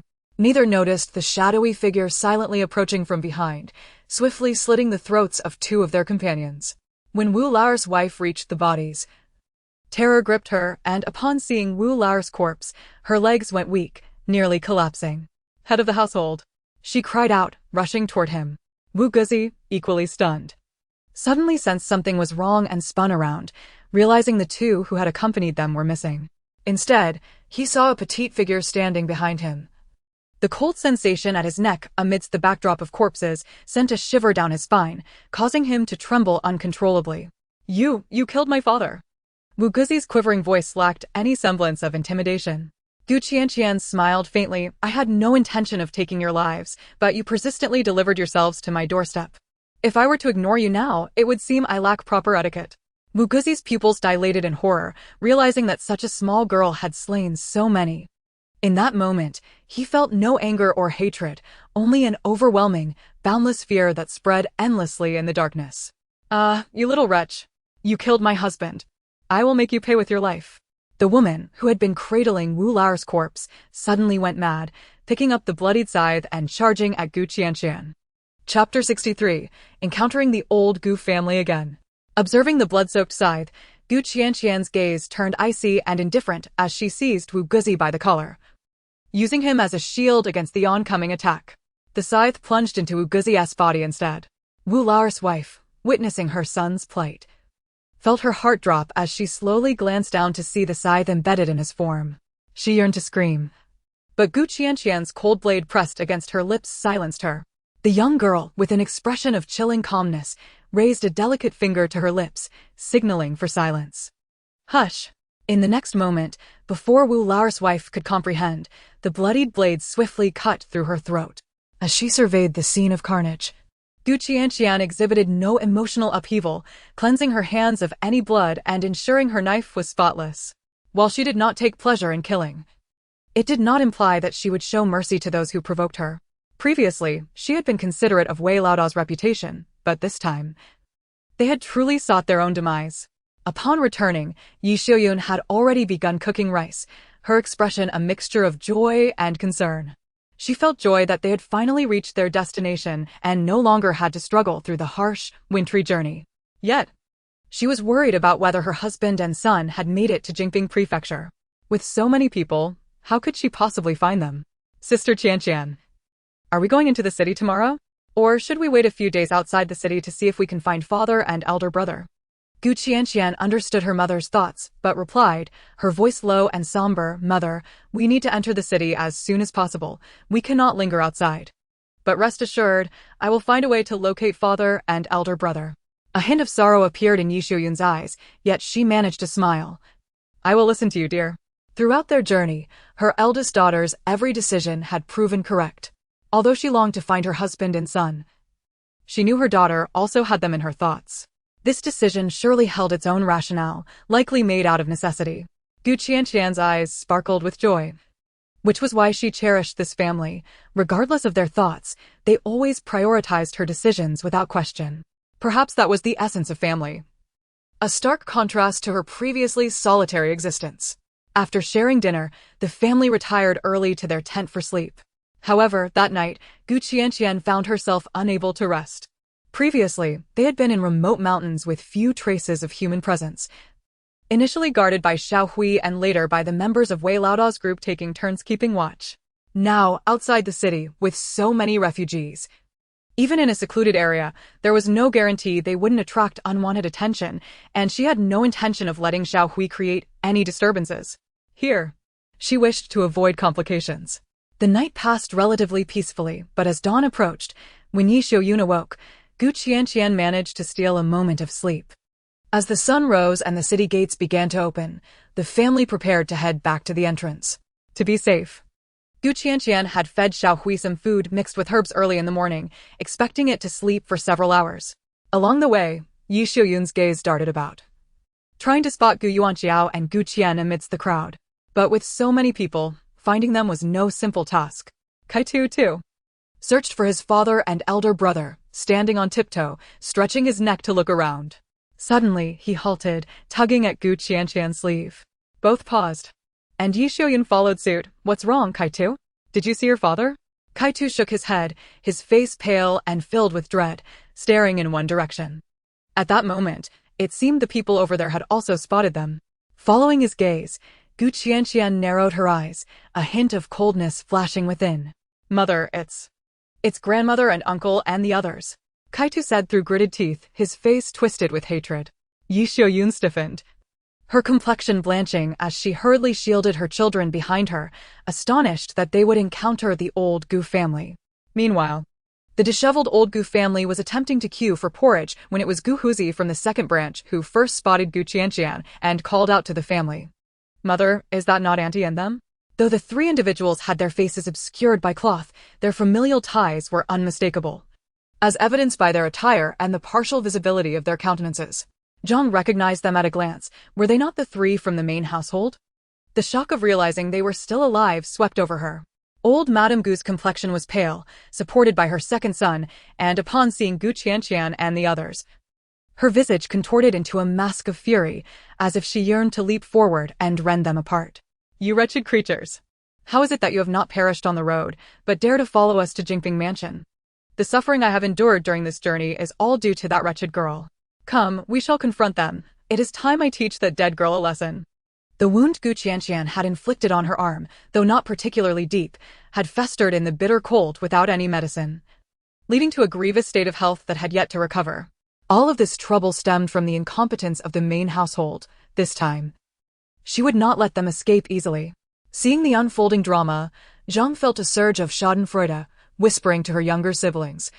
Those four women are either frail or mere children. How they have managed to survive to this day is beyond me. What trials must they have faced? This long journey. And yet Wanqing Mansion remains in such a dismal condition. Surely, my sister-in-law must have resorted to some unspeakable acts to secure a meager sustenance. Son, from the third household, hung her head in silence, dragged along by Zhang like a lifeless automaton. Oh? Where is that little girl Qiaojia? TSK. Could it be that she was traded away by my sister-in-law for food? TSK.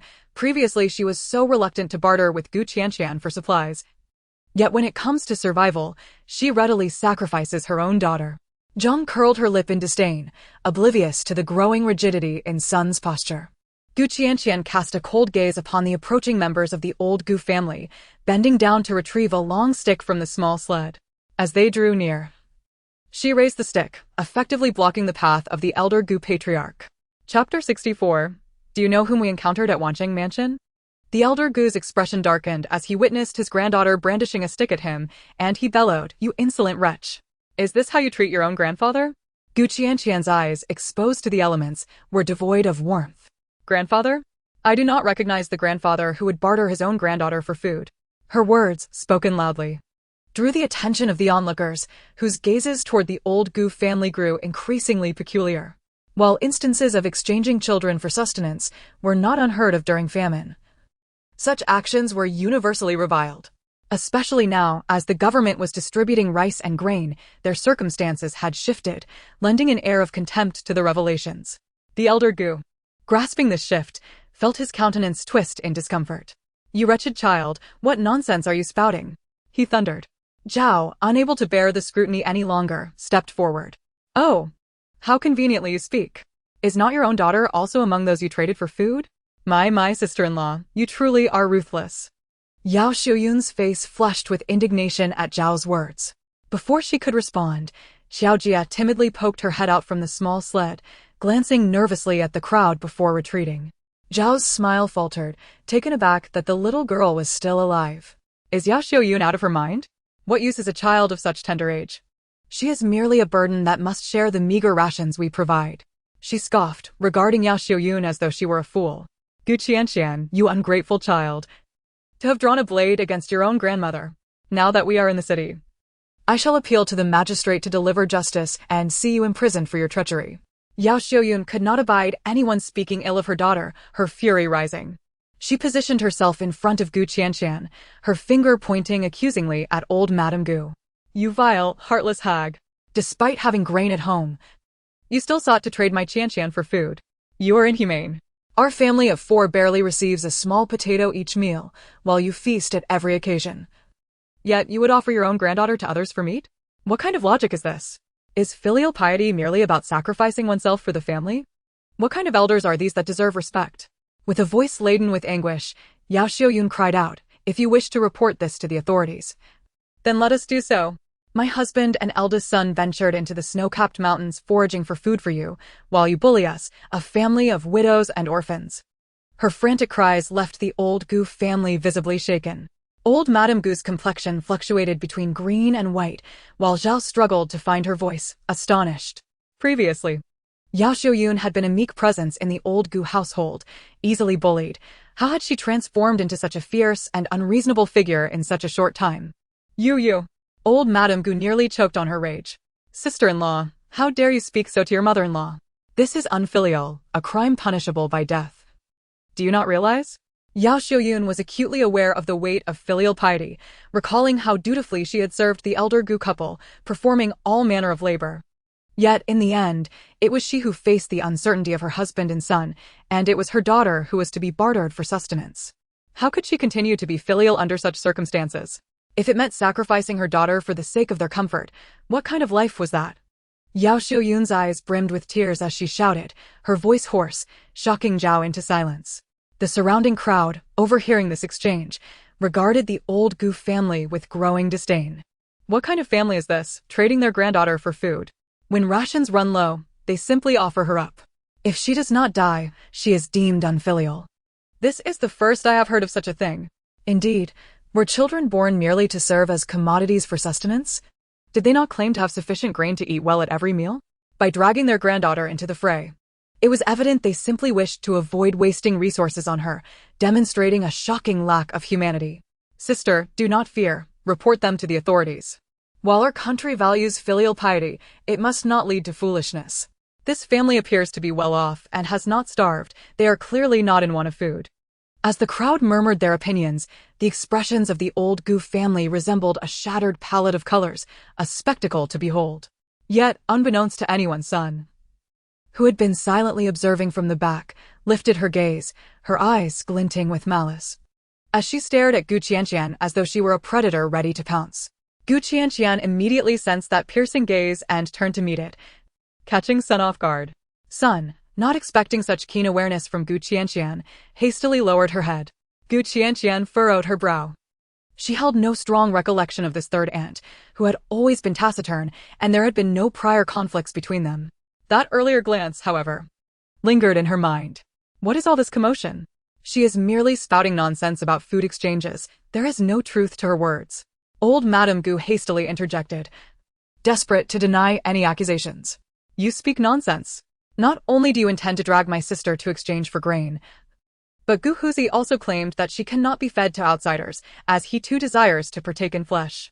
Your family possesses an abundance of grain, clearly indicating that after my father and elder brother went missing, you deemed us a burden, intending to drag us one by one to barter for sustenance for yourselves. Kaitu rushed forward, his voice trembling with fury, his eyes reddened with indignation. The weight of his words shifted the gaze of the onlookers from mere disdain to a more profound reproach. What manner of family is this? That in the absence of want, they would resort to consuming their own kin? You little wretch, how dare you lie at such a tender age?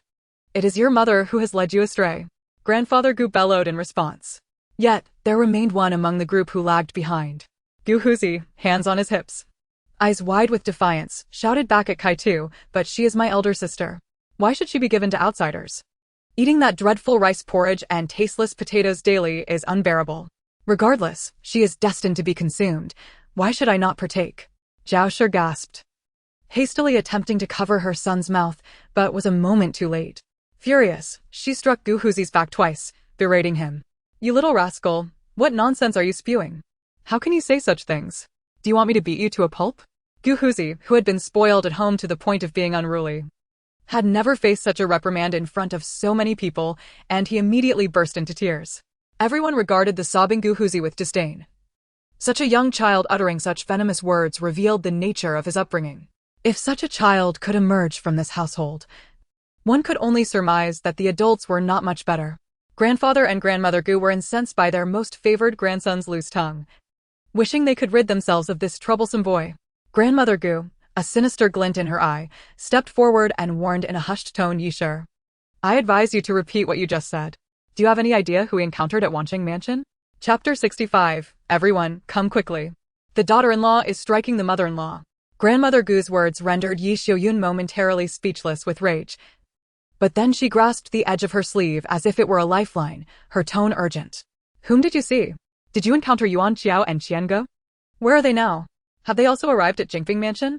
Upon hearing the names of her eldest son and grandson, Grandmother Gu's expression shifted, and she wrenched her arm free, snorting coldly, If I see my son, the first thing I shall do is have him divorce you, this unfilial, malevolent woman. The denial drained Yi Xiaoyun of strength, nearly causing her to collapse, but Gu Qianqian was quick to support her. Enough with the idle chatter. If you continue to dawdle, I shall go seek the magistrate to discuss your human trafficking. Grandmother Gu exploded with anger. What utter nonsense. Human trafficking? You are my granddaughter, and I shall do as I please. Gu Qianqian narrowed her cold eyes, wishing that there were fewer people present. She truly did not wish to indulge this family any longer. Grandmother Gu, feeling a sudden ache in her arm, swallowed hard. Her eyes filled with venom as she glared at them, suddenly breaking into a laugh. I saw your old, decrepit mother, and what a pitiful sight she was. It is no wonder that the Yi family is infamous. Your father was killed by the refugees, and your mother's sons cast her aside. Ha ha, an old woman, empty-handed. Without food or clothing, do you think she is still alive? It is all a form of retribution. Yi Xiaoyun's face paled, her breath catching as she nearly fainted from the shock. Trembling, she pointed a shaky finger at Grandmother Gu, disregarding her own weakness, and lunged to strike. You old witch. I will fight you. Seeing this, Grandmother Gu shrieked, Oh dear. The daughter-in-law is hitting the mother-in-law. Everyone, come quick. Gu Qianqian's eyes flashed with a fierce light as she seized her mother's rushing form, who, with red-rimmed eyes, looked to her daughter for guidance. A cold smile crept across Gu Qianqian's lips as she caught hold of Grandmother Gu's hand and yanked it forcefully. In the proximity of the unfolding chaos, no one noticed Gu Qianqian's swift action. All they saw was the grandmother, who had been shouting about daughter-in-law violence, suddenly lunging at the frail mother and daughter. Gu Qianqian twisted her mother's waist while whispering in her ear, Scream. Yi Xiaoyun, though confused, instinctively let out a pained wail due to the sudden jolt of discomfort combined with her daughter's words. Gu Qianqian unleashed a flurry of blows upon Grandmother Gu. Initially bewildered, Grandmother Gu stumbled, her inertia causing her to crash toward the two women beneath her. At that moment, Gu Qianqian's elbow struck her chest with force, causing her to gasp, her eyes rolling back as she turned pale, nearly losing consciousness. The Gu family members were initially stunned by this unexpected turn of events, never anticipating that the old woman would act so impulsively. Zhao Shi observed, without any intention of intervening. Believing that the old matriarch ought to teach Yi Shi a lesson, perhaps a good beating would put them in their place. Grandfather Gu was taken aback by his wife's impulsiveness. Watching the two women scream in distress, while Kai-tu wept nearby left him with a grim expression. "What are you all looking at? Hurry and lift your mother up," he barked. Zhao Shi flinched at his shout, then responded with an "oh," as she and Sun Shi rushed forward to separate them. "Oh dear mother, even if you are angry, there is no need to resort to violence. Although your daughter-in-law is indeed ungrateful, a lesson should suffice, but you must not harm yourself."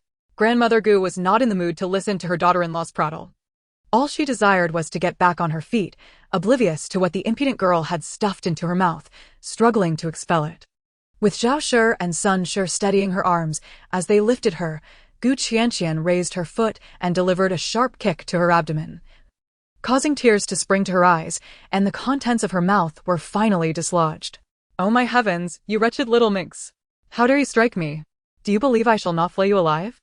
Freed from her daughter's grasp, Grandmother Gu's head buzzed with rage as she immediately removed her shoe, preparing to strike Qianqian. Qianqian instinctively shielded the still intervening Kai-tu and her mother, her youthful face a picture of distress. "Grandmother, please stop. We were wrong. Kai-tu is right. We should indeed be exchanging flesh for grain for you, and we should not defy you. I beg you, do not strike us." Qianqian's sincere words left the elderly matriarch, Gu Laodai, momentarily stunned. What on earth was this audacious girl saying? Who was truly assaulting whom? Her body ached all over, and she was entirely unaware of where the girl had struck her. The pain intensified, becoming nearly unbearable. Onlookers observed the scene with expressions of anger and disdain, particularly those who had previously suffered at the hands of their mother-in-law. What kind of people were they, brazenly assaulting a destitute widow and her children in plain view? Indeed, was it fair that because the mother refused to sell her own daughter for grain, she should be subjected to such violence? Furthermore, the head of this household and their eldest son had ventured out to procure food for the family, their fates unknown. How could the matriarch treat a widow and her children so cruelly? It was evident that they were accustomed to bullying others, even in the presence of the constable. Chapter 66. Qianqian's family is to be imprisoned. Upon hearing the murmurs, Gu Laodai's face darkened as she was pulled back by Gu Laotu, who admonished her sharply. "Enough of this nonsense. No matter how unfilial your daughter-in-law may be, as an elder, you must not resort to violence." Gu Laodai was on the verge of tears. The inexplicable intensifying pain made her shed a tear. "What nonsense am I causing? It is that wretched girl who struck and kicked me, nearly to the point of death. Oh, the injustice! My granddaughter is attacking her own grandmother. This is an act of murder." As she spoke, she suddenly collapsed to the ground, wailing and beating her thighs. In stark contrast, Qianqian and her companions huddled together, sniffling and appearing utterly victimized, too afraid to voice their grievances. The commotion had escalated to such a degree that it caught the attention of the guards stationed at the gate, prompting two armed officers to approach. "What is going on here? Do you not know that gatherings are prohibited outside the city gates? Do you wish to end up in prison like those ruffians before?" Upon seeing the officers, Gu Laodai fell silent, her fear palpable. Gu Laotu, despite his standing in the Gu family, had never encountered such authority and immediately began to grovel, saying, "Officers, we are not causing a disturbance. This is merely family business. We apologize for troubling you." The officer regarded the trembling trio and noticed a little girl in a small cart, crying. He furrowed his brow. "Is what you say true? If you have been wronged, you may speak freely." Qianqian glanced at the officer, thinking that the governor of Jingping Prefecture seemed to be a reasonable man. "Indeed, they are my grandparents." Just as the officer was about to reprimand them for causing such a ruckus at the city gate, the little girl added, "My cousin said he no longer wanted rice porridge, so my grandmother planned to sell me to others in exchange for grain. My mother disagreed, so my grandmother resorted to violence against us. But it's all right. After all, she is my grandmother." As she spoke, the little girl blinked her large, watery eyes, exuding an air of innocence that tugged at the heartstrings of those present. Just as everyone felt a pang of sympathy, the little girl brightly asked the officer, "Oh, by the way, sir, is it illegal to sell people?" The officer's expression darkened as he barked, "How dare you? Human trafficking is a heinous crime. Even if it concerns your own granddaughter, you must not sell her. This is a grave offense." Upon hearing this, Gu Laodai was so terrified that she lost track of her pain and collapsed to her knees, exclaiming, "Oh my heavenly lord! How can this be? It is all this child's wild tales. The government provides porridge daily. We are able to eat well. How could we ever consider selling our granddaughter? In truth, during this era, selling one's children was not uncommon, and the authorities rarely investigated. However, should the matter escalate to the government, they could not simply ignore it. Yes. Sir, please do not heed this child's nonsense. None of it is true. It is merely a misunderstanding within the family, Gu Laodu chimed in, as several onlookers who disapproved of the Gu family recounted the incident, their words dripping with disdain for the Gu family's cruelty. Gu Laodu's face turned various shades of blue and purple, his ire directed at the meddlesome crowd. The officer, observing the vulnerable mother and children, felt a twinge of pity. If you wish to distance yourselves from these people, I can arrange for you to stay near the city gate. Rest assured, if anyone dares to act violently here, regardless of who they are, they will be thrown into prison. He warned, casting a stern glance at the Gu family. Unable to suppress a smile, Gu Qianqian maintained her innocent demeanor. Sir, we actually intend to enter the city. We did not expect to be stopped by these people. Upon hearing this, the officer frowned. While I have promised to ensure your safety, do not take advantage of my goodwill. Do you truly believe you can enter the city at will? Zhao Shi stepped forward, her tone dripping with sarcasm. Exactly. Do you think that by wailing and moaning here, you can gain entry to the city? How naive. It costs 5 taels of silver per person to enter the city. I could sell all 4 of you together for that. Realizing her slip, Zhao Shi quickly amended, you 4 together aren't worth even 100 coins. And you still wish to enter the city? Why not just aim for the heavens? Gu Qianqian observed Zhao Shi's disdainful expression and the mocking faces of the Gu family members, offering a faint smile. What a coincidence. I happen to have just enough silver for our family of 4 to enter the city. Sir, could you kindly assist us in processing our entry? The officer scrutinized Gu Qianqian, clearly skeptical of her claim. These individuals appeared to be from a farming background. 20 taels was a sum even he, a native of Jingping Prefecture, could not muster. Sir, please do not listen to her nonsense. How could she possibly have silver? We have not divided our family. All our possessions are with my in-laws. They do not have a single coin between them. Do not be deceived by her. She merely wishes to sneak into the city. Zhao Shi interjected, her contempt evident as she glared at Gu Qianqian. A worthless wretch. If she had any silver, I would kneel and kowtow to her myself. The officer frowned, clearly unconvinced that they possessed any silver. Do you know what crime it is to mock an officer? He said sternly. Gu Qianqian nodded, of course. I am merely a weak woman. How could I possibly have the audacity to mock an officer? We genuinely possess silver to enter the city. The officer hesitated, unsure of how to proceed, and ultimately decided not to jump to conclusions. Very well, if that is the case, follow me. However, let me make it clear, if you are deceiving me, I will have you imprisoned. Gu Qianqian nodded vigorously, then helped her mother to her feet, and the family of 4 followed the officer toward the city gate. As they passed Gu Laodai, Gu Qianqian turned her head, her eyes sparkling with mischief, and softly said, Oh, by the way, how does my sister Qiao's diaper smell to you, grandmother? Gu Laodai, initially oblivious, suddenly recalled the unpleasant taste in her mouth, and her face paled, forgetting to curse as she bent down to retch. It felt as if her mouth was filled with the foul stench of that worthless wretch's excrement. Observing the family genuinely following the officer to process their entry into the city, Zhao Shi scoffed derisively, curling her lip. Just wait and see. The lies they spun will soon be unveiled, and they shall be cast into the dungeon, ha ha ha. Chapter 67, a looming plague. Gu Qianqian and her companions arrived at the city gate, where the officials guided them to the registration table. Present your household registration certificates. Since there are 4 of you, the entry fee amounts to 20 taels. Upon mentioning the sum, the official cast a glance at Gu Qianqian, noting her calm demeanor, as well as the lack of reaction from the woman and the boy behind her. He couldn't help but wonder if this family truly grasped the significance of that 20 taels. Gu Qianqian accepted the bundle handed to her by Yi Xiaoyun and retrieved her family's household registration documents.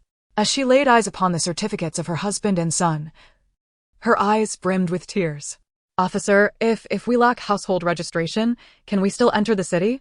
The official's expression darkened immediately as he barked, of course not. Without household registration, how can we ascertain your status as good citizens? Let me tell you, if you lack registration, no matter how much money you possess, you cannot enter the city.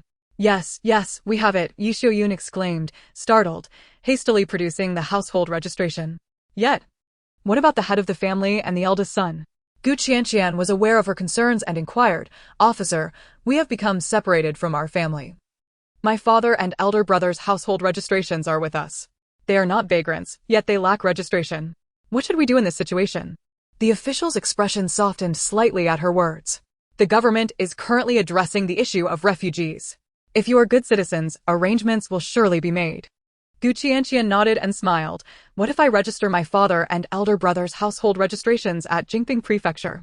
With this registration, could the corresponding individuals be allowed entry into the city? Of course, we shall not skimp on the entry fee."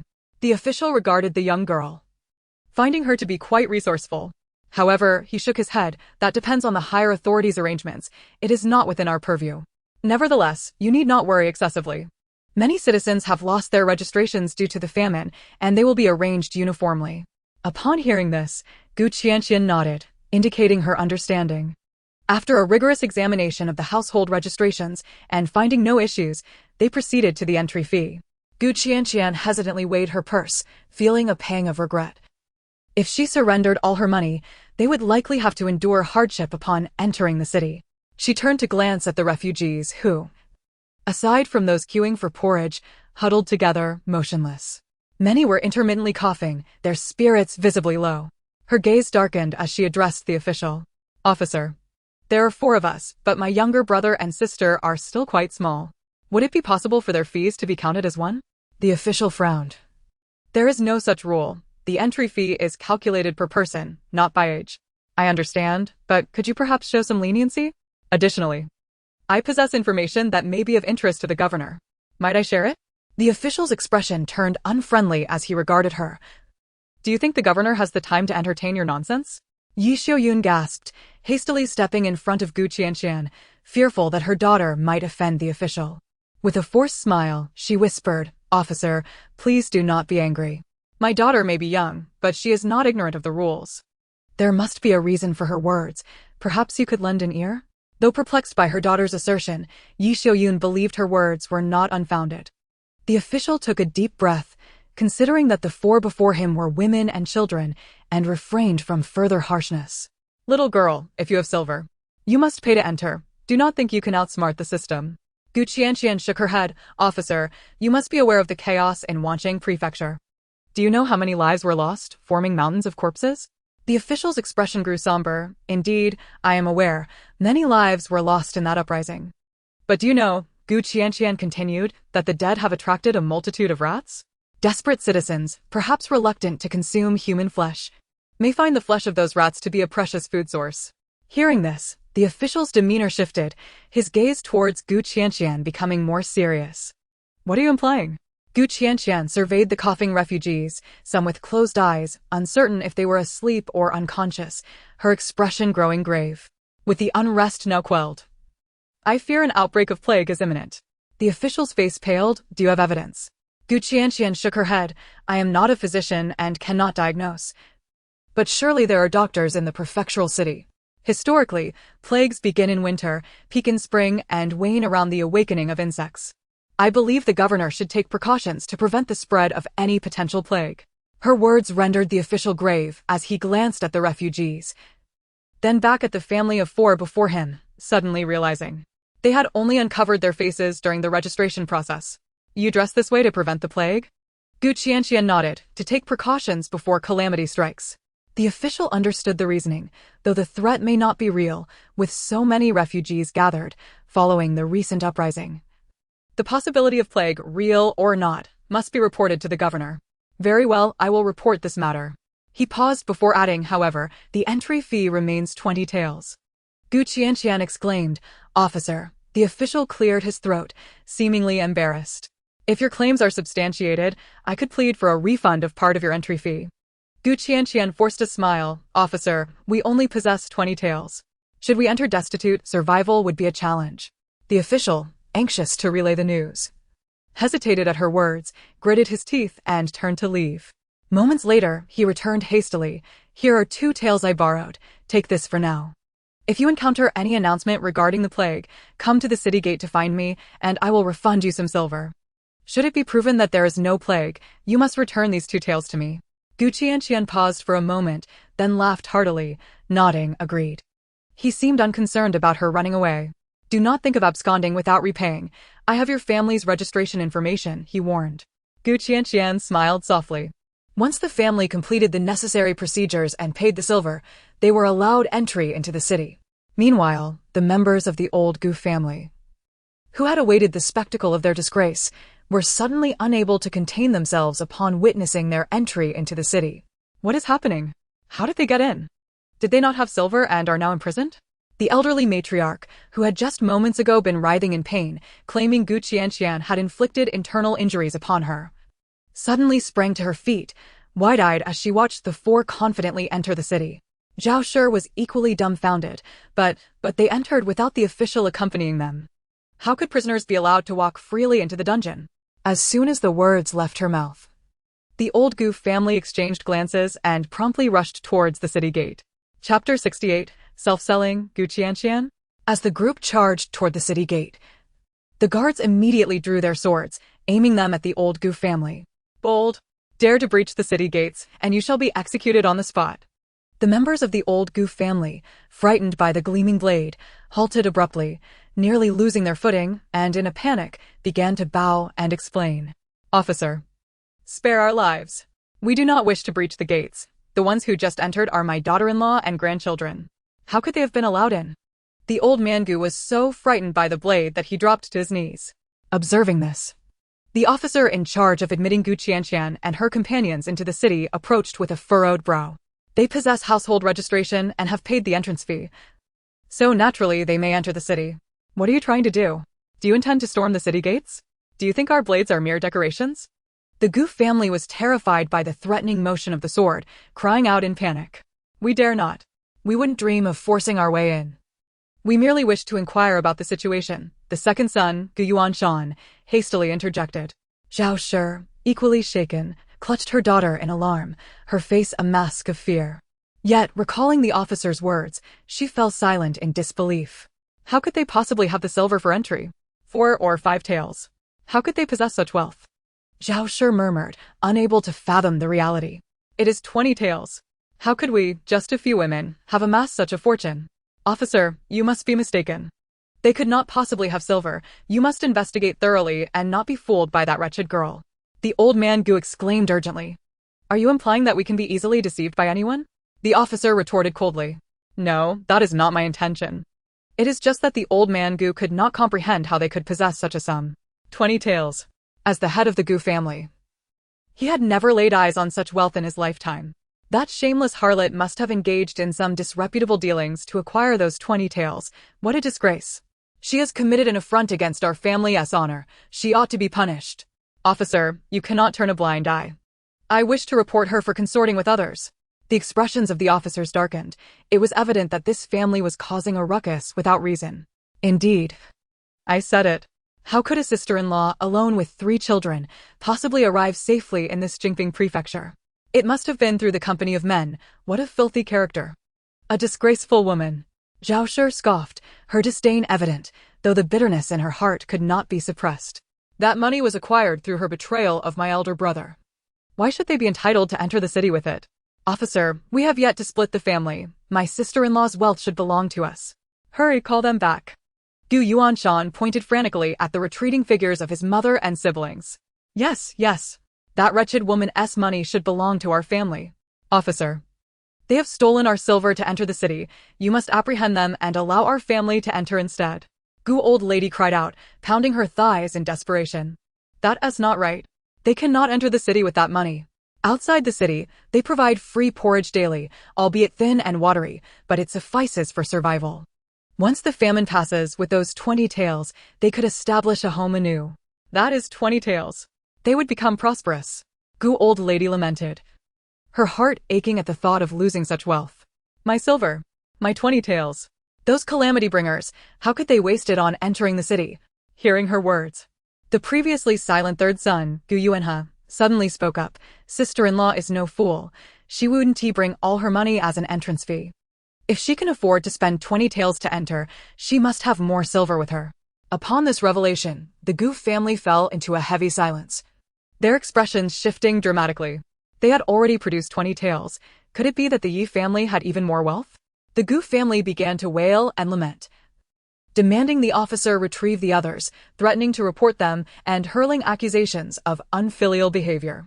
Eventually, after being reprimanded by the officer and warned that they would be imprisoned if they continued their ruckus, the Goof family retreated in disgrace, their heads hung low. Yet, they harbored deep resentment toward Qianqian and her family, convinced they had stolen their silver, dozens of taels, and the mere thought ignited their animosity. Zhao Shi continued to mutter curses, denouncing Yishir as shameless, a disgraceful woman, yet her tone was laced with bitterness. In her embrace, Gu Zhenjin flushed red with indignation, biting her lip as she gazed toward the city gates.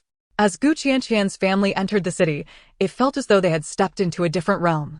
Outside, there was turmoil and suffering, with the populace displaced and desperate. Inside, however, the city thrived as it always had, with bountiful feasts and warm clothing.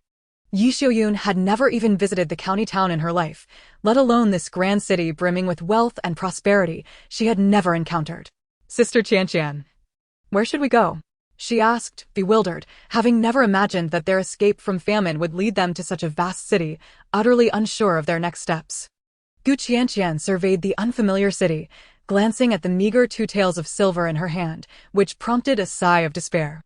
"First, we must find a place to stay."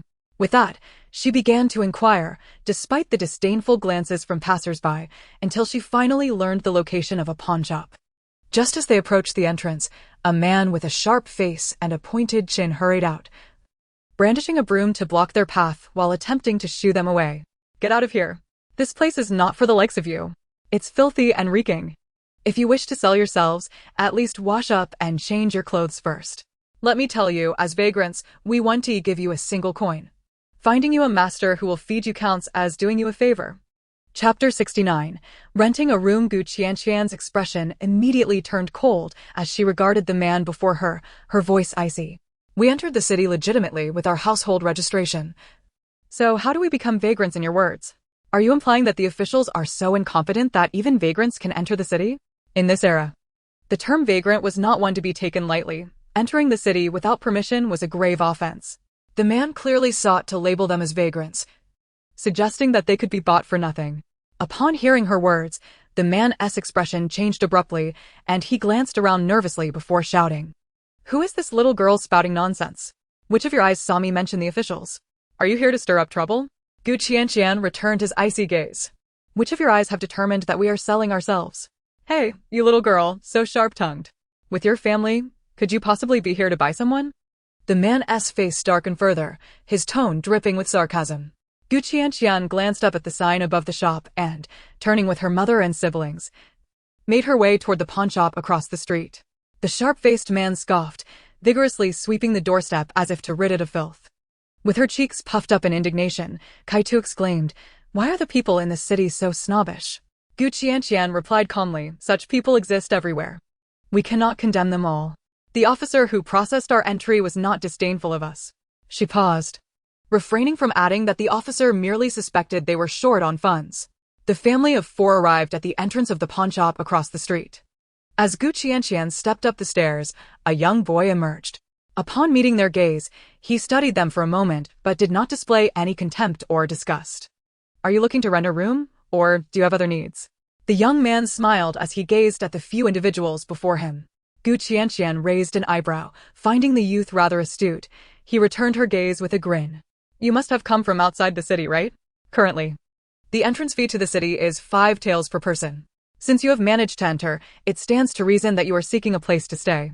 If you can afford the entrance fee, it is unlikely that you would be without spare coins, and even less likely that you would spend such a sum solely to sell yourselves in the city. However, you few do not appear to be of significant wealth. Purchasing a house is improbable, so renting is the only possibility." A smile flickered on Gu Qianqian's face as she remarked, "Young sir, we have little spare money and wish to rent an inexpensive place. Size is of no concern, as long as it is livable." The young man instantly grinned wider. "All right then, we do indeed have suitable options for you. The more affordable rentals can be found in the Eastern Alley area. Let me fetch the keys." The man from the pawnshop across the street observed as Qianqian and her family entered the opposite establishment.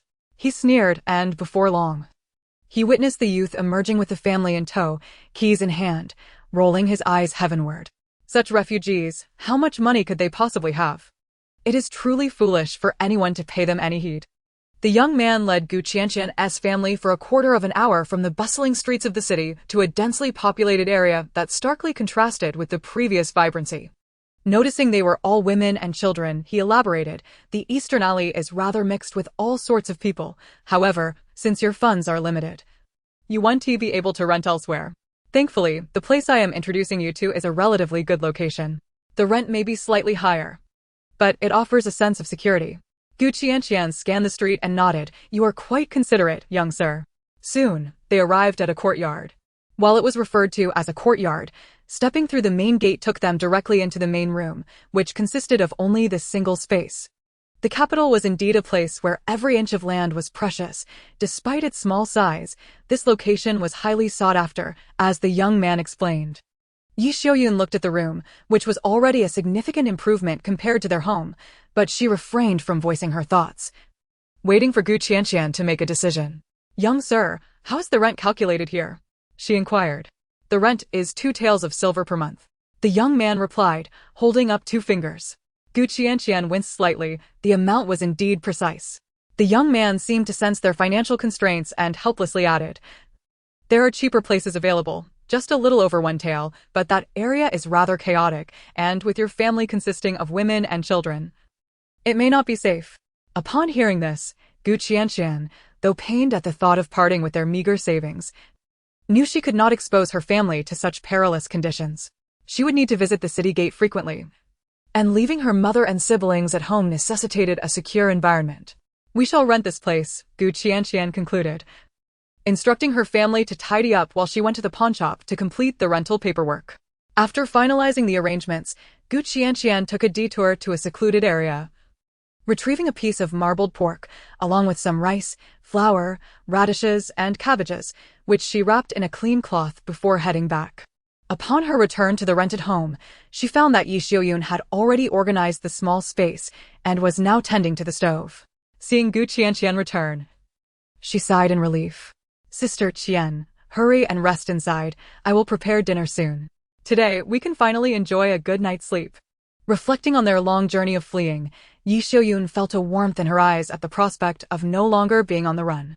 Qianqian, not feeling fatigued, placed her bundle on the stove and revealed, "Mother, the young man noticed our plight and charged us a little less. I bought some rice, flour, meat, and vegetables. Tonight, we shall feast to nourish Kai-Tu and Xiaojia." Observing the bounty of meat and rice, Yi Xiaoyun's eyes widened in disbelief. How much did all this cost? Even if we have a bit of silver left, could we truly afford such a quantity? Though she typically refrained from voicing her thoughts, she could not help but express her astonishment. Qianqian smiled gently. "The kind woman at the market saw that I was fleeing and, out of compassion, sold me these goods at a discount. I did not spend much." Yi Xiaoyun immediately clasped her hands together, her eyes glistening with emotion. "There are still so many good people in this world, Sister Qian. Once we have settled down, we must express our gratitude."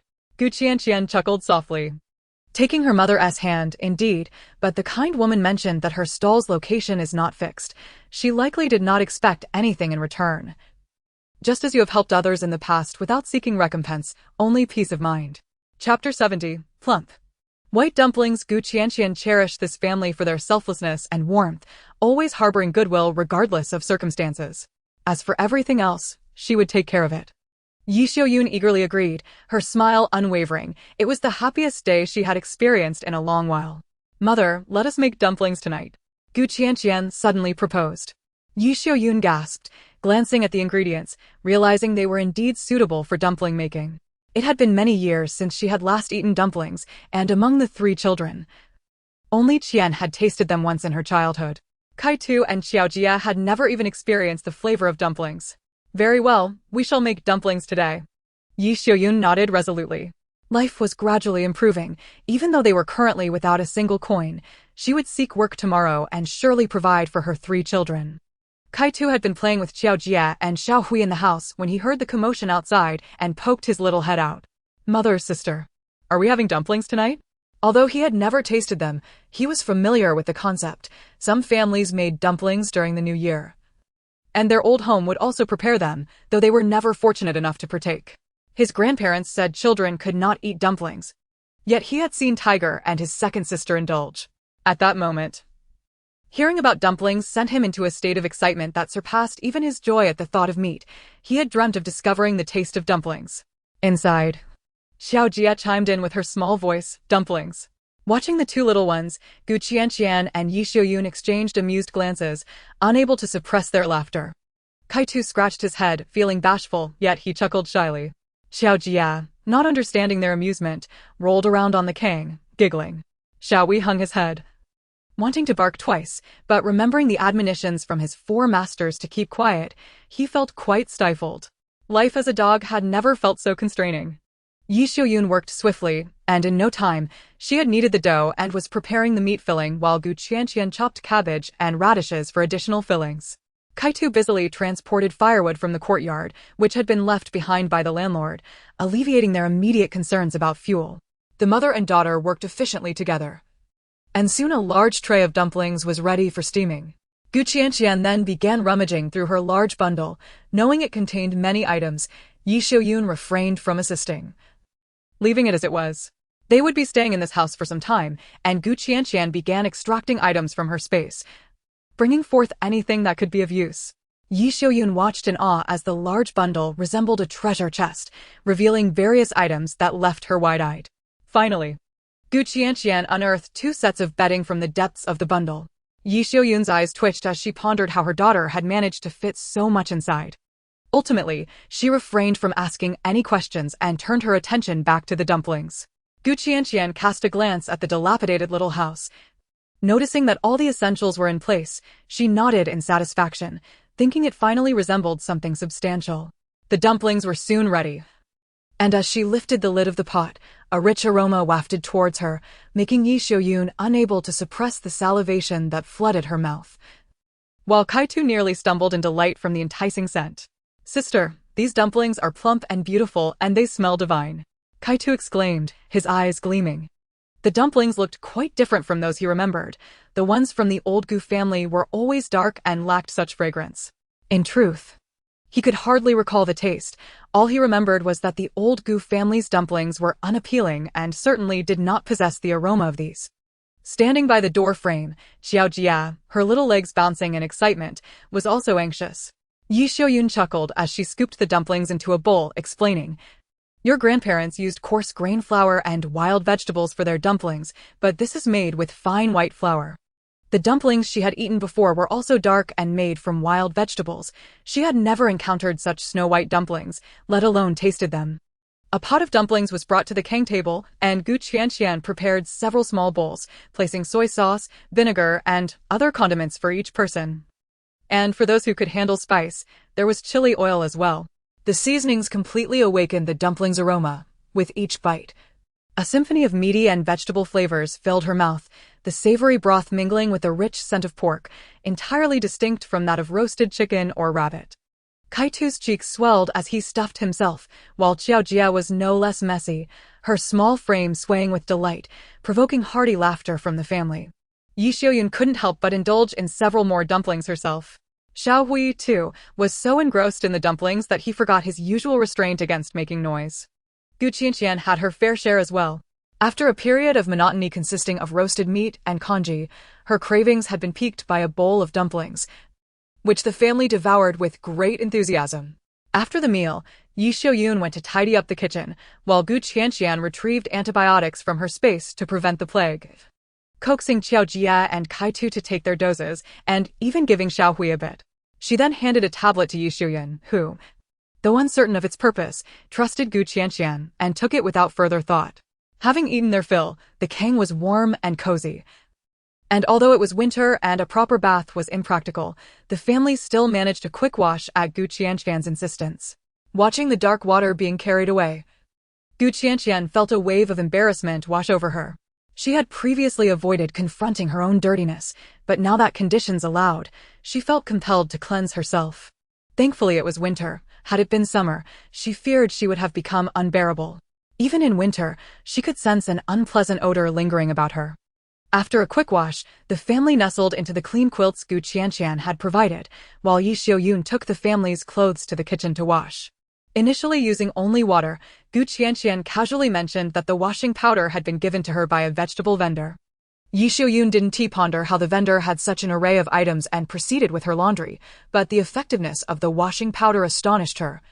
It was far superior to the wood ash she had previously used. Once everything was in order, the family retired early, enjoying a restful and warm night. Inhaling the fresh scent of the quilts, finally allowing their taut nerves to relax. The following morning, Yi Xiaoyun arose early to prepare a simple porridge. Having indulged in the dumplings the night before, she resolved to return to a more disciplined routine. Planning to prepare breakfast for the children before looking for work, she was halted by Qianqian. "Mother, please stay home to keep an eye on Kaitu and Xiaojia. I will head to the city gate to see if there's any news." Chapter 71. The Prescription for Treating the Plague. Qianqian stepped outside and made her way to the city gate, but found no announcements regarding the plague on the bulletin board, causing her brow to furrow in concern. "Is that you?" A familiar voice called from behind. She turned to see an official in uniform, the very one who had assisted them with their entry into the city yesterday. Noticing her interest in the notices, he glanced around before pulling her aside and speaking softly. "I've relayed what you mentioned yesterday to my superiors. Although there are no public announcements, it seems they are taking the matter seriously and have sent someone to verify it." Qianqian glanced at the notice and then at the group of refugees gathered outside the city gate, her gaze darkening as a thought struck her. "I suspect that even if the governor confirms the existence of a plague, they likely won't post any announcements."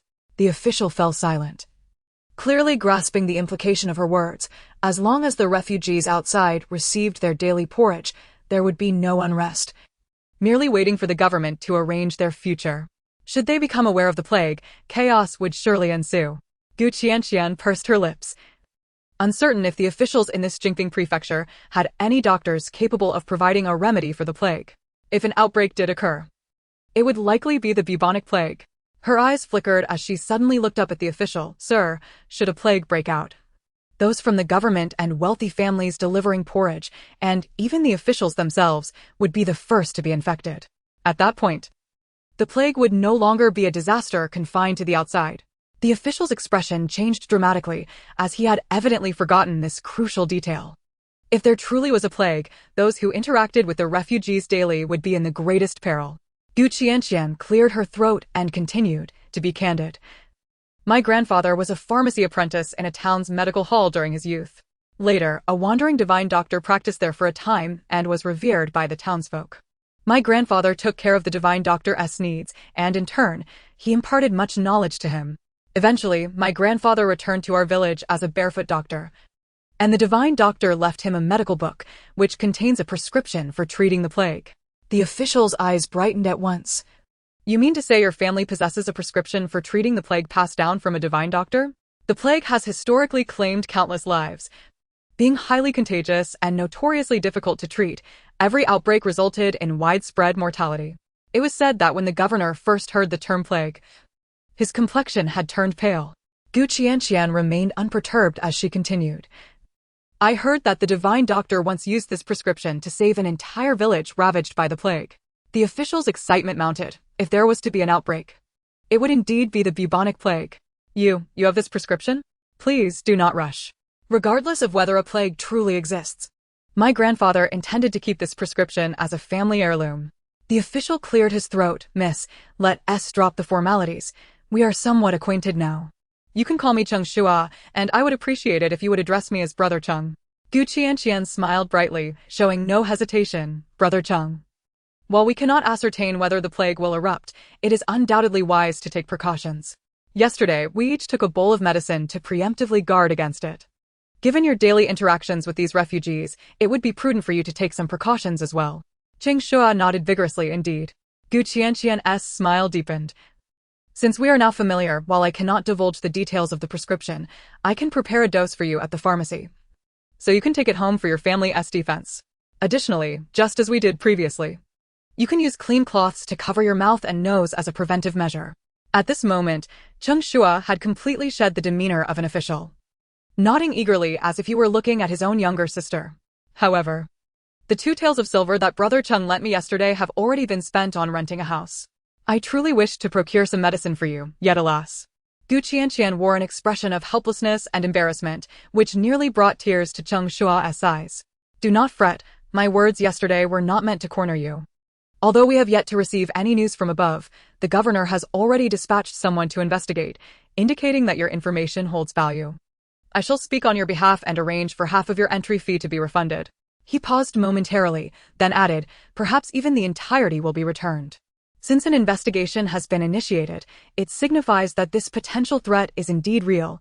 This Gu girl's information is not without merit. Furthermore, the governor is too preoccupied to manage such matters. It is the officer at the city gate who has the final say. If I can persuade him with a few kind words, perhaps Gu girl can receive additional medicine as well.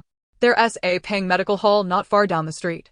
You should head there first, and I will follow shortly with the silver. With that, Cheng Shua hurriedly dashed off. Qianqian couldn't help but smile at his earnestness as she turned in the direction he indicated, soon spotting a rather impressive medical hall that likely had the medicinal ingredients she required. Just as she was about to enter, a young apprentice hurried out, exclaiming, Hey, I'm talking to you. Don't go inside, we do not provide medical services here. Free consultations are offered at the city gate. Hurry outside. Lest you disturb the esteemed patients within, you wouldn't be able to repay for 10 lives. Qianqian found herself stifling a smile, her lips twitching at the familiar tone and content of his words, and she glanced down at her own attire. The clothes she had washed yesterday were still damp, leaving her in a rather dingy state, akin to a beggar once more. Taking a deep breath, she suppressed her rising anger. Fine. She would endure this slight in the city where respect is given to those of status. I am not here for a consultation, I merely wish to procure some medicine. The apprentice replied with impatience. Didn't I tell you? We do not dispense medicine here. Be on your way. There is a distinguished patient currently receiving treatment in our hall, and if you seek medicine, you should go to another pharmacy. Do you even have the means to afford our remedies? Qianqian's expression darkened. And had it not been for the fact that this medical hall appeared substantial and well-stocked, she would not have bothered to engage in conversation with a mere apprentice. Suddenly, she let out a cold laugh, her voice dripping with sarcasm. So, your implication is that only the affluent can enter your hall, while we, the common folk who have fled calamity, are deemed unworthy of your remedies, is that correct? Upon hearing her origins as a refugee, the apprentice recoiled in disdain, covering his nose. I knew there was some foul odor. So you're a starving vagrant. No wonder you smell so wretched. Let me tell you, our establishment is not for dirty, wretched drifters like you. Our physicians are renowned healers in the city. How could they possibly treat the likes of you? Now, be gone. Listening to his derisive remarks, Qianqian's eyes turned frosty, her smile deepening. Does your sentiment reflect the views of your medical hall? What is wrong with you? Can't you understand? Be on your way. My words are the rules of our hall. You filthy drifters should know better than to think you can enter here. Qianqian, undeterred, gazed at him meaningfully before turning to leave. Sister Gu, why are you standing at the door? Have you finished procuring the medicine?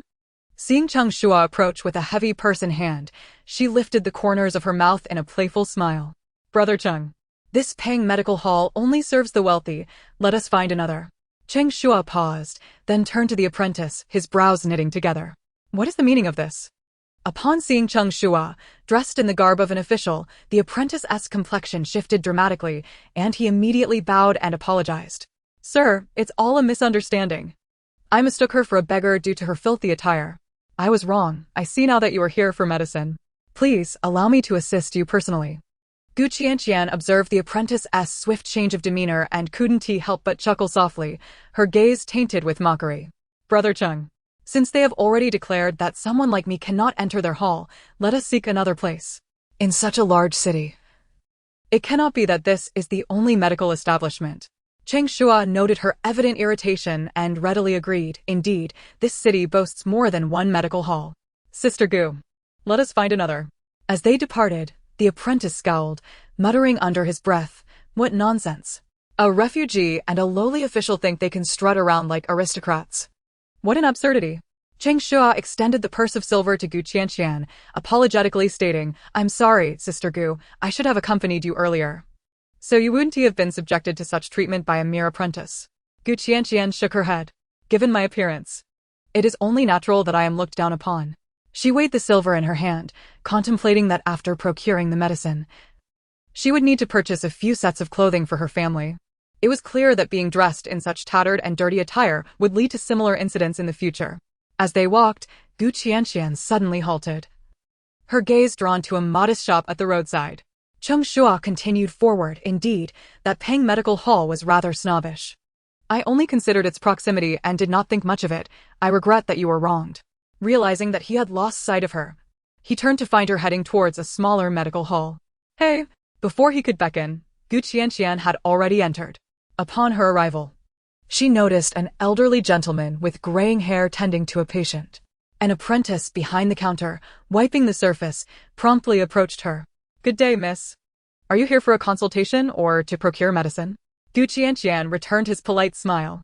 I wish to procure medicine. The apprentice quickly moved behind the counter. Please present your prescription. Qianqian shook her head. I do not have a prescription. I'll tell you what I need. Also, please package each ingredient separately. The apprentice looked momentarily perplexed, yet complied with her request, gathering the specified herbs. As he worked, Qianqian took the opportunity to survey the hall. Though small, it was impeccably clean, filled with a rich aroma of herbs. In contrast, the previous Peng Medical Hall had lacked this earthy scent, instead perfumed with a faint incense. Her gaze finally landed on the elderly physician, who had just finished taking a patient's pulse. Rather than hastily writing a prescription, he engaged the patient in conversation about their condition and treatment options. Qianqian nodded slightly, feeling quite favorably towards this medical hall. Excuse me, young sir. Might I inquire if this Fu Medical Hall has a young master by the name of Fuqi? Indeed, this was the Fu Medical Hall. And it was the surname that had drawn Qianqian inside. The response did not come from the apprentice, but rather from the elderly physician. My dear young lady, do you know our young master? A smile threatened to break across her face. Her inquiry was not purely coincidental. She recalled their journey from Ningchuan, where they had crossed paths with young Master Fu on several occasions. The wagon they traveled in seemed laden with medicinal herbs, and the culinary experiments conducted by their white-haired companion could barely be described as culinary delights, if one could even call them medicinal dishes. To her surprise, this was indeed the establishment of that wealthy young master. Well, I suppose you could say I am acquainted. We met several times during our flight from Ningchuan. Upon hearing her words, the elderly physician disregarded his patients and hastily approached with a countenance filled with joy. Could it be that the young master has returned safely? Qianqian smiled. We parted ways about 40 to 50 li outside Jingping Prefecture. The old doctor's eyes sparkled with delight as he nodded. As long as the young master is back safe and sound, Jin Dong, this young lady has gathered medicine. Charge her half price. The young apprentice immediately acknowledged with a respectful nod. Qianqian, taken aback by the old doctor's generosity, quickly smiled and said, Thank you very much. The old doctor waved his hand, eager to say more, but then suddenly remembered that there were still patients waiting, smacking his forehead in realization. Ah, my memory. Come, let me write you a prescription right away. Qianqian couldn't help but think of the esteemed young Master Fu as she observed the Fu family's clinic, her mind deep in contemplation. After acquiring the medicine, she didn't rush to leave. Instead, she borrowed a mortar and pestle from the young apprentice along with an empty room, taking the medicinal materials inside. When she emerged, she carried several bundles of herbs, handing 10 bundles to Donghua and 2 to the young apprentice. The apprentice was momentarily stunned, perplexed by her intentions. She glanced at the old doctor, who had just finished writing the prescription, and instructed the man to fetch the medicine. Dr. Fong, these herbs are from my family's ancestral recipe used to prevent winter ailments. I have met young Master Fu a few times, and since you have been so kind in reducing the cost, I would like to gift these 2 prescriptions to you and this young man. It would be best to consume them today, as there are many refugees outside the city, and winter is prone to colds and infections. At your age, Dr. Fong, it would be wise to take precautions. After saying this, she departed the clinic with Donghua. Old Fong, this young lady seems to have forgotten we are a clinic. How could we possibly lack medicine for colds? The young apprentice chuckled, finding the girl rather endearing. However, Dr. Fong furrowed his brow in thought for a moment and swiftly opened the medicine bundle, discovering that all the herbs had been ground into powder, rendering them unrecognizable. He immediately understood that she intended to keep the recipe confidential. Reflecting on Qianqian's earlier words, his gaze deepened with understanding. And he pushed the 2 prescriptions towards the young apprentice. Go, brew these 2 prescriptions immediately. We shall each have a bowl. Chapter 73. Money truly does not last long. Upon exiting the clinic, Cheng Shua had to return to his post at the city gate, so he bid farewell to Qianqian. Having been turned away twice, and with his clothes now too dirty to clean, Qianqian didn't hurry home, but sought out a nearby tailor shop. Given her previous experiences, she chose a small shop that didn't appear too grand. Although not everyone would judge her by appearances, her attire still drew several scrutinizing glances. Young lady, are you looking to purchase fabric? A shop assistant inquired. Qianqian surveyed the array of fabrics and garments and replied, I wish to buy a few outfits. She briefly described the figures of Yi Xiuyun and her younger siblings, and the assistant nodded. I'm not sure what type of fabric you prefer. But we have just received some coarse cloth in dark colors, which is durable and practical. Observing Qianqian's attire, the assistant kindly recommended clothing suitable for common folk. Qianqian glanced at the dull, rough fabrics and frowned. I would like to see finer materials. Now that she had some silver in hand, she didn't wish to compromise on quality for herself and her family. The assistant, noting the young lady's age, understood that young women appreciate beauty and continued to present options. This fabric may appear unevenly dyed, but the patterns are quite unique.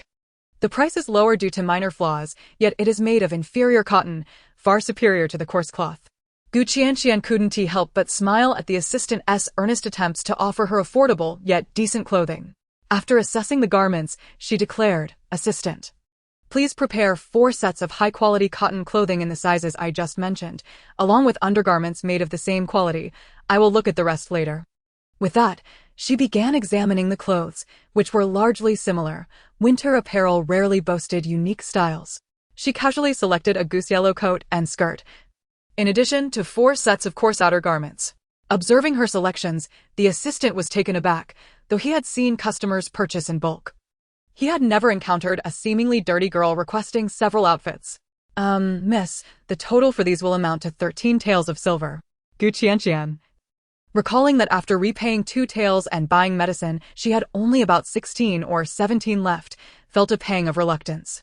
Noticing her peculiar expression, the assistant explained, the high-quality cotton garments you requested cost over 2 taels each. The 2 children's outfits will total 8 taels for 4 sets, while the coarse outer garments are quite economical, needing only 1 tael for 4. Taking a deep breath, Qianqian lamented the fleeting nature of money. Very well. Please wrap them up for me. The assistant's eyes widened in surprise, not expecting her to actually afford such purchases, but seeing the heavy silver she held. He promptly went to pack her items without further ado. Take care, young lady. The assistant beamed as he received the payment and escorted Qianqian to the door.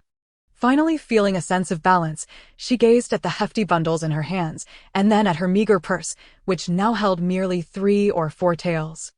Resisting the urge to spend more, she ultimately succumbed and purchased several earthenware jars of various sizes, along with a few snacks for Kai-Tu and Xiaojie.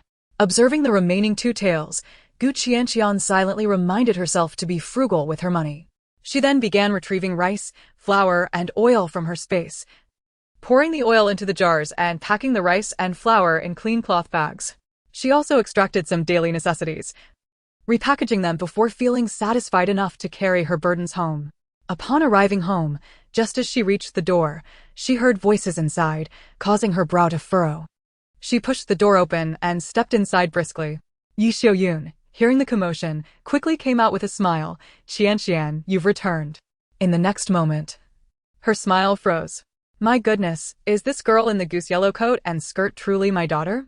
Although her face was already clean, showing signs of having been frostbitten, it appeared much fairer, and the yellow outfit made her look radiant. Yi Xiuyun hurried forward to take the heavy bundles from her daughter's hands.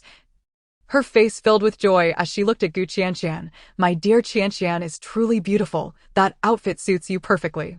Qianqian smiled slightly, not rushing to speak, but instead observing the interior of the house. At that moment, an elderly woman with a cane emerged, her eyes lighting up upon seeing Qianqian. Oh, little Yi, is this your eldest daughter? She is truly lovely, dressed so elegantly. As her daughter received compliments, Yi Xiaoyun's happiness was palpable as she grasped her hand.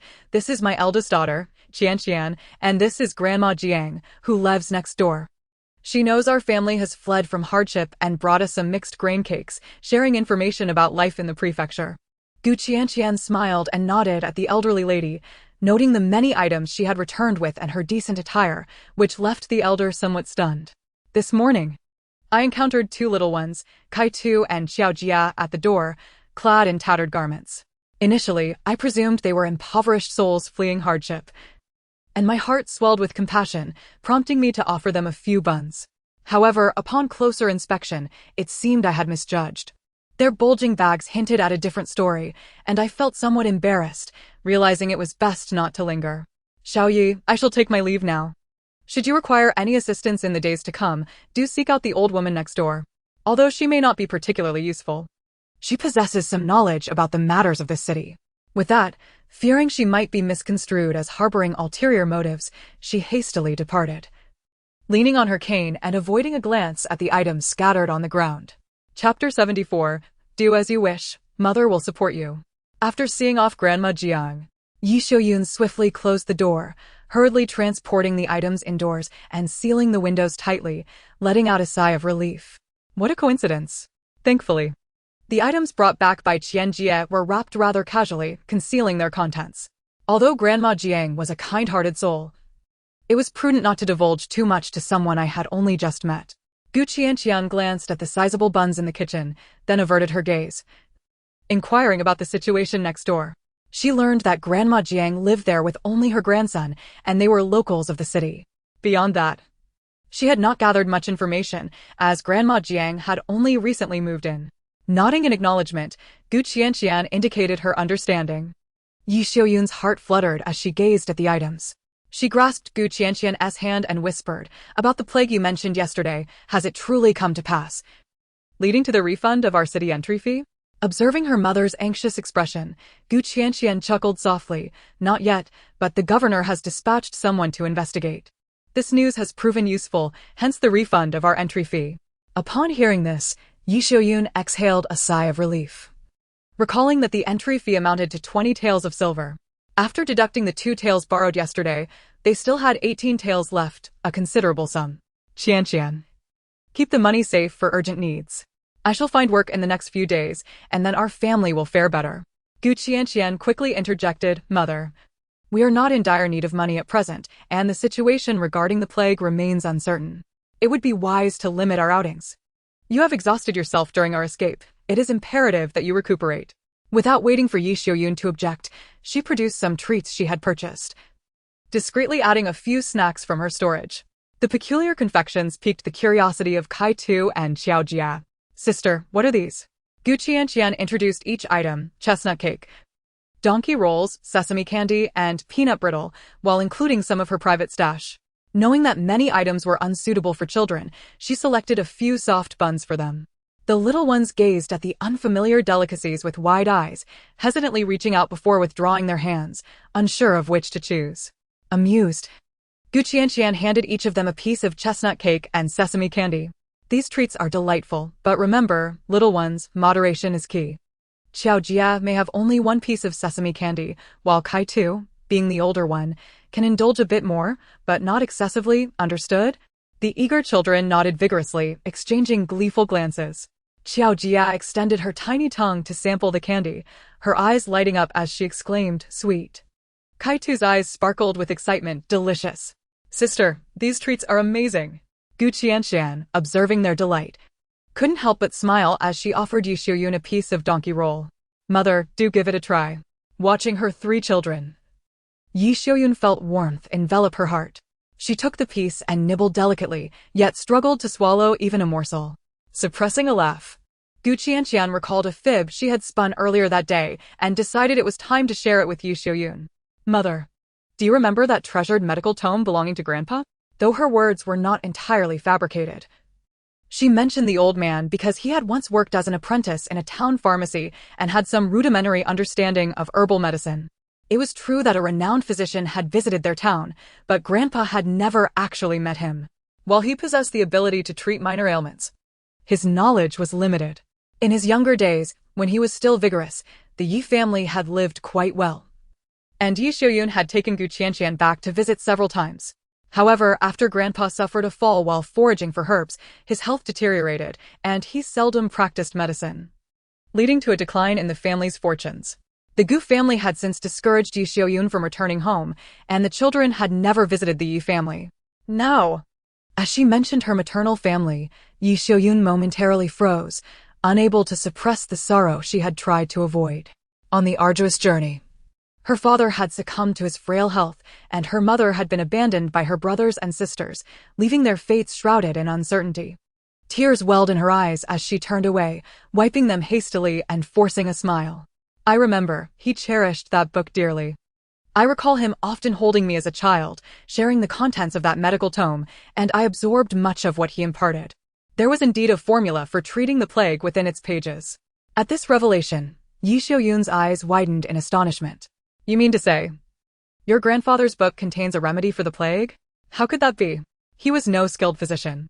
While he could treat minor injuries and prescribe remedies for colds, she had never heard of him knowing anything about plague treatments.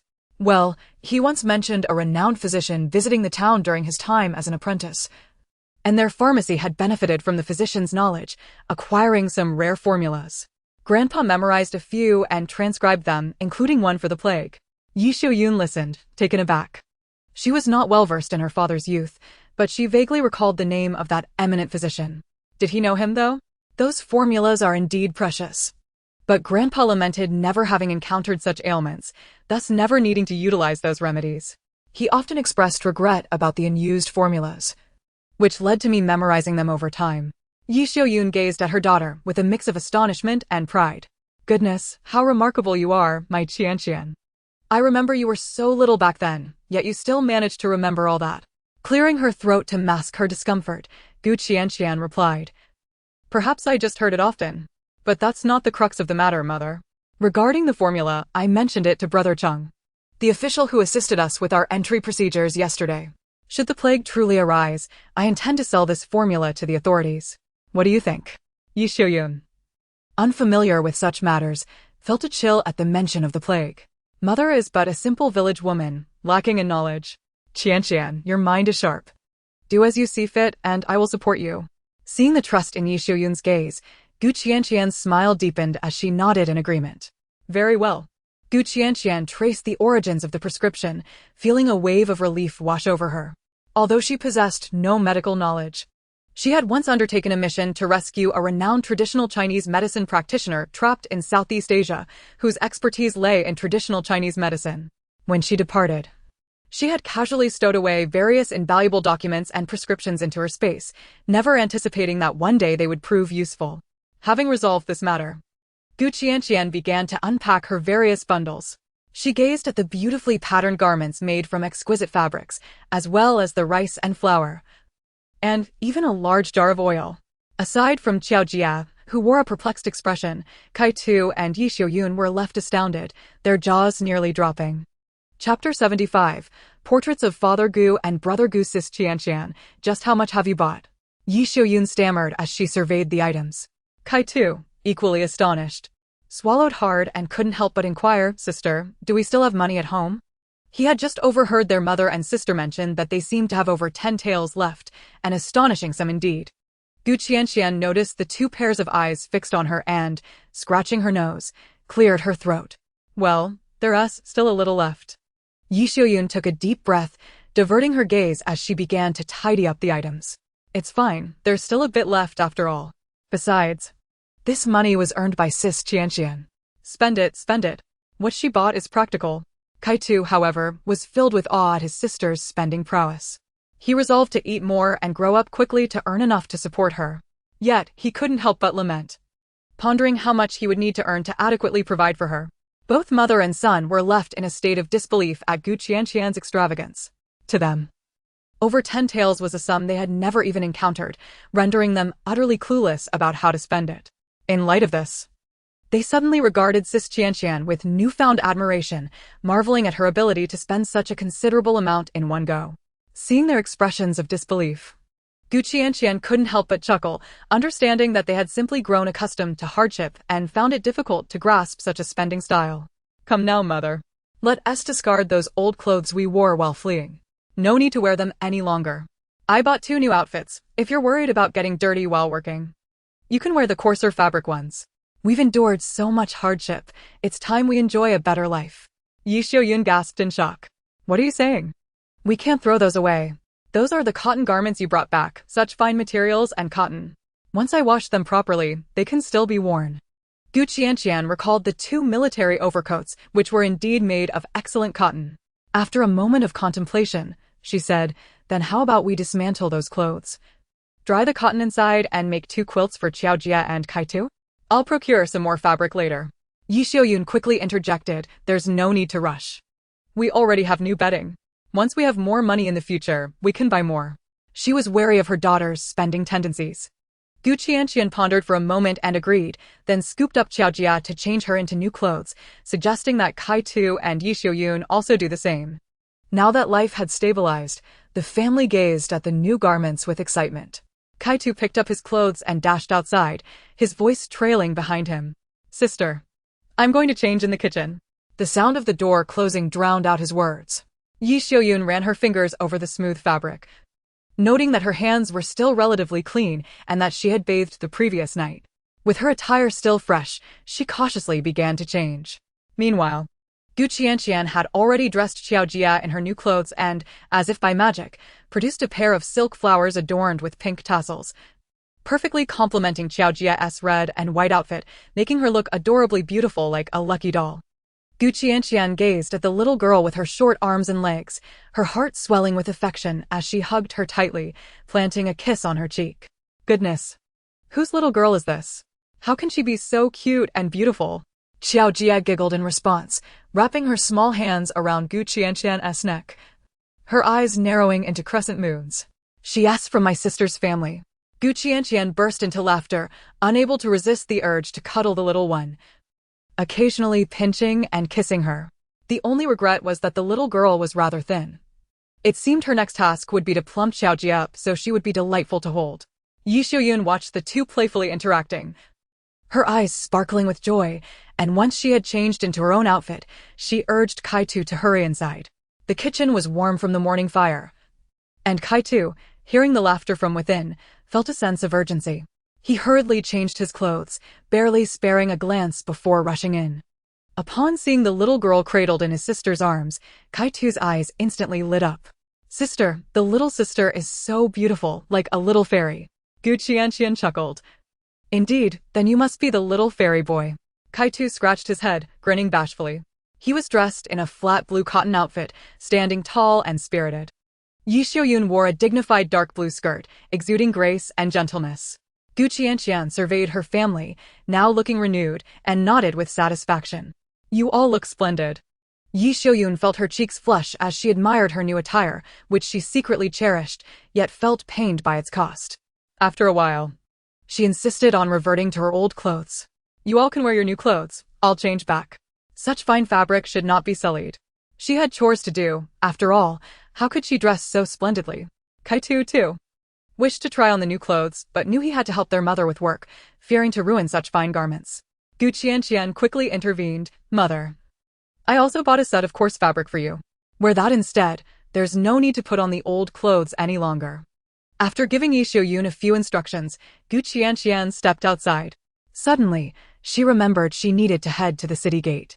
Once outside, she sought a shop selling writing materials, perusing for a while. She found the rice paper of this era to be rather coarse, ultimately purchasing 2 sheets of thicker paper and a charcoal pencil. Afterward, she borrowed a table beside the shop and, relying on her memory of the appearances of Father Gu and Brother Gu, began to sketch. Her hand moved swiftly and fluidly, and soon, 2 simple sketches emerged.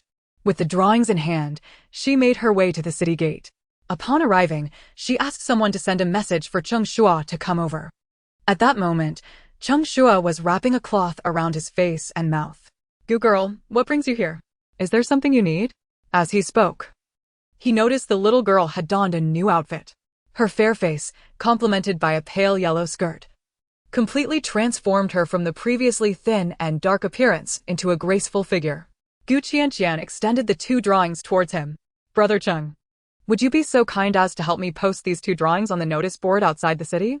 Cheng Shua glanced at the papers and sighed. Gu girl, I understand your intentions, but at present, those fleeing from disasters all look rather similar. Posting your portraits wouldn't be of much use, and most people are illiterate. Recognizing their own names is a feat in itself. Finding someone this way may prove futile. Qianqian grasped his meaning. In this era, an artist's likeness often bore little resemblance to the actual person. Brother Cheng, please assist me. I still believe it holds some merit. With that, she unfurled her drawings for him to see. Originally intending to acquiesce, Cheng Shua, in an effort to offer her some psychological solace, was momentarily taken aback as he gazed upon the 2 paintings. His eyes widened in astonishment, fixated on the artworks before him. Could this truly be a painting? It seemed more akin to an impression taken directly from the face.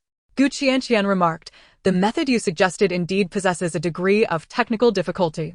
Chapter 76, The Pang Family Medical Hall, which shall not be involved. Cheng Shua was nearly pressing his face against the artwork, utterly captivated by its astonishing craftsmanship. It appeared to consist of merely a few strokes, yet it vividly delineated the contours of a person. So much so that he could easily conjure an image of these 2 individuals in his mind. Sister Gu, may I inquire as to which artist in the city you commissioned for these? He asked, bewildered. I haven't heard of such a remarkable artist in Jingping Prefecture. Qianqian felt the need to deflect some of the credit. My grandfather used to work as an apprentice in a pharmacy in the town during his youth. This brings to mind that esteemed physician, renowned not only for his medical prowess, but also for his exceptional artistry. Initially, he devised this charcoal pencil technique to accurately depict the appearance of medicinal herbs. After my grandfather learned it, he passed it on to me, and I experimented with it, applying it to portraiture, and it turned out rather well, wouldn't you agree? Haha. Cheng Shua, amidst Qianqian's awkward laughter, shook his head in wonder. Truly a marvel. Rest assured, I will post these on the notice board shortly. If anyone has seen them, they will undoubtedly recognize them. Qianqian beamed. Thank you, Brother Cheng. He waved a hand dismissively. It's a trifling matter. I must also thank you for the medicine you provided earlier. I had my mother brew it, and our entire family consumed it. I've advised them to refrain from venturing out, and when they do, to cover their mouths and noses. Although uncertain of the efficacy of such precautions, Qianqian's grandfather was a descendant of a renowned physician, and his words certainly held merit. By the way, you and your family should also endeavor to stay indoors. The governor recently dispatched individuals to investigate, and it appears the situation is rather grim. The plague you mentioned may indeed be imminent. Upon hearing this, Qianqian's expression darkened, and she continued, What do you think the governor will do? This plague has been brought by those from outside the city. If action is to be taken, it may involve. Cheng Shua understood her unspoken thoughts and felt a chuckle rising within him. How could this girl be so contemplative? Rest assured, our governor is a commendable official and will not resort to the measures you fear. If a plague were to arise, it is likely that the refugees would be relocated to nearby deserted villages, with physicians sent to treat them. Those in the city who have come into contact with the refugees might also be sent along. At this juncture, he furrowed his brows, glancing at Qianqian. It was quite possible that her family would be among those relocated. Qianqian understood the gravity of the situation. After all, a plague was a significant matter. If it truly spread within the prefectural city, the entire region could suffer dire consequences. Brother Cheng, if you trust me, please report the formula for the plague remedy to the governor. If we intervene now with the medication, we may prevent widespread contagion and fatalities. Cheng Shua's gaze sharpened as he regarded the young lady before him, his demeanor turning serious.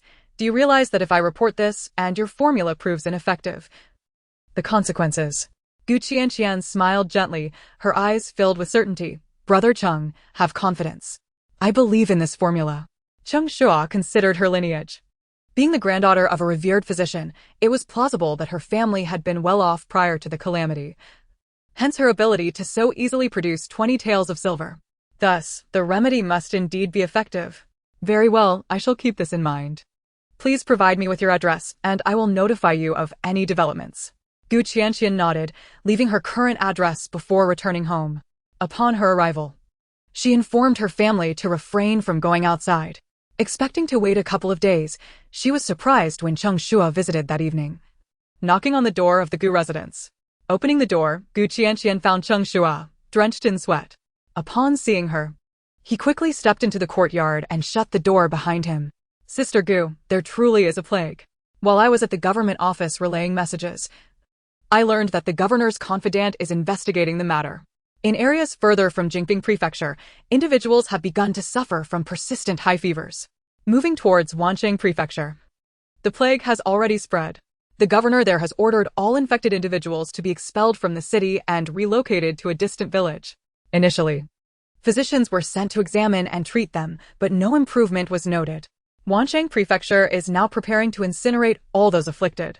Gu Qianqian's countenance grew grave as she turned and returned to her room, donning a cell-made cotton mask. Mother, I am stepping out for a moment.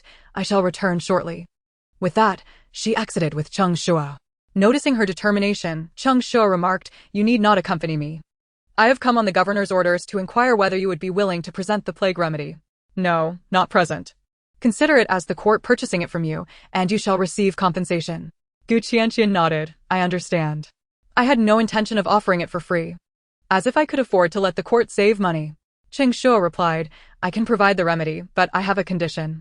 Gu Qianqian continued, "While the remedy may be offered to the court, the governor should ensure that the medical halls within the prefecture participate in administering the treatment, correct?" Cheng Shua affirmed, "That is assuredly the case. All the medical halls in the city will have to cooperate with the court to quell the plague." Gu Qianqian, recalling the Pang family medical hall's firm refusal to treat the fleeing refugees, smirked slightly. "My condition is that this remedy shall be entrusted solely to the Fu family medical hall for the administration of treatment, and the Pang family medical hall shall not be involved." Cheng Shua was taken aback by her words, then chuckled, "You certainly hold a grudge." While the plague was indeed terrifying, should there exist a remedy, it would not be a certain death sentence. The medical hall primarily responsible for the treatment would undoubtedly gain significant renown, not only within the prefecture but also throughout surrounding counties. Gu Qianqian raised an eyebrow. Unfazed, of course, while they shall not participate, the medical hall must still supply the necessary medicinal materials as required by the authorities. It is not as if they will not be compensated. Cheng Shua found himself stifling a laugh, nodding. That is certainly the case. And even if all the medicinal materials from the city's medical halls were utilized, it may still prove insufficient. In that event, we would need to requisition supplies from nearby counties and towns. As they spoke, Cheng Shua suddenly sensed something awry. "Sister Gu, we are headed the wrong way. The government office is not this direction."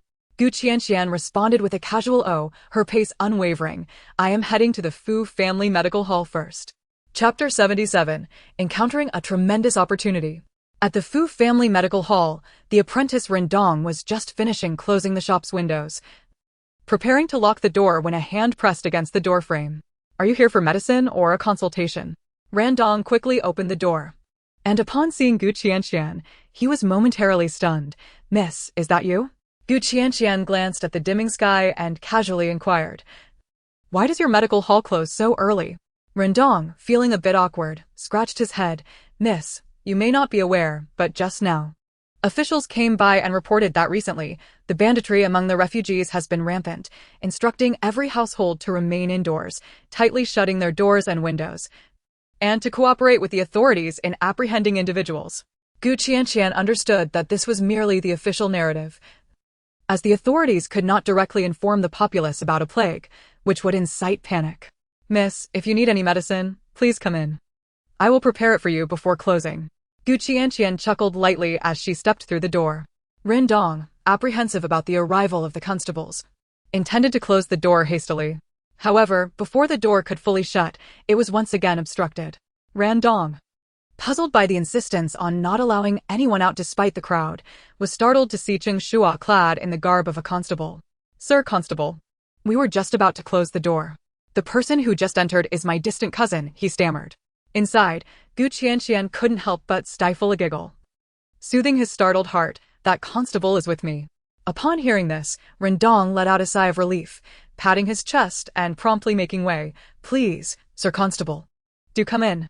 At that moment, Feng Lao, alerted by the commotion outside, emerged.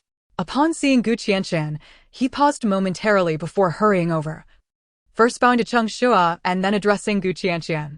My lady, I wonder if your visit today pertains to some matter of importance?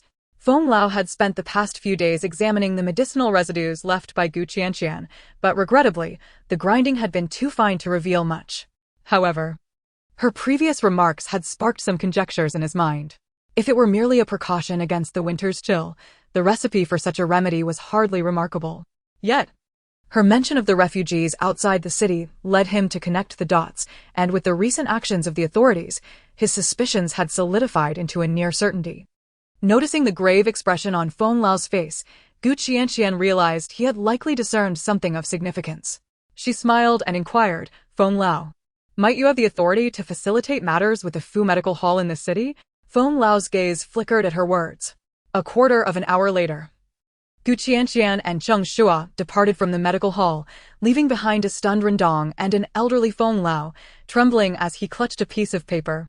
After a long moment, a gust of cold wind swept in, causing Rendong to shudder back to reality. He glanced at the unremarkable piece of paper in Feng Lao's hand, swallowing hard.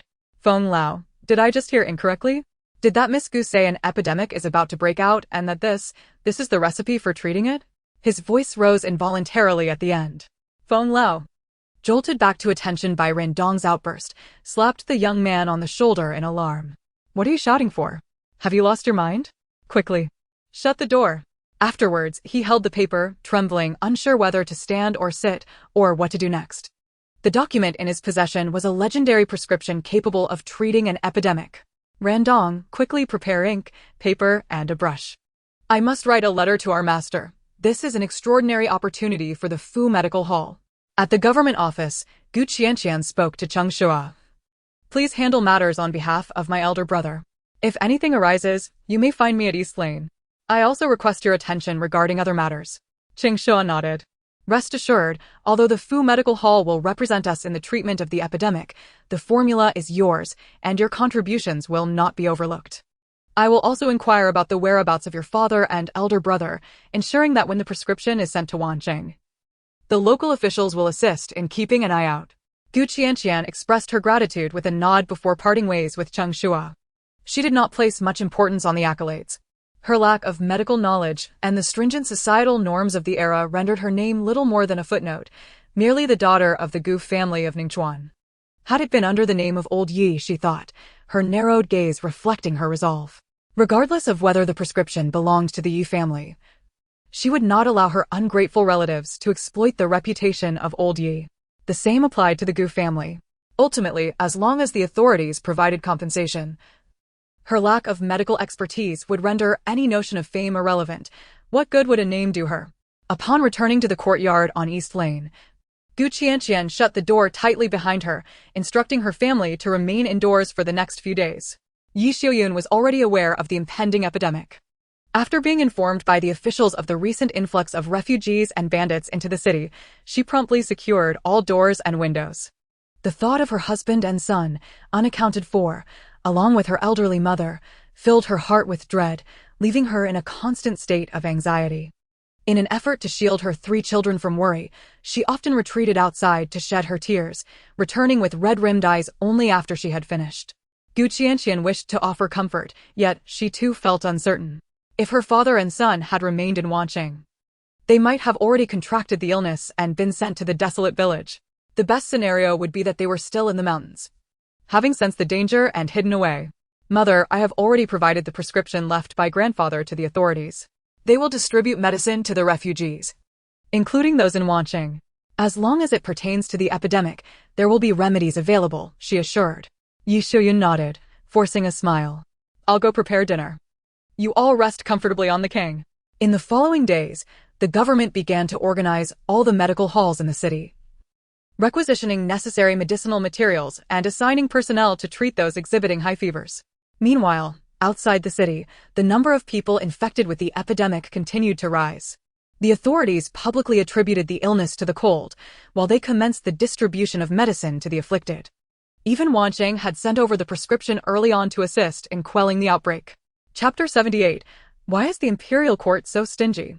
Amidst the chaos in Wancheng, no reports of the epidemic reached Jingping. The populace believed they were merely suffering from winter ailments, and the magistrate was seen as a benevolent official, distributing medicinal soup to the common folk, who were all immensely grateful. The epidemic, barely in its infancy, was swiftly suppressed. It was as though no one in Jinping had ever been afflicted by it. This outcome left the magistrate astounded, collapsing into his chair, finally exhaling a breath of relief. Although reports had arrived of a prescription purportedly from a divine physician for the epidemic, he was well aware that each outbreak had historically resulted in immense suffering. He had prepared himself for a formidable battle, especially after receiving news from Wansheng, which weighed heavily on him. However, he never anticipated that the epidemic in Jinping would be so effortlessly resolved. Promptly, he directed his subordinates to address the issue of refugee resettlement. As luck would have it, just before the epidemic subsided, officials dispatched by the court to provide disaster relief arrived in Jinping, bringing with them food and funds for aid. With the influx of provisions and silver, the government's response was swift, drafting a plan for disaster relief. In Ningchuan, where calamity was still unfolding, the officials made arrangements to temporarily house the refugees who had fled. Once spring arrived and the snow disaster receded, these individuals could return to the government to collect grain and funds for their journey home. For regions severely affected, the court decreed a 3-year exemption from taxes. Those from severely afflicted areas who wished to remain could be registered locally, with the government documenting their information. Those opting for the former would also need to undergo registration for unified resettlement, while the latter could settle immediately and receive their household registration.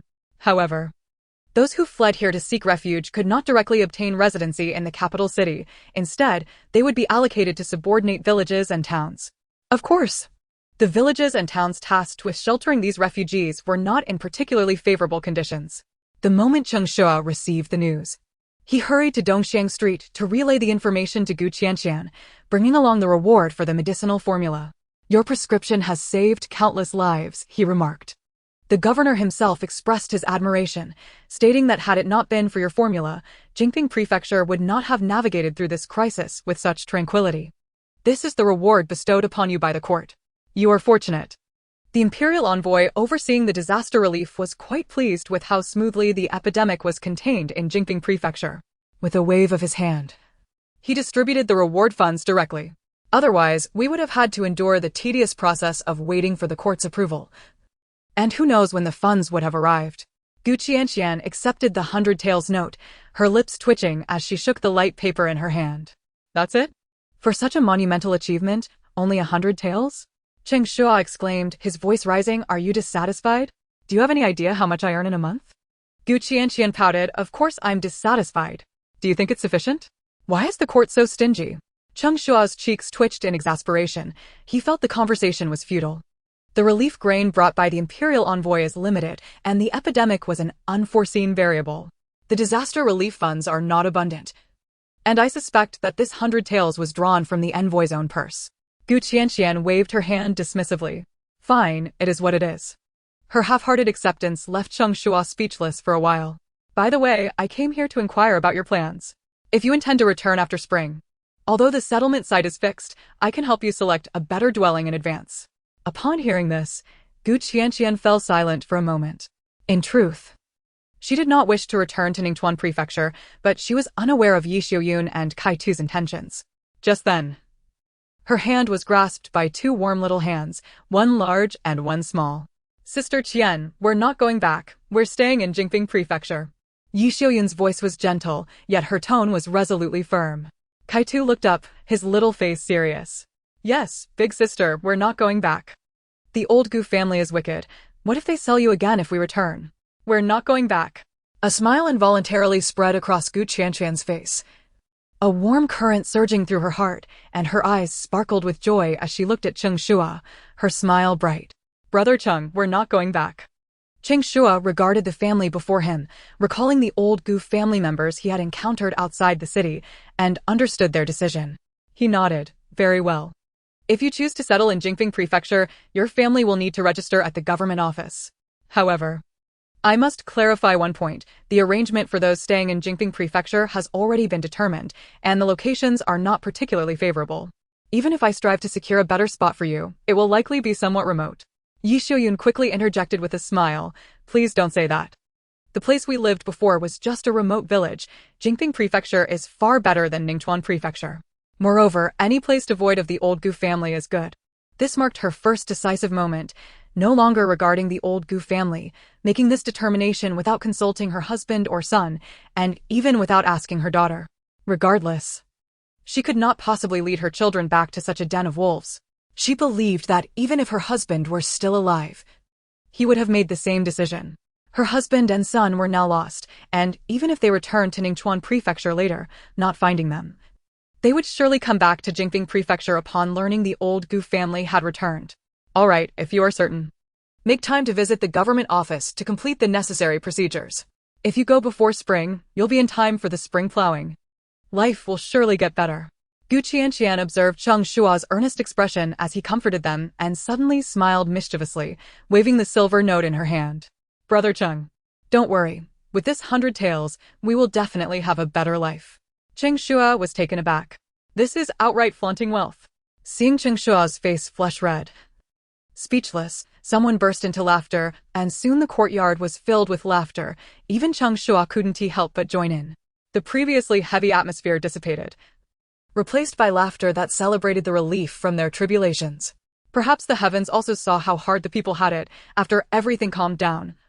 Even the cold weather gradually warmed, the sun shining brightly, illuminating everyone's hearts, bringing light to the previously dim and uncertain path ahead, revealing a glimmer of hope.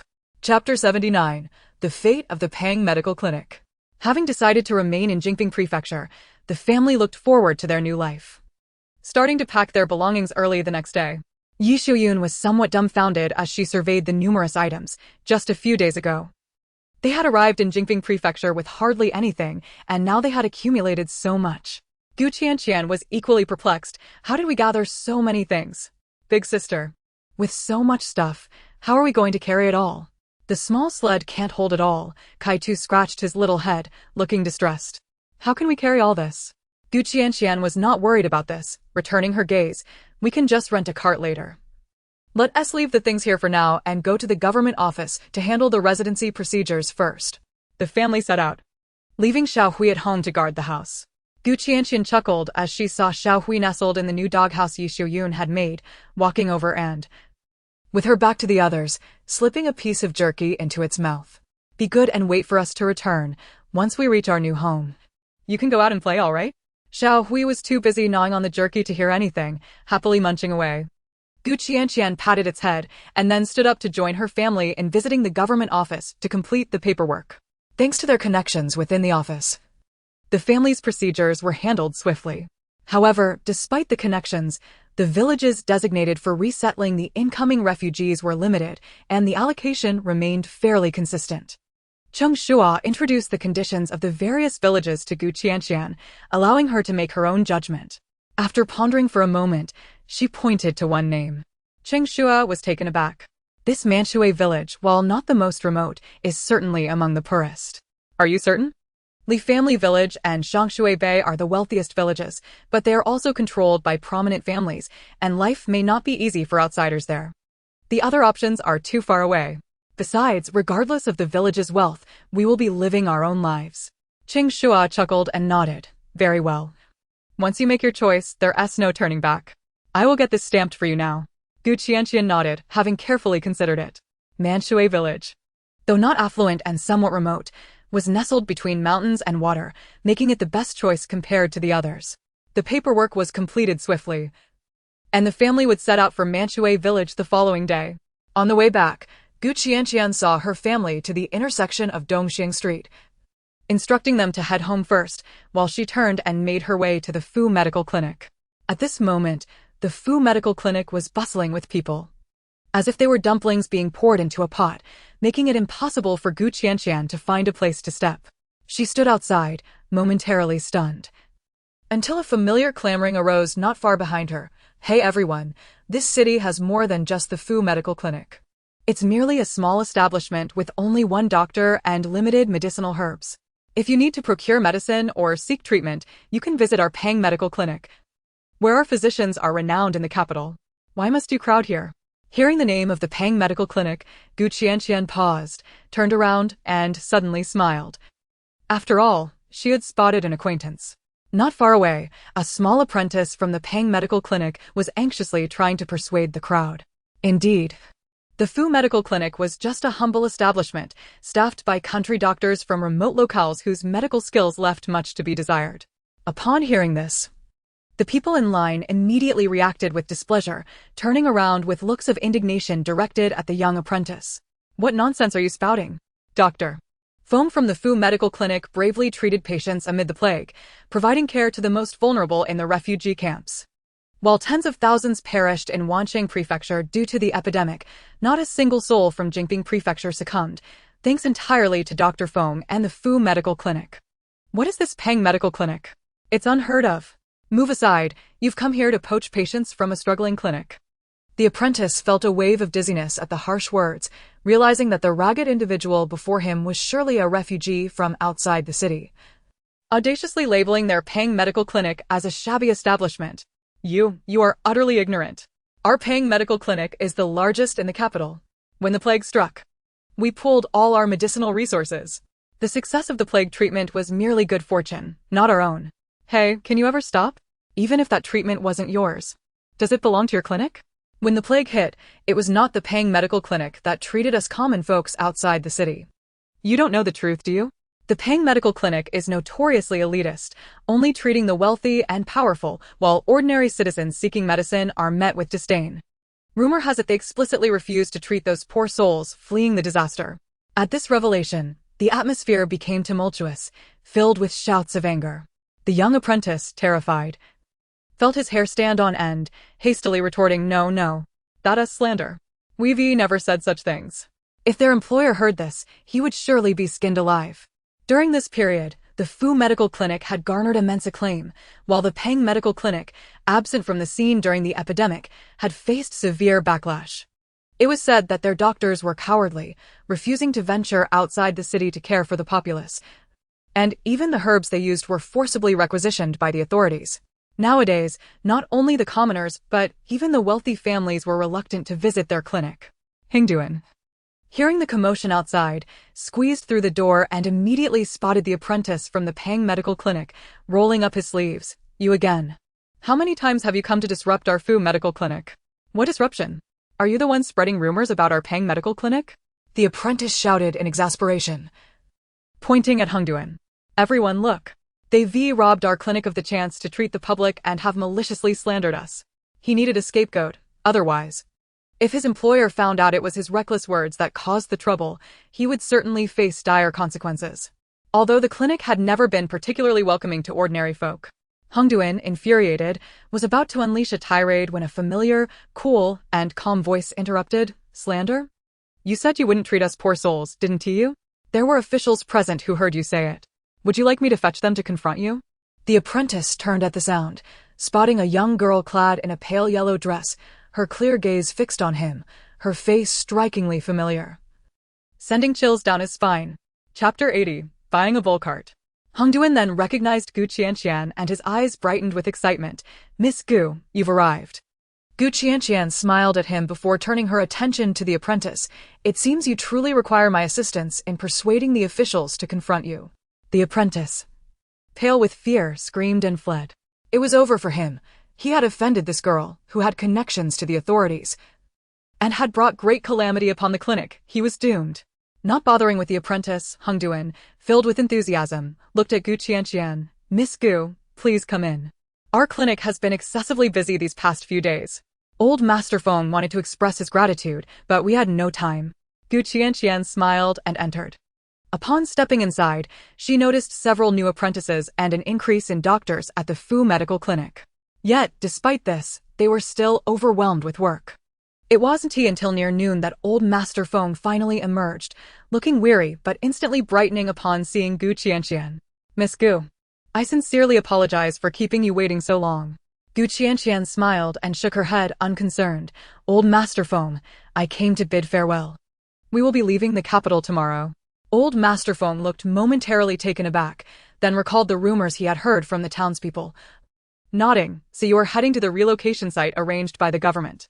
Fortunately, you came today, otherwise I would have wasted my trip tomorrow. Gu Qianqian chuckled softly. We are not going to the relocation site. We have settled in Jingping Prefecture and shall henceforth be its residents.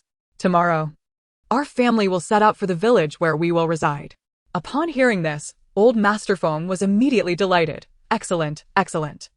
Our employer has written to say he intends to visit the capital to meet you. It seems there will be opportunities ahead. May I ask where your new village is located? Manshui Village in Fengxing County. Old Master Feng paused, then slapped his thigh, laughing heartily. What a coincidence.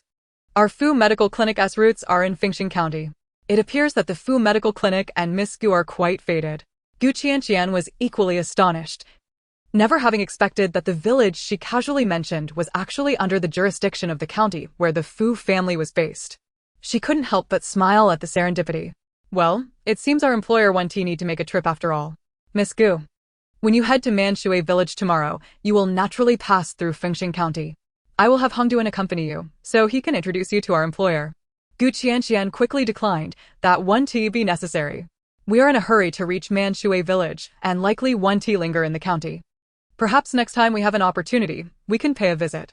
Miss Gu, you underestimate the gratitude our Fu Medical Clinic feels towards you. Since you are in a hurry, I want to insist. By the way, please accept this. Old Master Feng said, producing a silver note and extending it towards Qianqian.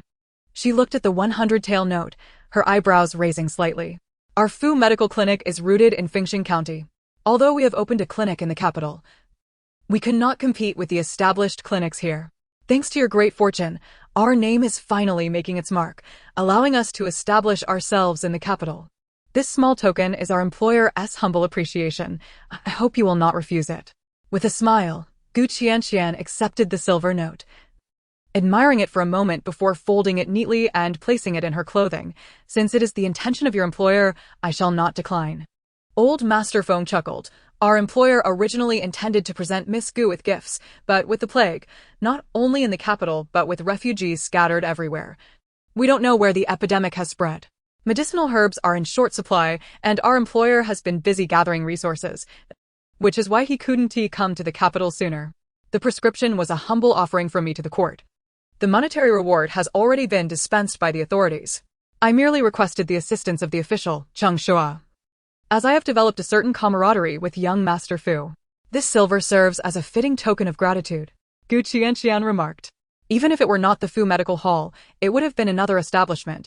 Thus, it is more prudent to provide an opportunity to someone familiar, which, in her view, cultivates a benevolent connection. The 100 taels represent the sincere intentions of the Fu family. Any further sum would be superfluous.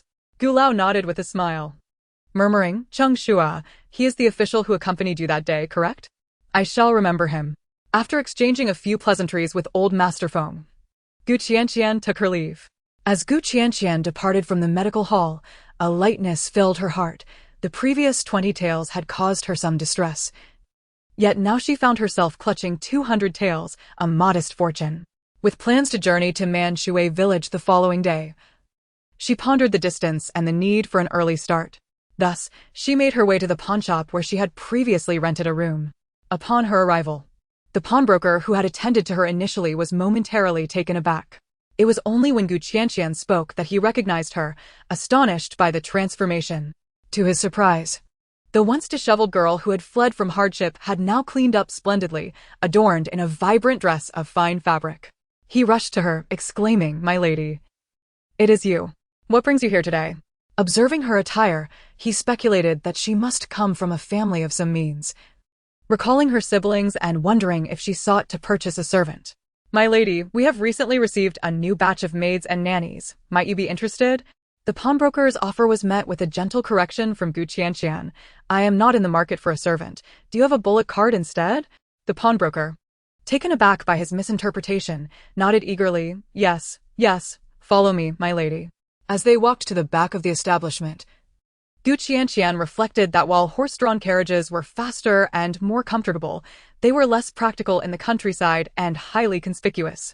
Bullock carts, on the other hand, were more functional for daily use and could also assist in plowing fields.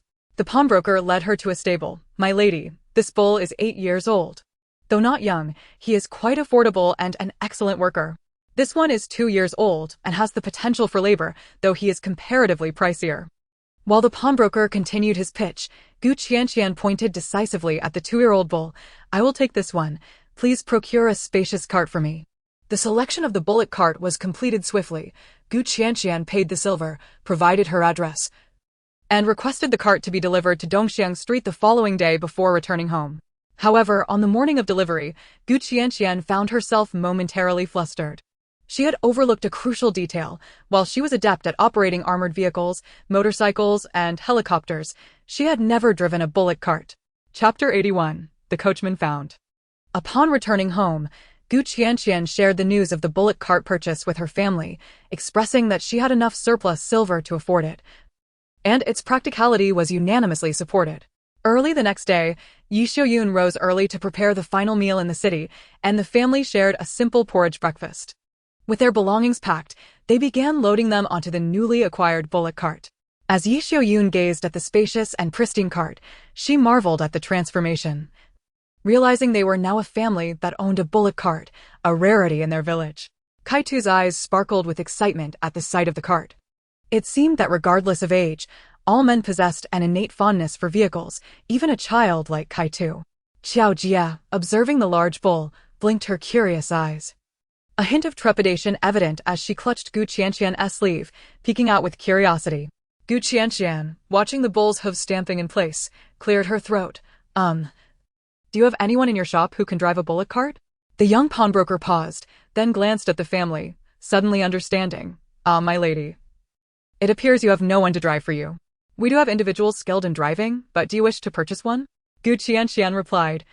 "There is no need to buy someone just to drive. Besides, typically, those who can drive are men, and it seems impractical for a family of women to acquire one." "That is not necessary. Young man, would you assist me in driving to the outskirts? I believe I can manage on the open road." Qianqian was confident she could handle the bullock cart. However, given the bustling city, she preferred to err on the side of caution. The pawnbroker's expression twitched. "My lady, are you truly not considering hiring a coachman? It's not an easy task to drive a cart." Just as Qianqian was about to assert her capability, a voice called out from a distance. "Gu girl. How wonderful. You haven't left yet." Rendong, carrying a bundle, waved and hurried over, beaming. "Gu girl. Old Master Feng said your journey would be long and you are unfamiliar with the roads, so he sent me to assist you. The horse cart is waiting at the alley's entrance." Surprised by Old Master Feng's thoughtful gesture, Qianqian chuckled. "No need for trouble. I purchased a bullock cart, and we shall drive ourselves. Please extend my gratitude to Old Master Feng." Rendong glanced at the bullock cart, gasped, then scratched his head, momentarily unsure of what to do. After a moment, he slapped his forehead and exclaimed, "That's fine, if you don't need it. I can send the horse cart back and help you drive the bullock cart." The pawnbroker's face lit up. "My lady, how fortuitous. With this young man assisting you, your journey will be much safer. Driving a bullock cart is no simple task." Hearing this, Rendong was taken aback and eagerly stepped forward. "Exactly. There's no way Gu girl can manage this bullock cart alone. Let me help." Qianqian felt a bit helpless, struggling to refuse. After a lengthy pause, she finally said, "Wouldn't that be too much trouble?" "No trouble at all. Old Master Feng has asked me to return to Fengxing County to attend to some matters, and I can ride along with you," Rendong replied. Qianqian smiled and ceased her refusals. "Very well." Afterward, she returned to help Yi Xiuyun with the loading. The bullock cart was not small, and in just a few days, they had gathered quite a number of items. Yi Xiuyun was astonished. "We arrived with just 2 bundles. And now we have a whole cart." Kaitu, sitting on the cart with a tightly wrapped little gray bundle, beamed. "Mother, our lives are getting better and better." He then glanced at Qianqian's back, a glimmer of gratitude and determination in his eyes. They had persevered through this journey, and their lives were improving, all thanks to their elder sister. In the future, he vowed to treat her even better, to eat heartily, grow strong, and be able to help her, hoping to grow up quickly so he could work in town and earn money to support the family. Qianqian introduced Rendong to her family, explaining that he would help drive the cart all the way to Fengxing County. Once everything was in order, she handed the keys to the pawnbroker, and Rendong took the reins of the bullock cart, heading towards the outskirts of the city. Yi Xiuyun and Kaitu sat in the middle of the cart, each cradling Qiao Jia and the little gray bundle, while Qianqian sat to the side, gazing at the city. Compared to their arrival, the city now buzzed with life. As the bullock cart passed through a street, Qianqian called for a stop. She then hopped off the cart, approached the roadside, and pulled out the remaining small change. "Shopkeeper, I'll take 30 meat buns, please pack them separately." After purchasing the buns, Qianqian returned to the carriage, handing the paper package containing 10 meat buns to Rendong. "Miss Gu, I already had breakfast and brought some provisions. You should keep the buns for yourselves," Rendong promptly declined. After all, Miss Gu was a benefactor of their Fu Medical Hall. How could he accept her generosity? Qianqian insisted firmly, stuffing the buns into his embrace. "You must eat them. It's still early. What could you have had to eat?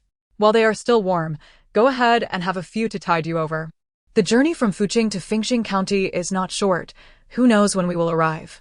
Upon hearing this, Rendong, touched, accepted the buns.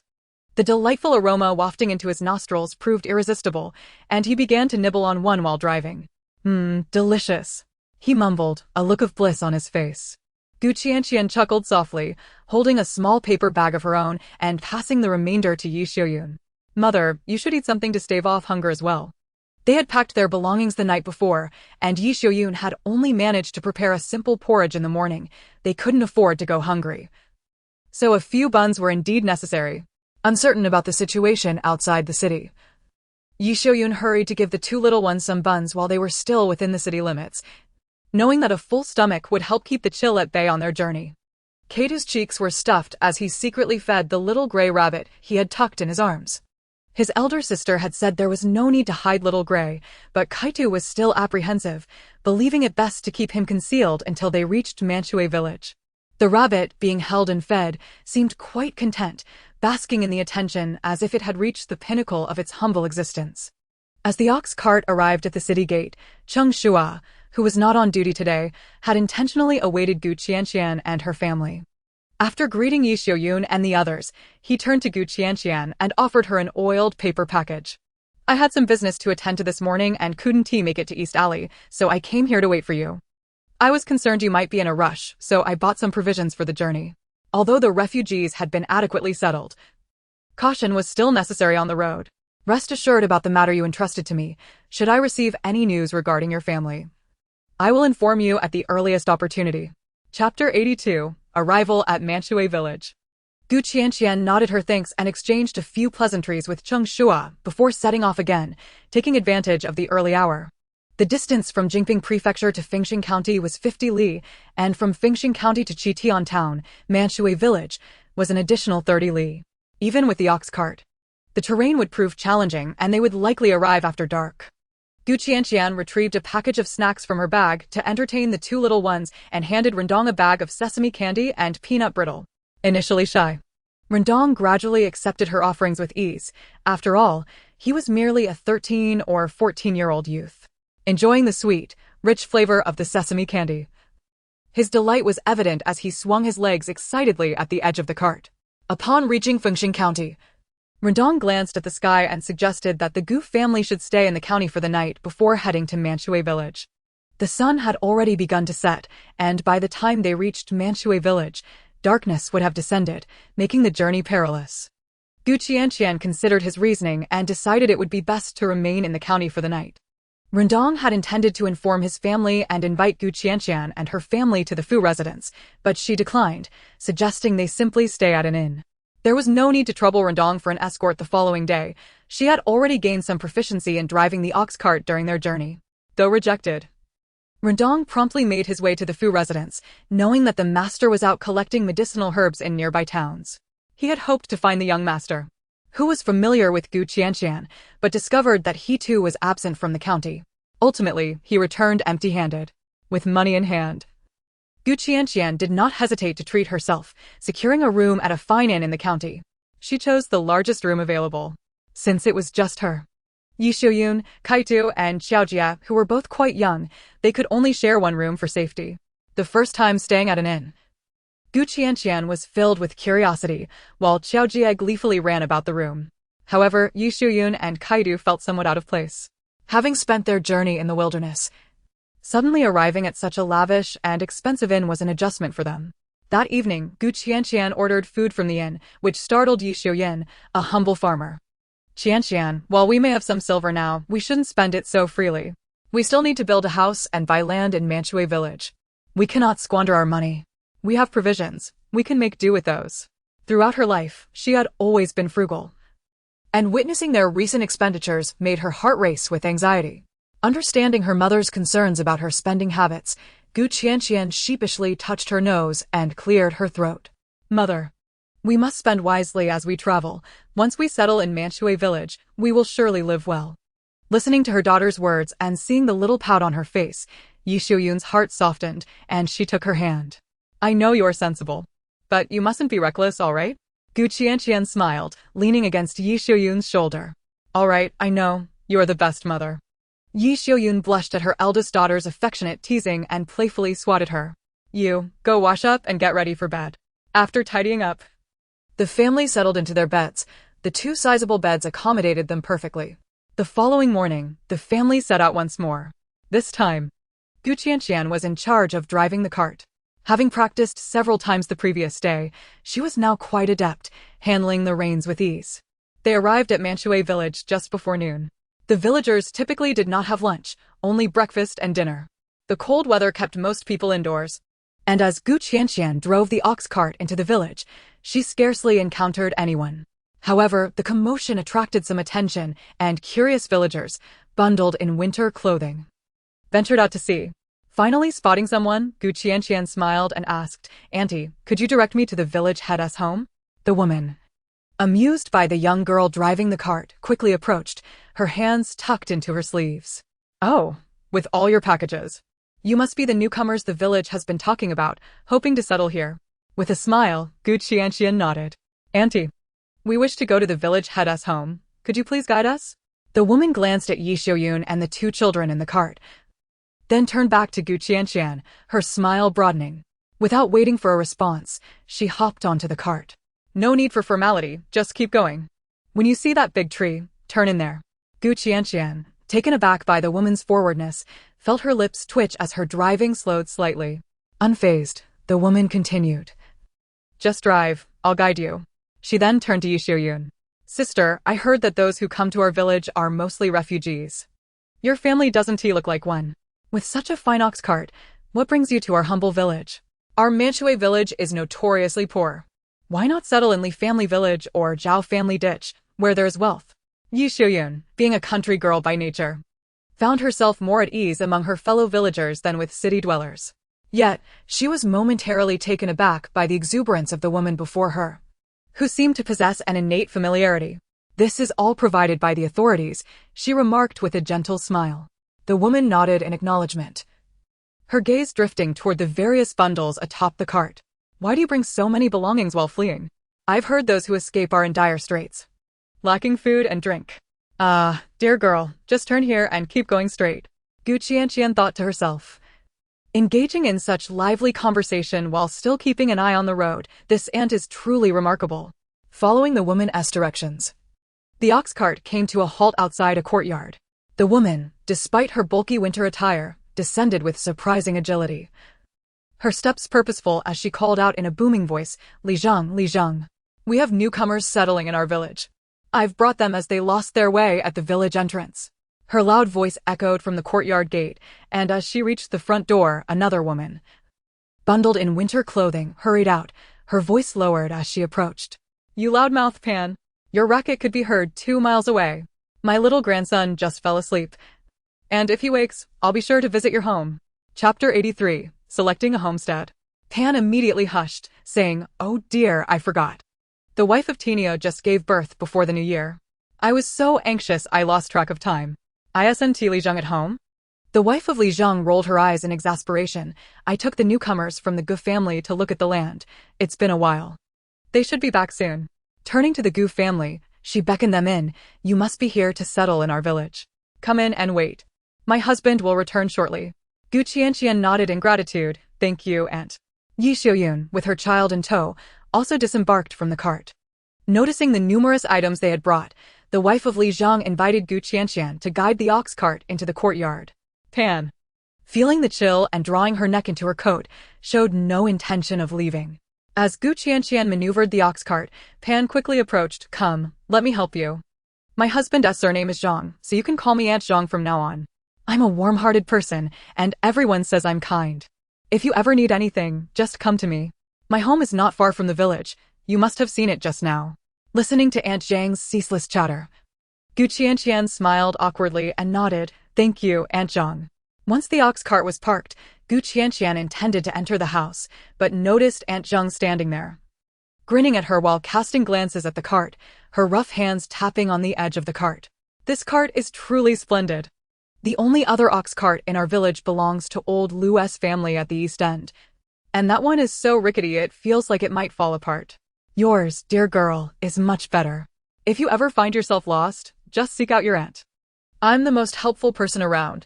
Otherwise, in this cold weather, no one wants to venture out, and you might struggle to find directions.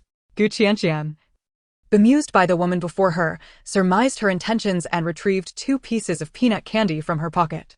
Thank you for guiding us, Aunt. Please accept these as a small token of appreciation. Aunt Zhang's eyes sparkled at the sight, her hands quick to accept the treat, her face breaking into a broad smile. Oh my, this is a delightful gift. You're so generous. It was just a short journey. If you need help in the future, remember to come to your aunt. I'm always at home. Qianqian chuckled and nodded before turning to enter the house. Aunt Zhang cradled the peanut candy as if it were a treasure. Savoring a bite. Sweet. And another bite, delicious. She hummed with satisfaction, secretly pleased that her husband had not allowed her to go out and show off. What did he know? She tucked the remaining candy into her pocket, planning to share it with her child and husband, and with her hands tucked into her sleeves, she hurried home, her steps almost a dance. Upon entering the house, Qianqian found the wife of Li Zheng, Ding, pouring hot water. She smiled wryly at Qianqian's arrival. Please don't take offense, that Pan is a bit chatty and loves to take advantage, but she means no harm. Hearing the name, Qianqian couldn't help but chuckle. Aunt Zhang is quite amiable. Ding, hearing this, felt a mix of amusement and exasperation, but refrained from commenting further. Nodding towards the west room, let us go inside and wait. As they entered, Ding noticed a small gray dog quietly crawling by the foot of the table and exclaimed, "You brought a dog?" Ding was taken aback. Hadn't she heard that all the newcomers were fleeing from famine and had come to settle in their village? With a cart full of belongings, she had assumed they had received some form of assistance from the government, yet here they were, adopting a dog when many were struggling to feed themselves. Yi Xiaoyun quickly explained, "We found it on the road. It's small and can catch a few mice or wild chickens, so we decided to keep it." She hesitated to elaborate on the dog's usual prey, fearing it might raise eyebrows. After all, who would willingly eat such things unless pushed to the brink of starvation? Ding nodded in understanding, eyeing the puppy, realizing that while it might not catch large game, the prospect of it catching a mouse was indeed plausible. However, she dismissed the notion of it catching wild chickens as mere exaggeration. Just then, voices were heard from outside the courtyard, and Ding hurried out. Shortly, a middle-aged man clad in a sheepskin coat entered. The village head, Zhang De, appeared to be in his 40s, his demeanor amicable as he stepped inside with a smile. Word travels fast, you've arrived quite promptly, though others have come even quicker. As he spoke, he carefully removed his sheepskin coat and handed it to Ding. With a smile, Qianqian presented their family's registration documents to him. Village head, we are newcomers and still have much to learn. We hope you can assist us. Zhang De glanced at the young girl and then at the women behind her, saying nothing further. Our village is quite laid back once you arrive. You're part of the community. If you need anything, just come to me directly.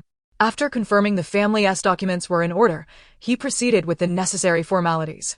Don't be deceived by your ox cart. Some families arrived on foot just yesterday. We still have 2 plots of land available for you to choose from. He paused, observing the family of women and children before him, his expression slightly conflicted, but choosing not to comment. Qianqian examined the options. One plot was at the foot of the hill at the village's end, while the other was the third house at the southern end. Ding entered with hot water and noticed Qianqian deliberating over the land options. She hesitated, unable to articulate her thoughts. Qianqian, sensing her unease, narrowed her eyes slightly, then smiled at the plots she was considering. Village head, we'll take the one at the village end. Hearing her decision, Ding sighed in relief, though her brow remained slightly furrowed. Ultimately, she said nothing and turned to leave. Zhang De glanced at the location and nodded. Very well. But that house has been vacant for quite some time. It will require some repairs. For now, you'll have to make do. But tomorrow, I'll have a few men from the village come by to help tidy it up." Qianqian expressed her gratitude, and Zhangde, having just returned, donned his sheepskin coat once more and led the family toward the village end. Chapter 84. The Little Pest. Upon reaching their destination, Qianqian gazed at the dilapidated house before her, its walls riddled with cracks and allowing the wind to seep through, and even her mental preparation was momentarily shaken. Yet, Yi Xiuyun remained unperturbed, asserting that with some repairs, the house could be made habitable. After all, during their time in Nyoto village, they had endured leaks even in summer. The village head peered inside, inspected the roof, and after patting the beam, remarked, "It's quite acceptable. The beams are in good condition. You may reside here while making further repairs." Then, as if recalling something, he cleared his throat awkwardly and added, "By the way, considering your belongings and the ox cart, it would be prudent to keep the courtyard gate locked. Ensure that your valuables are secured. Tomorrow, I shall enlist a couple of individuals to help you reinforce the courtyard wall. Although our village is nestled at the foot of the mountain, there are no wild beasts to fear." Qianqian smiled at his words, choosing not to press further, and simply responded affirmatively. "Since you have settled here, according to the customs, each person is entitled to 7 portions of land. Though our village benefits from proximity to both mountains and water, arable land is scarce. If you find the allotment insufficient and wish to purchase more, there is some mountainous terrain available, albeit not particularly suitable for crops." Qianqian nodded and then broached an important matter. "Uncle Li Zhang, is the vacant land beside our home available for purchase?" Li Zhang paused, momentarily taken aback, as he stood on tiptoe to peer over the crumbling, uneven courtyard wall, now overgrown with dead grass. "This land is not suitable for cultivation. But if you wish to tidy it up, you may attempt to grow some vegetables without needing to buy it." Qianqian shook her head, clarifying, "No. What I mean is, we would like to rebuild our house, but this plot is a bit too small, so we were hoping to expand outward." Upon hearing this, Li Zhang was momentarily stunned, and in surprise, he blurted out, "What? Do you have funds to build a house?" Realizing the imprudence of his words, he quickly coughed lightly and added, "Your family wishes to build, but the space here is limited. The land is standard." Qianqian merely smiled gently, replying, "My family includes my father and older brother, though they are currently separated from me. When my brother and younger sibling marry, we will need a house. So we want to secure this land now." Zhangde, overhearing this, did not comment further. If they were willing to buy, it indicated they had some disposable income. "Very well, settle in for now. Tomorrow, come to my home, and I will assist you with the paperwork." As Li Zhang reached the doorway, he turned his head back, seriously advising, "You must not leave your belongings in the courtyard. Move everything inside promptly, and ensure both the courtyard and front doors are locked at night." With that, he departed. Yi Xiuyun, feeling anxious from his admonitions, remarked, "Why does Uncle Li Zhang's warning sound so ominous? Is the security in this village that poor?" Qianqian recalled Ding's earlier reactions and Li Zhang's repeated cautions, glancing toward the neighboring property, but quickly diverting her gaze to reassure Yi Xiuyun. "Uncle Li Zhang is likely just being cautious. Do not worry, we still have Xiaohui." Watching their newly liberated dog, Xiaohui, frolicking joyfully around the house, Yi Xiuyun couldn't help but chuckle. "Yes, Xiaohui, this is now our home. If any bad people come, you must bark loudly." Xiaohui, oblivious to the conversation but seemingly understanding the command to bark, responded with a couple of barks. Yi Xiuyun, intrigued, noted, "Why does Xiaohui's bark sound so peculiar? It's like a mix of sounds." Unable to contain her laughter, Qianqian responded, "Perhaps it's just a result of different breeds mingling." After their light-hearted banter, the family set about their tasks, some tidying up the house while others moved their belongings. And those who were neither adept at organizing nor able to lift heavy items found a corner to play with the dog. Although their possessions were greater than during their escape from disaster, they were still not abundant, and soon enough, they finished moving everything and tidying up the living space to a basic state. Qianqian clapped her hands together, proclaiming, "I'll go fetch some firewood. And Kai too can start the fire. Tonight we shall celebrate our housewarming feast." Stepping outside, Qianqian paused for a moment in the courtyard, standing on a stone to glance over at the neighboring property. To her astonishment, had she not been informed, she would never have guessed that anyone resided next door, as the house was just as decrepit as theirs, if not worse. The courtyard was eerily empty, with nothing but a rickety wooden door creaking in the wind. Descending from the stone, Qianqian chose not to linger outside and made her way down toward the mountainside to gather firewood. Though she was unsure why Ding had reacted oddly when she viewed the two properties, she was resolute in her choice of the plot at the foot of the mountain. It was peaceful and far more convenient than being in the center of the village.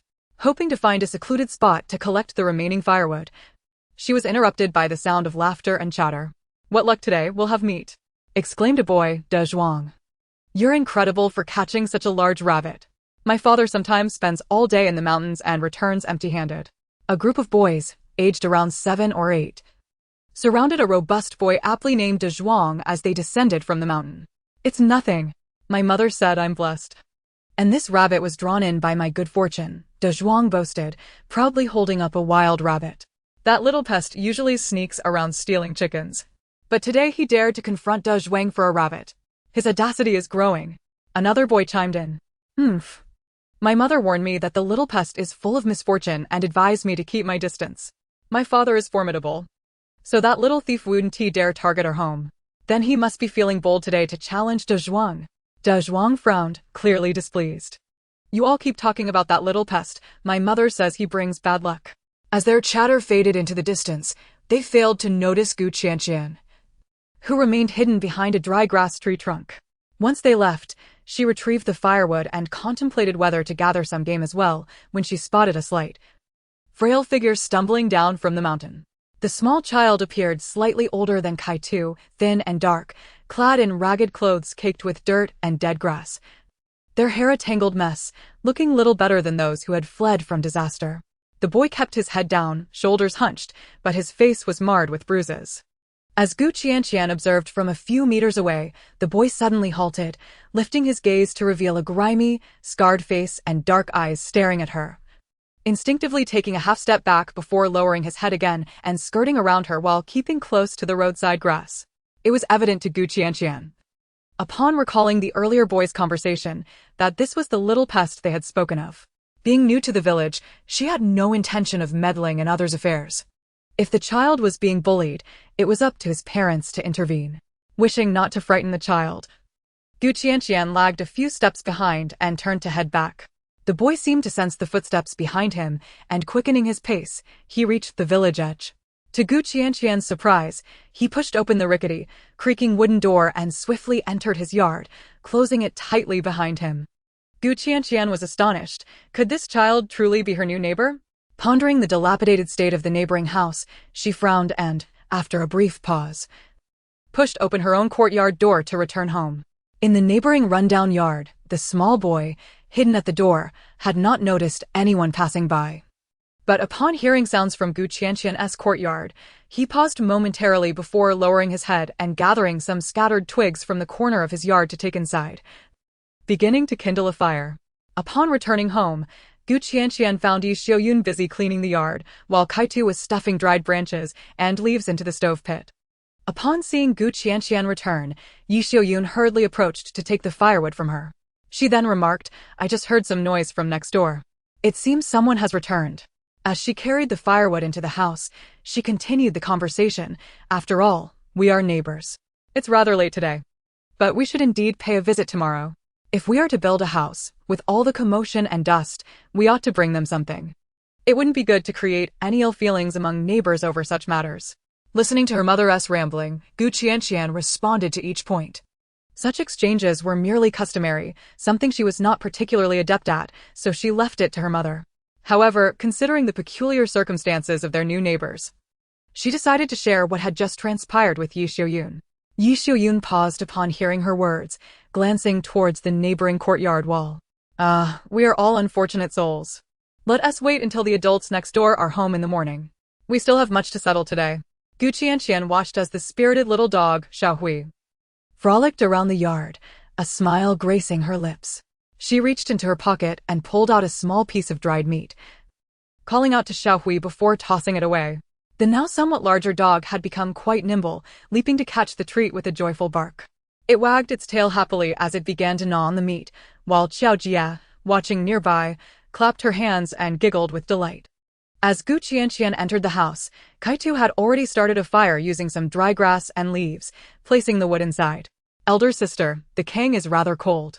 Luckily, it's winter, so it doesn't leak, but it will still need to burn all night to warm through. The little one spoke like a grown-up, causing Gu Qianqian to chuckle. No worries, we have plenty of firewood, just keep it burning. Elder sister, go check on the ingredients. I'll prepare something delicious for you all. Though the living conditions were not particularly splendid on their first day in the new home, a sense of ritual was still necessary. Gu Qianqian pondered the menu for a moment before rummaging through a large bundle for ingredients. Rice, flour, oil, and seasonings had already been arranged in the kitchen. She retrieved a hefty piece of leftover beef, 2 firm and vibrant tomatoes frozen solid, a chunk of marbled pork belly, a river fish well preserved in ice, and some pickled mustard greens purchased in town. Satisfied with her selection, she began to prepare the meal. While Gu Qianqian busied herself with the ingredients, Kaitu expertly tended to the fire, and Yi Xiaoyun steamed rice. Xiao Jia had an arduous task of entertaining Xiao Hui as they played in the yard. The laughter of children, the barks of dogs, the gentle admonitions from the women, the faint conversations wafting from within the house, and the wisps of smoke rising from the chimney painted a picture of simple yet profound happiness and stability. Meanwhile, the little boy from next door, still gathering firewood, stood in his yard, staring blankly at the dilapidated wall. The thin fabric of his clothes was no match for the evening chill, yet he felt no coldness as he shuffled towards the corner of the wall. On the other side, Xiao Hui, pressed against the wall, lifted its leg to mark its territory, while the little girl hurriedly chased after, exclaiming, "Xiao Hui, that S naughty." Haha, Xiao Hui is just claiming its territory. But you know, it mustn't relieve itself in the yard anymore, right, Xiao Hui? Came the gentle, amused voice of the woman. On the other side of the wall, the boy listened, unable to suppress a smile as he squatted down, reluctant to return indoors. Captivated by the sounds from next door, Gu Qianqian had previously only indulged in the pleasures of cooking occasionally, but having done it more frequently of late, coupled with the cold weather, she had become increasingly adept. In just half an hour, 4 dishes and a soup were ready. With no table available, she flipped over a small sled she had brought along, which served as a makeshift low chair, placing 4 legs on the kang and setting a wooden board atop it to create a table. Looking at the spread before them, both children's eyes sparkled, and Yi Xiaoyun couldn't help but swallow hard. Sister, this food smells amazing. How did you manage to create such dishes? Kaitu, puzzled, asked. What is this red one? Is it a chili too? Why is it so big? He gazed at the soft, tender tomato, having never seen such a thing before. This is something I purchased from a vendor, said to be brought from the south, called wolf peach, Gu Qianqian explained, as Xiao Jia, engrossed in her meat, suddenly looked up. Peach? Kaitu was bewildered. Sister, isn't a peach a fruit? How can it be used in cooking? Gu Qianqian smiled as she added a piece of tomato to her bowl. The term wolf peach comes from the south. It can be cooked or eaten raw. Both are delightful.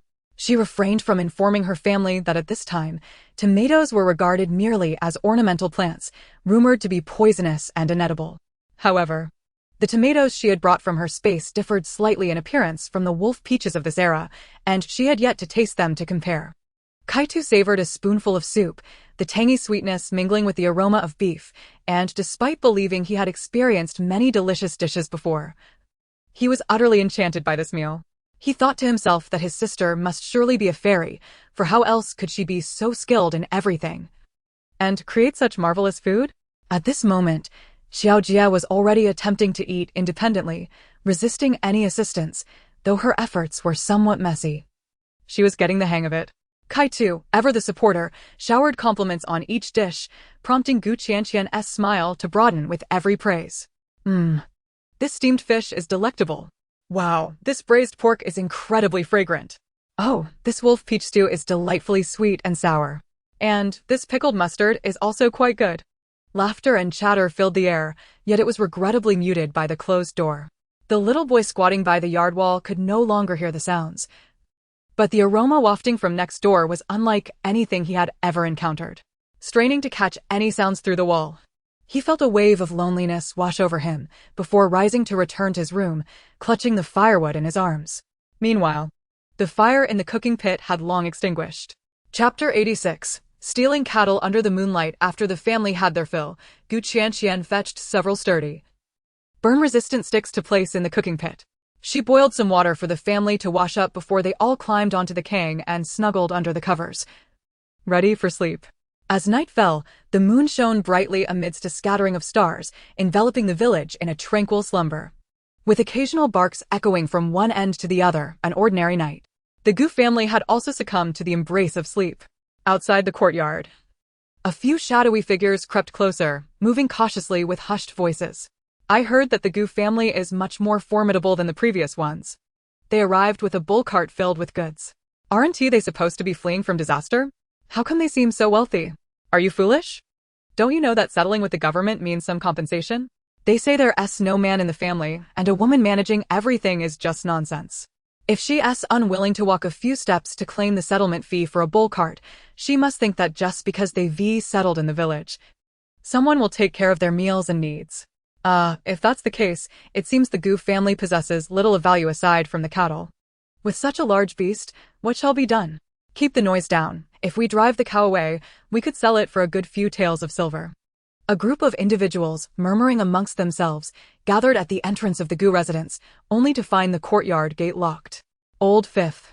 Be quiet and jump over the courtyard wall to open the door, one suggested. The man called Old Fifth approached the low courtyard wall, carefully climbing up. Inside, Qianqian had already sensed their approach, her keen eyes piercing through the darkness like a hawk.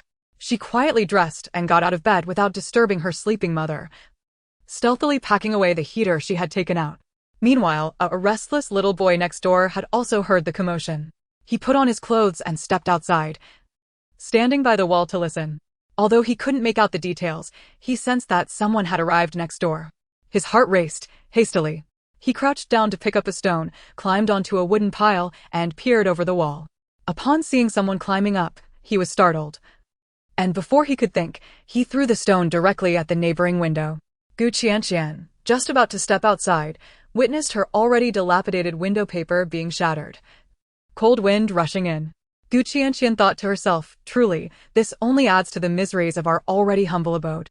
However, she managed to discern the origin of the stone, raising an eyebrow in surprise. As she stepped outside, just as she was about to open the front door, a loud thud echoed from the other side, as if the window had been smashed with a stone. The noise startled those outside, causing the would-be climber to retract in fear. Meanwhile, the little boy, terrified, noticed the Gu family remained unresponsive and was about to continue gathering stones when he lost his footing on the wooden pile, crashing to the ground and letting out a startled cry. At that moment, Qianqian had already opened the door and stepped outside. Outside the courtyard, the man, filled with both surprise and fury, gritted his teeth. That little pest next door, ruining my plans by throwing stones at the Gu family. This is unacceptable. What to do now? Someone from the Gu family had emerged. Retreat was necessary. Retreat? Nonsense. A woman with 3 children, all the way at the village's edge. Just a shout from me would send them into a frenzy. One of them exclaimed before turning to flee, ignoring the retreating figure. The leader cursed and prepared to force his way in when the courtyard gate swung open. A frail little girl stood within, lazily eyeing them with a faint smile gracing her lips, her gaze sweeping over the 3 men. Stealing, are we? The trio was taken aback. The leader, Lu Daju, glared at the little girl, his face half covered by a black cloth, revealing a menacing expression. Oh, you're awake, little girl? Let me tell you, we mean no harm. If you're smart, hurry inside and pretend you saw nothing. We'll take the cow and leave. But if you resist, don't blame us for hurting your family. The 2 behind him exchanged anxious glances, their hearts racing. Is he serious? They thought, astonished.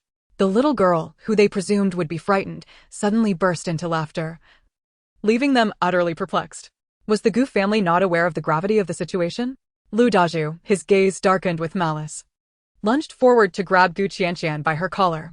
Yet before he could reach her, she swiftly produced a wooden stick from behind and struck his outstretched arm with force.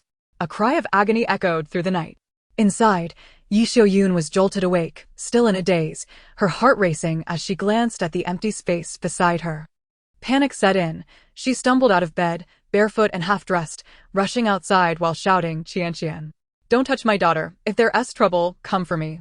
As Yi Xiaoyun burst from the courtyard, she spotted Gu Qianqian standing at the entrance, confronted by 3 men who nearly terrified her to death. Grabbing an axe from the yard, she charged forward. "What do you want? Stay away from my daughter, or I'll kill you." Yi Xiaoyun's voice trembled with fear as she brandished the axe, rushing to pull Gu Qianqian behind her and swinging the weapon at the men. The startled trio instinctively recoiled, taken aback by the frantic mother. Trembling all over, Yi Xiaoyun turned to look at Gu Qianqian, her voice quivering. "Qianqian, are you all right? Did they harm you? Why didn't you call for me if you were in danger?" Upon seeing her daughter unharmed, relief washed over her, but it was quickly overshadowed by lingering fear, leading her to tears. Gu Qianqian, startled by her mother's reaction, hurriedly embraced her arm to offer comfort. "Mother, don't be afraid. I'm fine. They can't harm me. I even broke the leader's arm." Yi Xiaoyun, unable to contain her emotions, shouted back, "You shouldn't have come out. If there's trouble, call for me." Turning to the 3 men, she declared, "What do you want? Bullying us, a widow and her children. Just because we're new here? Let me tell you, we are not to be trifled with. If you dare to harm my children, I'll fight you to the death." The disheveled woman, barefoot on the cold, gravel-strewn ground, wielded the axe with fierce determination, her eyes ablaze with fury. Stunning the 3 men, they realized she was not the easy target they had assumed. Chapter 87. Bind them up. Lu Daju's arm throbbed painfully, beads of sweat forming on his brow as his gaze turned increasingly sinister towards the mother and daughter. "You wretched woman, how dare you strike me? You must be tired of living." Lu Daju glanced at his companions. "What are you waiting for? Attack. Just 2 women, are we afraid of them? A good beating will set them straight. If they resist, we can grab their children and sell them." His frantic shouts surprised the 2 men, who had only intended to steal a few valuables and were horrified at the thought of selling children, an unforgivable crime. Lu Daju, cursing under his breath, realized they were too naive to understand the situation. Gu Qianqian, observing the 3 men before her, felt a cold glint in her eyes. Encountering such trouble on the very first night in Mosui village was unexpected. As a mother and her children, they were indeed easy targets. However, she decided to turn the tables and teach them a lesson they wouldn't forget. Hearing that they intended to sell her sister and cousin, Yi Xiaoyun was filled with both fury and fear, her blood boiling as she charged at them, swinging the axe indiscriminately. The 2 young men, frightened, scattered in every direction. Although the woman before them was slender, the axe she wielded was no trivial matter. Lu Daju, equally terrified, dodged left and right, the pain in his arm forgotten in the face of such chaos. Gu Qianqian watched the trio with disdain. They were hardly capable of carrying out their nefarious deeds. Fearing that Yi Xiaoyun might inadvertently harm herself or that the men might retaliate against her, she grasped her wooden stick, her strides confident yet swift. Within moments, she circled behind them and struck each man at the nape of their necks, sending them crashing to the ground. As Yi Xiaoyun continued to swing her axe, she paused, astonished to see the 3 men sprawled on the ground, unconscious. Turning to Gu Qianqian, she witnessed her daughter reclaim the axe from her grasp. "Mother, it's over." As she finally took a moment to gaze at her feet, which had been cut and bloodied by the sharp stones, her brows furrowed in concern. "Why on earth did you come out barefoot? Hurry back and wash your wounds, then apply some medicine." Yi Xiaoyun, still in a state of shock, glanced at the 3 individuals on the ground and quickly grasped her daughter, who was attempting to pull her towards the house. "Mother is fine. Qianjia, you quickly go to the yard and fetch some rope. We must bind them. If they awaken, it will be disastrous." After speaking, she nodded to herself. "Yes, bind them, then go find the village chief." Gu Qianqian had the same thought, but her concern for Yi Xiaoyun's injured foot held her back. Seeing her mother's determination, she relented and went to retrieve the rope, securing the 3 individuals tightly to the 3 large trees by the roadside. Once finished, she hurriedly led Yi Xiaoyun back into the house. Inside, Kaitu and Xiaojia had already regained consciousness. Kaitu stood on the ground, wielding a kitchen knife, hiding behind the door to protect the tearful Xiaojia, who had been admonished not to cry out. Xiao Hui also positioned himself in front of Qiaojia, adopting an aggressive stance, baring his teeth and emitting low growls.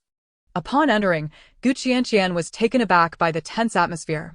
When Qiaojia spotted her and her mother returning, she burst into tears, running towards Gu Qianqian with open arms, who quickly scooped her up.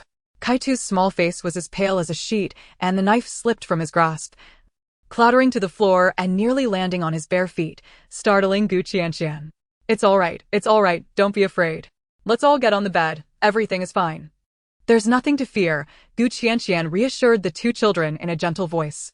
Kaitu, who had been tense for so long, felt his strength ebb away and looked at Qianqian with red-rimmed eyes, then lowered his head in guilt. Sister, I'm sorry. I couldn't protect you and mother. Qianqian's expression softened as she held Xiaojia in one arm and gently patted Kaitu's small head with the other, her voice soothing and low. You did incredibly well. You're still just a child. Knowing to hide with Xiaojia behind the door was very clever. I understand you were afraid that going out might burden us, so you chose to ambush them here, right? Kaitu, with teary eyes, wiped his face and nodded. He had initially planned to charge out with the knife, but he reasoned that the intruders would surely come into the house to steal. So he concealed himself with Xiaojia at the door, ready to strike if they entered. Qianqian placed Xiaojia on the bed and then lifted Kaitu up as well, ruffling his hair. Sisters, Kaitu is already very brave. You're smart. And your actions were commendable. It's unwise to expose oneself when lacking strength. Hiding and waiting for the right moment is indeed a wise strategy. Kaitu nodded vigorously, a smile finally breaking through his fear, delighted by his sister's praise. Yi Shuyun, still shaken, wiped her feet and prepared to put on her shoes to go to the village chief's house, but she felt uneasy leaving the three children behind. Mother, let us go to bed. There's no rush, those people can't escape, Qianqian asserted. She then glanced at Xiaohui, who had tucked his tail between his legs and retreated to the corner, narrowing her eyes. Grabbing him by the scruff of his neck, she strode confidently outside. You all stay asleep, there's no need to come out. Leaving that command, she closed the door behind her and walked straight out into the courtyard. Pausing for a moment, she looked in the direction of the neighbors. Hearing no further sounds, she decided against approaching them. Xiaohui, feeling the weight of his fate in her grip, whimpered in a high-pitched tone. Qianqian showed no mercy, tossing him to the ground as her gaze turned cold and indifferent in the darkness. That icy stare made Xiaohui tuck his tail between his legs, lowering his head, only daring to glance at Qianqian from the corner of his eye. After a moment, Qianqian crouched down to face the dog, her tone stern. When I brought you along, it was not merely to provide Xiaojia with a playmate. While we were fleeing, I had no practical need for you. All I required was your company as I awaited food and drink each day. Xiaohui, feeling pitiful, listened intently, aware that his mistress was upset. He moved closer, whining softly, attempting to nuzzle her hand that hung down to her knee, then flopped onto the ground, raising his legs to expose his soft belly. Qianqian swatted his head, pouting one to help. Xiaohui whimpered. Now that we have a home, this is our family. There will be times when I am not here. You are still young, and I do not expect you to protect them yet. But if you cannot even notice when someone enters the house, what use are you to me? Qianqian's tone became suddenly sharp. This was the first time Xiaohui had encountered such a stern Qianqian, and he whimpered in distress, inching closer in trepidation, trying to appease her.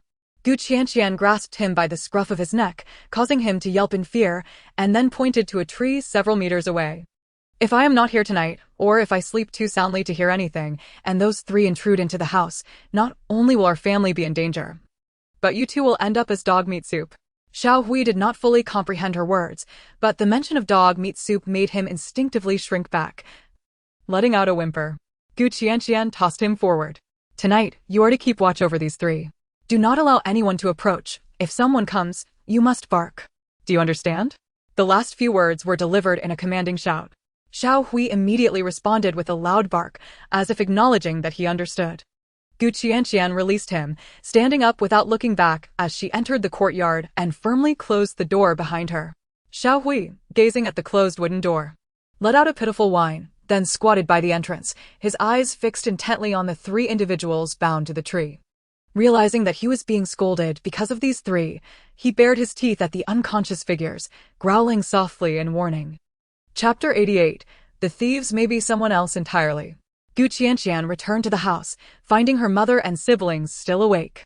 Kaitu wore a worried expression. Sister, why did you leave Xiaohui outside? What if something dangerous happens?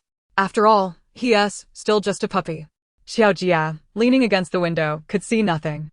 Sister, Xiaohui is cold, the little girl said in a pitiful tone, looking up at Qianqian. For the first time, Qianqian did not indulge her younger siblings. Xiao Hui is a dog. He will grow up eventually. In this family, everyone has their own responsibilities, including Xiao Hui. If he cannot mature, he will only remain confined to this yard, unable to step outside. Otherwise, he won't even be able to protect himself. All right, time to sleep. The two younger ones, always obedient to Qianqian, though feeling sorry for Xiao Hui, understood that their sister was right. They did not wish for Xiao Hui to be bullied when he ventured outside in the future. Though they had experienced so many harrowing events, the children were still young. They soon fell asleep in the warmth of their blankets. However, Yi Xiuyun found it difficult to rest.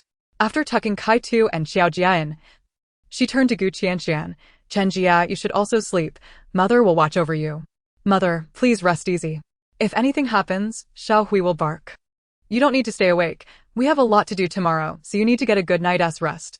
Yi Xiuyun sighed, feeling both mentally and physically exhausted, yet sleep eluded her as she worried about Xiao Hui outside. She opened her mouth to say something, but ultimately let out a sigh instead. Qianqian lay on the bed fully clothed. Though she had forcefully left Xiao Hui at the door, she knew that at the slightest sound, she would be the first to rush out. She could not truly bear to see Xiao Hui harmed. However, if that foolish dog failed to bark when the villains approached, then it is only fitting that it finds itself in a pot of dog meat soup. Originally, Yi Xiuyun was not feeling particularly sleepy, but she soon succumbed to exhaustion and drifted into slumber after lying down for a brief moment. Qianqian, on the other hand, remained awake. Listening to the silence from the neighboring room, after a while, she closed her eyes. The following morning, the Gu family was roused by a cacophony of barking dogs.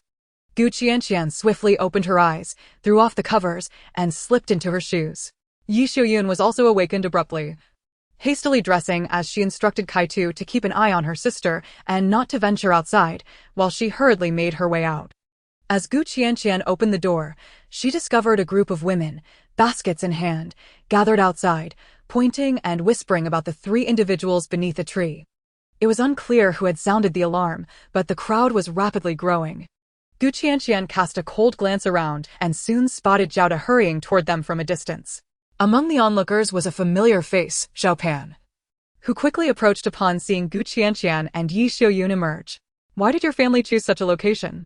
Being so close to the foot of the mountain at night is rather unsettling, she remarked, before abruptly stopping herself. She gestured toward the individuals tied to the tree, saying, "These people are from the neighboring village. I wonder how they ended up tied here." Oh dear, could it be that they encountered some bandits? Upon hearing this, Qianqian's eyes glimmered with a cool light, but she remained silent. Yi Xiuyun, eager to speak, hesitated as her daughter had insisted on handling the matter. The village head soon arrived, startled at the sight of the three bound individuals. What on earth is happening? Isn't this Zhu from the neighboring village? How did he end up tied here? Quickly untie him. The village head promptly called for assistance to free them, but was halted by a sharp and icy voice. Hold on. At these words, all eyes turned toward her, and the village head, upon recognizing her, was taken aback. Gu family's young lady? What is the meaning of this? Qianqian stepped forward, observing the now awake and disheveled individuals bound to the tree. Uncle Village Head, I was just about to seek you out, she stated.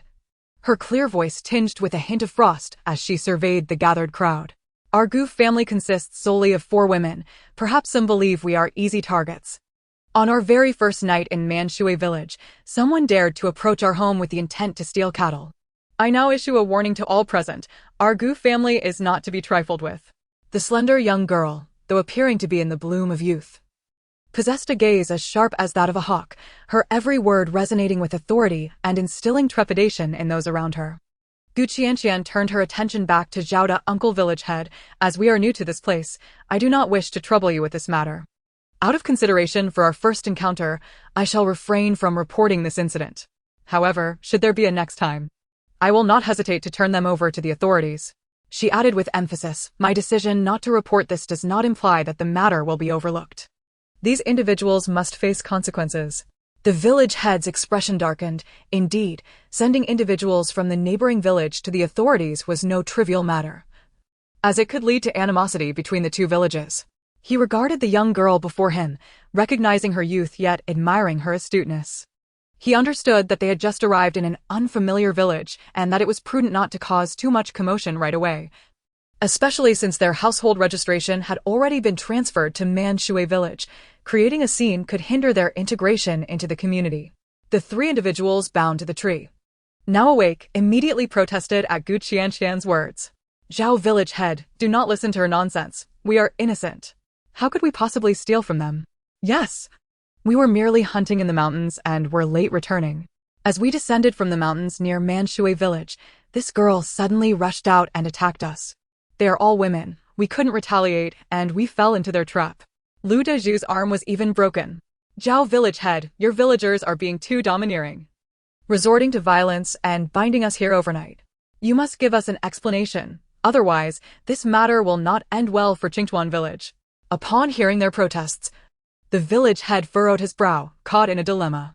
Among the crowd, someone remarked, that can't be right. Lu Deju and the others are from the neighboring village, while the Gu family only arrived yesterday afternoon. Hardly anyone in our village knew a new family had come. How could outsiders be aware? Perhaps the Gu family truly fell victim to theft, but mistakenly apprehended the wrong individuals. The last statement carried a hint of implication, prompting others to chime in. I know that Lu Deju and the others did indeed go up the mountain yesterday. They must have just coincidentally passed by. Young lady, you may have apprehended the wrong people. Those intending to steal your belongings might be someone else entirely. As this was said, all eyes turned to the tightly closed gate of the Gu family's neighboring residence. Chapter 89, the little pest next door who steals chickens and dogs. Living next to those who steal and pilfer, how could one not lose something? If you ask me, if anything goes missing, one should go next door to search. It might all be there. Gu Qianqian observed the crowd's reaction, her eyes narrowing slightly, tinged with a hint of chill. Zhao De furrowed his brow and bellowed, enough. Silence your chatter. You speak as if you witnessed everything. Village head, you know full well this has occurred more than once. Our villagers occasionally lose a thing or two, and we have not raised a fuss. A child is not worth our ire, but now that it involves outsiders, it brings disgrace to our village. What will the newly arrived families think of us? Indeed, though Manshui village may be poor, we are decent folk. We cannot allow a few miscreants to tarnish our village's reputation. Zhao De was about to respond when Gu Qianqian suddenly laughed derisively. Uncle village head. What do you mean by this? A group came to my home to steal, and I caught them red-handed, yet some dare to defend them. Are you implying they are accomplices? My family was robbed, yet you seem more informed about the identity of the thieves than I am. Were you all outside my door last night? At this proclamation, the onlookers were startled. What nonsense! What does this have to do with us? Who told you to live next to a thief? The bound individuals immediately shouted, Who stole from you? We were merely passing by.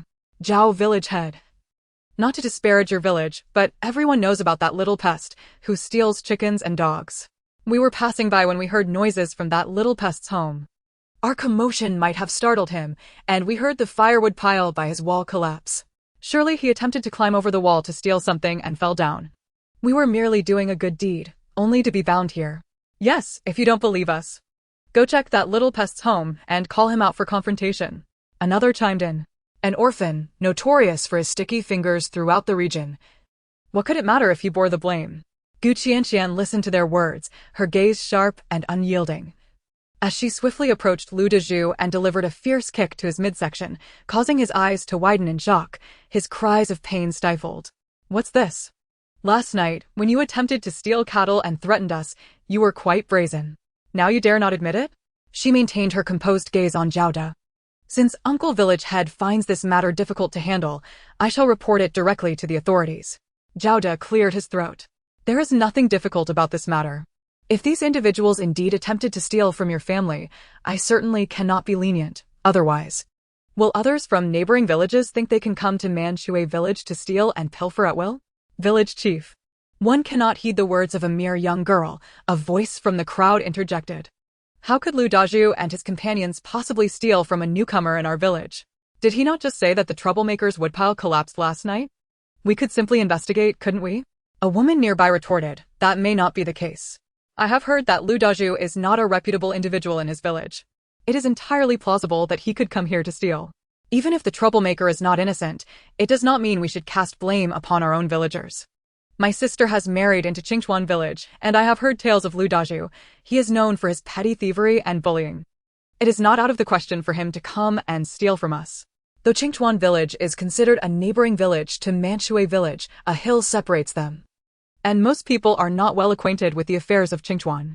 Qianqian, however, had her gaze fixed intently on the man who had just spoken, suddenly raising her hand to point at him.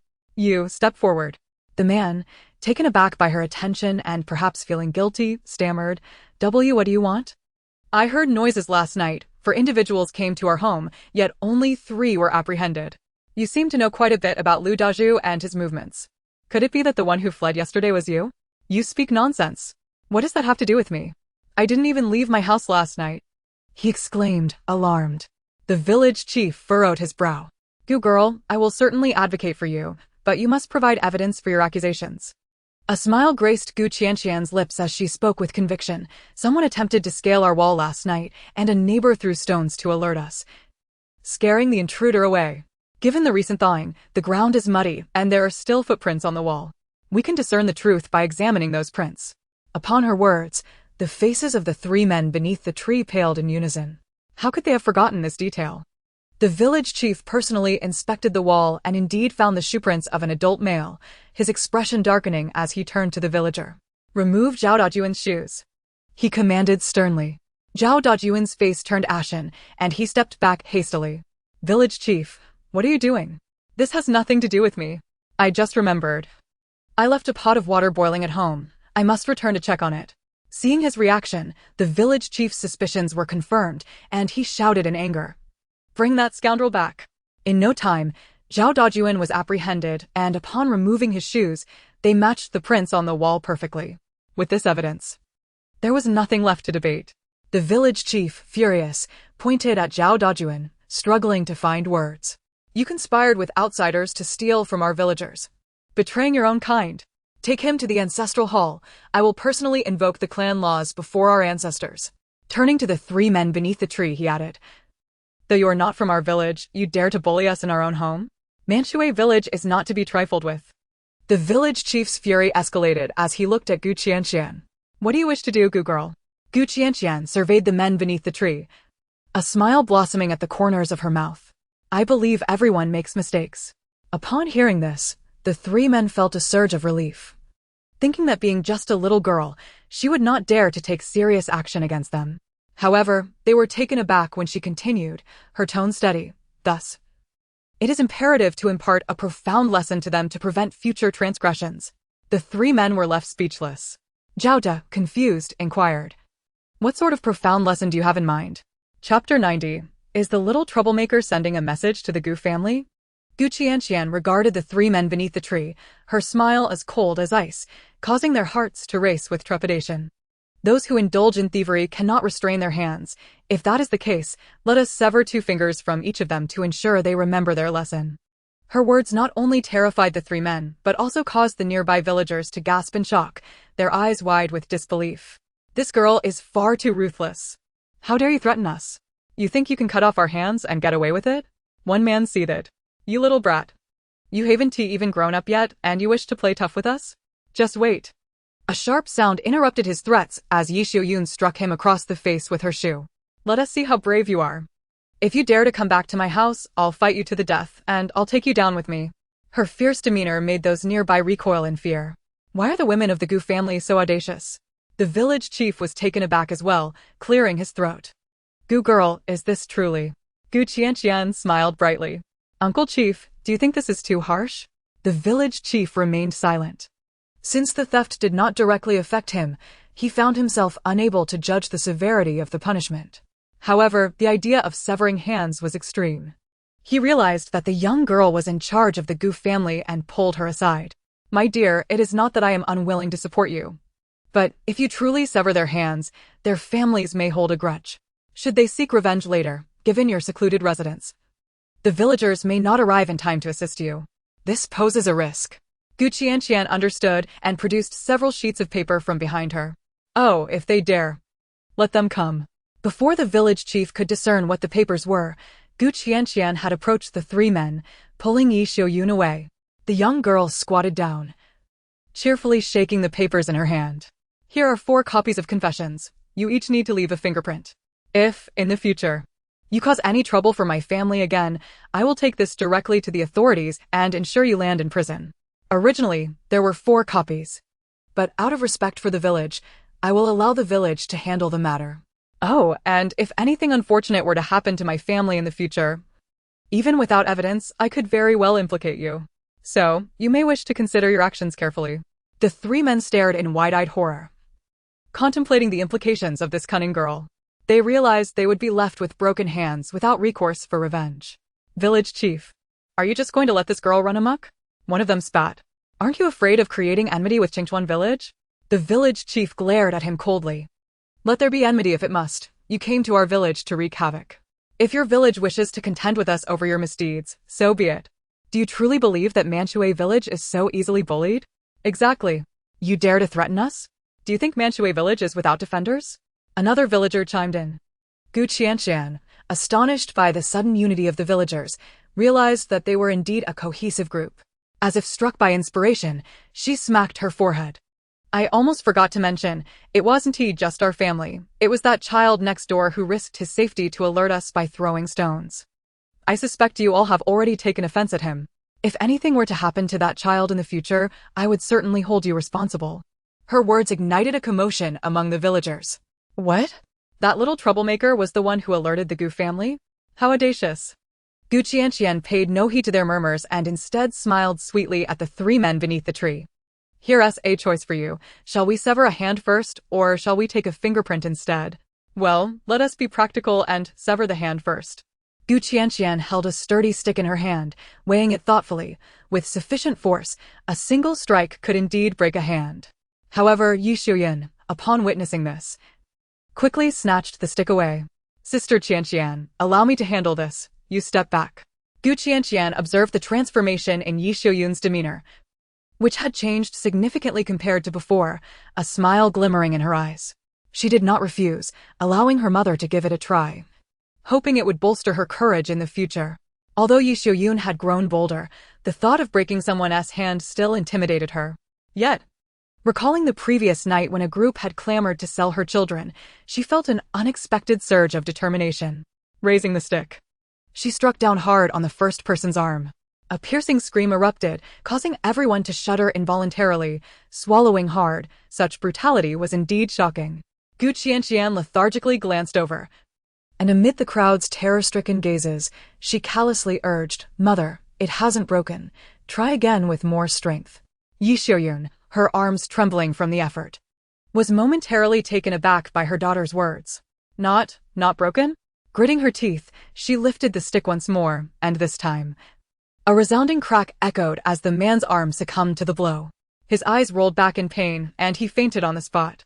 Qianqian, who had just been filled with bravado, now felt a wave of trepidation wash over her as she realized the gravity of her actions.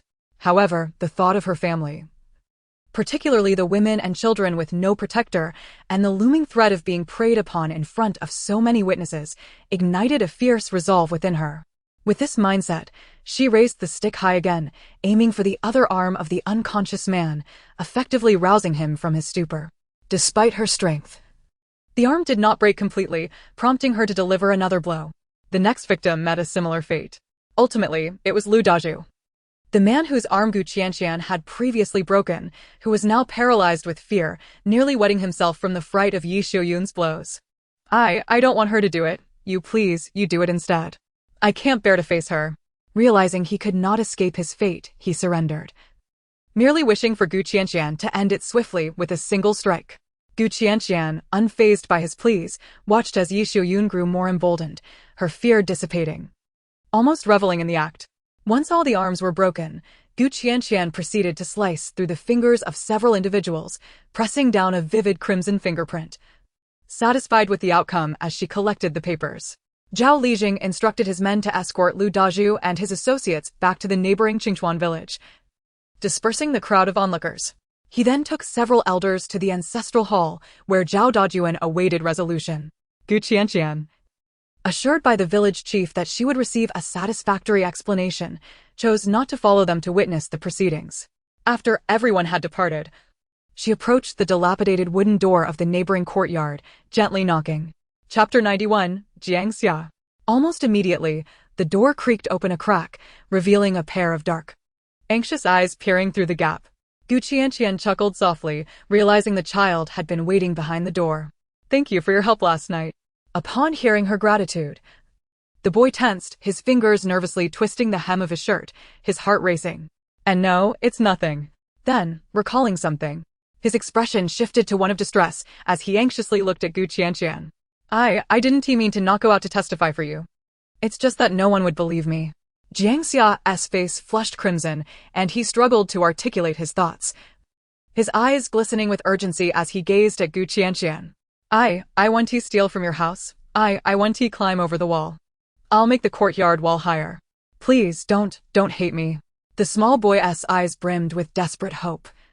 Fearing that the newly arrived Gu family would leave after just one night, he simply wished for them to remain nearby, to hear the sounds of their lives from the adjacent yard.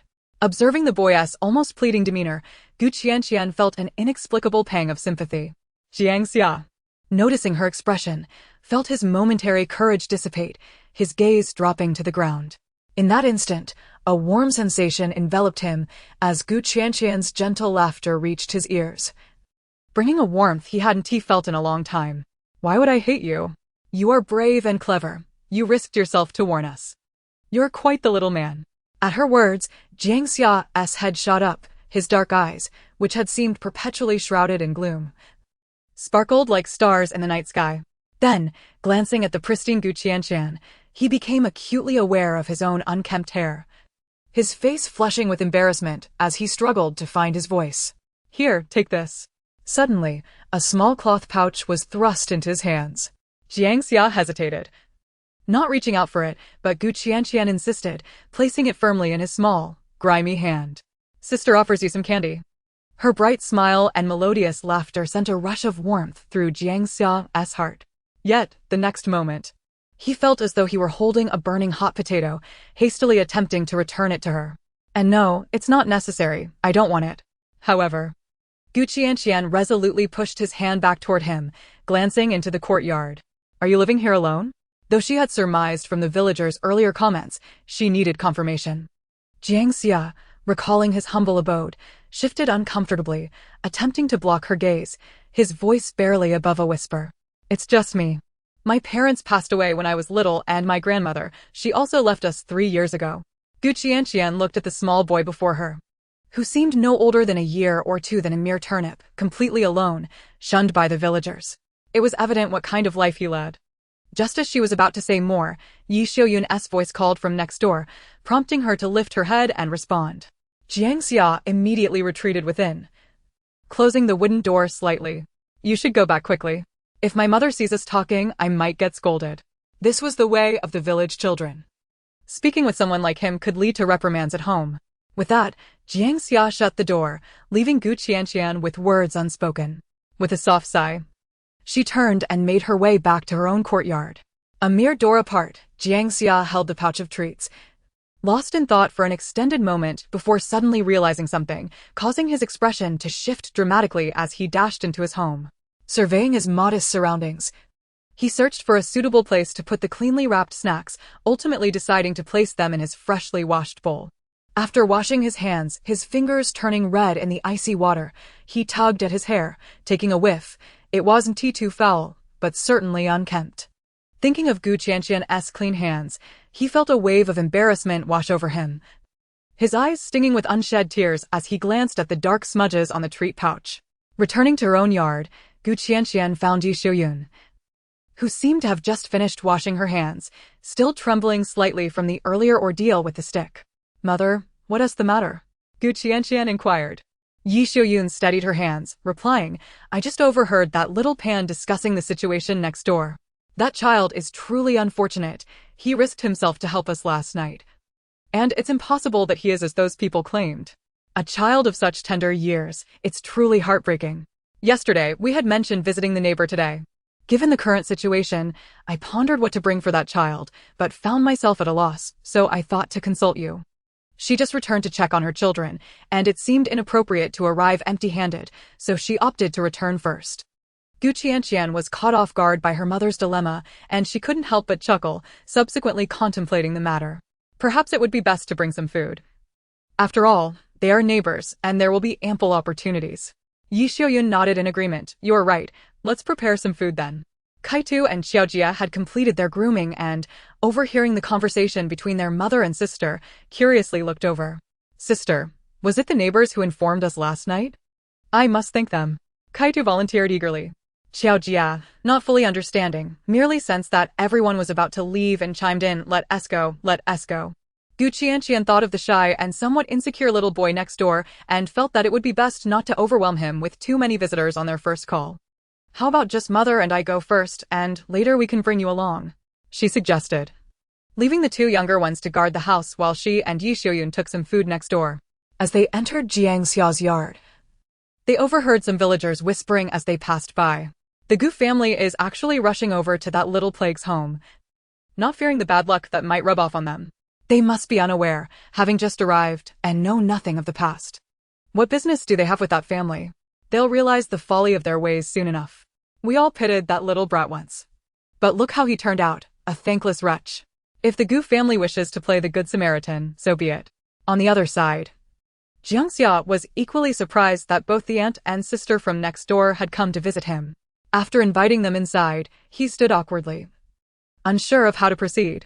He couldn't remember the last time someone had come to his home. Yi Xiaoyun was equally taken aback by the state of the house. Back in Yodo village, their conditions had been poor, but this house was even worse than the vacant one next door.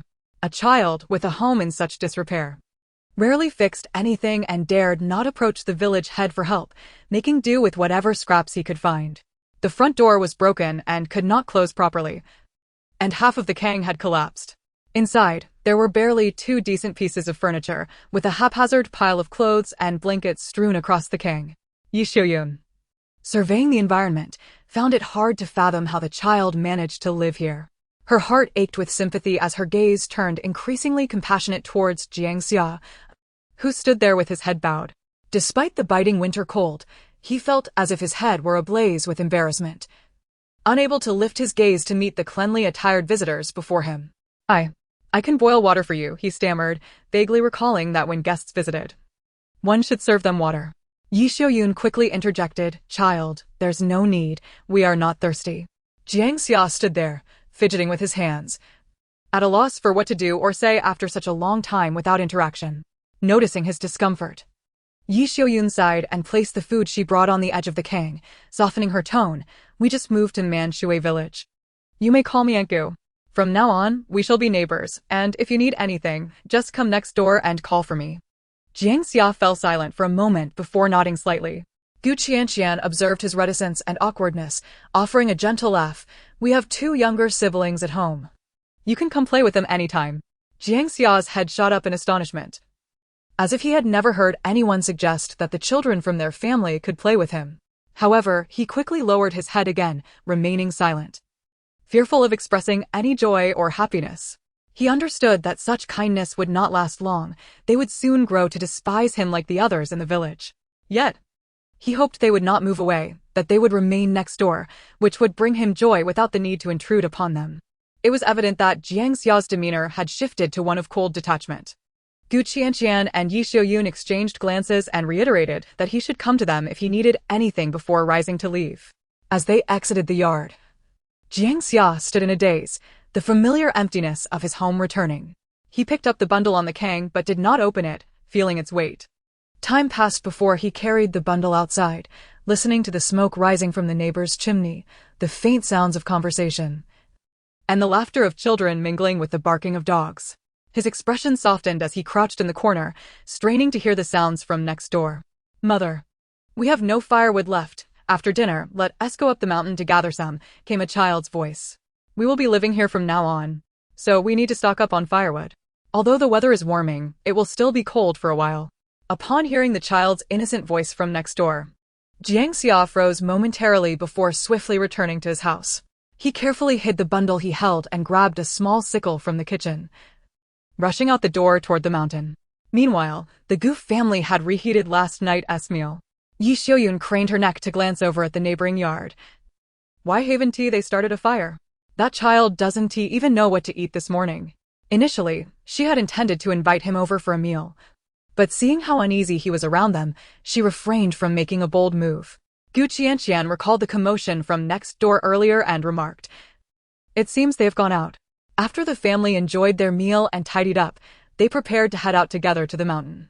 Qianqian had gathered only a small amount of firewood before entering the mountain, and now that they intended to settle here, firewood would be their most crucial resource before spring.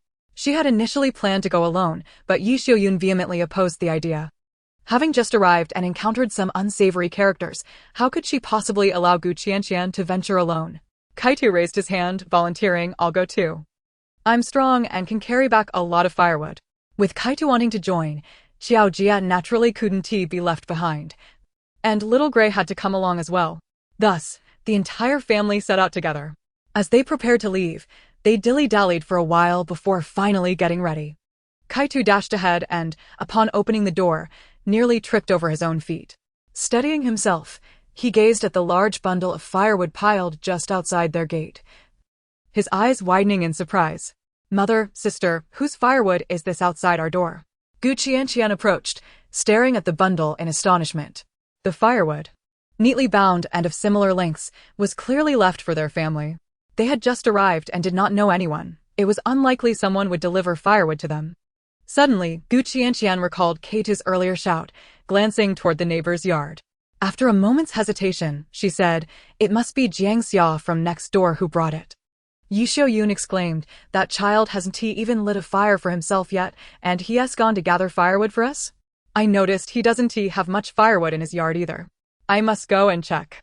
Yi Xiaoyun hurried next door, only to find the yard empty. "Where is everyone? Did he go back up the mountain to gather more firewood? We need to hurry and catch up. Such a small child is too thin and frail to carry all this wood." The family quickly made their way up the mountain, hoping to meet Jiang Xia along the way. However, what they believed was that Jiang Xia had gone up the mountain again at this moment.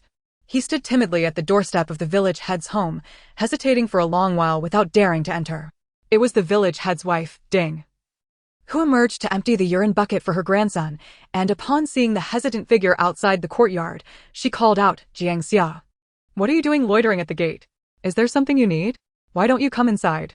Jiang Xia looked at Ding, nervously clutching the hem of his garment, stammering for quite a while, I am looking for the village head."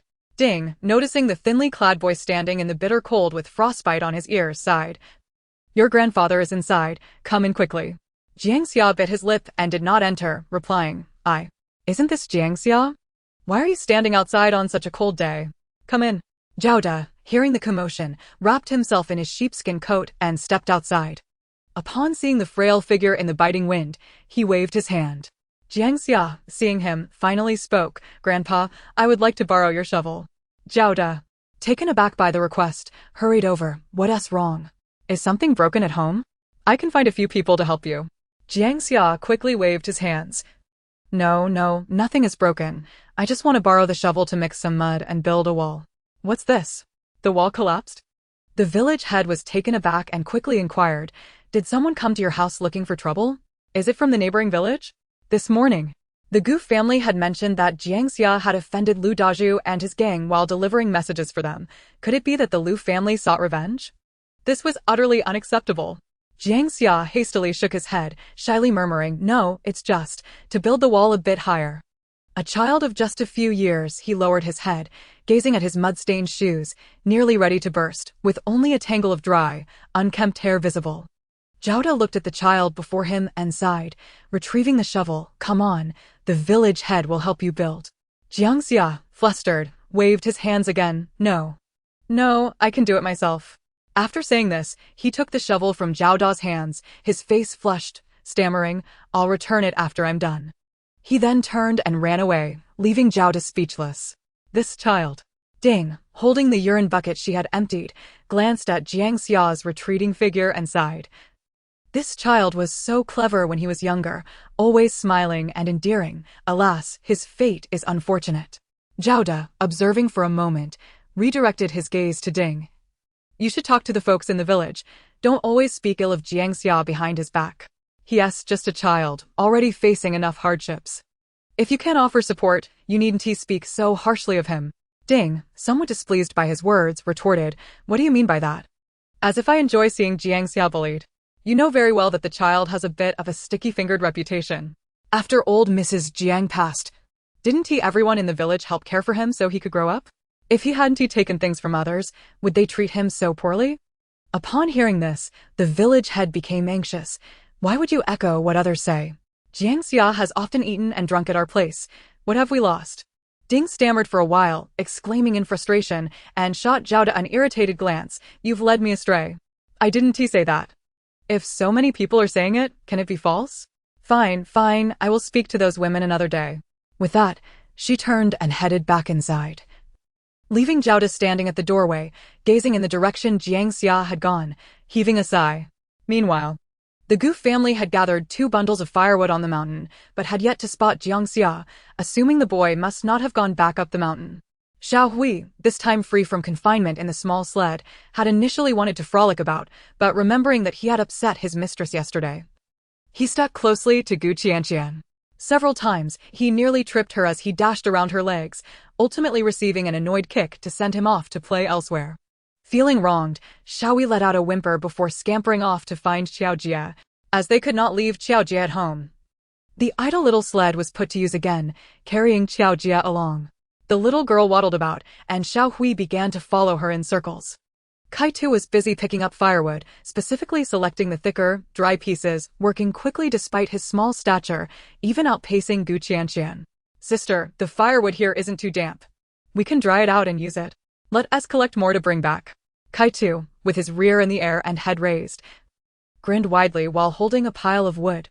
Gu Qianqian ventured further, hoping to find thinner trees to fell directly, as gathering twigs was proving tedious. However, she did not find suitable trees, but instead spotted something else. Her eyes brightened as she observed a dark cluster clinging to a tree trunk. Wood ear. She hurried over, prying the dry, dark fungi from the tree, and upon closer inspection, confirmed they were indeed edible black fungus. Beaming with joy, Gu Qianqian exclaimed, Mother, come quickly and help me gather the wood ear. Leaf Xiuyun placed the bundle of firewood she had collected beside the others and dusted off her clothes before moving closer. What are you picking? Xiao Jia, along with Xiao Hui, scampered over. Gu Qianqian smiled, revealing the black fungus in her hand to Leaf Xiuyun. There are so many on the trees here, Mother, let us gather more to stir-fry when we get home. Leaf Xiuyun stared at the dark, shriveled-looking fungi, startled. What on earth is this? Can we really eat it? Gu Qianqian, realizing the black fungus was not commonly seen, recalled how in Nyoto village, with no mountains and few trees, Leaf Xiuyun had never encountered it, nor did she know if the people of Manshui village consumed it. Gu Qianqian, without a hint of embarrassment, began to fabricate. Of course, it's edible. I read about it in my grandfather's book. It's called wood ear, used in medicine and as a vegetable.